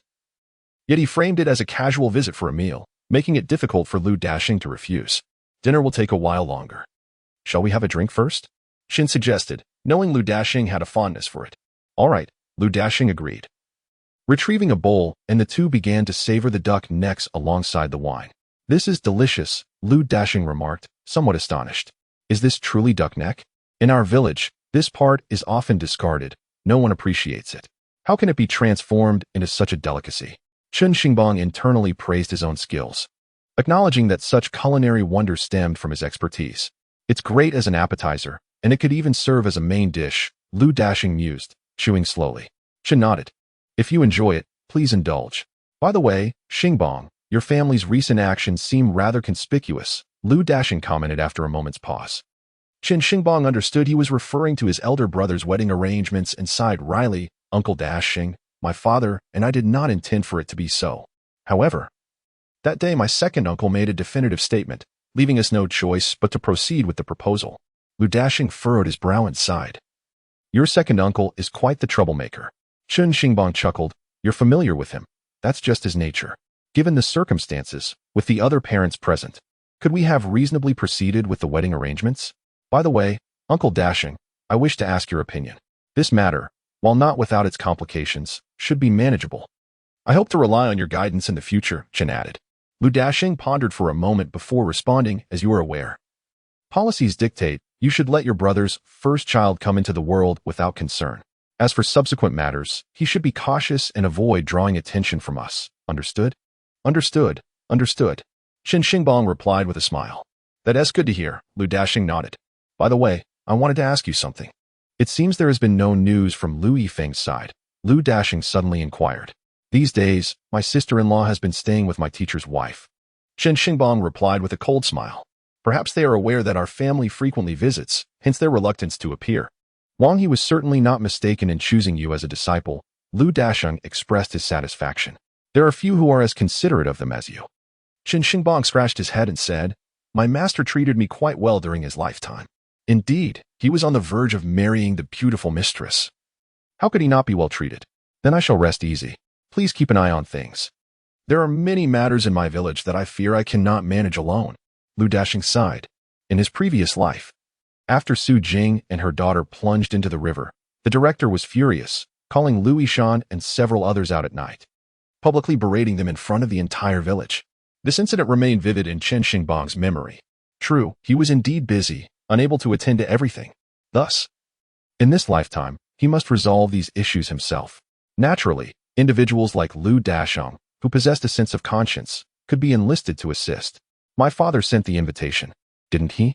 Chen Xingbang inquired. Yes, everyone from our village committee must attend. It is customary here for those hosting a banquet to extend invitations to the village officials. One cannot afford to offend them. If you host a feast without inviting them, they may hold your minor faults against you in the future, and that would be unpleasant. After all, not everyone is as benevolent as Lu Daxing. Many are selfish and self-serving. That settles it, Chen Xingbang nodded. In truth, his visit was merely a means to gauge Lu Daxing's sentiments, and upon hearing his words, Chen Xingbang felt a sense of relief. The enforcement of family planning policies was quite stringent, contingent upon the willingness of grassroots officials. If they were inclined to give him a reprieve, matters might be more manageable. However, if they were unforgiving, it could be quite difficult. Uncle Daxing, I shall take my leave for now. I will come for the banquet on that day. Chen Xingbang said, preparing to depart. Aren't you going to eat at my house? Lu Dashing exclaimed, his eyes widening. Oh, I've already eaten, Chen Xingbang replied with a chuckle. I just had a meal with you. You enjoy your meal with my aunt. I must be off. With that, he hurried away. Lu Dashing's wife hurried after him. Why are you running off, child? Aunt, please enjoy your meal. My father wants me home for dinner, and I have matters to discuss. I've been quite busy lately. Chen Xingbang explained as he continued on his way. This child, and Dashin shook her head. Upon returning home, dinner was just being prepared. However, Lu Xiuxiu's expression was not particularly pleasant. What's wrong? Chen Xingbang couldn't help but ask. Why does mom have such a sour face? It's been your mother cooking these days. Perhaps she's feeling disgruntled, Chen Jiangwo casually remarked. Lu Xiuxiu, just then bringing out the dishes, retorted with irritation. How could I be feeling content? Look at your eldest daughter-in-law. She's hardly ever home, and your two sons are the same. I must complete all my other chores before I can make dinner. Isn't this just bullying me? They both have matters to attend to. You know what they've been up to today? Chen Jiangwo explained kindly. Good days are just around the corner for us. Yes, they have business to take care of. But what about Mandy? Dad, Mom, starting tomorrow, I will take over the cooking, Zhang Mandy said, characterized by her obedient yet timid demeanor. After all, I have no influential backing here. My husband has passed away, and my in-laws do not hold me in high regard. I have given birth to a child, and she is a daughter. The weight of negativity has become overwhelming. If I were to disobey any further, it would be an egregious lack of awareness. Farewell. To my surprise, Chen Jiangwo spoke up, saying, You need not concern yourself with the household for now. Continue pursuing your own endeavors. For the next few days, let your mother take care of the chores. When the time comes to host a banquet, you will still have your part to play. Chen Xingbang felt a surge of joy within. It seemed that his father was genuinely considering his welfare, hoping that his sister-in-law could assist him in earning some money. Zhang Mandai cast a furtive glance at her mother-in-law, only to find Lu Xiuxiu wearing a displeased expression. By the way, keep a close watch on her. Lu Xiuxiu suddenly said, pointing at Xiaohua. Don't let her steal anything, understand? Zhang Mandai was taken aback. Xiaohua, have you taken anything? Mom, I haven't. Qin Xiaohua was wholeheartedly focused on savoring her meat. Such a large child, and suddenly the meals had become delightful, each day. Her greatest joy was indulging in food and snacks. As soon as she sat at the table, she transformed into a voracious eater, indifferent to whatever her grandparents, uncles, or others might say. When one is unburdened by trivial matters, mealtime becomes a splendid occasion. Suddenly, she found herself singled out, her small eyes wide with confusion. You still claim you haven't? I ask you, the candy that your uncle bought this afternoon, did you not sneakily eat it? Lu Xiuxiu's ire flared as she pointed at Qin Xiaohua. Who else in this household would steal candy? Lu Xiuxiu's sudden outburst left Qin Xiaohua stunned. She dropped her chopsticks, her hands outstretched, yearning for a comforting embrace. It wasn't me. I didn't do it. Why are you yelling at the child? Chen Jiangwo shot a glare at Lu Xiuxiu. Zhang Mandai quickly scooped the child into her arms. Mom, could it be that you've mistaken something? Chen Xingbang inquired. Xiaohua would never steal. It wasn't her. Chen Xingtian chimed in, his voice low. Xiaohua was playing with Xiaoxi all afternoon. It wasn't her. Then who could it be? Lu Xiuxiu exclaimed, realizing that her family did not believe her, igniting her fury further. Who else has been here? Mom came by this afternoon. She left not long ago. Merely to inquire about how preparations for Xing Tian's wedding were going, Chen Jiangwo casually remarked. Suddenly, he sensed something amiss as everyone turned their gaze towards him. Could it be her? Chen Jiangwo's expression darkened as the realization dawned upon him. Huh? Chen Xingbang chuckled. Dad, aren't you aware of your own mother's character? I know for certain that it couldn't have been Xiaohua. Then it must be her, Lu Xiuxiu concluded, enlightened. I said it all along. She usually shows no interest in our affairs yet suddenly inquires about the wedding preparations. How could that not be suspicious? Is she truly so benevolent? At her age, engaging in such behavior, what would others think? Qin Jiangwo's countenance darkened further. Fortunately, we haven't purchased any cigarettes or alcohol yet, Chen Xingbang swiftly added, embellishing the tale. Our second uncle is a man of both cigarettes and alcohol, and they aren't cheap. Had we bought them, our losses would have been considerable. As for the candy, if she consumed it, so be it, but our cigarettes and alcohol are meticulously accounted for. Every bottle matters. Chen Jiangwo felt an overwhelming sense of frustration. How could his mother, at her age, still pilfer items meant for his grandson's wedding banquet to feed his son? It would elicit laughter if spoken of. Taking a deep breath, Chen Xingbang declared, I will keep an eye on him. You all focus on your own tasks. I will manage matters at home. Then he added, by the way, we have yet to purchase cigarettes and alcohol. I suppose I should do that tomorrow? Yes, I can go buy them. Chen Xingbang replied with a smile. What kind of cigarettes do we need? And what type of alcohol? The importance of these items for the banquet weighed heavily on Chen Xingbang. Contemplating the matter further, he responded, here, we typically have either Site or Zhonggong. How about you procure some Zhonggong wine? As for cigarettes, many people around here smoke Meihua. You might want to check the price, which should be around 50 cents a pack. If we are preparing for 21 tables, we will need at least 21 bottles of wine. Father, that is not how we calculate it, Chen Xingbang chuckled. Besides the wine for the banquet, we must also accommodate guests at other times, and people nowadays can drink quite a lot. If we have a table full of men, one bottle simply one tea suffice. Therefore, we should prepare more. For 21 tables, we ought to have at least 30 bottles, plus an additional 6 for other occasions, bringing our total to 36 bottles, that's a minimum of 6 cases. As for the cigarettes, the requirement would be even greater. In our custom, we need 2 packs per table. For 21 tables, that amounts to 42 packs just for the day, and the additional cigarettes we distribute will exceed that amount. In total, we're looking at 84 packs, which translates to 9 cartons. Chen Xingbang, having organized numerous banquets over the years, understood the dynamics well. Unlike future generations who might indulge in beer, spirits, and soft drinks, the consumption of white liquor at banquets was less prevalent. Particularly in later times, many abstained from drinking due to driving concerns. However, the current rural populace consisted of hard-working men who could and would drink liberally. Thus, the demand for white liquor would be substantial. What is the cost of Zhonggong wine per bottle? At this inquiry, Lu Xiuxiu grew anxious. Typically, it's around 5 or 6 yuan. 5 or 6 yuan. That means we are looking at over 100 to 200 yuan just for the wine. Cigarettes at 50 cents a pack will add another 40 to 50 yuan. Altogether, we are nearing 200 yuan. And don't forget the cost of the dishes. Lu Xiuxiu's face turned pale. How much will we need to spend? She asked, growing increasingly worried. Chen Xingti remained silent, his head bowed. He felt a deep sense of guilt for not contributing financially to his own wedding.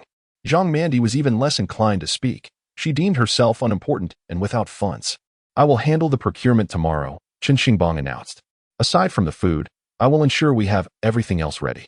The day after tomorrow, I will buy the ingredients. We will begin preparing the banquet the following day, and then, on the 23rd, we will officially hold the banquet. Father, Mother, you can trust me to manage this efficiently. There will be no issues whatsoever. Sister-in-law, starting the day after tomorrow, you should refrain from going elsewhere. I need your assistance here. All right, Zhang Mandi exhaled in relief.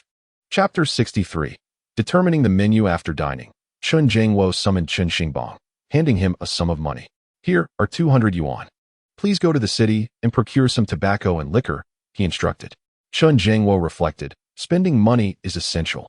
Isn't this the norm for hosting a banquet? Chen Xingbang accepted the money, assuring, Father, do not worry. I shall see if I can find some more affordable options. No. We must adhere to the standard for such gatherings.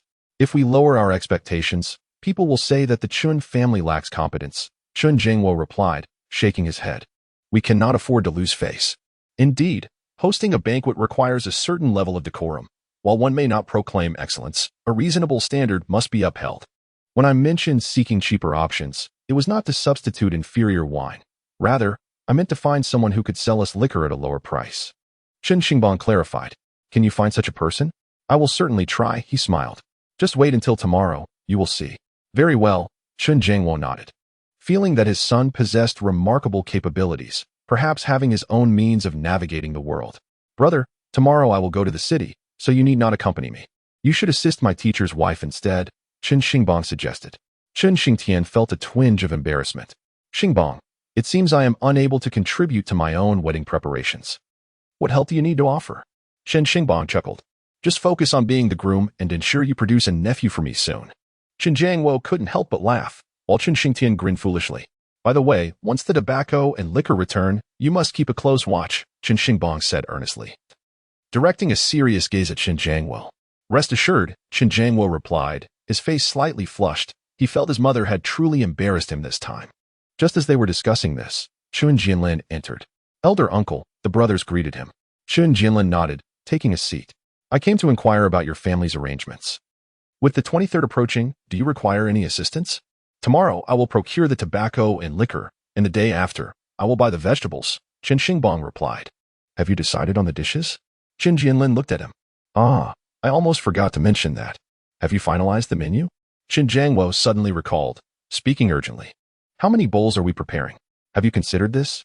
Chen Xingbang chuckled, recognizing his parents' typical demeanor. It's partly my fault for not discussing this with you sooner. Very well. Let's finalize the dishes, he said as he retrieved paper and pen, beginning to jot down notes. According to our customs, we must choose an even number of dishes, correct? 12, 14, or 16. I've heard of some extravagant individuals who prepare as many as 18. Indeed, Chen Jianlin nodded. 16 or 18 dishes are for the affluent. They seek grandeur. I propose we stick with 12. Chen Xingbang promptly articulated his preference. Chen Jiangwo fell silent, clearly in a state of hesitation. 14 sounds awkward. We can settle on 12, Chen Jianlin eventually suggested, aware that the living conditions of their families warranted such considerations. He understood the circumstances surrounding his younger brother's household, which influenced his recommendations. However, Chen Jiangwo murmured that 12 dishes seemed somewhat insufficient. What is there to be lacking? Some people prepare only 10, Chen Jianlin chuckled, adding, do not overthink it. 12 is quite adequate. Chen Xingbang also chimed in. Our banquets cannot compare to those in other regions. We prefer to stir-fry with chili. Frankly speaking, I find such dishes rather unremarkable. Unremarkable. Thus, I have chosen 12 dishes carefully. Chen Xingbang began to jot down. Among these 12, there must certainly be a soup. One is not enough. It is customary here to have 2 soups, one savory and one sweet. Chen Jiangwo interjected promptly. Father, let us revise that. We can manage with just one old fire soup. Chen Xingbang was somewhat speechless, but then he recalled that his father was indeed a traditional rural man. He was bound to follow the ways of the elders, so he attempted to persuade his father, trust me, I will arrange the dishes, just listen to me. With that, Chen Xingbang commenced his writing. I will prepare dishes from Sichuan, Hunan, and Cantonese cuisines. In our locality, we do not have any particular style, in my view. Our hometown specialty lies in home-style stir-fries, lacking the unique characteristics of Hunan or Sichuan dishes, which creates a bit of awkwardness. Therefore, I will simply blend them together. This left Chen Jianlin and his brothers bewildered. You can cook Sichuan, Hunan, and Cantonese cuisines? Chen Xingbang replied with a proud smile, of course I can. If I couldn't, you might as well consult your second uncle. Chen Jiangwo still felt somewhat apprehensive. Father, they all say I can. Chen Xingbang, appearing exasperated, said, all right, for the first dish. Let us have a soup called Harmony and Beauty. It is essentially a cordyceps flour chicken soup. By the way, we will need to borrow a pot for a table. Half a chicken will suffice. The second dish would be called Childhood Sweethearts, which is merely a plate of poached chicken, half a chicken to be precise. Upon hearing the names, both Chen Jiangwo and Chen Jianlin were utterly astonished. It sounds like they are all auspicious names. Quite splendid. They noted the ingredients were substantial and well considered. The third dish, diced meat stir-fried with green peas and radish, was named adding sons for prosperity. The fourth dish, bright and prosperous, was braised carp. The fifth dish, preserved vegetables with pork, represented the harmony of strings. The sixth dish, pan-fried stuffed treasures, symbolized the auspicious beginning. The seventh dish, mapo tofu, conveyed the concept of husband and wife in a court. The eighth dish was one that Chen Xingbang continued to write down, each dish carrying a beautiful meaning, leaving the two brothers utterly astonished. My goodness, even in our small mountain village, such auspicious meanings have not been passed down since ancient times. Once all 12 dishes were written down, Chen Xingbang set his pen down and smiled. Look. Among these 12 dishes, there are both meat and vegetables, fish and meat. Is that not sufficient? Indeed, if executed as written, it would surely be respectable. Chen Jiangwo was bewildered, gazing at the words on the paper, and asked his son in disbelief, did you come up with all of this yourself? What do you think? After years in the hotel industry, I could conjure up 300 flattering phrases in an instant. They are all auspicious meanings. Chen Jianlin's eyes sparkled with curiosity. Yet he posed one final question. Xingbang, your writing is commendable, but can it truly be delicious? Can it be executed well? Indeed, the essence of various cuisines, including Sichuan, Hunan, and Hakka, is encapsulated within. It would take an exceptional chef to master them. I plan to buy ingredients tomorrow morning. Perhaps I could invite all the uncles over for dinner tonight. Chen Xingbang responded with a smile. Let me give it a try. and I'll call my aunt as well. Let us see how it goes. After some contemplation, Chen Jiangwo agreed. All right, let us make it a trial dinner tomorrow evening. Isn't that a bit wasteful? Chen Jianlin suggested. When it comes to family meals, what waste could there be? Chen Xingbang chuckled. Just let my aunt know to come over for dinner tomorrow night. And your second uncle? We can invite him on the day of the feast. Chapter 64. A preliminary trial dinner. Hearing Chen Xingbang's casual response, the brothers exchanged amused glances. All right, Chen Jianlin sighed with relief. I just wanted to confirm the dishes with you today. I was concerned you might be unaware, but it seems you are quite knowledgeable. Now I can rest easy and head back. After Chen Jianlin departed, Chen Jiangwo too felt a sense of relief, growing increasingly fond of the menu. Yet a lingering uncertainty remained. Could his son truly execute these dishes? The following day, it was Chen Xingbang's turn to deliver goods into the city. He successfully delivered the potato chips and the elderly man's duck neck, albeit in modest quantities, only 30 pounds of chips, divided among many. In contrast, the duck neck amounted to 100 pounds. The total collected was 175 yuan. He eventually arrived at Xie Ping's quaint shop. Banquet. Xie Ping greeted with a broad smile, quickly approaching to offer Chen Xingbang a cigarette. I thought it would be your brother delivering the goods again today. Chen Xingbang unloaded 300 pounds of supplies, setting them down, and remarked, Today I'm here on business, so I made the delivery myself. Here is your payment. Xie Ping promptly replied, You've already repaid that 1,000 yuan, so I owe you some extra funds. Chen Xingbang graciously accepted, noting that this transaction indeed settled his debts, along with an additional 100 yuan. After receiving the money, he spoke, Brother Xie, could you do me a favor? Of course, what is it? Where can I purchase cigarettes and liquor at a reasonable price? Chen Xingbang inquired. Are you buying in bulk? Xie Ping asked. Yes. My brother is getting married on the 23rd, and I need to procure these items. Xie Ping was taken aback, his expression one of shock as he gazed at Chen Xingbang. Why didn't you tell me sooner? Aren't you inviting me? Well, I'm inviting you now. Chen Xingbang replied smoothly. I didn't write a formal invitation, just calling you is sufficient, right? Certainly. He.S. getting married. Oh dear, why am I still single? No girl seems to fancy me, Xie Ping lamented, slapping his thigh. I'm not lacking in qualities. Chen Xingbang glanced at Xie Ping's average height and unremarkable features, choosing to remain silent. Banquet, don't look at me like that. Rounding it off, we're all about 1.8 meters. Xie Ping seemed to sense Chen Xingbang's thoughts and quickly stood a bit taller. You round off to 1.8 meters. Chen Xingbang was taken aback. Indeed, I'm 1.68 meters tall. Xie Ping said earnestly, Doesn't that mean it has reached 1.80 meters? Chen Xingbang immediately chuckled. This mathematics must have been imparted by a physical education teacher. No, what you mean is not reach, but give up. Xie Ping replied with a self-satisfied smile. I understand. I discarded the middle 6. I am educated, after all. No, you have sacrificed face. Chen Xingbang remarked seriously. Xie Ping's expression fell instantly. All right, I was just joking. Bring me some cigarettes and alcohol. Xie Ping regained his composure. Do you want cigarettes or alcohol? What kind do you prefer? Chen Xingbang felt a surge of joy. He had suspected that this fellow must have something up his sleeve. Last time, he heard him mention that his father could supply goods, leading Chen Xingbang to believe he was engaged in retail. I recall many here smoke Meiwa cigarettes, and for alcohol, Zhanggang liquor will suffice.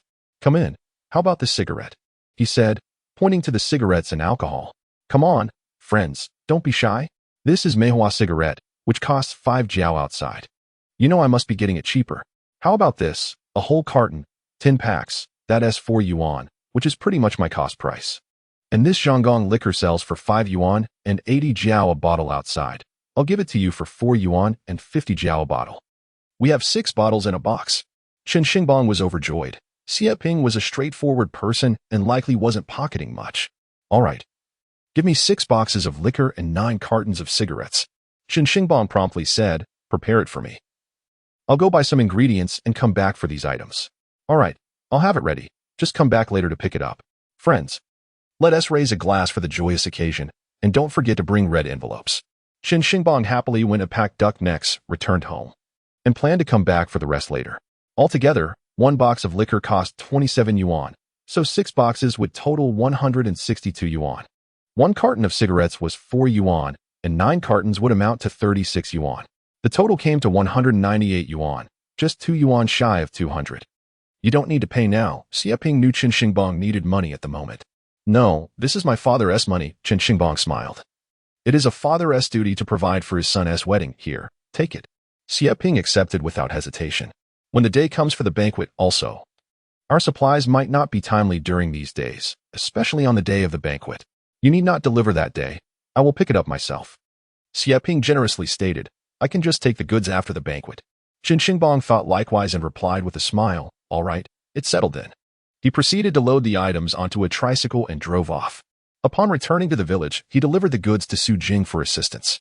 After lunch, Chen Xingbang began preparing for the banquet. This time, it was a meal for his family, and he needed to ensure their satisfaction to prove his capability. Chicken, we have one at home. He went to catch and slaughter one. Lu Xiuxiu expressed some reluctance, murmuring, isn't this wasting money? Chen Jiangwo explained, let us give Xingbang a chance to try. If he truly excels, we can entrust him with all family matters in the future.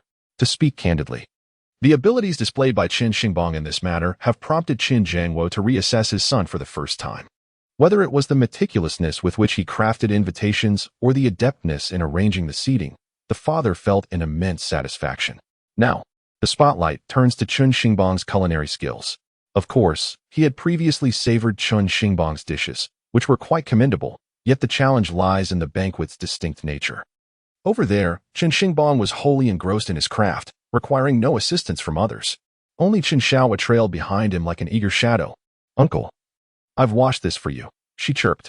Fourth uncle, you chop so quickly. Fourth uncle, I can smell something delicious. Can we eat yet? Fourth uncle, I just know it will taste amazing. Let me check if it's salty. I'm not afraid of getting burnt. The little darling was fully exercising her initiative. Listening to her endearing remarks, Chen Xingbang felt invigorated in his tasks. The slow-cooked soup and braised pork were particularly challenging given the time constraints. However, Chen Xingbang had a plethora of strategies at his disposal. By around 7 in the evening, he was approaching completion. Go, summon my uncles, Chen Xingbang instructed. Sister-in-law, please call my master's wife as well. Chen Xingtian and Zhang Mandi each departed to fulfill the request. Before long, the courtyard was bustling with people. Oh my! Xingbang is treating us to a meal, Andy exclaimed with a smile upon entering, feeling a tad embarrassed. Xingbang, we've eaten quite a bit of your food these past few days, Chen Jianfa chuckled. Come, have a seat, Chen Xingbang replied with a grin. It's just one table of dishes. Uncles and elders, please sit down, while the rest can stand and help themselves. As the elders settled in, the younger generation stood. Meanwhile, Su Jing entered with Lu Xiaoxi. The crowd was familiar with them, so there was no sense of awkwardness. All right, let the feast commence. The first dish was introduced as harmony and beauty. May our family live in harmony and beauty. The first dish served was soup, brought directly from the pot. The slow-cooked broth was extraordinarily flavorful. What a delightful name. Chen Jianfa praised, immediately adding, it's grand and meaningful. Laughter erupted among the others. With each dish that arrived, everyone gathered around. The enchanting names of the dishes were one thing, but the exquisite presentation was another. In that era, how many ordinary folk from a small town had encountered such culinary artistry? Even those who had not tasted these dishes had surely seen them on television cooking shows. Yet, in a time when color televisions were not yet widespread, many places lacked electricity altogether, let alone the luxury of watching TV. At that moment, their home was illuminated by a kerosene lamp. Where could one find such vibrant and splendid dishes? This display left them utterly astonished. Xingbang, did you truly prepare all of this? Andy questioned, her disbelief palpable. Indeed, Xingbang, I cannot help but feel that you surpass us in your culinary prowess. Where did you acquire such skills? Was it from your mother? Others chimed in with a multitude of questions. Only Su Jing remained quietly seated, cradling Lu Xiaoxi. Her countenance adorned with a gentle smile, occasionally glancing at Chen Xingbang without uttering a word. Enough of the inquiries, Chen Xingbang chuckled. Uncles, please take a seat, and brothers, find your own places. And Shenyang, you should join us as well. I prefer not to, Su Jing replied, shaking her head. You must, Chen Jiangwo insisted. Come over and sit with us. As others settled down, some remained standing, holding their bowls while they ate. Once the feast commenced, astonishment filled the air. This is splendid. Chen Jianlin nearly slammed his hands on the table. The last time they tasted Chen Xingbang's cooking, it was merely homestyle fare, delicious, yet not particularly impressive. However, this time, both presentation and flavor were exceptional. They had attended many banquets in the village, but none compared to this. Xingbang, you truly excel, Chen Jianfa exclaimed. Your culinary skills surpass those in our village. and I wager you would need to summon the chefs from the state-owned restaurant in Jincheng for a true comparison. Fifth uncle, have you ever dined at the Jincheng state-owned restaurant? That was merely a metaphor. I have not. When will you invite me? Laughter erupted among them, while Chen Xingbang felt a sense of joy within. Truthfully, even the finest chefs from Jincheng would pale in comparison to him. In light of the rapid economic development over the past few decades, many culinary techniques have been refined. Individuals like Chen Xingbang, who master multiple cuisines, embody the essence of the relentless efforts of their predecessors. Though his rural inland province boasts an abundance of ingredients, they lack the richness of coastal seafood. If only he had access to fresh seafood, he could prepare an extravagant feast. Nonetheless, in this day and age, merely presenting such dishes at the table already brings honor to the host. In this village, it is an overwhelming presence. Everyone devoured the meal with enthusiasm. Lu Xiaoxi and Chen Xiaohua sat together, both voraciously consuming their food. Xiaoxi, this is my creation, Chen Xiaohua earnestly explained. I assisted fourth uncle in making this, and I even discerned the flavor myself. Chen Xingbang couldn't help but smile at the sight of these two forming a friendship through their daily interactions. With a large gathering and the delectable food, the entire table was soon cleared, as if the plates had been licked clean. Sated in content, everyone was in high spirits. Xingbang, we have no cause for concern, Chen Jianlin declared, setting the tone. With your remarkable abilities, you shall take charge of any future family affairs. Your uncles may possess good intentions, but they lack the necessary expertise. Those capable tend to have inflated egos, while your brothers are mostly not well-versed in literacy. Akin to us, the future rests in your hands. Indeed. Chen Jianfa heavily patted Chen Xingbang's shoulder and remarked, Xingbang, look at your hands. They are capable of writing and cooking, unlike our second brother, who merely talks without action. Just as he spoke, a sudden silence enveloped the room. It was at this moment that a figure appeared at the entrance, none other than their second uncle, Chen Jianxing. The group was taken aback. None had anticipated Chen Jianxing's arrival at such a time. Particularly, Chen Zhangwo felt a wave of awkwardness as he stepped forward, saying, second brother. At that moment, Chen Jianxing was nearly furious. He had always held himself in high regard, expecting Chen Zhangwo and the others to come seeking his favor. Fine. You say you wrote the invitation yourself. I can tolerate that. I was merely waiting for you to come and let me know about the arrangements. Yet here I am still waiting. Unable to contain his anger any longer, he sought out Chen Jianlin's home. However, Chen Jianlin's daughter-in-law informed him that they had all gone to the third brother's house for dinner. It goes without saying, he had not been invited. Having overseen the 5 brothers of the Chen family for so many years, Chen Jianxing had never endured such humiliation. His face darkened as he entered.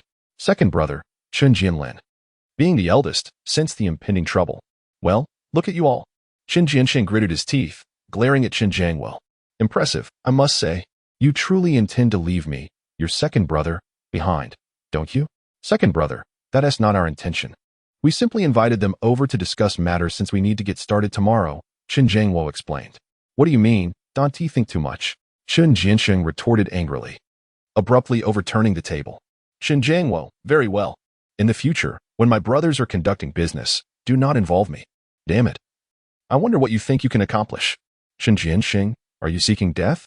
Lu Xiaoxiu, incensed, resembled an enraged rooster as she rushed to the kitchen, grabbing a pair of fire tongs and brandishing them menacingly at Chen Jianxing. You disgrace the brotherhood. How dare you overturn my family's table? I'll put an end to you. Others hurriedly interceded, pulling Lu Xiaoxiu away while others restrained Chen Jianxing. Clearly taken aback by his sister-in-law's fury, Chen Jianxing stepped back, his face pale. The scene erupted into chaos. Seizing the opportunity, Chen Xingbang surged forward, shouting, Mom, don't hit him. You shouldn't strike a person's face. I'm telling you to stop. Really, don't hit him. We are all brothers. Yet, he couldn't resist the urge and landed several resounding slaps on Chen Jianxing's face. The slaps echoed loudly as Chen Jianxing was held back by the crowd, momentarily stunned. Chen Xingbang, still unsatisfied, took advantage of the turmoil and kicked Chen Jianxing below the belt. Ah!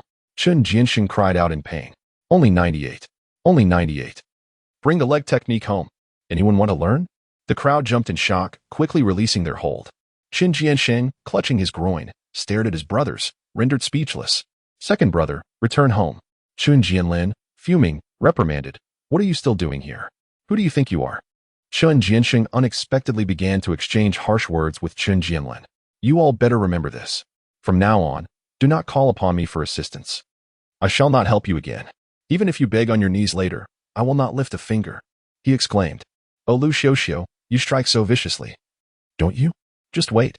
"Very well, it is settled then," Chen Xingbang thought to himself with a sense of satisfaction, finally releasing some pent-up frustration. However, he feigned a serious demeanor and stated, "Since all 5 of you brothers are present, let us clarify matters today, especially since this issue was brought forth by you." "Indeed, it was I who initiated this," Qin Jianxing retorted shamelessly. "You were the ones who undermined me first. Just wait. I assure you. Do not summon me to Qin Xingtian's banquet. I will not attend. Without my presence to oversee matters, your banquet will descend into chaos and become the subject of ridicule." "Very well, then I shall not call you," Chen Xingbang shouted. Everyone heard him say he wouldn't come. "Since he has declared he won't attend, let it be so. I, Chen Xingbang, will not indulge him. As for whether my brother's banquet will turn into chaos, just keep your eyes peeled." At that moment, Chen Xingtian picked up a stick, ready to confront Chen Jiansheng, but Chen Jianlin quickly intervened to restrain him. Chen Xingbang was left speechless. "Second brother, could you not be a bit more cunning like me? If you had seized the opportunity amidst the chaos just now, with so many people around at night, how would he know it was us? In the end, we could place the blame on our mother, and all would be well. Look at her back, so broad and sturdy. The pod is large and round.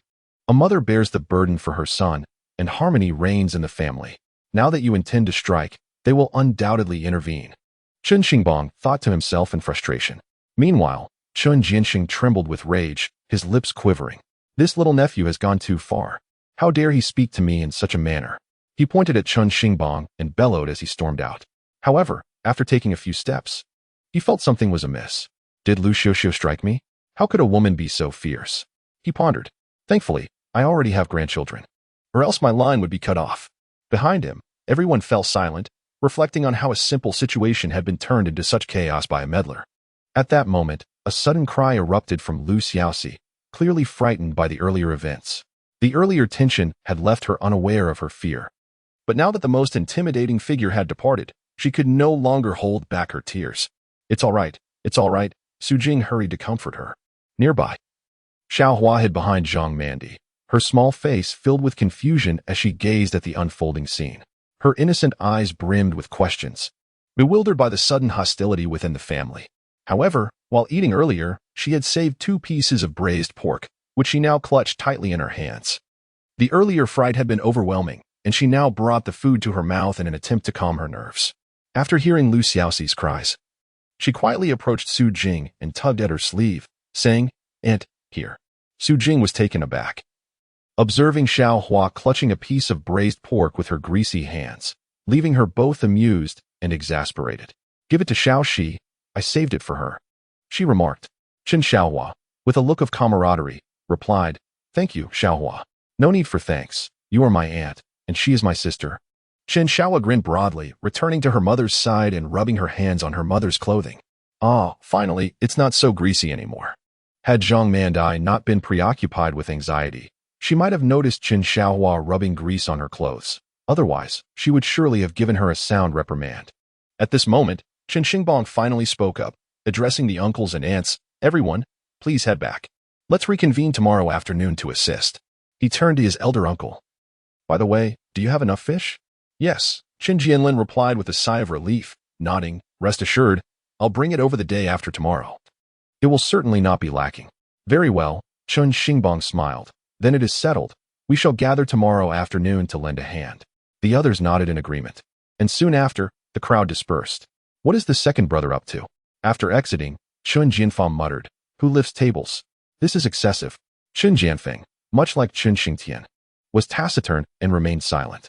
With a sigh, Chen Jianlin commented, "He feels threatened, which is why he has lost his composure. Regardless, it's his nature. He does not realize that the more he behaves this way, the harder it becomes for us brothers to draw near to him. Let us return. I merely hope he refrains from causing any troubles on the day of the banquet." Inside, Lu Xiuxiu was wiping her tears while tidying up the aftermath, feeling dazed as she recalled that Chen Jianxing seemed to have been struck. "But I clearly did not hit him," she thought. "I will head back," Su Jing said to Chen Xingbang. He nodded in acknowledgement. "Uncle, aunt, I shall take my leave now." Su Jing addressed Chen Jiangwo and Lu Xiuxiu once more. "Take care." They replied, I am going to find him, Chen Xingtian suddenly declared, brandishing a stick and heading for the door. Come back.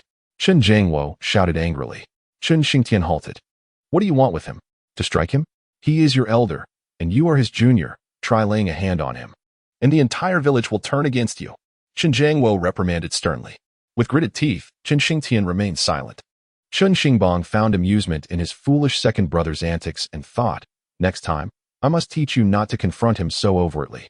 Letting mother take the blame is acceptable, but if you go out and strike him, it will not bode well in the village. He solemnly pulled his brother back. Do not go. The day after tomorrow is your wedding day. Do not engage in this petty feud with him. If he wishes to play games with our family, we can do so after your marriage and banquet. I can make him call me uncle and beg for mercy if I so choose. Besides, mother has already struck him. I am just so incensed, Chen Xingtian retorted. This is utterly bullying. I did not hit him. Lu Xiuxiu, who had been tidying up, could not help but turn around and interject. I truly did not hit him. There were so many of you present. Is it still not clear? Chen Jiangwo remarked. You just beat him to that extent. I saw the imprints on his face. It's nothing. A beating is a beating, he replied. Indeed, mother, adults must not deceive. Such behavior corrupts the children. Chen Xingbang couldn't help but smile inwardly, yet maintained a facade of solemnity. Lu Xiuxiu, with a look of injustice, protested. I truly did not hit him. However, she soon dismissed the matter and went to tidy up with Zhang Mandai. Fourth, Chen Jiangwo said sternly. Surveying the disarray on the ground, I don't care how it happens, but you must ensure that the affairs of the day after tomorrow are executed flawlessly. Once this is done, our family shall no longer seek his assistance. If he does not acknowledge me as his brother, then I shall not recognize him as my elder. Chen Xingbang nodded and slowly added, Very well, after this matter is settled, there remains another task at hand. What task? To completely sever ties with the family.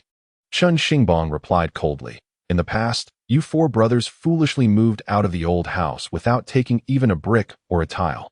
For all these years, we have continued to provide for the old woman, even during our own times of hardship. In moments when we had nothing to eat, we still supplied her needs. Yet, all we have to show for it are a few pots and pans. This must be conclusively resolved. Agreed, Chen Jiangwo gritted his teeth in response.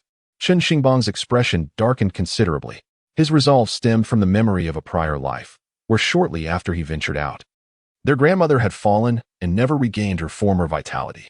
At that time, Chen Jiansheng was reluctant to care for her and instead passed her care to the other four families, who took turns looking after her. The old woman lived a long life, enduring for 3 full years, during which the second brother never once attended to her needs. Despite his lofty proclamations of righteousness, after their family's division, they all benefited from living in our home, enjoying our provisions. Now, when asked to care for her, what objection could they raise? Even if the other brothers felt he was wrong, none could confront him with any firmness. Thus, in the end, it was the 4 brothers who suffered, and the old woman was taken away to be cared for. In this life, Chen Xingbang was determined not to allow his father to bear this burden any longer.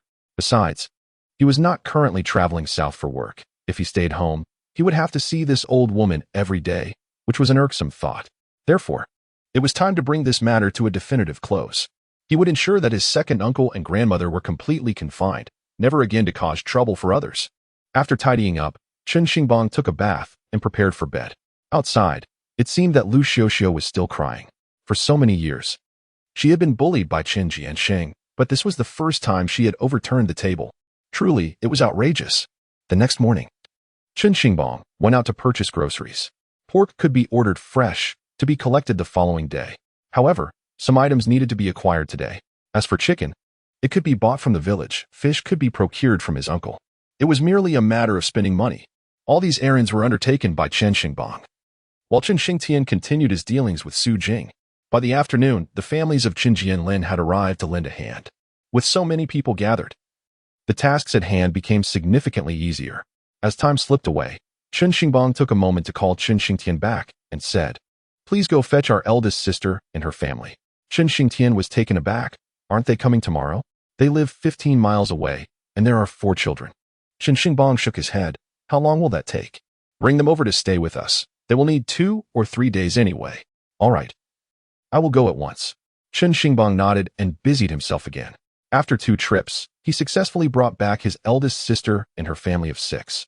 Once they arrived, The eldest sister immersed herself in the preparations. After all, it was her younger brother's wedding, and she was eager to contribute. Chapter 67. Stubborn Chen Jianxing in the evening. Chen Xingbang had nearly prepared everything needed. After dinner, he addressed the uncles, brothers, and sisters-in-law, saying, "We need to leave early tomorrow. Those going to fetch the bride must set off sooner. It's not far to China village, just a little over half an hour. But the banquet for the bride's family shouldn't be too late. You must leave by 7, remember that." "Don't worry," Chen Jinlin replied with a smile. "I will wake them up." According to local customs, in the morning, someone would accompany the groom to the bride's home for a feast, and then they would return here for the main banquet at noon. This was the established tradition. "All right," Chen Xingbang nodded. "Uncle, you know these customs better. Just remind them if anything seems amiss." "Rest assured, everything will go smoothly," Chen Jianlin assured him. "You must manage the banquet well." "Absolutely. We will begin promptly at noon." Laughter erupted among the group. Before long, everyone began to disperse. "You all can sleep in my room," Zhang Mandi said to Chen Xinghua. "I will sleep with Su Jing." "You can have my room. Brother-in-law can sleep with me," Chen Xingtian added. Chen Xinghua and the others had no objections. "All right, everyone has had a tiring day. Let us rest now, as we must rise early tomorrow," Chen Xingbang advised. "Brother, you need to prepare for tomorrow. Wear new clothes to welcome the bride. Understood?" "Understood." Chen Xingtian replied with a smile. "Don't worry, I'll be waiting for you at home." Chen Xingbang patted his second brother on the shoulder, saying, "Let us not forget to bring honor to our family this time." Chen Xingtian nodded earnestly. After a long day, Chen Xingbang took a shower and retired to bed. His daughter had not visited her maternal home in quite some time, so she and Lu Xiuxiu chatted softly in the room. "Mom, why has Xingbang suddenly become so sensible?"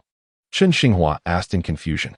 Lu Xiuxiu appeared bewildered, pondering for a moment before responding, "I don't know, but your brother seems to have matured significantly." "That's a good thing." Chen Xinghua murmured. "I see that the fourth child is increasingly resembling a mature man, handling matters with great steadiness. This is commendable. Mom, please pay more attention to him." Lu Xiuxiu lowered her head, remaining silent. There was indeed a difference between daughters and sons. The daughter is still capable of expressing heartfelt sentiments. Early the next morning, the courtyard of Chen Jiangwo's home was already bustling with activity. Those appointed to fetch the bride, led by Chen Jinlin, set off towards China village. Meanwhile, the others at home began their preparations. Chen Jianfeng took a few individuals to borrow tables and chairs, as well as bowls and chopsticks. This is a customary practice in rural areas when hosting a banquet. It is impossible for one family to possess an abundance of tables and utensils, so they borrow from their neighbors. After all, every household may host such events, and what is borrowed this time will be repaid next time. There is no need for concern. Of course, the tables and chairs must be marked with chalk to ensure clarity upon their return. In fact, many people had already labeled their items before lending them, rendering any further writing unnecessary. Chen Jinlin's second son, Chen Xingqiu, led another group to slaughter chickens and fish. As the preparations were already in full swing, Chen Xingbang was overseeing the entire operation, instructing, "Feather those chickens. Quickly, ignite that fire." The 3 temporary stoves were already ablaze. Chen Xingbang had prepared well in advance, having assigned tasks to everyone, allowing them to work in an orderly manner. Chen Jiangwo and Lu Xiuxiu were primarily awaiting the arrival of guests. Initially anxious, they breathed a sigh of relief upon witnessing Chen Xingbang manage the kitchen with such efficiency.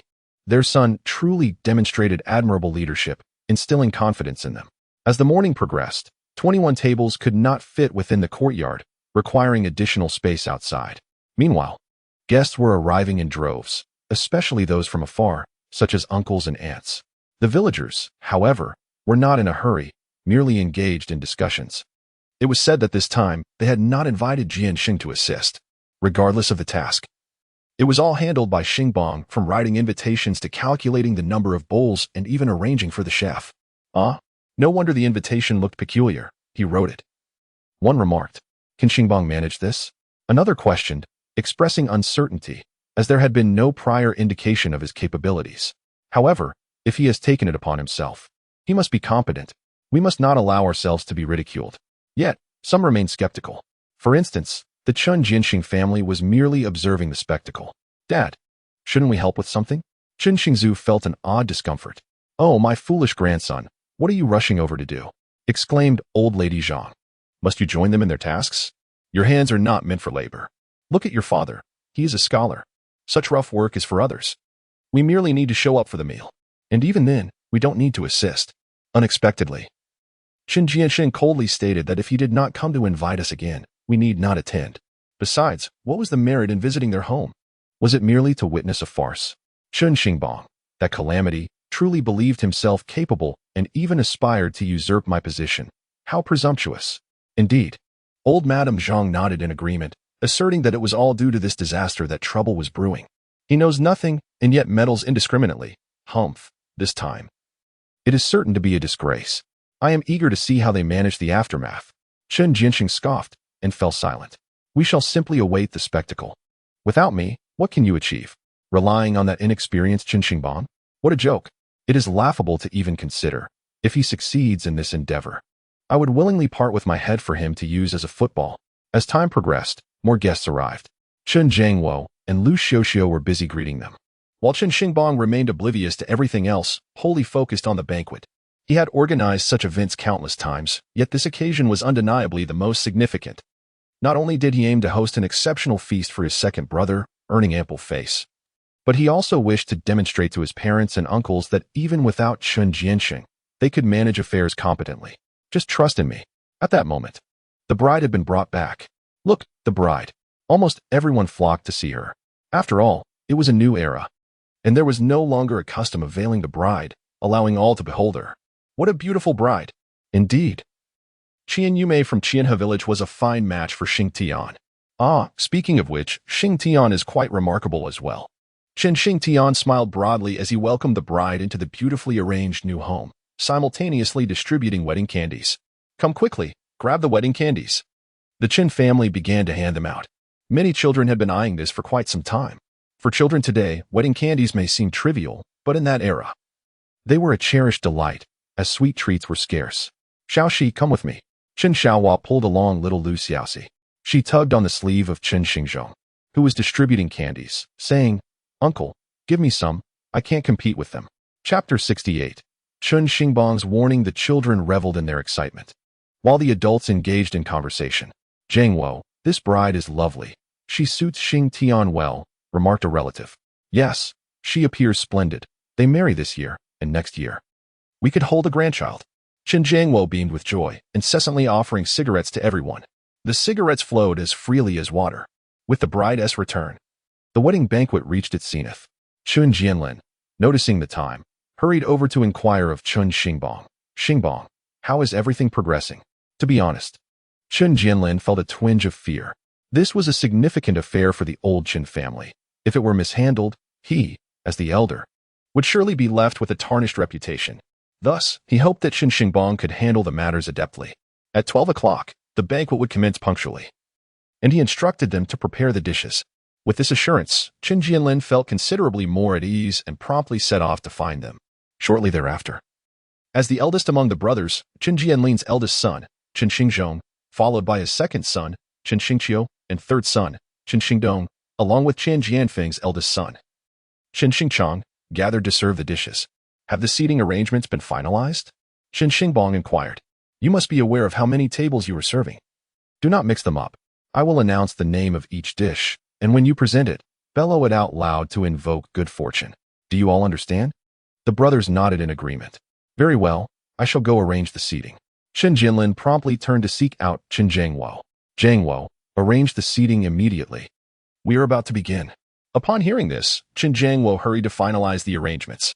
In rural customs, such formalities are taken quite seriously. To speak frankly, this is a manifestation of poverty's pretensions. For instance, determining who sits at the head table is of utmost importance. Generally, it is the maternal uncle's prerogative to hold the highest position. Thus, it is essential that Chen Xingtian's uncle is seated at the head table. Moreover, rural folk are exceedingly fond of politeness, often engaging in a round of courteous exchanges before taking their seats. If one is overly straightforward, they might mistakenly believe that such courtesy indicates a reluctance to sit, prompting them to insist on a more casual arrangement. Should the uncle find himself relegated from the head table, it could incite a fit of anger. Such individuals can be rather pretentious. After much polite banter, the seating was finally arranged, and the villagers had largely gathered. The moment had arrived to formally serve the dishes. This is a harmonious gathering, Chen Xingbang instructed. Let us serve the soup first. The four brothers quickly emerged, each carrying a pot. Harmonious and delightful. Following Chen Xingbang's instructions, they promptly presented the soup. The others exclaimed, "Oh, the name is quite fitting." Upon discovering it was chicken soup, they noted that it had been simmered for hours, allowing all the flavors to meld beautifully. After tasting, they were astounded by its exquisite flavor. Delicious. Is this made by Xingbang? Indeed, it surpasses the usual offerings in taste. Childbirth and prosperity. The second dish was soon presented. Curiosity piqued. The guests craned their necks to see. The name of this dish is perfect for a wedding, they remarked. Previously, we had no such custom at our banquets. But invoking good fortune is splendid. What do we have here? Oh, it's chicken. Poached chicken. A well-informed guest explained, this seems to be a Cantonese preparation. I once dined in Guangdong, and it was delightful, though I'm curious how it fares here. After taking a bite, they exclaimed, it's even better than what I had before. So authentic. This chef is remarkable. Come, let us taste it with ginger paste. This is extraordinary. Cheers of amazement erupted among the guests as more dishes were served. With each successive offering, their astonishment grew. The culinary delights only seemed to improve. Incredible! The dish bears profound significance and is utterly delectable. The chef is nothing short of divine. Delicious indeed. Observing the orderly service and hearing the collective praise from the guests, Chen Xingbang and his brothers breathed a sigh of relief. It is accomplished. This time, Chen Xingbang has truly succeeded. Third brother. Xingbang is indeed a person capable of great achievements. Chen Jianfeng could not help but express his admiration. Chen Jianguo's face radiated with vitality. By the way, did you not call the second brother? After such a long time, the anomaly struck Chen Jianlin, who questioned Chen Jianguo. I didn't call him, Chen Jianguo replied, shaking his head. I called him at the very beginning. If he chooses not to come, what can I do? I certainly will not go and fetch him again. Not calling him. Lu Xiaoxiao was even more direct, asserting that there was no reason to summon him. Just look at the things he has done. I want to call him at all, especially after he dared to overturn my table. At this moment, Chen Jianlin was at a loss for words, hesitating before finally stating, if you do not call him, mother is with him. Lu Xiaoxiao coldly retorted, if he cannot attend such a grand occasion for his own grandson, why should I extend another invitation?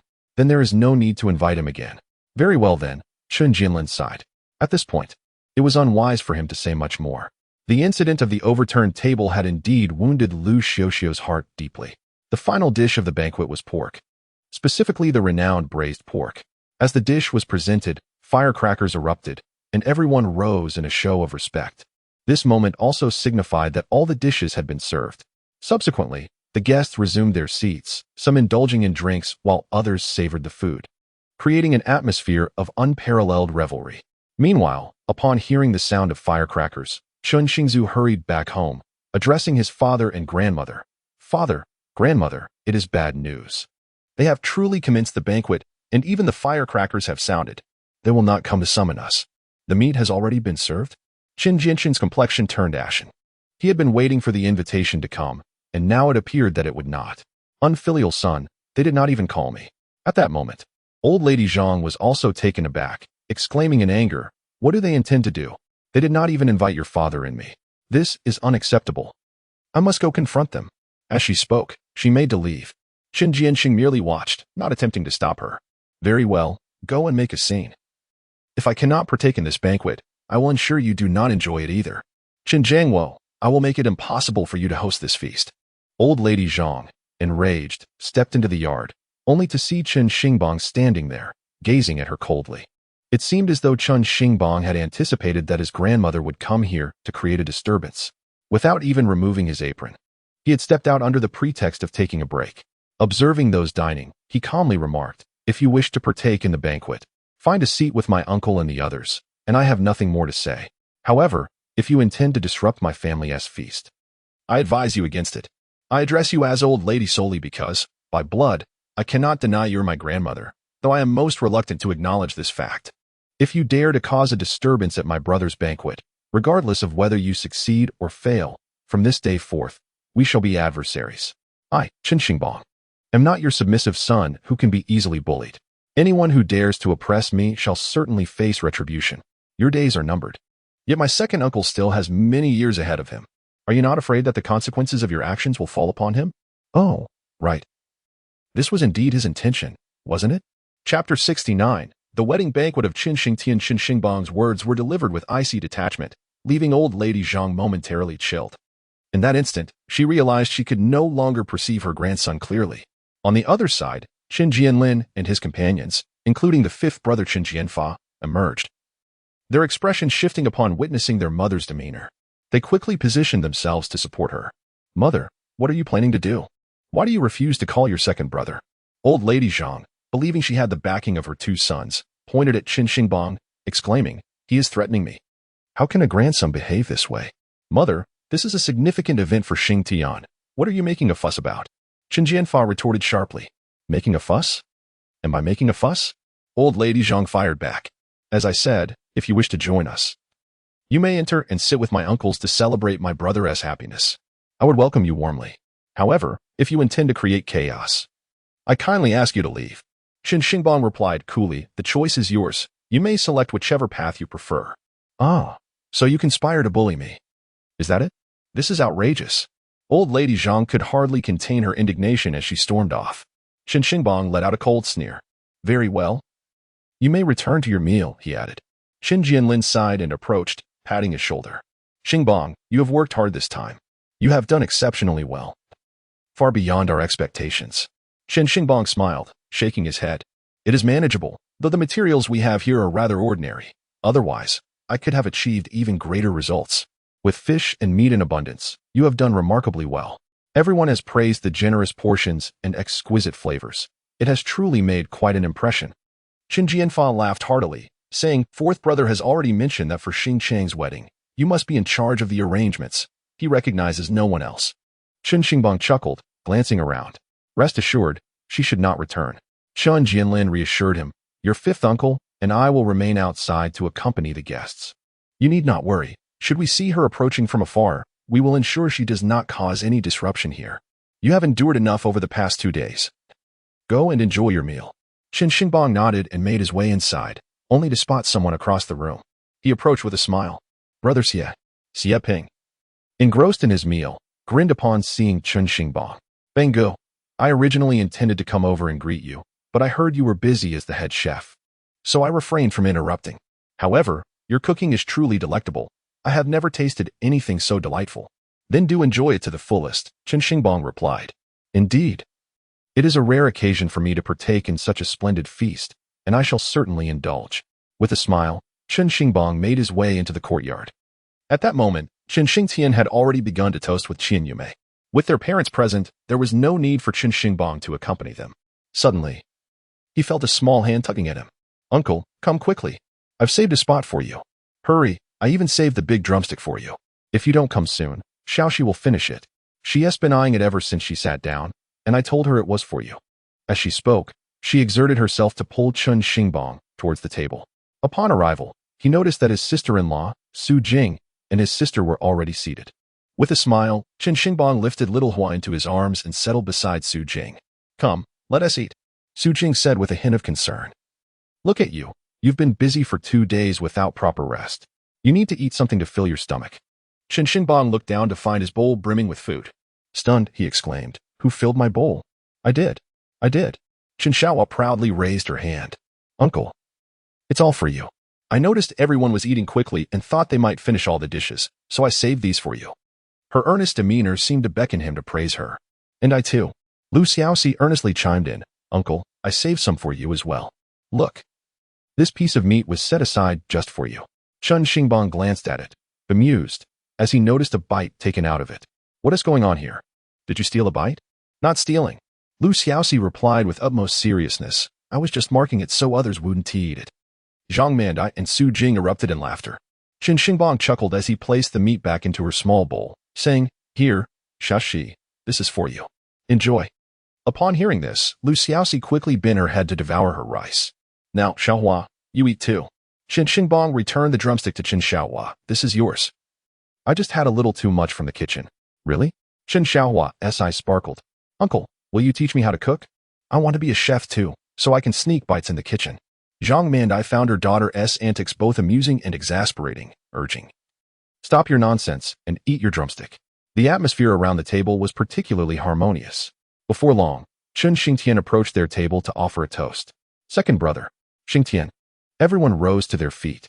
Second uncle, second aunt. I wish you both a prosperous future with children. Chen Xiaohua set down her drumstick and stood up. Her petite frame barely taller than the table, yet she earnestly grasped a cup and addressed Chen Xingtian with gravity.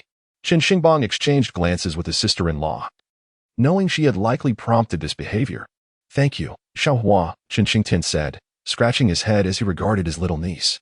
Chen Xiaohua boldly downed the contents of her cup, eliciting laughter from the others. Xingbang, sister-in-law, sister Jing, I sincerely thank you all, Chen Xingtian said with utmost seriousness. I want to say much. I'll just drink. Brother, don't drink so much. Chen Xingbang smiled and said, Come, may your family be harmonious. And may all go smoothly, with the blessing of an early arrival of a child. Indeed, may there be an early arrival of a child. The crowd chuckled as they took a small sip. Chen Xingtian, blushing, hurried to the next table. Xingtian, strive hard. Next year, you shall hold a son. Jiangua. Next year, you will cradle a grandson. I remarked, Jiangua, Xingbang is truly impressive. This banquet is splendid. Might I invite Xingbang to assist me with my next feast? One person exclaimed, he handled the entire affair single-handedly. Such talent has never been seen in our village. Indeed, Jiangua. Next year, I may need to celebrate my mother's grand birthday. I shall ask Xingbang for help. Listening to their words, Chen Jiangua and Lu Xiuxiu beamed, occasionally glancing toward Chen Xingbang's table. Throughout his life, he had never received special attention. Yet now, it was this child, often overlooked, who brought honor to the family. In contrast, the child upon whom he had placed his hopes failed to return for such a significant occasion. Chen Jiangua felt a pang of regret towards Chen Xingbang, resolving to compensate him in the future, ensuring not to hurt the child's feelings. Chapter 70, Utter Satisfaction. The banquet was a joyful occasion, where hosts and guests alike reveled in merriment. As the feast approached its conclusion, someone approached Chen Xingbang to extend greetings. I heard you organized this banquet? Lu Dasheng came over. Uncle Dasheng, I've been so busy that I didn't even have the chance to toast you. Come, let us have a drink. Chen Xingbang quickly set down his chopsticks and stood up. No need, Lu Dasheng chuckled. I hear you handled everything, from invitations to the chef. You've been quite busy. Where would you find time to toast me? Impressive, I must say. Young people should take initiative. Chen Xingbang, feeling bashful, responded, Uncle Dasheng, please don't say that. I merely fumbled through it. Fumbled? Look at the splendid outcome. Lu Dasheng remarked as he patted his shoulder. Young people ought to step up and take charge. It's commendable. Enjoy your meal. I must take my leave. Goodbye, Uncle Dasheng, Chen Xingbang replied. Lu Dasheng waved and nodded to Su Jing before departing. Behind him, others continued to pat Chen Xingbang on the shoulder. Xingbang, the food was truly delightful. Look at you, Xingbang. You've grown into quite the adult, executing this task beautifully. Xingbang, your family is filled with talents. Your second uncle manages affairs well, but you've outdone him, handling everything with aplomb. Well done, Xingbang. Compliments flowed from all sides. And Chen Xingbang's cheeks nearly ached from smiling. Do not misunderstand. It was not joy that brought forth his smile, but the obligation of courtesy. Eventually, the guests departed, save for a few close relatives, such as Chen Xinghua's brother-in-law. The remaining guests were those who had helped with the preparations. At last, Chen Xingbang had his fill. Subsequently, others began to gather the dishes, primarily the women attending to these tasks. They've eaten quite thoroughly, Lu Xiuxiu remarked, glancing at the tables. Do you think there was a shortage of dishes? Shortage? Chen Jianlin sat there and chuckled, saying, Where's the notion of it being insufficient? It is by no means lacking. Rather, it has been prepared so deliciously that it is nearly all consumed. Indeed, Chen Qianfeng chimed in. Everyone praises the exquisite taste. These dishes truly resemble a banquet. Unlike the usual spicy stir-fries we make here, what Xingbang has created is distinctly refined and utterly delightful. Upon hearing this, Lu Xiuxiu finally broke into a smile. Let us tidy up quickly, she urged. Before long, everyone was engaged in the cleanup. Uncle, brother, come over here, Chen Xingbang called out to them. The others gathered around. I sincerely appreciate everyone's assistance these past few days, Chen Xingbang said with a smile. Had it not been for your help, we would not have managed to accomplish everything so smoothly. Oh, Xingbang, there's no need to be so formal with us, Chen Xingzhong replied with a grin. I'm actually planning to build a house, and when the time comes for the banquet, you must cater it for me. Brother Xingzhong, are you planning to build a house? Chen Xingbang inquired, and everyone turned their attention to Chen Xingzhong. Yes, our family is simply too small. It is rather inappropriate for me to continue living there. Chen Xingbang nodded. Chen Xingbang looked at Chen Jianlin, who also nodded in agreement. With 3 sons, they ought to live separately. It is my inadequacy that has delayed this house construction, Chen Jianlin remarked. Chen Xingbang understood that his previous suggestion had likely expedited this matter. Nevertheless, it was an expected development. Among the 5 brothers, very few in his generation remain unmarried, while the married ones have not yet divided their households. The primary obstacle is the lack of funds for new homes. The brother with the best financial standing is the second brother, Chen Jiansheng. However, he resides in the original large house, which is spacious enough without requiring any construction. Moreover, Chen Jiansheng has 2 sons, one of whom is still unmarried. Thus, Chen Jianlin's family is currently the most well-off. All right, Chen Xingbang said with a smile, brother, if you build a house, we must host a grand celebration. And I will definitely cater it for you. Chen Xingbang chuckled. However, Chen Xingbang quickly shifted the conversation. Now that we brothers are preparing to divide our households, we must also address the matter with our uncles, which remains unresolved. What shall we do about that? The group fell silent for a moment. Chen Xingbang continued with a smile, eldest uncle, 2 uncles, and father, we still need to discuss the division with grandma's side of the family, finalize it in writing, and have the villagers witness it, or at least have other uncles bear witness. Regardless, we must revisit this matter after the current discussions. Xingbang, that was already settled earlier. What more is there to discuss? Chen Jianfa inquired, somewhat puzzled. 5th uncle, we cannot view it so simplistically. The old house is part of our share as well. Chen Xingbang replied calmly. 2nd uncle's family currently occupies it. Should we then build houses elsewhere? If I recall correctly, that large house was constructed with the contributions of all 5 brothers, correct? At that time, I heard that grandfather was still quite young. Why should only 2nd uncle's family reside there now, while the others are forced to build elsewhere? That seems rather unreasonable, does it not? Chen Jianfa, somewhat embarrassed, remarked. When we built that house, I was still young and did not contribute much. You did not help, but elder brother and 3rd brother exerted the most effort. Chen Jianfeng replied in a subdued voice. 2nd brother never engages in such menial and laborious tasks. Do you know how those beams were acquired? Elder brother and 3rd brother stealthily brought them back from the forest at night. And do you know how the bricks for the house were procured? It was I, along with sister-in-law and 3rd sister-in-law, who arranged the bricks. Under the scorching sun, we toiled while 2nd brother's family merely sat back. At that time, we had not yet divided our families, and they just watched. Even the meals had to be prepared by sister-in-law once she finished her chores, if I remember correctly. Chen Jianfa nodded. Thus, this family must be completely divided. Chen Xingbang stated calmly, it is unreasonable for us to be the only ones benefiting from this. Since a division is necessary, it must be fair and just, ensuring everyone is content. Let us discuss this matter thoroughly once everything is settled.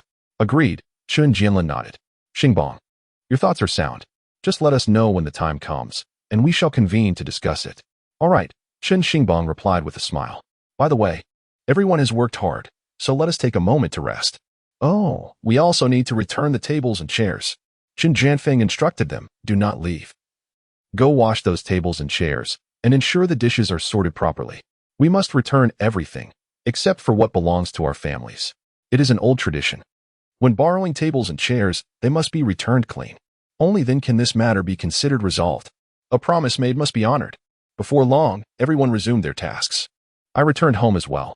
Su Jing, holding Lu Xiaoxi, approached Chen Xingbang and gently stated, you still have matters to attend to, so I shall return to my work. By the way, Boss Xia has already taken the goods. We sold 300 pounds today.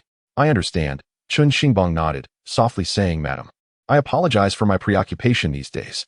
I will attend to our matters as soon as possible. Su Jing's face flushed slightly as she merely nodded. Chapter 71. Chen Jiansheng's anger after the banquet concluded. Chen Jiansheng had been restless, glancing around. When their mother returned, seemingly disheartened, Chen Jiansheng's expression darkened. It appeared that 3rd brother had provided him with no dignity at all. Though he had anticipated this, he remained unwilling to accept it. His sole desire was to witness the misfortunes of Chen Xingbang and the others. 3rd brother, he muttered, spotting some villagers passing by. Approaching them, several villagers halted. I say, Jiansheng, I did not see you at the banquet earlier, one villager inquired, surprised at his absence. 3rd brother chuckled inwardly. Are you unaware of their family troubles? There must be some discord. Oh, I had something to attend to and could not go. How was the banquet? Chen Jiansheng asked, feeling somewhat embarrassed. It was good. Old San sighed and remarked, Jiansheng, your family truly harbors an abundance of talented individuals. It is often said that having many children increases the likelihood of a few achieving greatness. Just look at Xingbang, at merely 20 years of age. He navigates responsibilities with remarkable finesse. This time, he orchestrated everything splendidly. Indeed, the seating arrangements were impeccable, and the cuisine was exceptionally delightful. I have heard that even the invitations were pinned by him. Practically, he single-handedly managed this grand banquet. Your household is indeed formidable. It seems your lineage is well endowed with potential successors. Several others nearby echoed similar sentiments. What? Jiansheng's expression changed drastically. This cannot be true. He has never undertaken such responsibilities before. How can he manage the overall coordination without experience? He is merely a chef. Jiansheng questioned in disbelief. Although it seemed implausible, the truth remained. Old San sighed internally, reflecting, you, Jiansheng, are supposed to be a cultured individual, certainly more refined than us roughnecks. However, to dismiss Xingbang's efforts is rather ungracious. He executed the banquet flawlessly, demonstrating both decorum and flavor. I can confidently assert that this is the most satisfying feast I have attended to date. Indeed, there was no delay, and the taste was exquisite. Should there be another occasion, I would gladly partake again, chimed in an oblivious companion. Jiansheng, I'm not trying to be rude, but your oversight pales in comparison to his management. Enough, enough. Let us not dwell on this. You're only silencing me with the promise of sweets. Old San was startled and hurriedly pulled his companion away. The individual, realizing his blunder, awkwardly followed suit but persisted. What is the harm in saying it? I spoke no falsehood. If we are to organize an event in the future, we might as well let Xingbang take charge. Look at how agreeable he is. Every time we invite Jiansheng, it takes countless requests. Xingbang, on the other hand, simply commits to action. Stop. Hurry back. Or he might unleash his wrath upon you once he has had a drink. Jiansheng's countenance darkened, nearly consumed by anger. He sought out several individuals, only to find them praising his nephew. Jiansheng, your nephew is quite remarkable. Incredible! How is it that our family has not produced someone of his caliber? I believe he may indeed be a person of significance. Listening to their accolades for Chen Xingbang felt more painful than any insult directed at him. As the old adage goes, witnessing another's success can be more excruciating than one's own failures. This was the essence of Jiansheng's character. He could not endure such sentiments.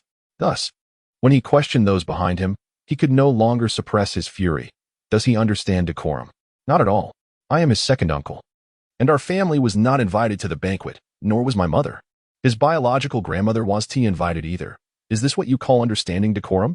Upon hearing this, the others hastily departed, unwilling to involve themselves in the family's disputes. As for the elderly woman he mentioned, it is hardly surprising that Chen Xingbang would choose not to invite her. He has berated her as a calamity since childhood, and we have grown weary of hearing it. Chen Jiansheng returned home, grumbling in disappointment, having not received the response he had anticipated. Chen Jianfeng, while delivering tables and chairs with his nephews, overheard the commotion. Fourth uncle is talking about third uncle, Chen Xingbang quietly remarked as he approached. Pay him no mind. He is acting like a madman, Chen Jianfeng retorted irritably. Every sibling wishes for their brothers to succeed. It's rare to see your second uncle hoping his brother fares worse than himself. Just ignore him. At this, Chen Xingbang fell silent. But I fear second uncle might seek trouble with third uncle again, Chen Xingqiu softly interjected. Everyone knows second uncle's temper. Third uncle has truly vexed him this time. Enough. You all go move the things. Do not speak further. If he approaches, try to mediate. Chen Jianfeng instructed after a moment of contemplation. The nephews promptly set to work. Once they returned after moving the items, Chen Jianfeng gathered the brothers before Chen Xingbang, suggesting, Xingbang, why don't you invite second uncle over for dinner tonight? I won't do it, Lu Xiuxiu replied, genuinely upset. He overturned my table that night. I refused to extend an invitation. Chen Jiangwo remained silent, and all eyes turned to Chen Xingbang. With a smile, he stated, in any case, I am not inviting him. Chen Jianfeng, feeling somewhat troubled, remarked, this situation cannot continue as it is. I shall go and invite him. Chen Jianlin declared, determined. Given how things had escalated, it was time for Chen Jiangwo to voice his grievances. A family meal could still be managed. However, as this situation fundamentally involved Chen Jiangwo, He turned to him for a response, but Chen Jiangwo remained mute. Very well, uncle, you may go and extend the invitation, Chen Xingbang finally conceded. He then added thoughtfully, by the way, isn't Xingzhong looking to build a new house? I, too, have plans for construction. With such a large plot of land, we could sit together and discuss matters. What do you think? Having resolved his second brother's matrimonial affairs, it was now his turn. Yet, before marrying, he must first establish his residence. According to his plan, winning over Su Jing would prove challenging, particularly at this early stage when he held little standing within the family. His mother might acquiesce, as it would not incur any expenses, but his father would certainly object, refusing to allow him to wed a widow with a child. Furthermore, even if his mother consented, her approval would not bode well for him. Her low opinion would likely lead to incessant criticisms of Su Jing, potentially relegating her status below that of Zhang Mandi. Thus, the goal from the outset had been to seize control of the household, which necessitated confronting the third brother. With the third brother now out of the equation, the resolution of the second brother's marriage had bolstered his authority and standing within the family. It was now time to formally pursue Su Jing. First, he would construct the house, then lay his intentions before his parents. Should they object, he would separate and marry Su Jing, leading a blissful life with her, secure in their own abode. Regarding the whispers and rumors, it would be preferable if you refrained from discussing them. However, should you choose to speak, I am powerless to stop you. I have been reborn. Having basked in glory in my previous life, in this lifetime promises even greater splendor. Am I to be concerned about your trivial gossip? For years, I have been practicing in the dungeons alongside my grandmother, fortifying my mental resilience. Though the public remains unaware of Chen Xingbang's inner intentions, upon hearing this, they readily acquiesced. Lu Xiuxiu and Chen Jiangwo also expressed no dissent. Chen Jinlin breathed a sigh of relief. Otherwise, they might have regarded Chen Xingbang as a clever individual, and the circumstances would render Lu Xiuxiu unable to object. Thus, he went to summon others. The rest returned to their own affairs. Chen Xingbang approached his elder and second sister, inquiring, "Are you not returning home tonight? Stay here. My household is bustling with activity." Zhang Zhanjun hesitated, saying, "I was just telling your sister that we were planning to head back." Chen Xinghua nodded. "Do not return. Stay for another day," Chen Xingbang insisted with a commanding tone. "Tomorrow, I shall escort you home." Very well. Chen Xinghua indeed felt reluctant to leave so soon.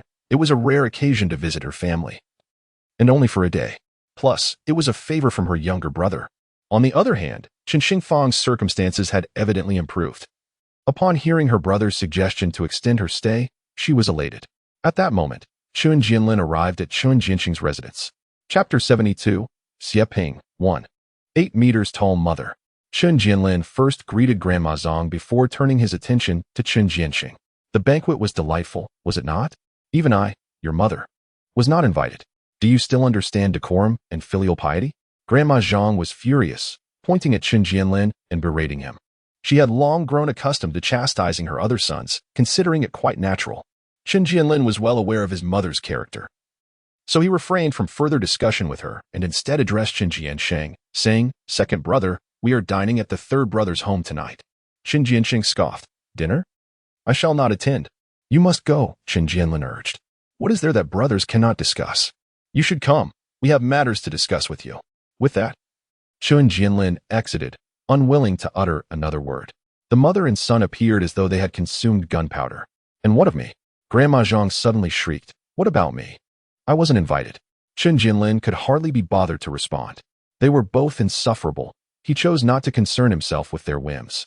Meanwhile, Chen Xingbang and the others were busy unwrapping red envelopes, a highly anticipated activity following the banquet. The recipient was Chen Jianfa, the youngest among them, who had learned a few characters from his indolent father and had a son currently in junior high, an impressive level of education for those times. With his son's assistance, he managed to organize the collection of gifts competently, recording names while noting down the monetary amounts. In that era, the gift money was modest, typically ranging from 1 to 2 yuan. For closer acquaintances, it might be 2 yuan. For those more distant, merely 1 yuan, or even a few dimes. Of course, when guests arrive, so do gifts, and one need not be overly concerned about the niceties of generosity. As the envelope was unwrapped, to everyone's astonishment, it revealed a substantial sum, 30. This took everyone by surprise. Who was this Xieping, standing at an impressive height of 1.80 meters? Chun Jianfeng pondered over the red envelope, questioning, Old 5. Did you fabricate this? It was merely a young man of average stature when I inquired about his name. He introduced himself as Xie Ping, 1 meter 80. I suggested simply writing Xie Ping, but he insisted on including his height. Chen Jinfa was particularly struck by this individual, remarking, quite generous indeed. Who is this? Chen Xingtian was equally baffled, wondering who would bestow such a large red envelope. He is a friend of my brother. Chen Xingbang chuckled, amused. Why didn't you have my uncle write Xie Ping, 18 centimeters instead? To put it plainly, there is a lack of confidence. You fool. Chen Xingtian nodded in agreement, affirming, yes, he is indeed my friend. Quite generous, your friend.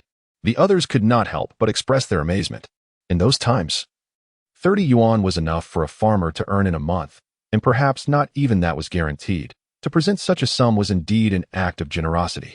After tallying up, it seemed that, thanks to this 30 yuan, it was not a total loss. Organizing a banquet is different from later times when envelopes became increasingly lavish and profitable. At that moment, Chen Jinlin returned and briefly commented, well, let him come if he wishes. Chen Jiangwo shook his head, he will come. Chen Jinlin replied earnestly, if merely invited for a meal, he might not show. But if there are matters to discuss, he will undoubtedly be intrigued. He would still come just for the meal. Chen Xingbang was quite blunt, stating, my second uncle loves his tobacco and liquor. He would be quite upset if he missed out on lunch. If he doesn't come now, it would truly be unfortunate. Laughter erupted among the others. In the evening, all the siblings gathered. Zhang Mandi approached Chen Xingbang gently, saying, I went to call Su Jing.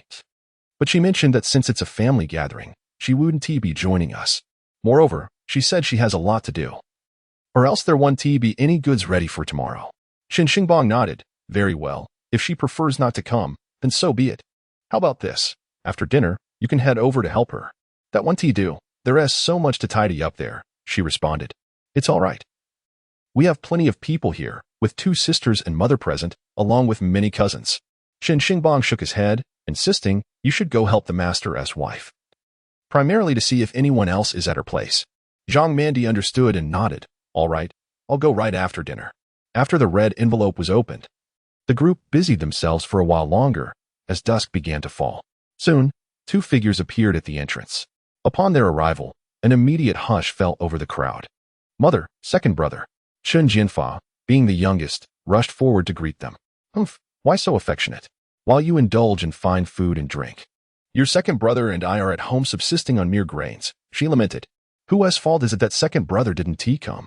Chen Jinfa, not one to be overly polite, chuckled and remarked, you all seem quite occupied. Alas, we find ourselves rather free, hence our presence to lend a hand. What do you mean by that, Lao Wu? Chen Jianxing interjected, his eyes narrowing. Are you implying I am idling away? Enough of that. Let us all sit down and enjoy our meal, Chen Jinlin suggested. With that, the others took their seats in succession. The 5 brothers of the Chen family, along with the elderly matriarch, made for a total of 6. Adding Chen Xingbang, Chen Xingtian, and the eldest of the second generation, Chen Xingzhong, brought the count to 9, nearly filling a table. As everyone began to partake of the meal, Chen Xingbang spoke up. Now that our family is gathered, we can clarify some matters. Both my elder brother Xingzhong and I are considering the construction of new houses. The land we possess has been inherited from our grandfather and is contiguous. Thus, it is essential for us to discuss this with everyone. What? Among the group. Only Chen Jianxing and the elderly Zhang were unaware of this development and looked at Chen Xingbang in astonishment. The others had anticipated this conversation and remained silent. You wish to build new houses? Chen Jianxing nearly rose from his seat in agitation. Indeed, Chen Xingbang replied calmly. Yes, Chen Xingjing added, Uncle, at my age, I should be preparing for grandchildren in the coming years. We must expedite the construction, lest the entire village mock me. Chen Xingzhong, the eldest son of Chen Jianlin, was already 36 years old, and in that era, it was common for one to marry early. If his son were diligent, he could indeed be a grandfather in 3 to 4 years. Without clear ownership of the land, how can you proceed with construction? This is unacceptable. As anticipated, Chen Jianxing swiftly dismissed the idea. Second brother, one cannot simply say that. Chen Jianlin interjected. That land has been passed down from our father. The 5 of us brothers have divided it, as per our rightful claims. Each of us has children, and they will inevitably need to build homes. This signifies the flourishing of the Chen lineage. It is a positive development. If we leave the land untouched, it remains merely that, land. Only through building will it serve a purpose. Wouldn't you agree? That is impossible. It is our father's legacy and must remain untouched, Chen Jianqing asserted vehemently. Let me be clear, it is not to be disturbed, no matter who you are. His resolute stance incited frustration among his siblings. Chapter 73. Live well and thrive. Aside from the youngest, Chen Jianfa, all the other brothers had at least 2 sons. With 2 sons, it was likely that at least one would require a new home. In fact, both might. To outright declare that they could not build on the land was to offend everyone involved. To clarify, in rural areas, land ownership is not solely dictated by government approval. It is recognized by the villagers as yours. For instance, if you have cultivated a vegetable plot, the community acknowledges it as your land, and should you wish to build, you can directly approach the government for the necessary permits. If that land belongs to someone else and you wish to build a house upon it, you must first discuss it with the family in question, whether it involves compensation or a generous gift from them. It is essential to communicate and obtain their consent before proceeding with any formalities. In essence, this reflects the customs and traditions of rural life on one side, and the legal policies on the other, such as the manner in which this world operates, consistently and without contradiction. Brother, your statement is rather misguided. The 4th brother, Chen Jianfeng, who shares a temperament akin to Chen Xingtian's, could not restrain himself from interjecting. The land that our father left for us was intended for our family to flourish and grow, which necessitates the construction of new homes. If we do not build, what then? It is imperative that we proceed with the construction. I forbid any building. Chen Jianxing was on the verge of slamming the table again, exclaiming that the land was their ancestral heritage and could not be developed. On the other side, Chen Shaohua suddenly lifted a bowl of braised pork from the table, her expression tense as she gazed at her great-uncle, as if to say, "Do not touch my braised pork." The last time the table was overturned, there were no dishes left after the meal, so she felt no sorrow. However, if it were to happen again, her precious braised pork would be gone, and she was determined to protect it. Alas, her hand was slightly hurt, feeling quite hot, and it seemed her great-uncle had decided against overturning the table, prompting her to quickly set it down again. "Mother, please say something." Chen Jianfa could no longer contain himself and pleaded with his mother. To his surprise, the elderly lady, exhibiting considerable bias, replied, "No, we cannot build." Chen Jianlin was nearly beside himself with rage. Is it truly fair to favor one son over the others, implying that your second son may thrive while the rest are to be disregarded? Chen Jianlin was ready to explode. Yet at that moment, Chen Xingbang suddenly pulled him back. Chen Jianlin paused, realizing it was inappropriate to cause a scene on Chen Xingtian's joyous occasion, and thus remained silent. His expression darkened. "Why can't we build?" As soon as the grandmother spoke, Lu Xiuxiu chimed in. It is often said that older generations hope for many offspring, believing that a larger family ensures support in old age. Now, with so many grandchildren, why do you deny us the opportunity to build houses? Do you think only your second son deserves a home, while neglecting the needs of our children? You speak nonsense. The matriarch, Zhang Laodai, retorted angrily. What have you done for me? It is your brother who has supported me. You have no right to speak. At this, the other 4 brothers, along with their wives and children, all turned their attention to Zhang Laodai, their faces darkened with discontent. You reside with the second son. You eat and drink in his household, yet we are the ones providing the financial support. Mother, Chen Jianlin could no longer hold back, feeling the necessity to clarify matters. Some truths must be articulated. Each of our families contributes $6 a month to you, amounting to a substantial harvest over the year. Furthermore, during festivities, we offer red envelopes, along with a basket of grain. In total, you receive at least $300 and 6 loads of grain annually. A single elderly lady cannot possibly consume or utilize all of that. You are nurtured by us. However, you are merely dining with the second son. As an elderly woman, you cannot possibly consume or utilize such a large sum. Isn't that money intended for the second son and his family? The house in which you reside was constructed by us brothers alongside our father. To speak frankly, the primary contributors were myself, the third, and the fourth. Can you simply declare that it is the second son who supports you? Everyone turned their gaze to Elder Zhang. What is happening? Chen Jianqing exclaimed angrily. Are you attempting to coerce our mother? Is this how sons ought to behave? Enough, let us cease this discussion. At that moment, Chen Xingbang suddenly interjected, Very well. Since the notification has reached us, let us not discuss this matter tonight. It is my brother's auspicious day. Let us postpone any deliberations until tomorrow. Elder Zhang huffed and resumed her meal. The atmosphere grew tense, and silence enveloped the room. After dinner, Elder Zhang and Chen Jiansheng departed first, leaving everyone in a pensive quiet. Chen Xingbang returned with cigarettes, distributing one pack to each smoker.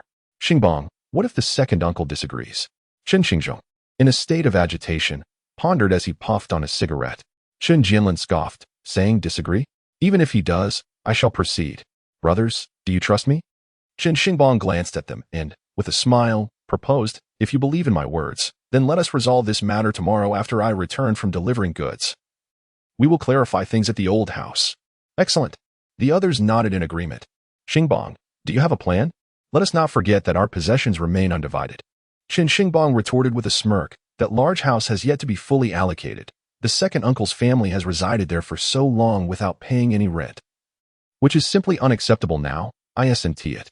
If they refuse to pay, then it's simple. Starting now, they shall return to the old house. That dwelling was built by your own hands. How could it be denied to you? The entire village will come to arbitrate and will recognize that it was you who constructed it. Indeed, Chen Jianlin stood up in agreement, stating that is precisely the case. The others nodded in unison. Xingbang, we will await your return tomorrow. We shall go there together to seek an explanation. Indeed, we will go as one. Upon hearing this, Chen Xingbang merely smiled. Eventually, everyone departed. As per tradition, the two sisters stayed with the children in Zhang Mandi's room, while Chen Xingbang and his two brothers-in-law slept in his small partition. Today marked Chen Xingtian's wedding night, which left Chen Xingbang somewhat restless. When would I also take Su Jing as my bride? I possess an unyielding spear, yet find no battlefield upon which to wield it. Today, with the spear in hand. When shall I traverse the mountains and streams? Alas, I shall resign myself to sleep. The following day, everyone rose early. The two sisters prepared to return home. This time, Chen Xingbang truly found it difficult to insist on their stay. Given the long journey, he set off early to escort Chen Xinghua back. As Chen Xingbang caught sight of his sister's home from a distance, he finally spoke. Sister, you should consider finding a means of livelihood. Chen Xinghua was taken aback. But I don't have any skills. I know nothing. Chen Xingbang gazed at her in-law's residence, which loomed like a gaping maw, seemingly ready to swallow a person whole, never to regurgitate them. In his past life, his sister had toiled tirelessly only to meet her demise in that very place. In this new life, he was resolute in preventing her from treading the same arduous path. Allow me to devise a plan for you, Chen Xingbang said slowly. I will come to find you later. Just take care of the children. There are certain tasks that must be undertaken, while others should be avoided. Now, I must depart to deliver goods. With that, he set them down and turned to leave. Chen Xinghua silently watched her younger brother's retreating figure before finally addressing her children. Let us go. Mother, I believe my uncle treats you quite well, remarked her eldest daughter, Zhang Yi. Chen Xinghua wiped away her tears. Indeed, he was her younger brother, who had followed her since childhood. It is often said that an elder sister is akin to a mother. From the moment he was born, their grandmother had referred to him as a calamity. As a result, their mother had not been particularly attentive to him, and it was she who had largely taken on the responsibility of caring for him. Being 8 years his senior, she had to include him in all her endeavors. Watching him grow up behind her, he had now matured into a young man, exuding the demeanor of a family leader. Sister, your life has unfolded this way, Xingbang. Live well and thrive. Chapter 74, Breakthrough in Sales. Upon returning home, Chen Xingbang found that both Chen Xingtian and Qian Yume had just risen. Those acquainted with the nuances of newlywed nights understand that the following morning often brings an inexplicable sense of guilt. Thankfully, Chen Xingtian appeared relatively unfazed, while Qian Yume walked with her head bowed, looking particularly embarrassed. Chen Xingbang stepped forward and couldn't resist teasing Chen Xingtian. Brother, you're up late. Chen Xingtian shot him a glare. Chen Xingbang grinned widely before saying, all right, I'm off to the city to deliver goods. You should help your sister-in-law later. By the way, I've asked your second sister-in-law to stay home and familiarize herself with the environment and prepare some meals since your sister-in-law is busy. Chen Xingtian whispered. Mother is still unaware of your business dealings. If she finds out that your second sister-in-law is helping you, she will certainly accuse her of being lazy. Your idea is commendable, Chen Xingbang replied with a smile. That's exactly my intention. By the way, I happen to buy some vegetables in town. Let your second sister-in-law handle it. He pulled out a piece of meat weighing at least 3 pounds. You bought meat again? Their mother approached, visibly displeased. Xingbang, you ought to spend less on meat. Our household has many expenses, and this is merely wasteful. True enough. Perhaps you should skip meals to save for us. Lu Xiuxiu retorted, brimming with indignation. Is there such a son as you? Chen Xingbang stifled a laugh and inquired, where is Xiaohua? Chen Xiaohua emerged from the side. Fourth uncle, I'm right here. Chen Xingbang handed her a bottle of milk, saying, here, this is for you to drink. My dear child, why do you still buy milk? It is both expensive and unpalatable, which pains Lu Xiuxiu deeply. Yet, she swallowed her words, refraining from speaking further. It would be unwise to voice her thoughts, lest Xingbang retaliate. It is nutritious, Chen Xingbang remarked. Xiaohua is in a growth phase. She requires adequate nourishment. However, you are correct. This item is indeed costly and unpleasant, primarily due to its inconvenient availability. How about this? I will ensure she has 2 eggs every morning. With that, he prepared to leave, stating, I shall return around 10 this noon. If my uncles come looking for me, kindly inform them to wait. As Chen Xingbang whistled and drove off, Lu Xiuxiu pondered. Does he expect us all to heed his words? And what of the eggs? Are they not for sale? Does he intend to lay them himself? That would be a waste. Chen Xingtian could not suppress a laugh and hurriedly ran away. Grandmother, indeed. Yesterday, we relied on my 4th uncle's generosity. Listening to him meant we had meat, Chen Xiaohua exclaimed, her eyes sparkling at the meat Chen Xingbang had just provided. With both meat and milk, is life not delightful? In her little heart, a grand vision of a meat-filled feast blossomed. Eat meat and grow tall. Chen Xingbang arrived at Su Jing's residence, where Lu Xiaoxi was still asleep. He placed the milk down, prompting a smile from Su Jing. Though her words were laced with reproach, you bought milk again? Oh, it should be a daily staple, but my unpredictable schedule leaves me unable to remember. I will ensure we consume more eggs, that I can promise. Chen Xingbang, somewhat helpless, placed another 3 pounds of meat before her, saying, here, take this. I must deliver goods now. I shall return shortly to attend to my land. I intend to build a house and marry you.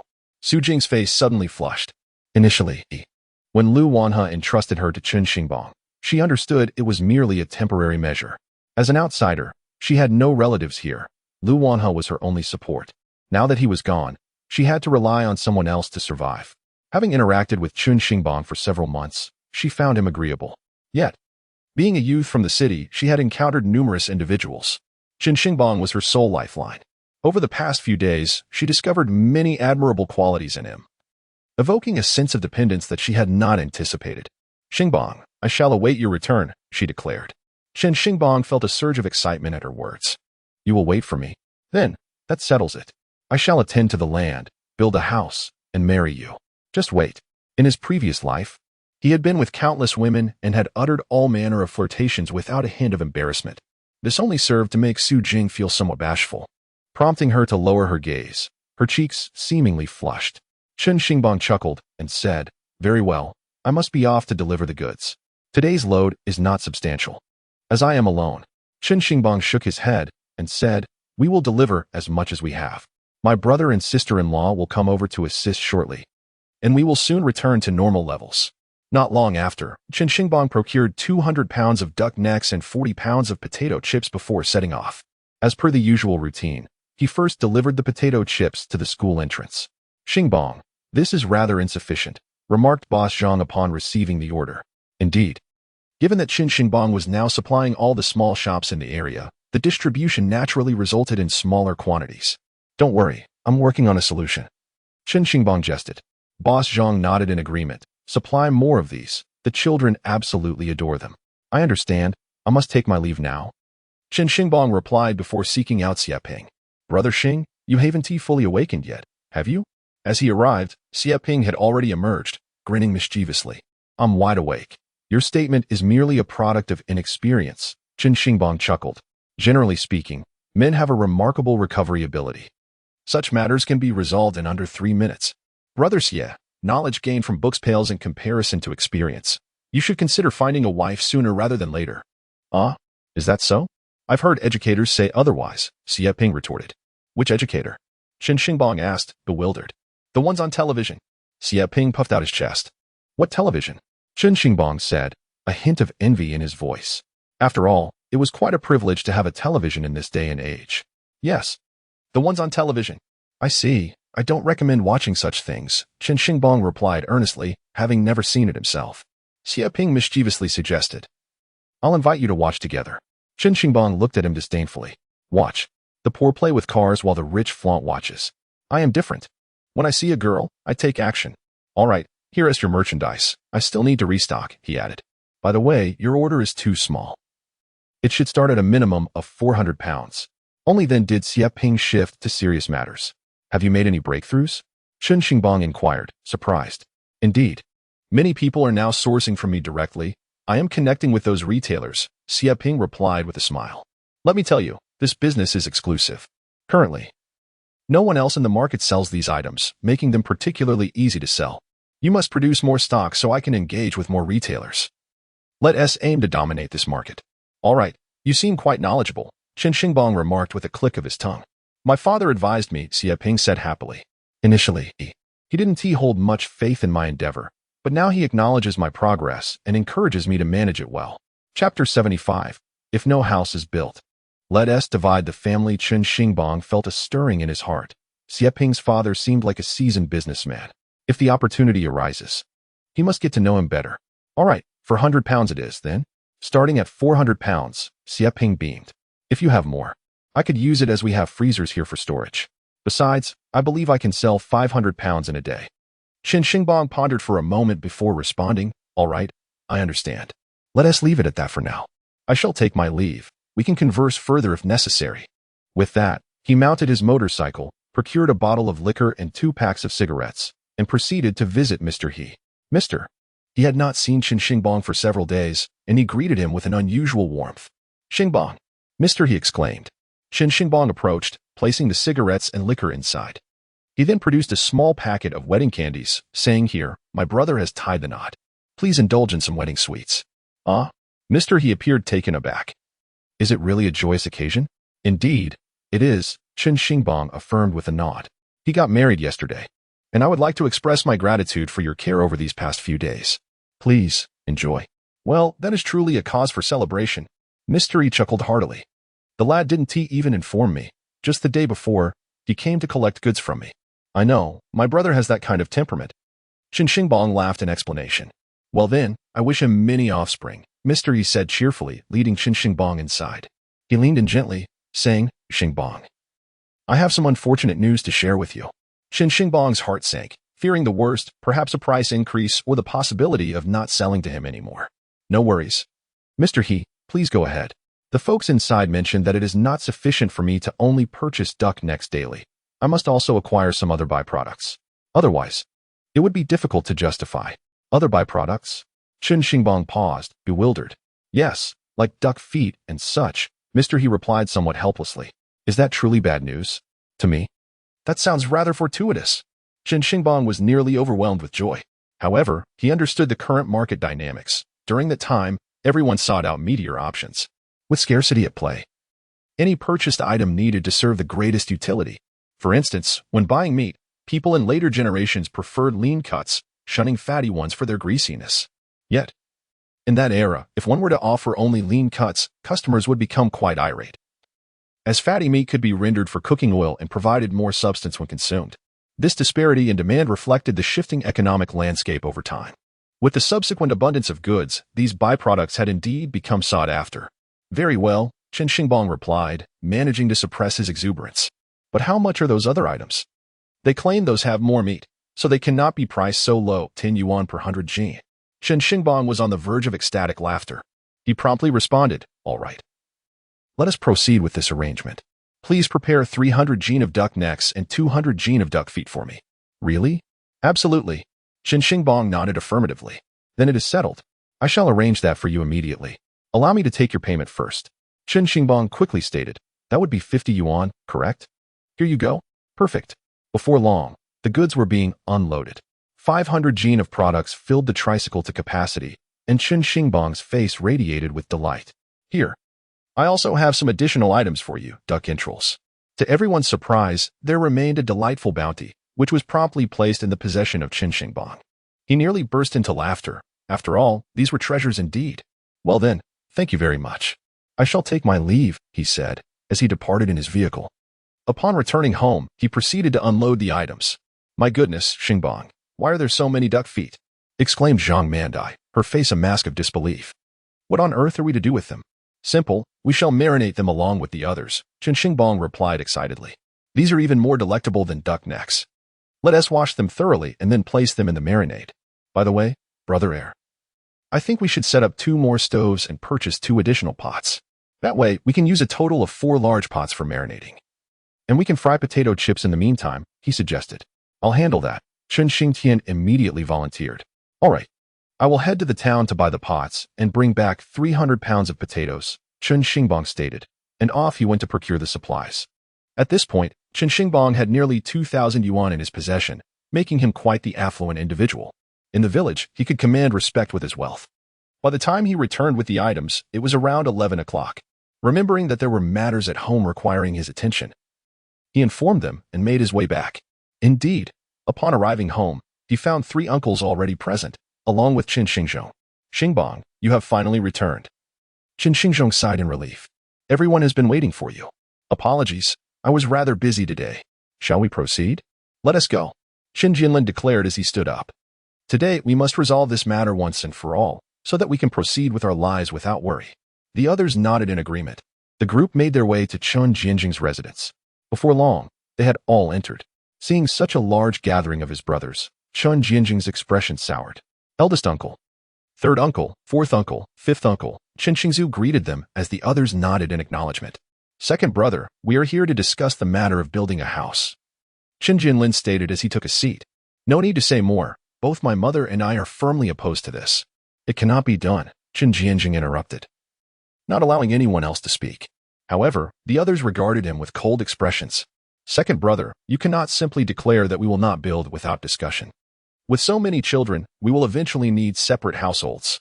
Let us discuss this another time. It is not feasible now, Chen Xingbang asserted domineeringly. Very well. Let us put aside the topic of building for the moment, Chen Xingbang replied coolly. The group fell silent, taken aback by his unexpected words. Now, let us address another matter. We need to discuss the division of the family. Chen Xingbang, what nonsense are you spouting? The family has already been divided. Chen Xingbang sensed something was amiss. He was aware that Chen Xingbang was cunning and difficult to deceive, and he could not allow him to cause chaos. The house had yet to be divided.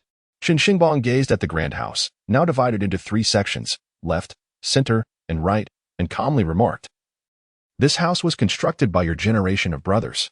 When you all partitioned the family, it was merely the household items that were divided, while this house remained intact. Now that everyone is without shelter, let us redistribute this property. I recall that our old residence comprises 10 rooms in total, 2 side halls, and 1 central hall." Chen Jinlin interjected, "You all lived here during your childhood, so you should be well aware. Let us divide it thus. Each family shall receive 2 rooms, while the side halls and central hall will be communal." Upon hearing this, Chen Jianqing immediately rose, exclaiming in anger, "No way." All eyes turned to Chen Jianqing. "Why not?" Chen Xingbang retorted, "This house was never divided. Moreover, my parents and our uncles all contributed to its construction. Given my grandfather's indolent nature, it is implausible that he built it himself." "How dare you speak of your grandfather?" The elderly Zhang matriarch interjected, her voice rising in agitation. "As for you, apart from indulging in food and drink, what else do you do?" Chen Xingbang did not hold back, chastising the elderly woman harshly, referring to her as a parasite. Zhang matriarch trembled with fury. The true laborers cannot have their home divided while those who contribute nothing seek to claim it. Is that just? Fine. If you refuse to divide it, I will go to the village and request a fair arbitration. We must not only address the division of the house, but also clarify the matter of elder care. With that, Chen Xingbang rose, declaring, "You all wait here. I shall promptly seek out the village and summon Uncle Dashing. I truly do not believe this matter cannot be resolved." He then exited. Behind him, Chen Xingzu, in a state of urgency, called out to Chen Xingbang, "Xingbang, do not leave just yet. Let us speak amicably. We are all family, and Uncle Dashing, being a Lu, is not suited to manage our affairs. How is it unsuitable for a village official to intervene?" Chen Xingbang countered as he walked away. "Surely, there are those in this world who can discern justice? Why should your family monopolize the benefits while others are barred from building? It is truly laughable. I assure you, every brick and tile of this house must be accounted for. Otherwise, life cannot proceed. Xingbang, do not be so agitated. Let us discuss this back home." Chen Xingzu quickly stepped in, pulling Chen Xingbang back. Chen Xingzu was not anxious. If Chen Jianlin's proposed division were to take place, with each family receiving merely 2 rooms, how could his own family possibly reside there? Currently, just the Chen Jianqing family alone was quite numerous: a grandmother, 2 parents, himself and his spouse, 3 children, along with the unmarried Chen Xingbang, totaling 9 individuals. And in the future, Chen Xingbang would surely marry. If this house were to be divided, they would need to construct a new one. The cost of building a new house is exorbitant. It would be far wiser to continue residing in the old one, thereby saving a considerable sum of money. Chen Jiansheng directly instructed Chen Xingbang to stay, leaving him only to watch as his son pulled Chen Xingbang back. Come, sit down. Chen Xingzu sighed in relief and said, brothers, why invite outsiders into our discussions? We can converse amongst ourselves. Let us continue. Chun Jianlin cast a few more glances at Chen Xingbang, suddenly realizing that this fellow was likely doing it intentionally.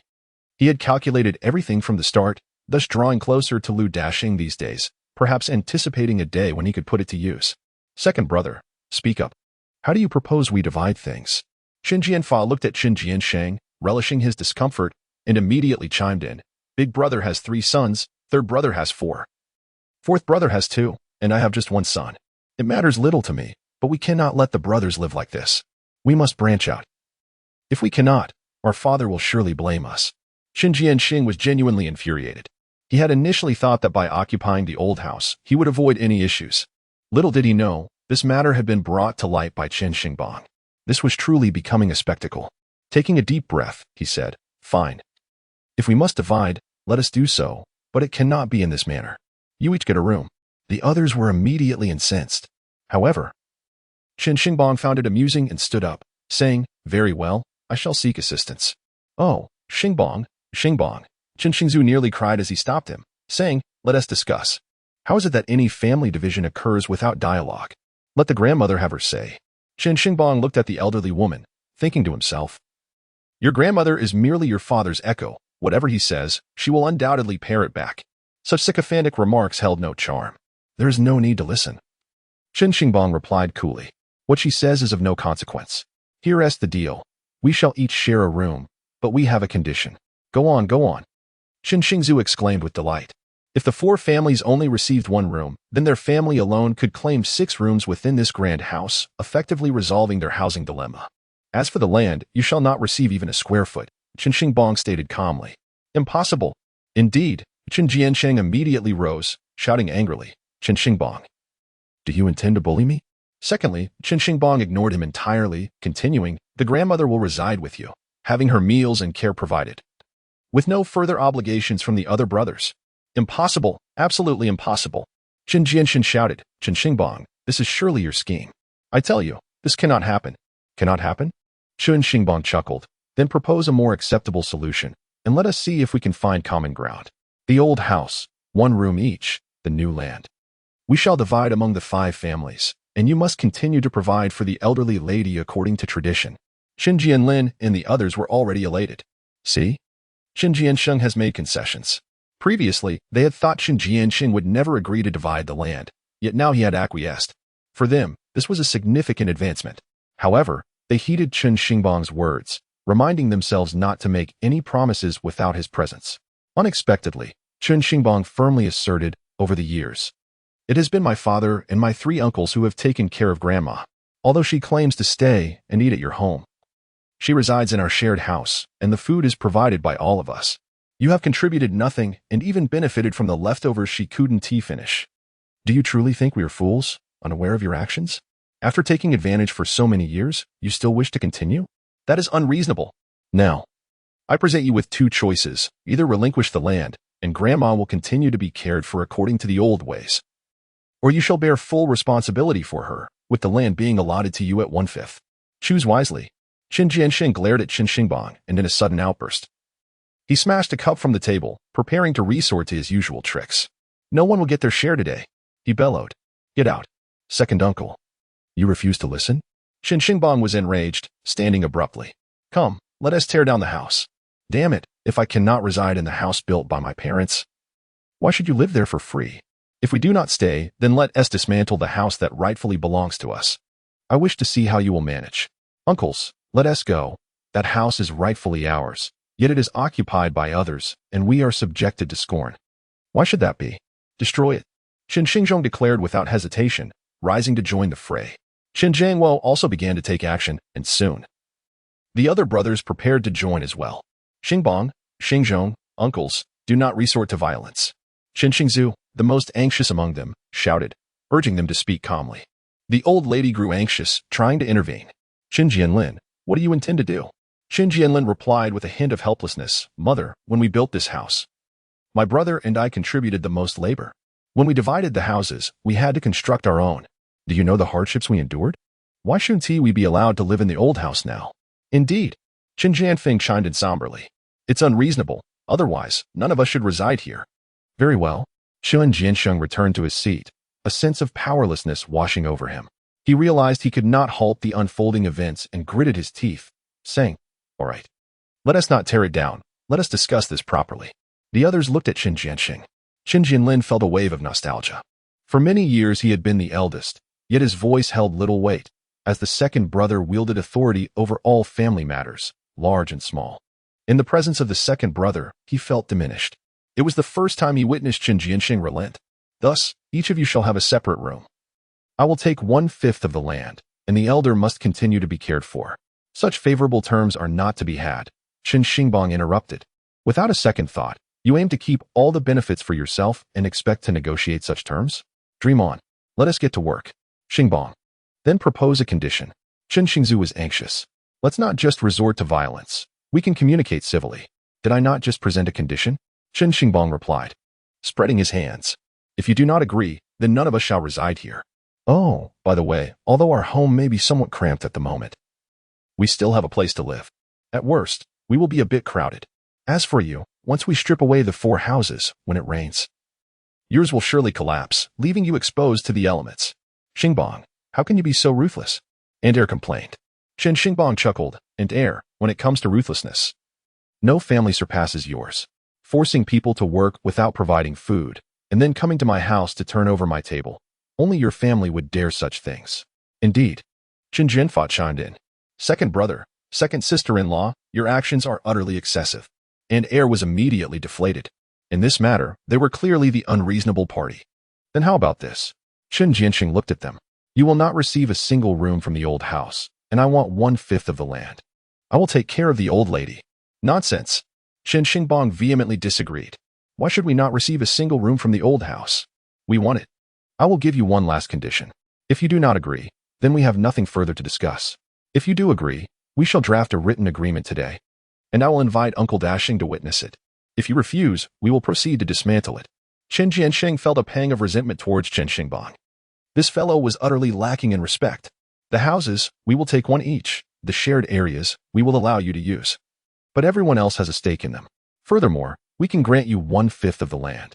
And you will take care of the old lady without our financial or physical contributions. After all these years, the old lady has done quite a bit for you. And we have cared for her all this time, so you have not lost out. No, you must continue to provide money and rice. Fine. We will continue to provide money and rice, but you shall not expect to claim any of the new land. Chen Xingbang stood firm. This is your final opportunity. What will you choose? Chen Jiansheng gritted his teeth, staring at Chen Xingbang. Damn it, I truly underestimated this nephew. Now he has driven me to a corner. He glared at him and finally shouted in anger. Fine, I want the land. Then it is settled. Chen Xingbang sneered. Everyone has heard. He has made his decision. I will now invite Uncle Dashing over to draft a written agreement in front of all of you. No, rather, it should be 5 copies, one for each of us. I shall find someone at once. Before long, Chen Xingbang had departed. An eerie silence enveloped the room. Chen Xingbang swiftly found Lu Dashing and explained the situation to him. Lu Dashing was taken aback, pondering for a moment before responding. You agreed? Indeed, that is why I am inviting you to witness it. Very well, I shall accompany you. With that, Lu Dashing followed him back. The paper and pen had already been prepared. In Lu Dashing's presence, Chen Xingbang reiterated the conditions, and Lu Dashing began to write. Is there any issue? It's quite simple. Lu Dashing inscribed 3 clauses. Firstly, the old house has been allocated with 1 room each to the other brothers, while Chen Jiansheng monopolizes 6 rooms. The shared spaces, such as the side hall and the central hall, will be communal, allowing other families to pay their respects to ancestors in the central hall in the future. Secondly, the new land will be divided among the families equally, based on an average distribution. Thirdly, in light of the fact that it has been the four families who have cared for the elderly matriarch for many years. It has now been decided that Chen Jianxin's family will assume sole responsibility for her support, relieving the other four families of any financial or caregiving obligations. After this was written, Lu Dashing inquired about their thoughts. There were no objections.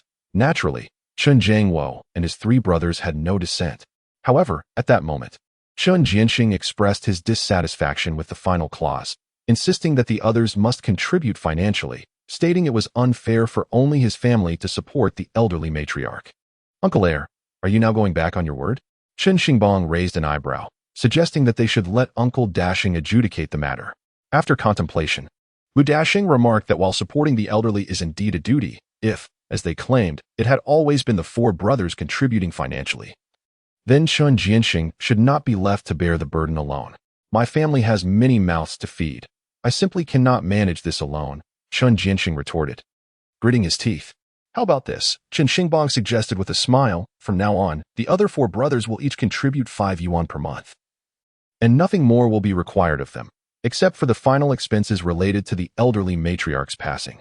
That sounds agreeable, Chen Jianxing immediately responded. However, we have our conditions, Chen Xingbang added nonchalantly. Regarding the new land, we will grant you 1/5, but we must select the location first. Chen Jianxing was infuriated. I told you this man is not trustworthy. Look how cunning he is. Lu Dashing then posed a question. If you agree, I shall amend the third clause. If not, you brothers should deliberate further. No need for further discussion, Chen Xingbang replied coolly. If you refuse, we will remove the portion of the old house that belongs to us. Uncle Dasheng, this old house was built collaboratively by my father and my uncles, so it is unreasonable for only one family to reside in it. Lu Dasheng, being of similar age to them, was well aware of the historical context. Indeed, the beams were secretly felled by your father and Jian Lin at the lumber yard. I am aware of this, he continued. However, at that time, I was not a village leader. Otherwise, I might have had to apprehend them. The hardships endured to construct this house are beyond measure. The old house likely resembled this. Chapter 78. The complete division of families and preparations for building new houses. Despite the simplicity of such a statement, it undoubtedly acknowledged the inheritance rights of the other families concerning this house. Chen Jianxing gritted his teeth and finally nodded in agreement. Very well, let it be as you say. Uncles, do you have any objections? Chen Xingbang asked the others. All others shook their heads, indicating their agreement. Then it is settled. Let us hasten to write it down and affix our signatures. Ultimately, the 5 brothers achieved a complete division of their families. After reclaiming one room of the old house, Chen Xingbang successfully shed the burden of the elderly matriarch, while also accomplishing the division of land, marking a perfect resolution. A man, clutching a document, returned home with a smile. Only Chen Jianxing remained seated in a despondent state, feeling utterly out of sorts. He realized that from this moment onward, his voice would hold no sway among his brethren. They would disregard him entirely. Moreover, he needed to safeguard at least 6 old houses, ensuring that the elderly matriarch was firmly anchored within their household. In his initial contemplation, he envisioned a scenario where, should his mother become incapacitated, he could arrange for his brothers to take turns caring for her. However, the signed agreement now rendered any reversal impossible. What a monumental loss. I told you he was a harbinger of disaster, I remarked, observing the elderly Lady Zhang muttering curses. At that moment, however, no one paid her any heed. Upon returning home, Chen Xingbang handed the document to his father for safekeeping. What transpired? Lu Xiuxiu inquired, her tone tinged with urgency. Chen Jiangwo recounted the events. Lu Xiuxiu replied, a mixture of joy and dissatisfaction in her voice. Why must we still pay? That amounts to 5 yuan a month, which totals 60 yuan over the year. After a moment of contemplation, Chen Xingbang gently remarked, if we do not contribute financially for grandmother's care, the villagers will surely gossip. Thus, offering some money serves as a reassurance and silences their tongues. If anything were to happen to grandmother in the future, we can assert that we have already contributed. Indeed, Chen Jiangwo nodded in agreement. 5 yuan a month is a reasonable sum that everyone can comprehend. Lu Xiuxiu pondered for a moment before ultimately acquiescing. Once this matter was settled, Chen Xingbang felt an immense sense of relief. Father, mother, I must now turn my attention to the matter of building a house. Although he had previously discussed this with them, hearing it again left his parents somewhat taken aback. Xingbang, are you truly resolved? Chen Jiangwo asked, gazing at his son. Chen Xingbang nodded, explaining, "You see, our current residence is not very spacious. Despite the ample yard, there are not many habitable rooms. My second brother has married, and if he were to have children, accommodations would become even more strained, especially with my sister-in-law and little Hua living here as well. Hence, I have concluded that we cannot continue living in this manner. I plan to construct my own home first, and later, I will consider building for my second brother or renovating this old house." "There is no need to renovate the old house. My plan suffices," Chen Jiangwo declined, shaking his head. Chen Xingbang understood that his father was primarily concerned about expenditures. "Of course, there is no rush. We must first resolve the housing issue." "Very well, let us proceed in this manner. We have divided the land among the 5 families, and we retain the right of first choice. I need not be anxious. It is entirely feasible to erect 2 houses on that plot. Go ahead and build," Chen Jiangwo affirmed, nodding. "Once completed, I will assess our finances and contribute something as well." "No need," Chen Xingbang replied with a smile. "I possess sufficient funds. There is no requirement for your financial support. By the way, I must attend to some matters." With that, Chen Xingbang departed. Lu Xiuxiu gazed at Chen Xingbang's silhouette and suddenly inquired, "Jiangguo, why does it feel as though Xingbang has grown up all at once?" Chen Jiangwo remained silent for a moment before lighting a cigarette and replied, "Perhaps he hasn't grown up suddenly. Rather, he has been maturing all along. We simply directed our attention entirely towards the 3rd child and overlooked him." Lu Xiuxiu lowered her head, feeling a twinge of guilt as she reflected. Have we been too biased in our affections? Chen Jiangwo chose not to respond, recalling his own mother, who still favored the 2nd child to this day. Suddenly, he began to comprehend the emotional turmoil within Chen Xingbang. He resolved to extend his support to him and the 2nd child. Chen Jiangwo merely uttered this thought. Lu Xiuxiu fell silent, her mind drifting to her own most cherished yet most ruthless 3rd child. How could it be this way? Upon arriving at Su Jing's home, she discovered that everyone else was already engaged in their tasks. However, lunchtime was fast approaching. Chen Xingbang approached to inspect the preparations and found that Chen Xingtian had already set up the other stoves and was now placing the pot he had just purchased onto the fire. "Have you come to an agreement?" Chen Xingtian inquired. "Yes," Chen Xingbang nodded and shared the details of their discussion. "Good," Chen Xingtian sighed with relief. "As long as it's settled. By the way, when do you plan to begin construction? The land can accommodate 2 houses. You should start building first," Chen Xingtian quickly added. "After all, I currently have no funds, so you can proceed without concern. Besides, if I were to build alongside you, what would happen to our parents? They are still young enough to work and assist, but what about in the future? It wouldn't be fair to burden my sister-in-law." Chen Xingbang felt a surge of emotion. His 2nd brother, despite lacking parental favoritism, was always considering their parents' well-being. In reality, he was also looking out for himself. Fortunately, in this life, he had already married. "It's fine. Let's see how things unfold," Chen Xingbang said. "I will start the construction, and when you have earned some money, you will undoubtedly need to build a house as well. I believe our old family home is quite good. If you move out, there will still be room for everyone." Chen Xingtian remained silent for a moment before saying, "Xingbang, you should build that house on your own. I won't need it." Chen Xingbang was taken aback, staring in astonishment at Chen Xingtian. The piece of land could accommodate roughly 200 square meters for the 5 brothers, enough for 2 houses. He never anticipated that Chen Xingtian would decline. "Second brother, please don't jest. I truly mean it," Chen Xingtian replied earnestly. "The place we currently reside is quite satisfactory. If I ever come into money, I will demolish our family house and rebuild it. Combined, it should total over 200 square meters. I have considered this. And if I were to construct a house, that would be the place. I will take care of our parents alongside my sister-in-law. You are the most capable among us. You must soar to greater heights." Chen Xingbang stood there, dazed, gazing at his somewhat foolish 2nd brother, and felt a lump form in his throat. "Moreover, I have given it considerable thought. It seems rather unproductive for us to continue our endeavors at your aunt's residence. If you truly intend to construct a house, a 200 square meter space could accommodate a spacious kitchen, allowing us to seamlessly engage in our activities there. Furthermore, should you choose a location at the periphery, there would be an opportunity to expand into a garden, thus enabling you to balance familial responsibilities while pursuing your work. How splendid that would be." "Indeed." Chen Xingtian is a person of profound insight. He possesses the ability to comprehend and analyze everything clearly. "Xingbang, let us conclude this matter. I'll relinquish that land to you. Of course, you must inform your sister-in-law, as she has a share in this as well." I shall not claim it. Zhang Mandi has already arrived, shaking her head and saying, Xingbang, let us proceed with the construction. Chapter 79. Seeking assistance from Chen Xingbang turned to his sister-in-law. Xingbang, you know well that I am caring for Xiaohua. And with your brother no longer with us, I simply lack the funds to build a new house, Zhang Mandi candidly expressed. Moreover, my life as focus has been on raising Xiaohua and providing for our parents. I have no financial means for construction. Chen Xingbang couldn't help but feel a pang of sorrow. Oh, parents, open your eyes and see the turmoil you have wrought. These three individuals, whom you neglect, are wholly concerned about your future, while the youngest, whom you have indulged, has strayed away, entering another family. How ironic. Thus, Chen Xingbang decided to be straightforward, stating, in that case, I shall not be modest. Let us do this. I will first construct my house and subsequently renovate our old residence. What do you think? Unimaginable. Chen Xingtian replied, shaking his head. You need only focus on building your own house. Zhang Mandi merely smiled, clearly not harboring expectations.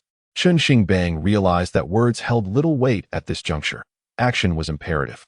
Very well, let it be so, he said with a smile. Let's get to work.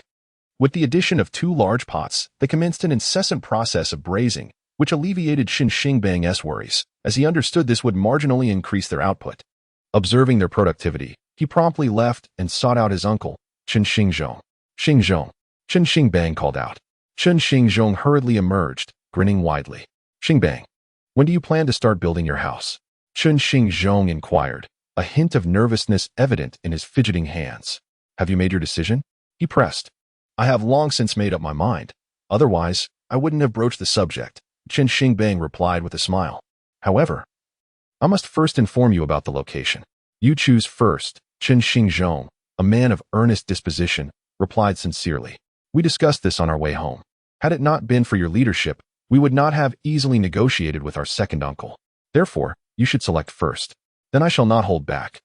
Chen Xingbang anticipated this outcome, smiling as he added, by the way, I may seek someone in the next few days to help design and commence construction. Would you like to join me?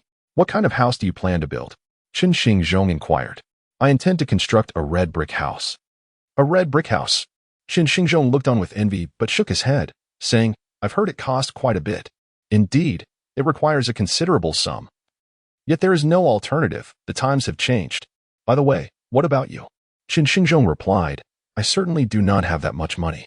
I suppose I will just build a mud brick house. After a moment of thought, Chen Xingbang responded, Brother, if you have that kind of money, you should build a red brick house instead. We can discuss it later. Chen Xingbang nodded in agreement and then departed, needing to find someone in town to help with the construction.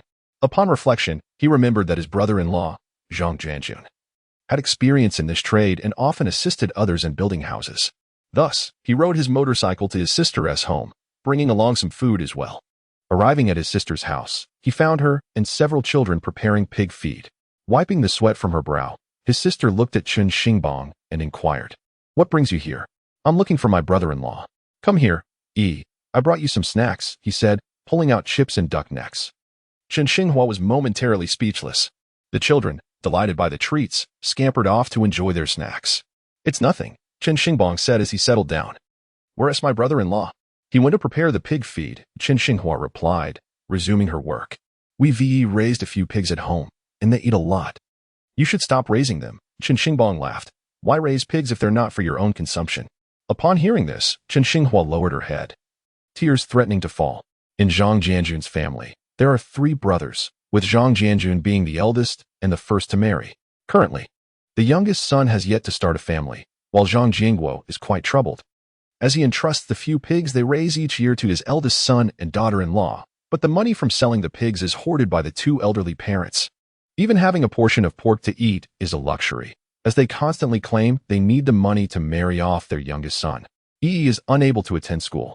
After a while, Chen Xinghua spoke again. My parents say, what's the point of a girl going to school? She'll just get married when she grows up anyway. I only regret not being able to give birth to a son. All 3 I had were girls. Chen Xingbang's expression darkened. Whether boy or girl, they are still my nieces.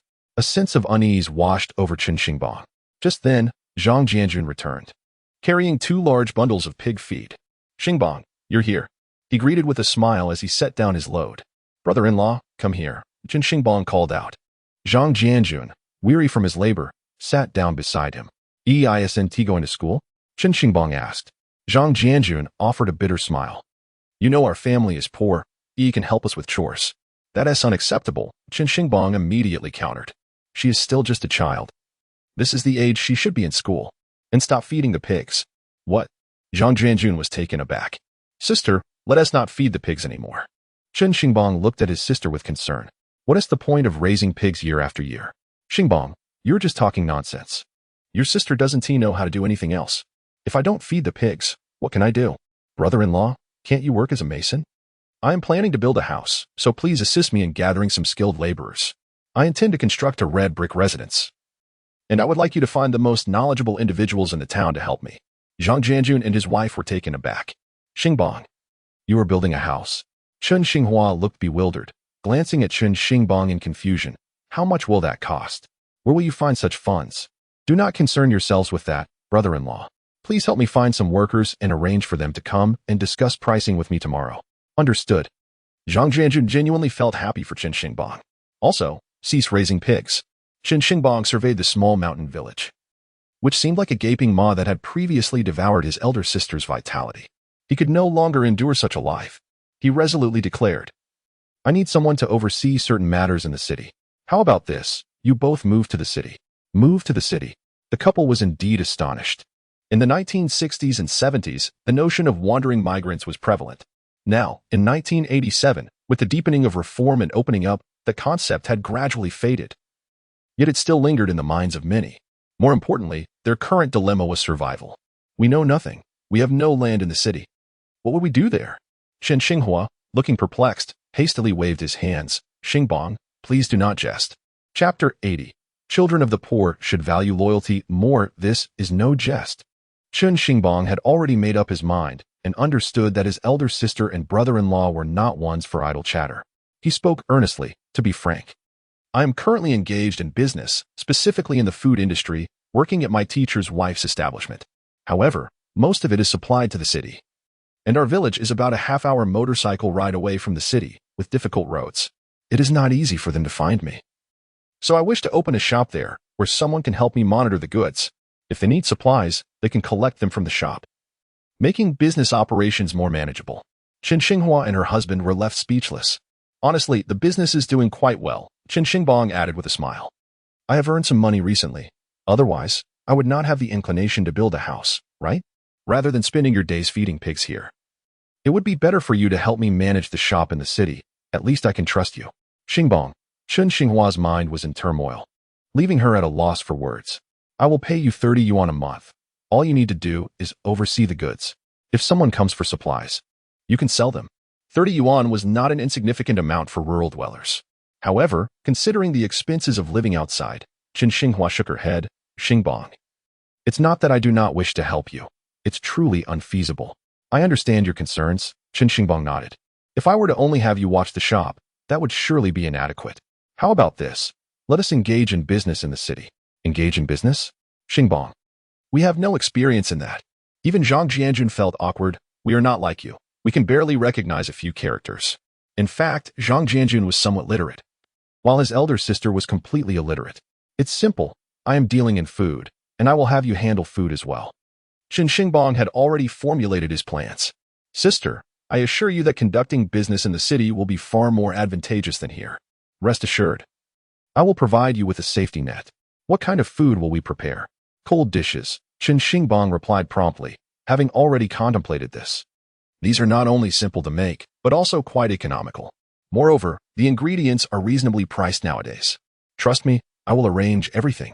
When I prepare them, you will see for yourself. Now, there is only one question. Are you certain about moving to the city? If you are, I shall promptly take care of all the arrangements, from selecting a shop to teaching you how to cook. You will only need to focus on running the business." This decision could potentially shape the course of their lives. Both understood the gravity of the matter and sat in earnest contemplation. Chen Xingbang did not rush them. He simply waited. After an indeterminate amount of time, Zhang Jianjun gritted his teeth, glanced at the small mountain village, and said, "Xingbang, you will truly back us, right?" "Indeed." Chen Xingbang nodded. "I will support you. According to my calculations, it will be much better than here." "Very well, Zhang Jianjun replied, displaying his resolve as a man. I will partner with you. Chen Xinghua, gazing at the two men who might be the best in the world for her, gradually found her conviction. Xingbang. Then I agree as well. Chen Xingbang sighed in relief and nodded. All right, when the time comes, bring the children. Those who need to attend school should do so. And those who work outside will continue their jobs. By the way, sister, once you arrive in the city, let your husband take you for a checkup. Huh? Chen Xinghua looked bewildered. But my health is fine. No worries. Being well is good, but it is still necessary to have a checkup. Chen Xingbang, recalling the sorrow of his sister's passing, spoke seriously. We have better days ahead. Let us live well and take care of our health so that we can enjoy a comfortable life in the future. Chen Xinghua and Zhang Jianjun nodded, albeit with a vague understanding. Very well, I shall take my leave now. Chen Xingbang smiled. Brother-in-law, remember to bring people to my house tomorrow. I will discuss the construction matters with them. All right, Zhang Jianjun nodded. I am off. Chen Xingbang waved and departed in his vehicle. Watching his retreating figure, the couple sat in silence for a long while. Wife, I feel that Xingbang seems to have matured significantly, Zhang Jianjun murmured after a while. Upon hearing this, Chen Xinghua wiped her tears and lowered her head to resume preparing the vegetables. He had always been perceptive, aware that he was not favored by their grandmother, thus avoiding his second uncle's home. He recognized that his parents favored the third child, and so he often kept his distance from them. Though their parents praised the third child for being obedient, in truth, Xingbang was much more considerate. He would assist me and work alongside our elder brother Xing Tian. While it appeared that he was carefree and lacked seriousness, he was, in reality, more emotionally attuned than anyone else. As she spoke, Chen Xinghua's eyes began to glisten with unshed tears. She will forever remember her younger brother, who was 7 or 8 years her junior, trailing behind her in childhood. With his frail frame, he bore the weight of the large vegetables, panting as he insisted, Sister, it's all right. You go ahead. I will catch up shortly.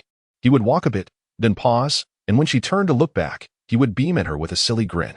At that moment, tears began to cascade down like a torrential rain. Children of the impoverished often mature early. Siblings from humble beginnings understand the trials and tribulations they share. Yet, in that era, trivial matters often strained their bonds. As dusk fell, Chen Xingbang addressed Chen Xingtian, second brother, you and sister-in-law should head home. Aren't you coming back? Chen Xingtian retorted. I'll have dinner with the teacher's wife tonight. Chen Xingbang chuckled. These past few days, I've been so busy with our family affairs that I've neglected your side. I will prepare dinner. All right, Chen Xingtian replied, nodding, and he and Zhang Mandai departed. You needn't do that, Su Jing approached. Let me handle the cooking. No, I insist, Chen Xingbang replied with determination. I've only been attending to my second brother's needs lately. Neglecting you. As he spoke, he began slicing vegetables. Su Jing watched him, a smile forming on her lips as she started to wash and prepare the ingredients. By the way, I haven't seen that person around lately, Chen Xingbang inquired. Su Jing shook her head. Ever since my sister-in-law and I shared a bed here, I haven't seen him. Chen Xingbang nodded. It seemed that after he had confronted Lu Yifeng, the latter might have been frightened into hiding.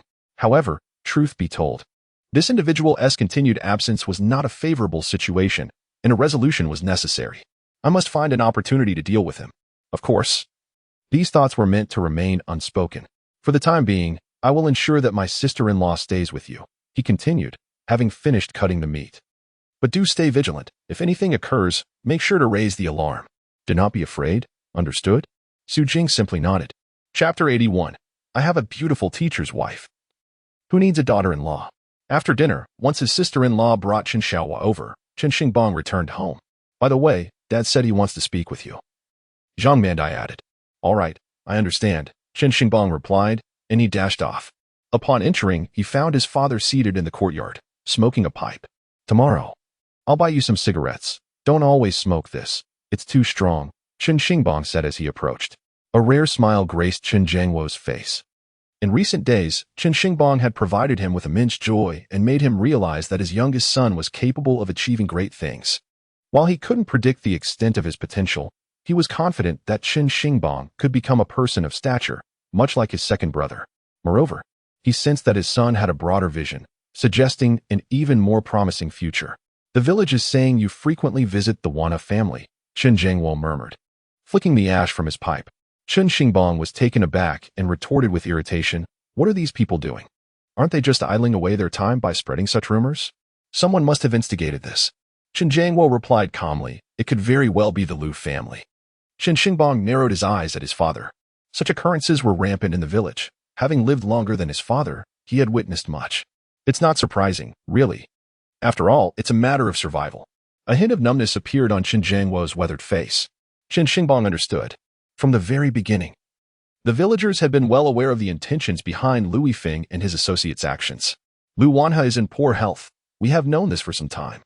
Perhaps when he took you on as a disciple, he had ulterior motives. Chen Jiangwo spoke again. It is often said that those skilled in their craft possess many cunning thoughts, and it appears to be true. He merely wants you to take care of matters for Su Jing after his passing. Chen Xingbang had indeed surmised this. The apprenticeship was initiated by Lu Wanhe himself. In the trades of carpentry and weaving, taking on apprentices is not something done lightly. One understands the adage that teaching disciples can lead to the master's own downfall, especially in small towns where an additional craftsman means yet another competitor. However, to be fair, Lu Wanhe had treated him quite well. Yet, since he was to be addressed as master, it was only right to respect him and protect Su Jing. Chen Jiangwo nodded but cautioned. You must also consider the matter of marrying a wife. Chen Xingbang inwardly chuckled. Marrying a wife? He had a beautiful Shifu, master's wife. So what need had he for a wife? This is my wife. Of course, it was not appropriate to voice such thoughts. With this realization, Chen Xingbang felt a headache coming on. Unless something unexpected occurred, his parents would undoubtedly disapprove of him marrying Su Jing. Despite her beauty and education as a sent-down youth, what did that matter? In rural areas, what truly defines a person? A man must labor like a beast of burden, and a woman must bear children. Clearly, Su Jing's delicate demeanor did not fit this mold. Moreover, she had been married before and was his master's wife. With such layers of complexity, persuading his parents would be a formidable challenge. No rush. Thus, Chen Xingbang stated, as for marriage, I will handle it myself, so you and mom need not worry. Chen Jiangwo chuckled. You are already planning to build a house. How can I not be concerned? Rest assured, your mother and I have calculated things. The money given to the third brother was only 1,000 yuan, and your second brother's wedding did not cost us much. Now that you are building your own house, your mother and I are prepared to help with your future wife's expenses, as long as you can find someone. Chen Xingbang glanced over to find his second brother and sister-in-law absent. The bright lights in that room indicated that the couple had retreated there early. Oh, has my second brother discovered the joy of marriage? Chen Xingbang couldn't help but smile. Dad, I understand. Chen Xingbang nodded, then pondered before asking, by the way, can we give a warning to Lu Yifeng and his group? Chen Jiangwo shook his head. How can we issue a warning? Whispers and rumors, their origins remain elusive. Even if one knows who uttered them, it is challenging to clarify matters with that individual. Chen Xingbang inwardly cursed Lu Yifeng, reflecting on how he had devoted himself to making money and assisting his brother, neglecting this scoundrel. Very well, I shall find an opportunity to deal with you. Understood. Chen Xingbang nodded once more, assuring him that he was well aware of the situation. As long as you are aware, that is sufficient. Chen Jiangwo stood up, brushing off his trousers, ready to enter. Dad, I wish to discuss something with you. Chen Xingbang hesitated momentarily before revealing the matter concerning his elder sister. Chen Jiangwo was taken aback. You want your elder sister to go to the city? Are you capable of that? I am capable, Chen Xingbang replied earnestly. I have contemplated this. If my sister continues to live in that household, her life will be exceedingly difficult. It cannot go on like this. Chen Jiangwo felt a pang of guilt. He did not deny his preference for sons over daughters, who from his generation did not harbor such sentiments. However, he was genuinely pleased with his numerous children, 4 sons and 2 daughters.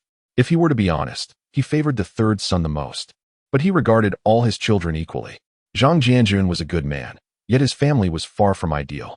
Once a daughter marries, the maternal family's concerns become difficult to voice. How do you plan to arrange this? Chen Jiangwo inquired hesitantly. I've thought it through. I need to have a shop in the city so that they can procure goods from me with ease. I will have my sister manage the shop for me, and I will set her up with a small business. Anything is better than living in the village. If things progress well, we can secure a residence in the city. You make it sound so simple. Chen Jiangwo interjected. Living in the city means you must purchase even vegetables. How will you survive? Chen Xingbang chuckled. Dad, with all due respect, that is a rather antiquated way of thinking. Since we are prepared to settle there, we should not fixate on trivial matters like vegetables. That would be rather dull. Do not act recklessly. If you lack confidence, do not entertain such thoughts. Chen Xingbang warned. Your brother-in-law is already not favored in their household. If you pursue this course of action, your sister's life will become even more arduous. I understand, Chen Xingbang nodded. If I merely stand by and do nothing, my sister's future will be bleak. Chen Xingbang was momentarily speechless, eventually retreating to rest. Chen Xingbang shook his head and went to take a bath before sleeping. Unexpectedly. Not long after, Chen Xingtian approached. Brother, why have you left your wife to come find me? Chen Xingbang asked. I just overheard some of your conversation. Chen Xingtian replied in a subdued tone. Chen Xingbang responded with an inquisitive "Oh? Are you planning to arrange for our elder sister to move to the city?" Chen Xingtian questioned. Chen Xingbang nodded solemnly. Her life in our hometown is unbearable. It would be better to arrange for her to move, allowing her a chance for a better life. All right, Chen Xingtian agreed. I intended to bring this up during the wedding. Chapter 82. Chen Jiangwo softens. Chen Xingbang remained silent. A family, after all, is still a family. When the elder sister witnesses her younger brother's marriage and the establishment of his own family, she feels a profound joy. Conversely, the brother also wishes to see his sister thrive in another's household. This world is not devoid of selfish individuals like Qin Jiansheng and Chen Xingjia. Yet it also harbors those with deep loyalty and integrity, such as Chen Xingbang and Chen Xingtian. Just as rice nourishes a myriad of people, each individual is unique. Indeed, the sister has endured great hardship. Chen Xingtian remarked, there is little promise in that place. Brother-in-law is quite taciturn, solely focused on work. Therefore, treat my second sister-in-law kindly. Chen Xingbang gently patted his second brother's shoulder and said, sister-in-law is a wonderful woman. In a previous life, he recalled her resilience and innate optimism, which allowed her to raise children despite adversity. Such a woman possesses remarkable tenacity. It is a blessing for Chen Xingtian to have married such a woman. Chen Xingtian smiled and nodded, saying, indeed, she is quite caring towards me. By the way, keep an eye on things with Mom. Chen Xingbang offered a reminder. Our old traditions are not conducive. There will inevitably be some conflicts between mother and daughter-in-law. Mother is not one to shy away from confrontation. If she frequently scolds your sister-in-law, do not hold back. After a moment's reflection, Chen Xingtian replied, scold our mother? That's unreasonable, brother. Chen Xingbang sighed, somewhat helplessly. That's just her nature. If it goes too far, feel free to reprimand her. I can't do that. I'm not you, Chen Xingtian stated honestly. Chen Xingbang considered this and said, all right then, if such a situation arises, pull your sister-in-law aside and inform me. I will handle it. Chen Xingtian chuckled, Xingbang. You are the only one brave enough to speak back to mother. Chen Xingbang reclined once more, gazing upward amused. What can be done? The person she could not bear to scold has departed and will never return. It is now left to the three of us, who are not held in high regard, to care for her in her old age. It is akin to when we were children, relying on our parents' sustenance. Thus we were obliged to heed their words. When you grow old and eat from my plate, will you not also listen to me? Empathy reveals that this is the essence of human relationships, does it not? One must possess the courage to yield. Chen Xingtian pondered this and sighed, Xingbang, it truly benefits you to have pursued education a few more years. Your intellect shines brighter than mine. Chen Xingbang laughed and replied, brother, make an effort to learn more, to familiarize yourself with a few more characters. Your sister-in-law knows some. Chen Xingtian considered this and responded, as long as she knows, that suffices. Nonsense, Chen Xingbang shook his head, what others know remains theirs. It is far better for you to know it yourself. Let us see if there are evening classes available. You should attend and enrich your education. Chen Xingtian appeared bewildered. What do I need that education for? However, with Xingbang's suggestion, he refrained from further inquiries. All right, let's return, Chen Xingbang said with a smile. Or else sister-in-law will come looking for you. Go, Chen Xingtian's face flushed, and he hurried away. Chen Xingbang lay there, hesitant to dwell on his thoughts. Damn it. I must quickly build a house to bring Su Jing over. In my previous life, I was surrounded by women, yet now, apart from the fifth girl, there is no one. How embarrassing it is to dwell in this old house, and have the fifth girl attend to me. No, we must act swiftly. Early the next morning, Chen Xingbang went to the town to purchase some vegetables, deliberately bringing back a considerable number of eggs. Upon returning home and neatly placing the items, he found Qian Yumei already awake, preparing breakfast for the family. In the mountainous village, the locals rise early to tend to their daily tasks, especially during the busy farming season when the labor is particularly arduous. Unlike city dwellers, a mere breakfast would hardly suffice. Thus, many regions in the south have cultivated a tradition of having a more substantial morning meal. Chen Xingbang entered and, after setting down the provisions, said, "Second sister-in-law, we should expect guests for lunch today, and these vegetables are meant for that. As for the eggs, please boil them in water for our little Huahua. Just 1 or 2 a day will suffice. The child is growing, and the protein in eggs is beneficial for her health." Qian Yumei responded with a note of concern. "Will this not be wasteful? In these times, even farmers who raise chickens often refrain from consuming the eggs themselves, opting instead to sell them to egg collectors. Wasteful?" Chen Xingbang shook his head. "What a treasure this is. It is no waste at all.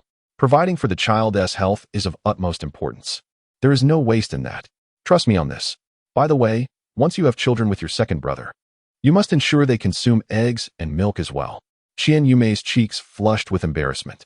At breakfast, when Chen Xiaohua saw the eggs, her delight was palpable. "Fourth uncle, can I eat eggs every day?" "Of course," Chen Xingbang replied, peeling one for her. "You will grow tall and beautiful."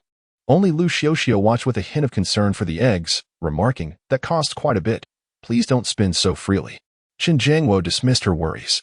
He had softened. After all, his son had proven to be far more capable than he had anticipated, so what was there to resist? "What about the house construction?" he inquired. "I have already spoken with my elder brother-in-law. There is a group in town that specializes in building red brick houses. I asked him to inquire on my behalf. They should come to see us this morning, and afterward, we can visit the site to get a quote," Chen Jiancheng replied. Nodding. "And the location?" Chen Xingbang inquired further. "I consulted with my uncle, and he mentioned that several families have already made arrangements, so we should select from those options." Chen Jiancheng confirmed. A self-satisfied expression spread across Chen Jiangwo's face.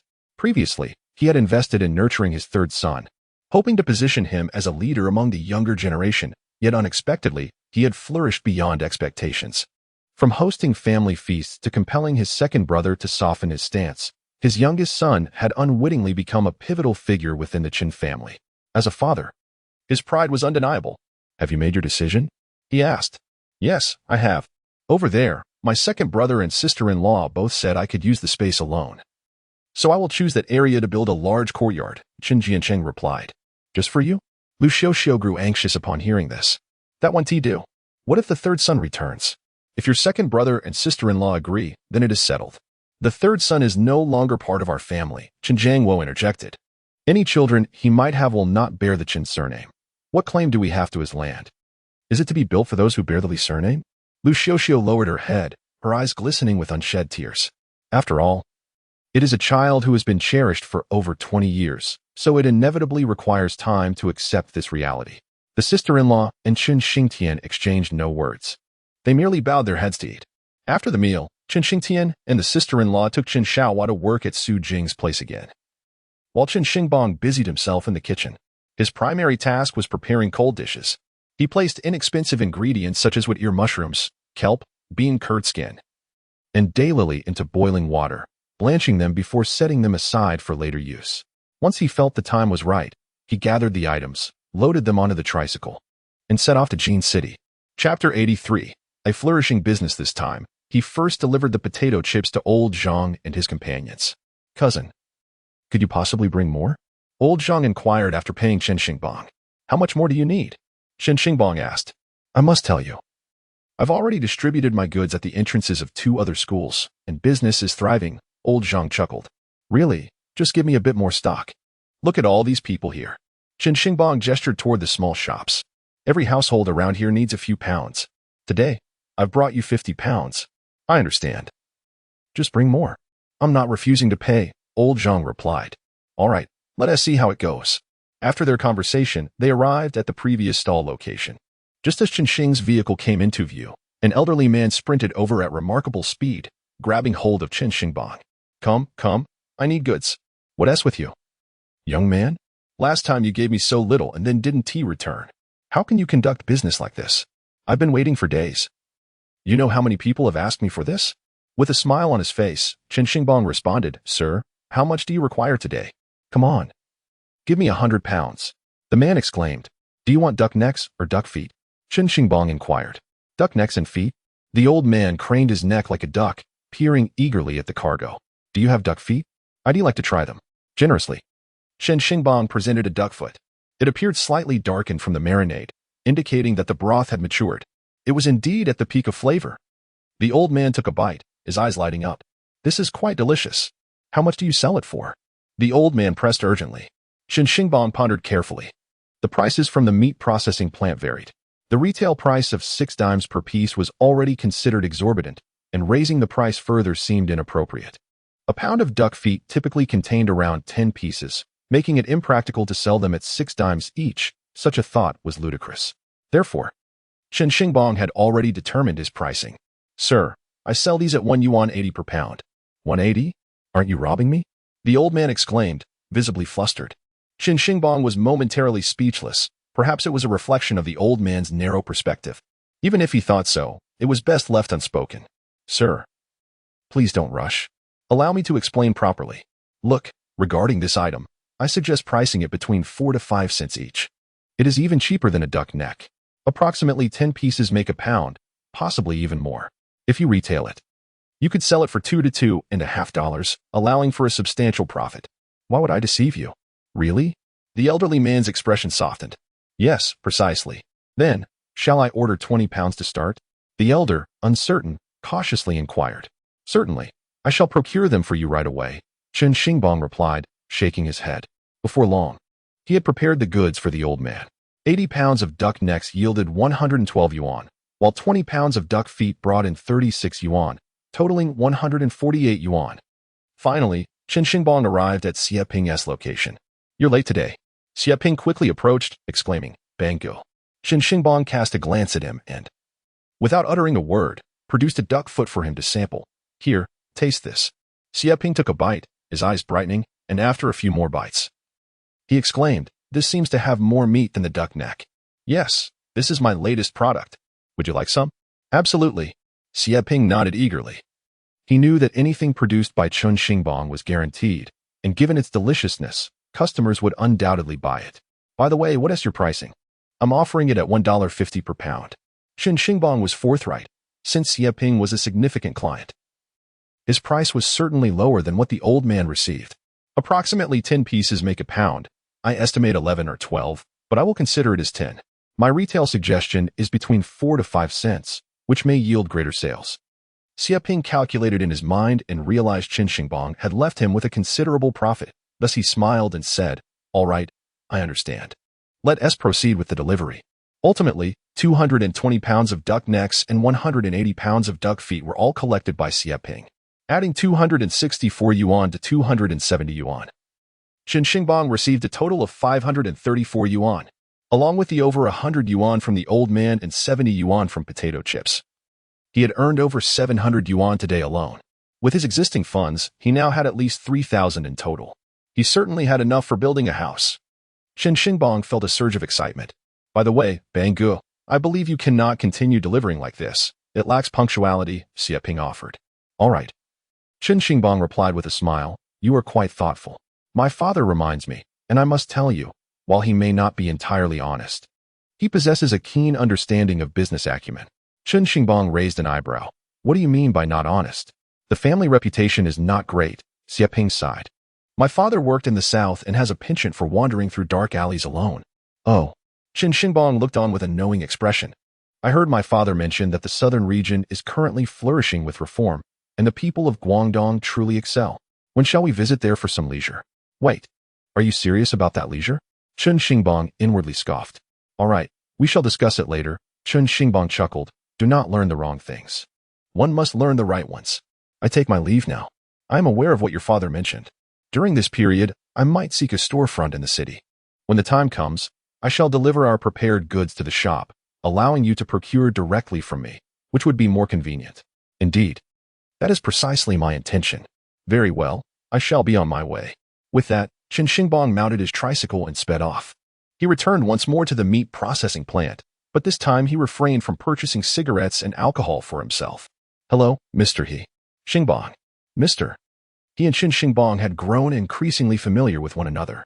Today, he was a tad late. Some matters at home, Chen Xingbang smiled. By the way, how about I treat you to a meal another day?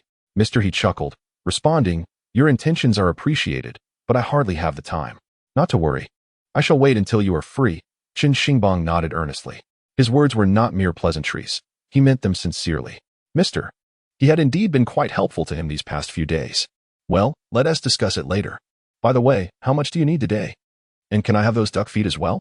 Certainly. Chen Xingbang nodded affirmatively. That sounds quite good. Mr. He sighed with relief. He had been apprehensive that Chen Xingbang might disapprove, which would have led to complications. Would you prefer not to have them? If so, I can request that they cease providing them for you. Mr. He still harbored some reservations. Chapter 84. The discrepancy in building plans. Chen Xingbang did not boast about his sales. After a moment of contemplation, he said, Mr. He, that would not be appropriate. After all, I must also benefit from the good items, as well as endure the bad ones. It would not be fair for the meat processing plant to incur all the losses, correct? Mr. He silently praised him for his thoughtfulness. See how considerate he is. This puts you in a difficult position as well, Chen Xingbang continued. Mr. He felt a wave of comfort wash over him. Such eloquence. Such initiative. This young man certainly has a bright future ahead. Let us proceed as we did yesterday, Mr. He decided. Chen Xingbang replied with a smile, the same as before. Excellent. Mr. He chuckled as he approached. Chen Xingbang then handed over the payment to Mr. He. Before long, adhering to their usual practice, they placed the 500 pounds of goods above. To be honest, had it not been for the modified tricycle, transporting the items would have indeed posed a challenge. Goodbye. I shall return to invite you for dinner when I find the time, Chen Xingbang said as he drove away with a smile. Were it not for the presence of a mason at home today, he would have genuinely intended to treat Mr. He to a meal, while simultaneously searching for a storefront warehouse to take over his sister's shop. However, with guests at home, he could not afford any delays. He hurried back to Su Jing's residence. Upon his arrival, the atmosphere inside was already bustling. You should hurry back, Zhang Mandi approached him, saying, Jianjun has arrived with his team and is waiting for you at home. All right. Chen Xingbang promptly returned home. Upon entering, he indeed saw Zhang Jingguo along with a robust man of about 40 in the courtyard, sharing tea with his father. To his surprise, he also spotted Qin Jianlin and Chen Xingjong, father and son. After greeting them, Chen Xingbang took out some cigarettes to share. My brother-in-law, Zhang Jianjun, chuckled Chen Xingbang. It is he who wishes to build a house, Xingbang. This is Master Zhou Dahai, who has always been involved in constructing red brick houses, and his experience is indeed extensive. Master Zhou, Chen Xingbang greeted with a smile, hello. Zhou Dahai, astonished, glanced at Chen Xingbang and then at Chen Jiangwo, exclaiming, Brother Chen, how old is your son this year? 20. Zhou Dahai was astonished. At 20, he's already building houses? Is this your project or your son's? It's my son's. Chen Jiangwo responded, pride evident on his face. I lack such capability. It's truly the era of the youth now. Impressive, Zhou Dahai remarked, genuinely taken aback. Building houses is no simple feat, especially red brick ones. At such a young age, possessing the means to construct a house, this truly signifies an extraordinary individual. He had built numerous houses for others, yet had never encountered such remarkable families. Xingbang, you are indeed a prodigy. Chen Jiangwo felt an even greater swell of joy within. Chen Xingbang, laughing, said, What prodigy am I? By the way, Master Zhou, let us conduct a site visit. Turning to Uncle Xingzhong, he continued, Shall we go together? All right. Chen Jianlin and his son had actually come to gauge the market, and so they promptly followed along. Arriving at their old plot of land, Chen Xingbang pointed and said, This is the area where I wish to construct the house. Uncle Xingzhong, do you have any objections? Chen Jianlin nodded, having anticipated this. No problem, go ahead. Chen Xingbang beamed. Is it spacious enough? Our plot should be around 200 square meters, but I hope to expand it a bit further to create a courtyard. Pointing outside, he added. We just need to move some earth. I will have Lao Si and Lao Wu come over to help with that. Chen Jianlin suggested. It would also be fine to remove some of this area to make it more spacious. In this era, it is not unusual for brothers to assist one another in such endeavors. Zhou Dahai nodded. What are your specific plans for the construction? I plan to allocate around 120 square meters for the house, building 2 stories, nothing excessive. The lower level will feature a large living room, with a dining area on one side and a kitchen on the other, and then I will have 2 bedrooms, Chen Xingbang detailed. 2 bedrooms? Chen Xingzhong exclaimed. Dumbfounded. In such a large space, you only want to build 2 rooms? In that era, it was common for families to have many children, necessitating more bedrooms. Hence, when constructing houses in rural areas, the priority was typically on the number of rooms. It was indeed the first time they had encountered someone like Chen Xingbang. Indeed. Chen Jingwo frowned. How will you manage with just 2 rooms? That is too few. Chen Xingbang chuckled. Let us not rush. Hear me out. The reason I want 2 rooms is that I plan to include a bathroom within them. A bathroom in the room? How unsanitary. Chen Jianlin quickly shook his head. This reflects the old beliefs prevalent in rural areas. In the mountainous southern regions, bathrooms were usually constructed far from the main living quarters due to their unsanitary conditions. They had never encountered a flush toilet, naturally leading them to perceive such arrangements as dirty. Chen Xingbang found it difficult to explain this to them. However, Zhou Dahai is, after all, a builder who has constructed homes in the city. Nowadays, it has become quite common for many families to incorporate bathrooms within their bedrooms. Thus, he nodded in agreement, stating, it's not uncommon. Having a bathroom in the bedroom is quite normal now. As long as the plumbing is well done below and a septic tank is properly installed outside, it can be flushed directly, keeping it very clean. Most importantly, it's convenient. Indeed, Chen Xingbang replied with a smile. For this floor, I want you to construct 3 bathrooms, each equipped with a shower. Why do you need so many? Chen Jingwo asked, feeling anxious. 1 public bathroom and 2 within the bedrooms. Chen Xingbang elucidated, this arrangement is much better. Chen Jingwo believed this to be an extravagant expenditure, while Chen Xingzhong shook his head, clearly disapproving of the idea. Just build me 4 rooms upstairs, Chen Xingbang indicated, and please design a living room as well. 1 living room, for bedrooms, and the master bedroom should have an ensuite bathroom. Additionally, a communal bathroom will suffice. Also, over here, I would like a spacious kitchen with multiple stoves, 6 would be ideal. Chen Xingbang continued to voice numerous requests, leaving others puzzled. In retrospect, these demands could be viewed as quite normal for rural residential buildings, yet in the 1980s, people had not been exposed to such ideas and merely perceived Chen Xingbang's plans as chaotic. Had it not been for Chen Xingbang's prior reputation for competence, Chen Jiangwo might have intervened immediately. Xingbang, you truly have seen the world, Zhou Dahai remarked in amazement after listening. Master Zhou, have you constructed such houses before? Indeed. I have, Zhou Dahai nodded. I have built many homes for city dwellers, and most of them are like this. Of course, it makes everything more convenient. But it's undeniably costly. Chen Xingbang chuckled. Yes, it is indeed expensive, but there's no alternative. It's much more convenient this way. Is it truly feasible? He inquired, glancing at Chen Jiangwo. Chen Jiangwo, returning the gaze, questioned, why do you require so many bathrooms, father? Pointing, Chen Xingbang responded. When you grow old and find it difficult to move, living with me, would you want to trek hundreds of meters outside just to access a bathroom? Having one in your own room is far more convenient. Chen Jiangwo stood there, momentarily stunned. He had been considering so much for himself. In that instant, guilt washed over him once more. Master Zhou, proceed as I suggested. If you have a rough sketch, please design it for me to review. All right. I will go back and prepare a blueprint for you. Very well. Chapter 85. Who will tend the fields? Zhang Jianjun observed Zhou Dahai engaging in pleasant conversation with Chen Xingbang, his face reflecting joy for Chen Xingbang's success. After measuring the area and noting the data, they returned to prepare for dinner. The meal was prepared by Qian Yumei. However, since Chen Xingbang had already cooked the cold dishes, they needed seasoning, so he began mixing the flavors at home. He added sesame oil, peanuts, and other ingredients, tossing them with the blanched vegetables to create a delightful cold dish. Before long, it was time to officially dine. Qian Yumei primarily dedicates her time at home to preparing meals for her parents, excelling in her culinary skills. However, the most delectable dish is undoubtedly the cold appetizer crafted by Chen Xingbang. Upon tasting it, everyone exclaimed in delight, praising its exquisite flavor and rich layers of taste. After their meal, it was time for them to depart. Brother-in-law, Chen Xingbang prepared the blanched vegetables, neatly packaged them in a bag for Zhang Jianjun, and entrusted him with a message for his sister. This is what I envision for you to pursue as a small business in the city. There is nothing like this available there. I urge you to let her try it and see how it fares. If she finds it palatable, I will arrange to rent a storefront and secure accommodations for you both in the city tomorrow. Beyond this small venture, I will also ensure you are compensated for overseeing my goods there. Rest assured, I would not send you to the city if it meant you would incur losses or face hardship. Zhang Jianjun, feeling somewhat moved, accepted the items and replied, all right. I understand. Chen Xingbang waved goodbye as Chen Jianlin and Chen Xingzhong prepared to leave as well. Xingbang, Chen Jianlin called out as he stood up. prompting Chen Xingbang to approach him quickly. Are you truly committed to building the house this way? Chen Jianlin appeared skeptical. Yes, Chen Xingbang affirmed with a nod. This is the plan for the construction.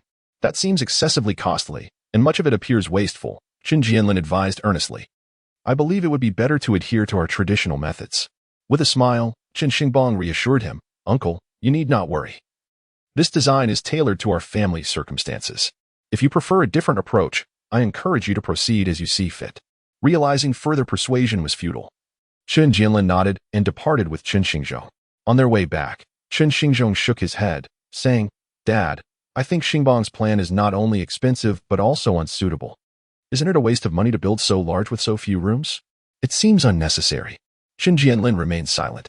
After bidding them farewell, Chen Xingbang heaved a sigh of relief. Next, he would coordinate with Zhou Dahai to draft a preliminary sketch and obtain a quotation, allowing him to ascertain the projected costs. His primary focus would be on earning money and, indeed, addressing Lui Feng. With this thought, a fierce determination crossed Chen Xingbang's face as he hurriedly made his way to Su Jing's residence. After lunch, Zhang Mandai and Chen Xingtian had returned to continue their work. Having grown accustomed to this routine and developed a strong sense of teamwork, as Chen Xingbang entered, he approached Su Jing and gently inquired, Teacher, what shall we do about our farmland moving forward? Su Jing glanced at him and replied, I have nearly resolved my family matters and am now considering how to manage our land. With my master no longer here, it is clear that you cannot tend to it, and I certainly cannot farm. Thus, I am contemplating leasing it to others. Su Jing pondered for a moment before responding. Your master has already mentioned to me that I am certainly not suited for farming. It would be best to lease the land to others. If anyone wishes to take over, they must not only pay the agricultural taxes and the grain procurement fees we owe, but they must also provide for the sustenance of our family of 3. In that era, in the small villages of the south, land was of utmost importance. The prevalent hunger among the people of that time stemmed from the limited yield of crops and the scarcity of arable land in many mountainous regions of the south. Furthermore, the grain procurement policies were exceedingly burdensome, forcing many farmers to endure hunger to fulfill their obligations. Consequently, the rural populace of that time was profoundly yearning for land. Unlike the present-day countryside, where much land has fallen into disuse, even if one were to offer money to cultivate it, many would be disinclined to do so. Upon hearing Su Jing's words, Chen Xingbang nodded as they resonated with his own thoughts. So, whom do you intend to entrust the land to? Your parents, perhaps? Su Jing, clearly having contemplated this beforehand, nodded and replied, When he suggested that since our families share a good relationship, and we trust your father's character, we should grant the land to your parents. Chen Xingbang felt a stir of emotion. Did my master speak of this matter to you during his lifetime? Su Jing nodded. Chen Xingbang's expression darkened. What is it? Su Jing inquired, sensing his change in demeanor. It is not a wise idea to entrust the land to my family. Chen Xingbang murmured. What do you think Lui Shan and Lui Feng are after? They covet your land and your property. Su Jing's countenance shifted slightly. Are you planning to inform them? Chen Xingbang asked. When he mentioned that if we are to grant your family the land, it would be prudent to discuss it with our uncles, as failing to do so could be seen as disrespectful and might cause discontent. Chen Xingbang let out a bitter laugh. My master, while not lacking in wisdom, foresaw the need for someone to consider his family after his passing. Yet, in this matter, he seems to have erred. Land, as the most vital means of production in rural areas, should be given to brothers if one has them. Only those without brothers may extend it to others. One He's actions are akin to placing Su Jing on a pyre. Yet, Su Jing is merely a sent-down youth. Despite having lived here for nearly a decade, she remains unaware of many rural intricacies, far less informed than Chen Xingbang.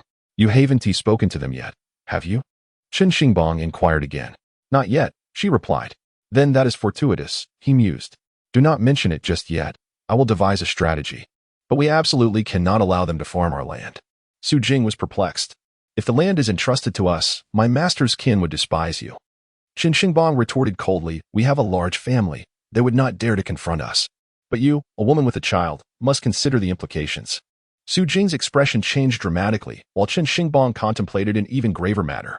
In the previous life, Su Jing was expelled by the Lu family, who seized all her land and property.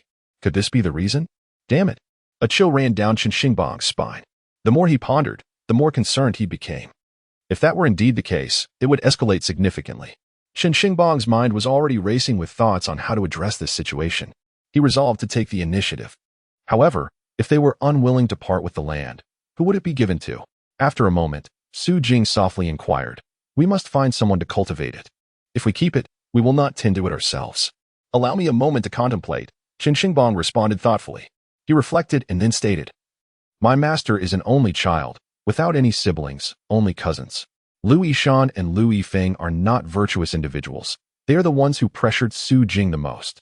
And it is inconceivable to entrust them with anything. Moreover, in the previous life, it was these two who drove Jing to her demise. In this life, vengeance must be exacted, thus it is impossible to give them anything." Suddenly, a thought struck Chen Xingbang. Lu Yishui. Lu Yishui is a member of the Lu family.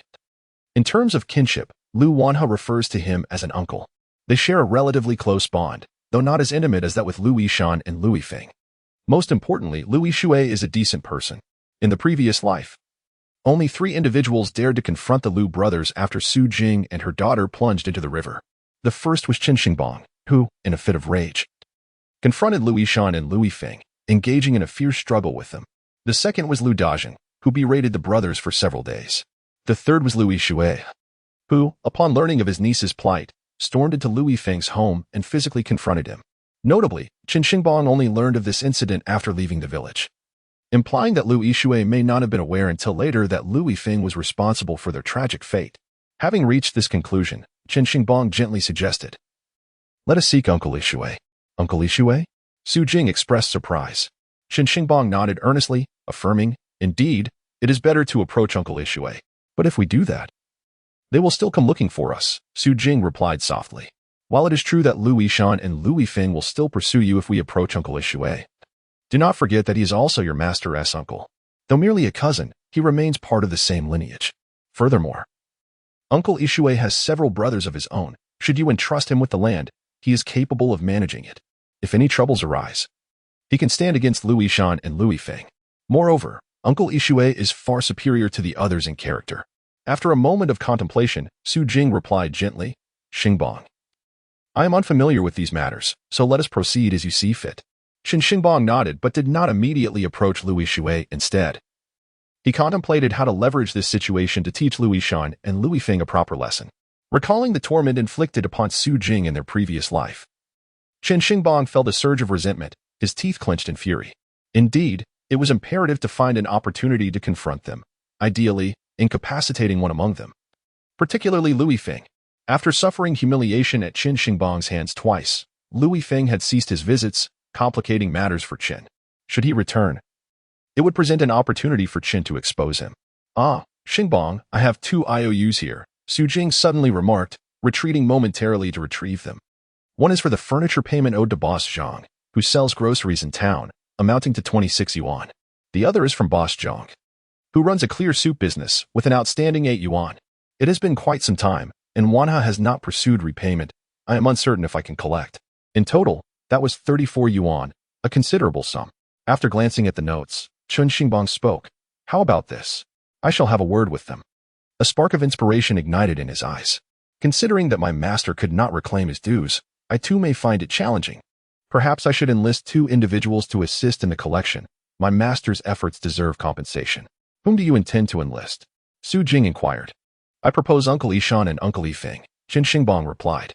"That is impossible. They would never assist with such a matter." Jing shook her head. "Not quite. My intention is not to request their aid directly, but rather to inform them of the situation," Chen Xingbang retorted with a smirk. "Very well, I shall seek their assistance." "You must act as if you know nothing, understood?" "Know nothing?" "Precisely." "Very well then." Jing, uncertain of his intentions, merely nodded in compliance. After briefing her, Chen Xingbang departed, making his way directly to find Lu Yifeng. "Uncle Yifeng," Chen Xingbang called from a distance.